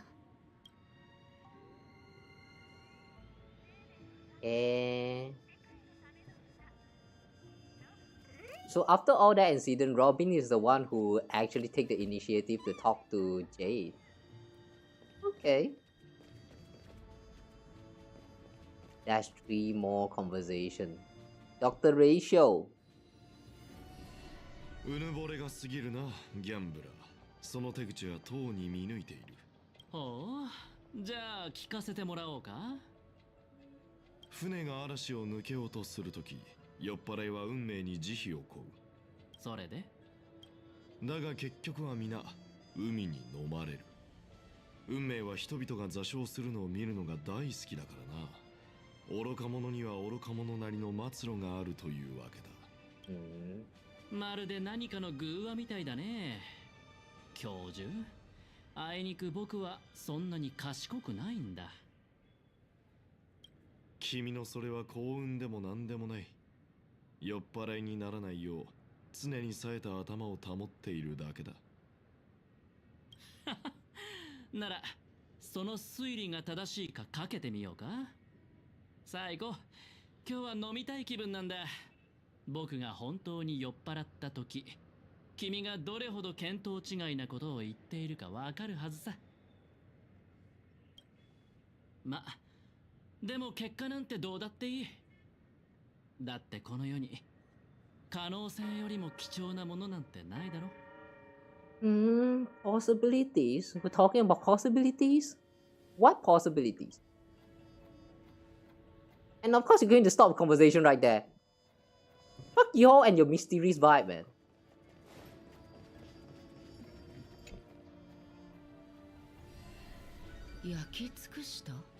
Burn. アベンチュリンさんの時のように、あなたが刀を抜いた瞬間、虚無が無境を侵食していったの。ただ幸い、それは無境で起きたことだった。コンスタンスが全ての無を引き受けて焼き尽くしてくれたわ。彼女が完全に回復するにはきっと長い時間が必要になるでしょうね。すまない。いいえ、むしろ感謝を伝えたいそうよ。ただ彼女は大切な用事があるらしくて、代わりに会うよう頼まれたの。彼女は多くの人を裏切り、日々を復讐者たちの殺意の中で過ごしてきた。けれど虚無を焼き尽くしたその瞬間、彼女は自分が咲いたと感じ、初めて生きる喜びを味わったと言っていた。The moment she burned away Finality, she said she was blooming. She felt the joy of being alive. Damn, Finality can be burned away. The emptiness can be burned away. It's even like you can't even burn air, but here we're burning emptiness. What? そういえば、How? ダリアの花言葉は裏切りだと思われているけれど、最初にダリアが見つかった星では生命、そして繁栄を象徴する花だったそうよ。Vitality and prosperity.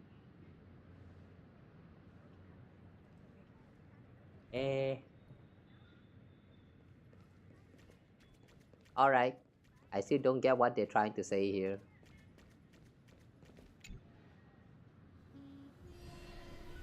やはり私は歓迎されないのですね。これはエリオの決めたことだから。彼は私の未来を見たのですか。性格ハンターの一員になるというあらゆる可能性の中で、あなたは必ず裏切りを選ぶ。主湯という名を持つ記憶を壊滅させる絶滅大君になってね。You shall become a Lord Ravager named Ephemera. Supposed to destroy the remembrance. これがエリオの言葉。そしてあなたへの報酬。報酬。すべてが終わった後、彼女の記憶の一部を燃やしてほしいの。その理由を伺ってもよろしいでしょうか。彼女がその記憶を持ったまま次の場所へ行くのは見過ごせないの。あまりにも早く壊滅の注意を引いて命を落とすことになっちゃうから。You can't hit to the next stop with those memories. It would draw destruction attention to her too early and she died there. But we did die though. But even without all that, we did die on Emphorius though. What? Hang on, that doesn't make sense. We did technically die there though.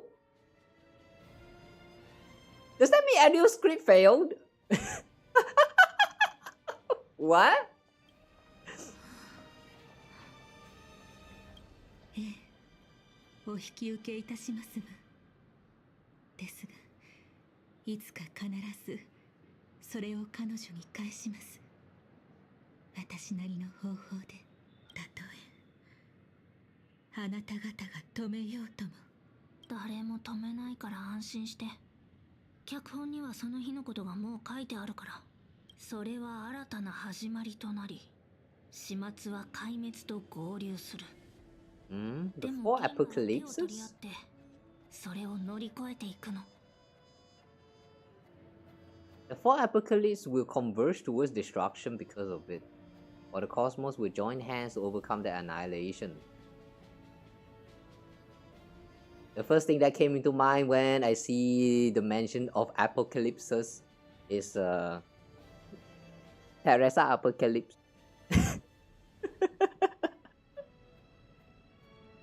Another Honkai impacted reference, but Apocalypse is like a family name for hang on. Cullen's name is also Cullen Apocalypse from what I recall. Yeah, it's an actual family name in Honkai Impacted. So the mention of four apocalypses, I don't know whether it means like actual apocalypse here, or it's actually the apocalypse from Honkai Impacted, but that sounds interesting.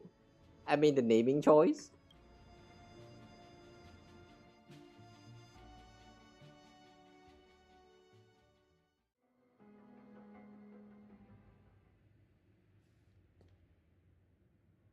Okay, we have recovered like all four. Now what? でも、ホタルはどこにいるんだろう。見当たらないけど。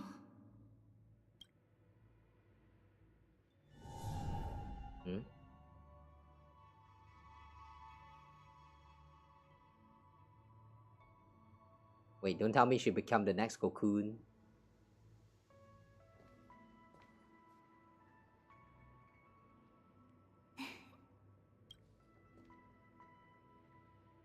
I found you, Firefly. I'm here to see your dream through with you. どうしてここがわかったの? How you feeling? I've been waiting for you to come find me. ごめんね。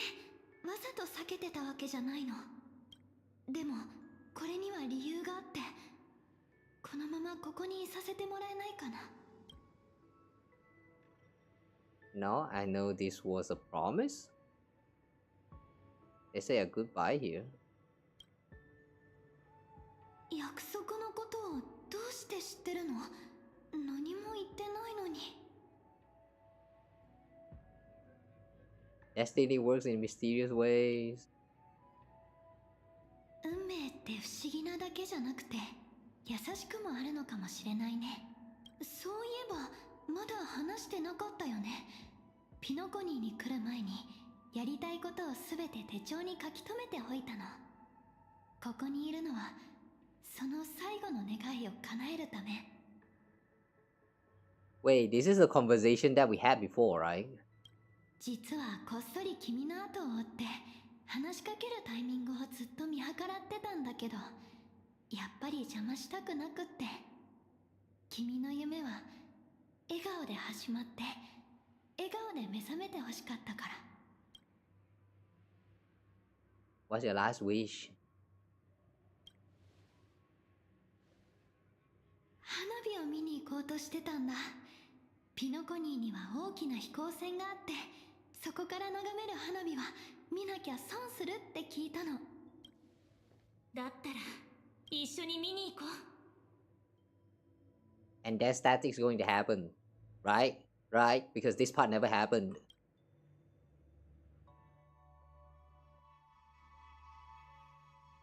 Wait, no static? We're still going to the aircraft?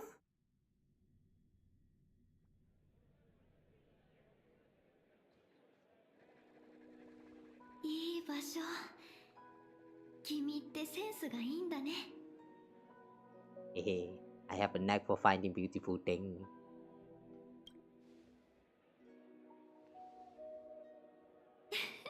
That includes you. Ooh, Reese. 少し座って待とっか。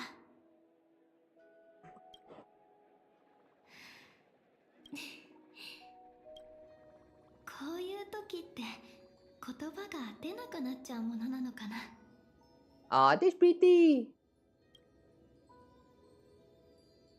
Nice wallpaper, man. Hey. Wonder whether everyone feels speechless at times like this. Can't think of what to say. どっちでもないかな。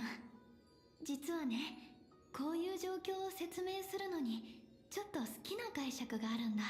会いたい人に会う前ってその情景をつい想像しちゃうものでしょ。自分の言葉で相手が笑ってくれるとかね、いつしか伝えたい言葉は会う前に全て言い尽くしてしまう。そして実際に会うと今度は相手が想像よりも素敵な存在だって気づいて、その素敵だっていう気持ちをどう伝えたらいいか言葉が見つからなくなっちゃうの。Want to know our story from the past? Why do you care so much about me? ごめん、それは言えない。教えれば恐ろしい未来につながるってエリオに言われてるから。ちょっとでも話せば You die at the next 君は stop. 次の駅で命を落としちゃうって。Youch. That's sad. 唯一教えられるのは私たちが再会した理由だけ。But the fact is, we did die in the next step. No, not the step. Next stop though. Our next stop after Penacony was Amphorius, and we did went to Amphorius and we did die right there. So it doesn't make sense. What does she mean by that? What do they mean by we're going to die in the next stop if we actually learn about all these memories? We died already even without those memories, man. It makes no sense. Before you got Dahlia at 75 PT. You can finally save. Nice. Congrats. Now it's time to save for Lingsha and maybe who was that again? You. I know I'm going to be saving for that too. Or actually, I don't know. Should we actually save up for the next version instead? I still haven't decided on what to do with the pools that we got. Right now, only like 30 more pools that we can do. Since we already got Dahlia, I don't know. Maybe I will try a little bit. Thanks for the follow, by the way. Goodbye. ずっと昔、君はこう約束してくれた。もし私が夢を見られたら、それを素敵な白チュームにしてくれるって。But I've forgotten everything. Am I still the person you once knew? Indeed, what the girl once cherished deeply was her appearance that, if not lost, had changed. Yet her smile never faded, just like when she faced destiny. 大切なのは同じように真摯な気持ちを抱き続けること。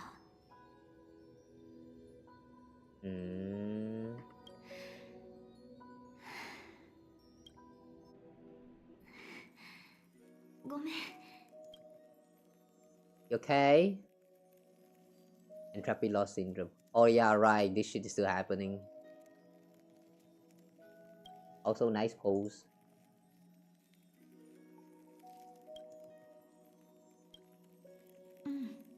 実は脚本に書かれた3度の詩だけど、あと1回残ってるの。So that's why you've been keeping to yourself? エナの夢が消えた後ね、私勘違いしてることに気づいたんだ。死によってドリームリーフに送られても、それは本当の死とは言えない。だって、そんなの楽すぎるでしょ。本当の3度の死知ってた。私は夢を見ることができない。目覚めればもう二度と夢を見ることができなくなる。つまり夢の中の私は完全に消えてしまう。あ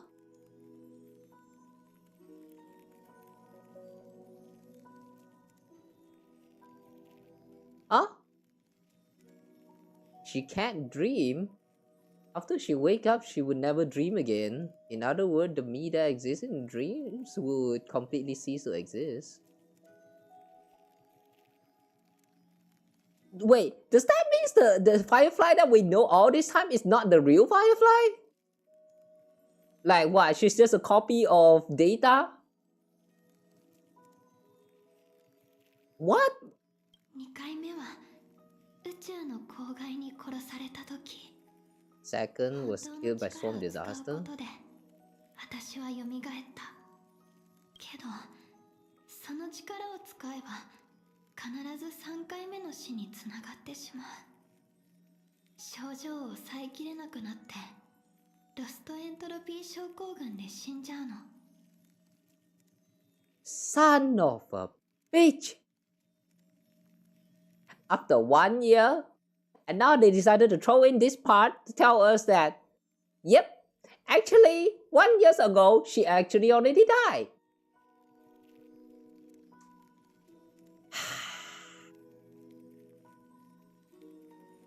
Why?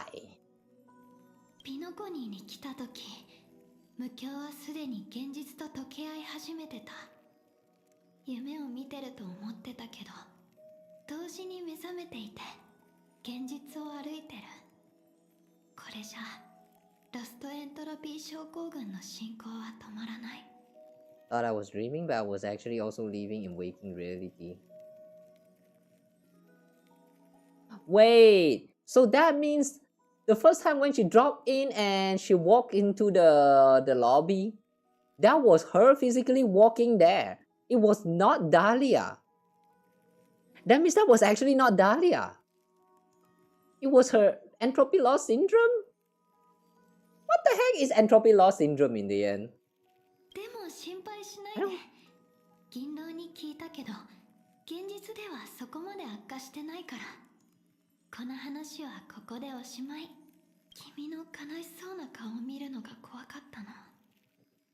これは私たちの何よりも素敵な白チュームなんだから。最後まで笑顔で楽しみたいでしょ。だって私たちはこの宇宙で誰かと一緒に過ごせる時間がいつ終わっちゃうかわからないからね。目を閉じてくれる？ It talk about all this, like appreciate the current moment that we get to spend together, and then you want me to close my eyes? Really? That made no sense, man. Don't make me close my eyes. Let me watch you. たった一度しか見られない夢なら最高の私を見てほしいの。終わりが近づいてきた今、少しでも綺麗でありたい。昔よくやってたように目を閉じて一緒に過ごしたあの情景を思い浮かべてくれる？私のことが見えなくても私たちは一度だって離れたことなんてない。きっとそう感じられるはず。 What? We're getting possessed by her now? Don't you dare sneak away. できる限りそんなことはしない。 Wait! The entropy loss syndrome, the symptom is actually showing up right here. She's actually trying to cover it with her hair right now. What the heck, man? The details! The details! Okay, we close our eyes. そうだな。どこから始めよう。そうだ。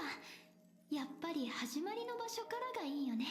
黄金の時で君が助けてくれたあの時からが。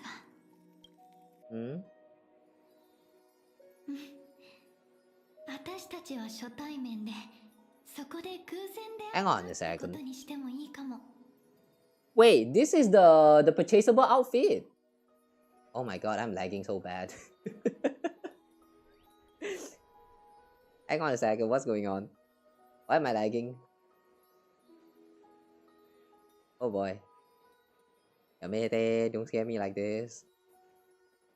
But yeah, anyway, this is the purchasable outfit that was like, you know, having discount and all that some times ago. Too bad it was not free. 私は黄金の時に旅行に来た学生で、あとお小遣いをちょっと多めに持ってきてたらいいな。それで登場する時はもっとおしゃれな格好をするの。So in the end, even that outfit is just an illusion. It's just a fantasy, something that she came out with. 君も学生ね。でも遠い遠い星から来ていて、この場所には慣れてない。君はすっごく悪い不良たちに絡まれちゃうんだけど、そこへ私が現れるの。さあ、今度は私が君を助ける番なんだ。What are the odds that this is actually what happened in the past life? I mean, our past life before we become what we are right now. We can't beat them. Let's run away together. Don't worry about me. I don't want you getting hurt because of me. Why don't we team up and fight together? Let's just run. 大丈夫。私がそうしたいの。結果も家庭もそれほど大事じゃない。大切なのは私たちがこの旅にどう関わってどう思うか。ねえ、もう一つお願いを聞いてくれるかな。覚えてる？エナの夢と戦った時、君を抱えて空を飛んだよね。あの時目覚められるかもわからなかったのに、それでもすごく嬉しかったの。だってまた肩を並べて認めたくないものに立ち向かって、お互いのために一生懸命になれたんだから。あの瞬間を君は忘れないだろうけど、思い出す時はもっと楽しい思い出になっていてほしいの。敵なんてどこにもいなくて、全部ただのいたずらで、君を抱いて空を飛ぶ時も恐ろしいスウォームじゃなく、見られなかった花火で。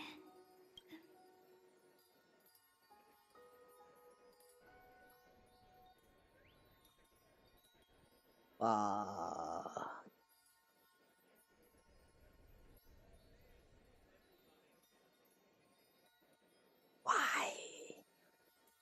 It's been 1 year. Why would the intention bring this up just to hurt us like this? Why? God damn it, Xiaoqi. God damn it.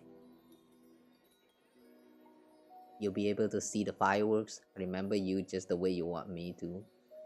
You've already seen it, you dummy.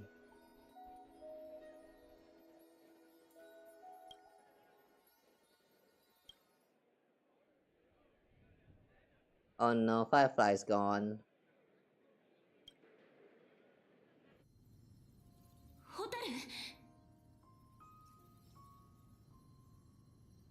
Damn, she looks so dead. She looks so dead. エリオが言ってた。私たちは違う終焉に向かう運命で、未来なんてないって。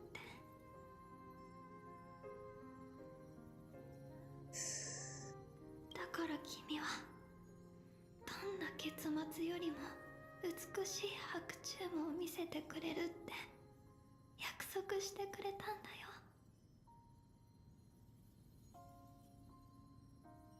楽しみだけど、でも本当にその結末を一緒に迎えられないのかな。死ぬのは怖くない。でも一人で死ぬのいや、みんな言うの。君は終焉をもたらす運命の人だって。You're destined to bring about the finality? What do you mean by bringing about the finality you transcended? What do you mean transcend? What cow is this? でも私は君を信じてる。きっとそばにいてくれるって。それを知ることができ、決めることができるのは君だけ。この銀河は君のためだけに存在するわけじゃなく、君の目に映るだけのものでもないけれど、君に救われるのをずっと待ち望んでいるの。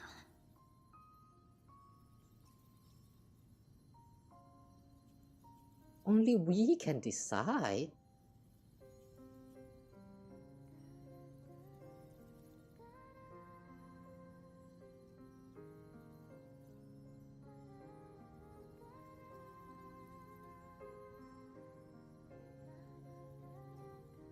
You know what?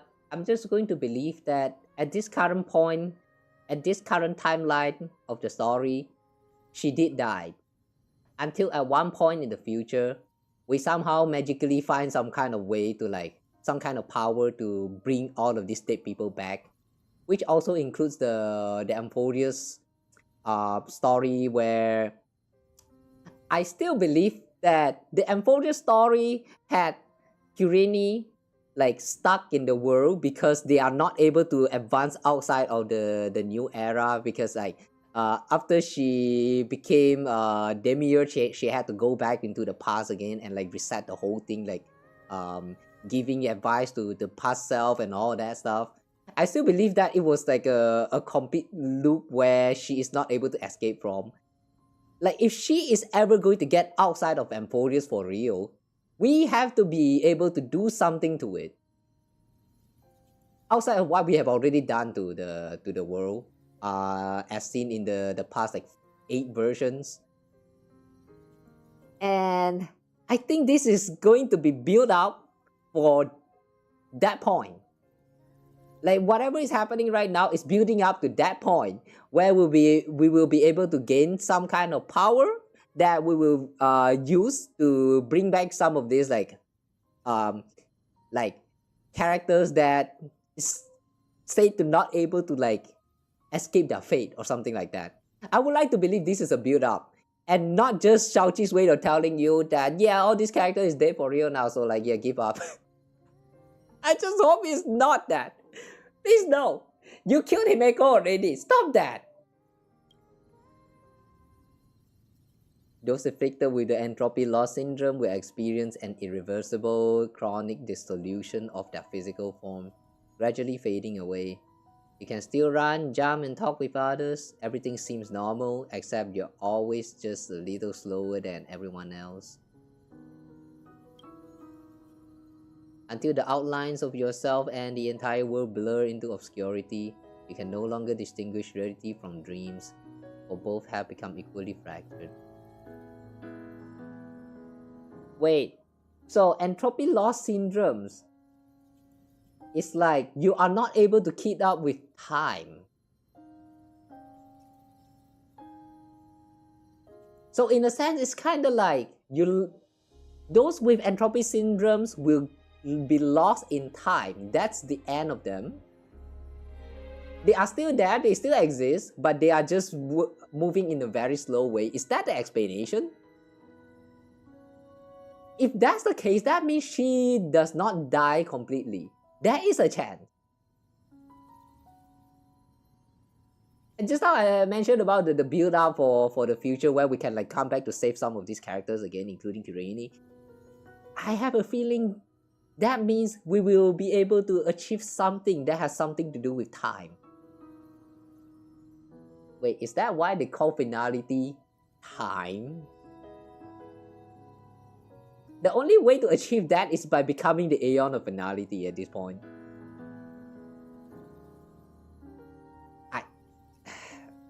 Okay, fine.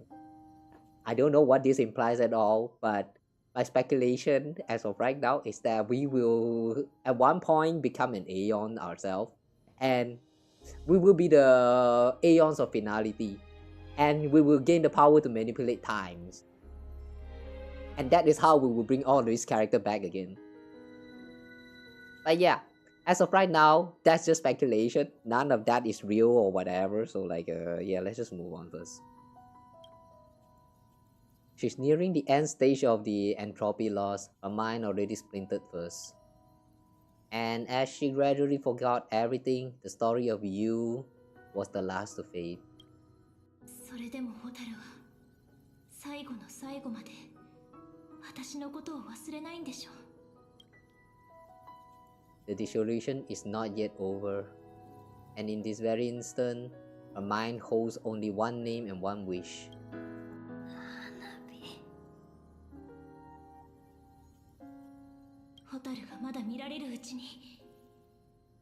Or she might still be able to see it. Hold her hand and fulfill her wish. Yeah, show her the firework. 家庭もそれほど大事じゃない。大切なのは私たちがこの旅にどう関わって Sometimes I hate my dirty mind. どう思うか。 Result doesn't matter, even the process isn't important. What matters is how we take part in the journey and how we choose to view it. 約束したことは必ず守る。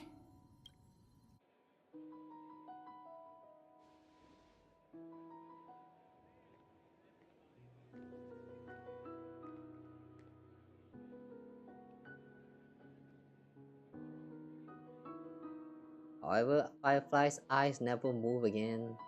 Every spark of her life in her eyes has already gone. そんな間に合わなかった。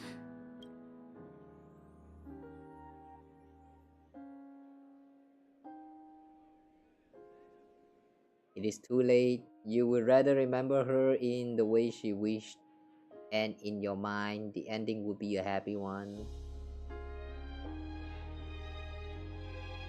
So this photo that we took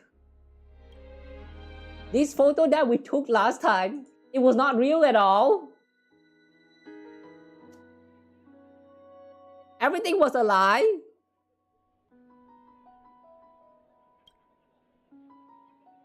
Wait, if that's the case, how? How did the lie actually happen? Who lied? Did we lie to ourselves or what? Why would they went to the length to tell you all of this? It ended happily. Just let it end happily, man. Why do you have to go back all the way to ruin all of this? Why, Shaoji? Why? 5-5, let's go. Yeah, she's one of them, alright. She's one of them. God damn it, why? Penacony ended happy, man. Just let it end happy. Why go back to ruin it? Fuck you!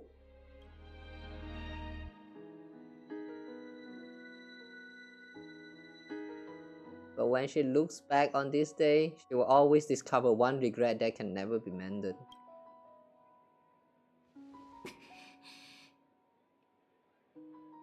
Why?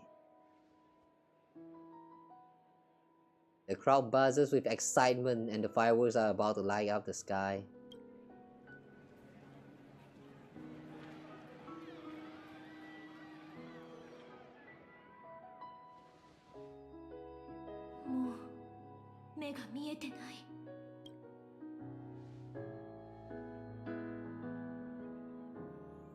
Damn, it kind of feels like she turned into a doll, a life-size doll.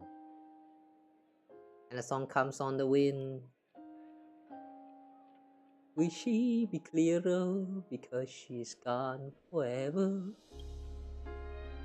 The bouquet you gave me, can the sound of its petals falling keep me awake always? I'm a tone deaf.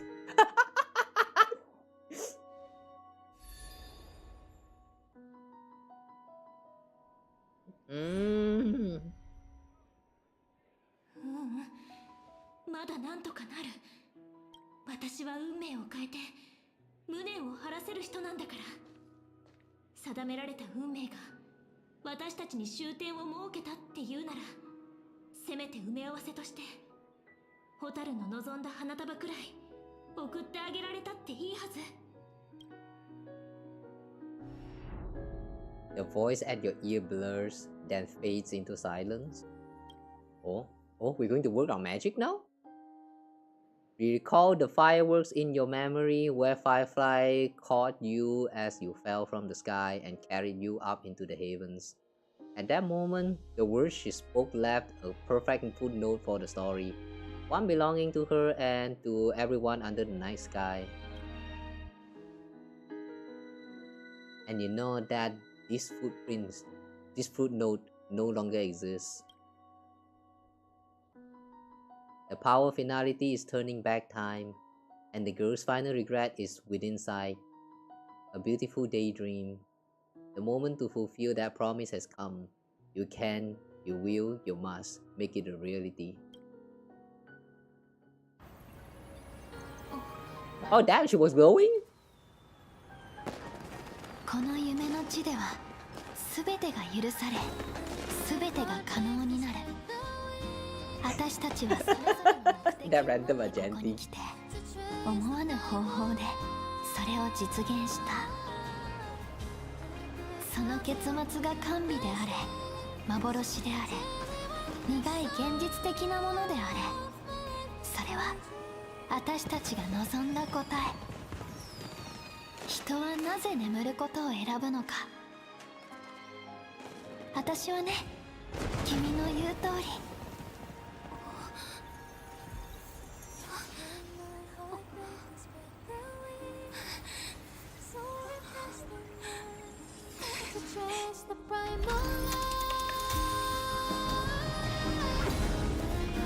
What is that?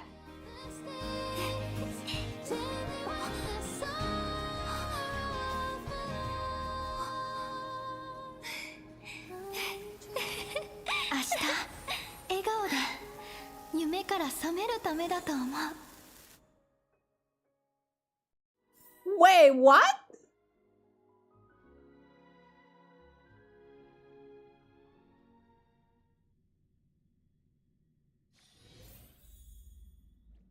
Wait, what?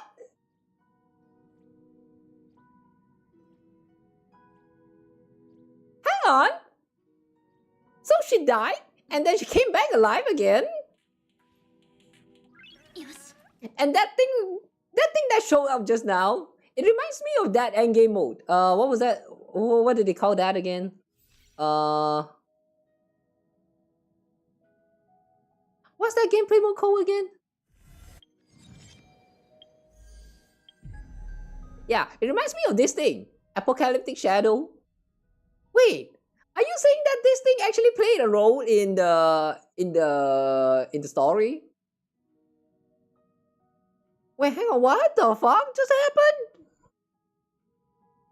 And why did this thing actually work? How?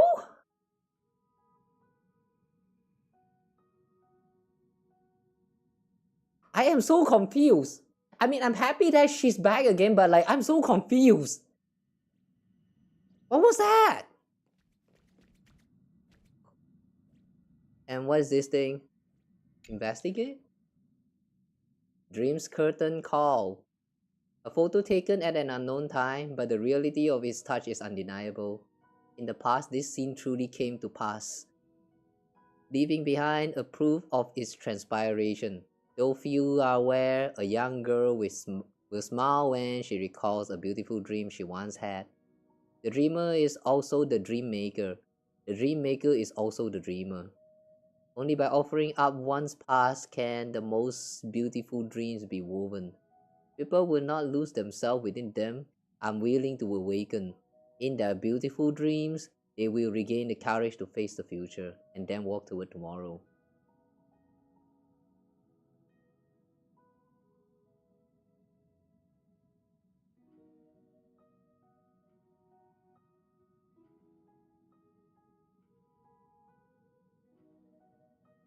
Wait, So like, it's not real. She did not come back to life. That was just us making up the dream.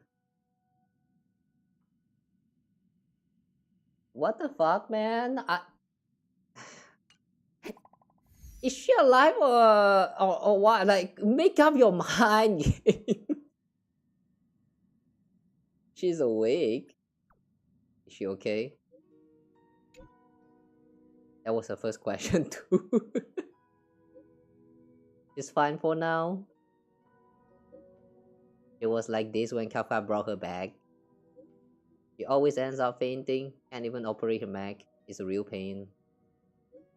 But the treatment's going well. When might we be able to meet again? Don't know, the script didn't give any details. Oh, wait, no. It did. I just don't get it. What? It says you need to wait till you face yourself.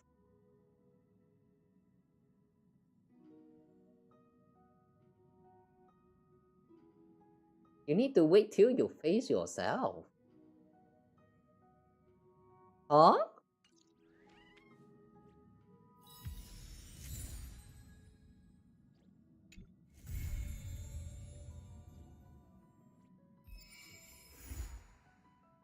What?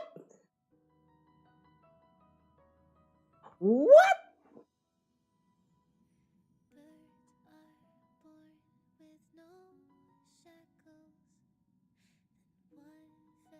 And the fact that I have Firefly's BGM in the parlor car is not helping.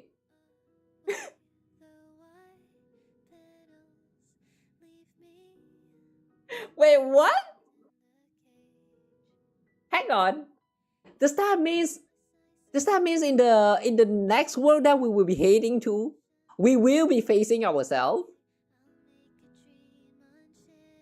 Or is this going to need to wait? Because I heard that there was some stuff that going on with the like, what was that? I think it was like political issue with China and Japan or something.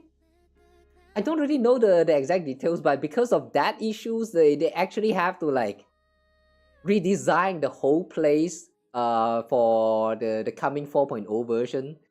And that's why we actually didn't get like as much of content in this current version. Like, it's very unfortunate. I thought that the version was giving like not enough content. Like, I find it a little bit like lacking.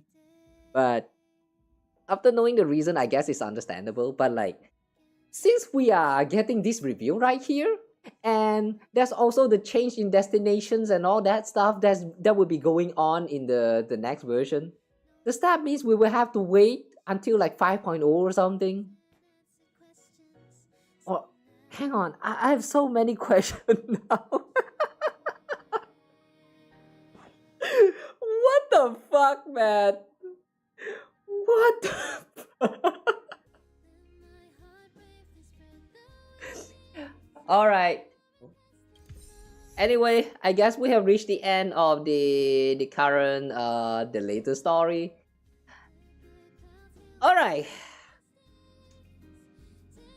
I think this is overall a very interesting story. I won't say that I like it, but I did enjoy it.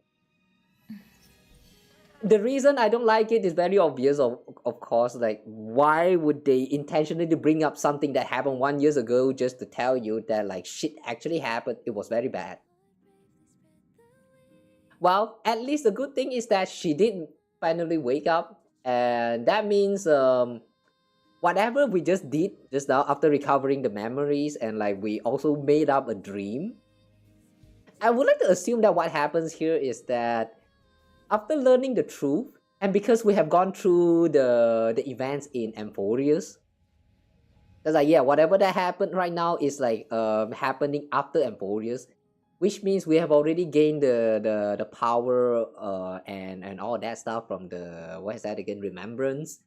And maybe because of that, it also awakened the ability for us to rewrite some part of that future, like rewrite the script. I would like to assume that it has something to do with rewrite the script. Yeah, and because of our rewriting of the script, this time, after we relearn about the memories of the past, so we kind of changed the future of the past. So that means Firefly is now able to wake up because of that. But it still doesn't change the fact that they show all of that just to tell us that, yeah, fuck all whatever you learned like 1 year ago. Shit actually happened, and she kind of died right there.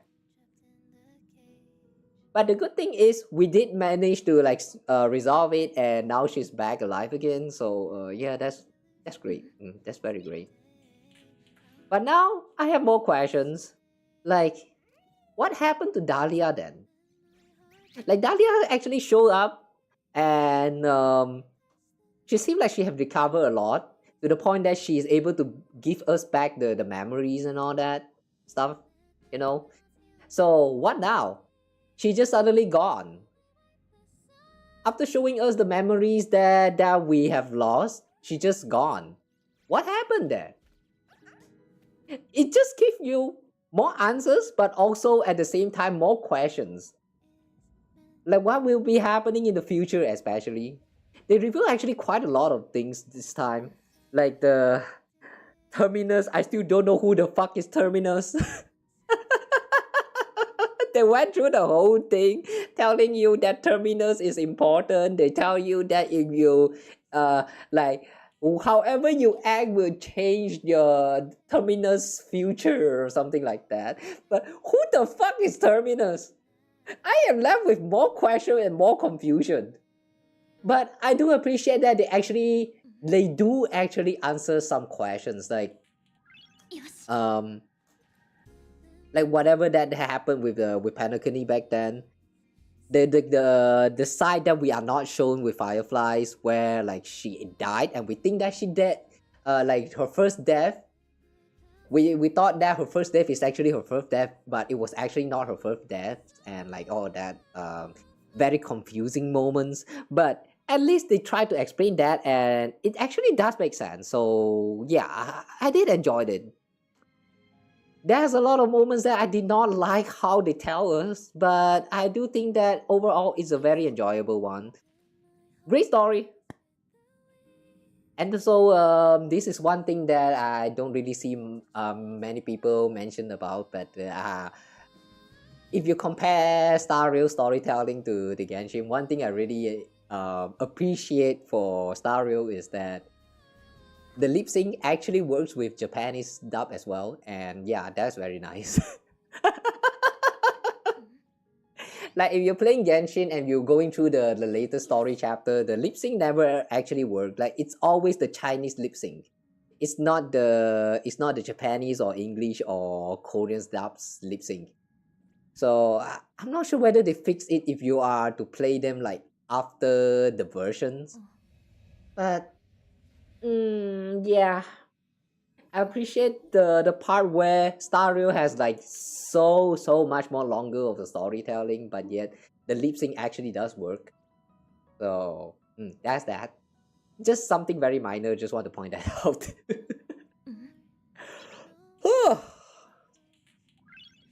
That was long. I did not know. No, I didn't expect the interlude this time is actually going to be almost 9 hours. Yeah. But yeah, it was overall a very pleasant experience. I really enjoyed it. So yeah. Anyway, I think that's all for today lah. Great story. I'm looking forward for to see more of, like, you know, the what do you call that, like theory crafters videos to talk about all this lore that just got revealed this time, because like I feel like they actually revealed quite a lot of things, like Finality especially. The part that I enjoyed the most about this story chapter is the part that they have Finality mentioned. It has something to do with time. And also there's also the Sipe, like Sipe and Stellaron have some kind of connection there. I don't understand that part though. It kind of sounds like Sipe is like Sipe herself is the, what is that? Stellarons. But then there was a lot of times it's also mentioned that Sipe is the one that spreads the Stellaron for whatever reasons. So it's very confusing. If there's any like theory crafter can actually like form like a proper theory out of this, I am very interested.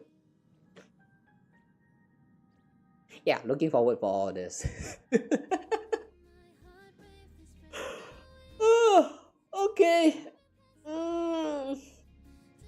I think that's all for today. Right now, there's also the Chrysos of Wu events going on. This one, I think I'm just going to play through like sometimes later. Maybe next week. Don't know how long this is going to be, but maybe next week.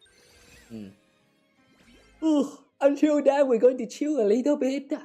And yeah. Thank you so much for you guys who dropped by today's stream. For those who watch from Twitch, I hope you enjoyed the drops. Yeah, that was a drop event happening. I always forgot that the drop actually exists. I need to get myself some too. Yeah, enjoy your drops. Good luck with your pools. Oh yeah, speaking of pools, I still have a feeling that the next day might not go well for me. Considering that Dahlia actually show up in just like literally 2 pools after the last PT. Like we just win 50-50 and also win the whole gacha system. Like that was so crazy, man. I can't. This has never happened in my so many years of gacha experience. So I am very, very scared right now. But yeah, I think I'll manage. But yeah, with that little side note right there, thank you guys so much again for watching. I hope you guys enjoyed today's little stream.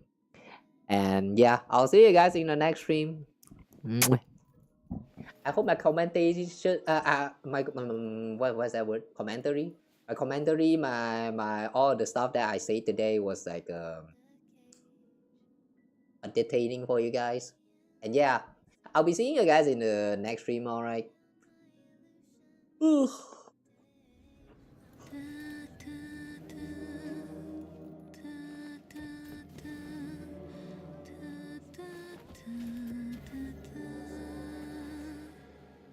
Yeah, why is she actually singing the jingle bell?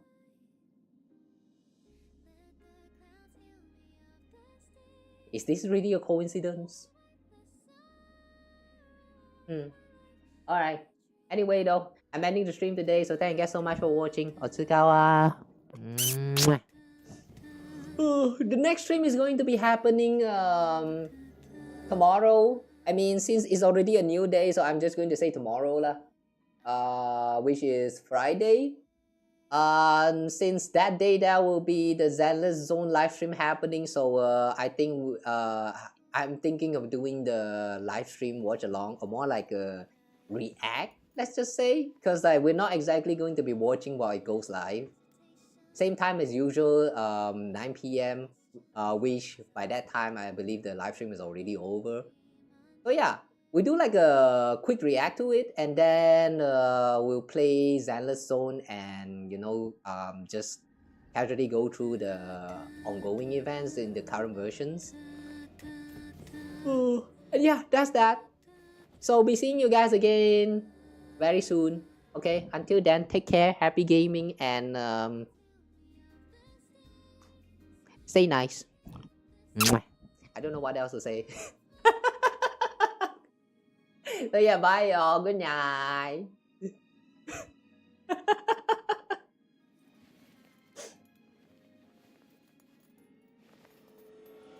It's been 5 years. I still don't know how to end my streams.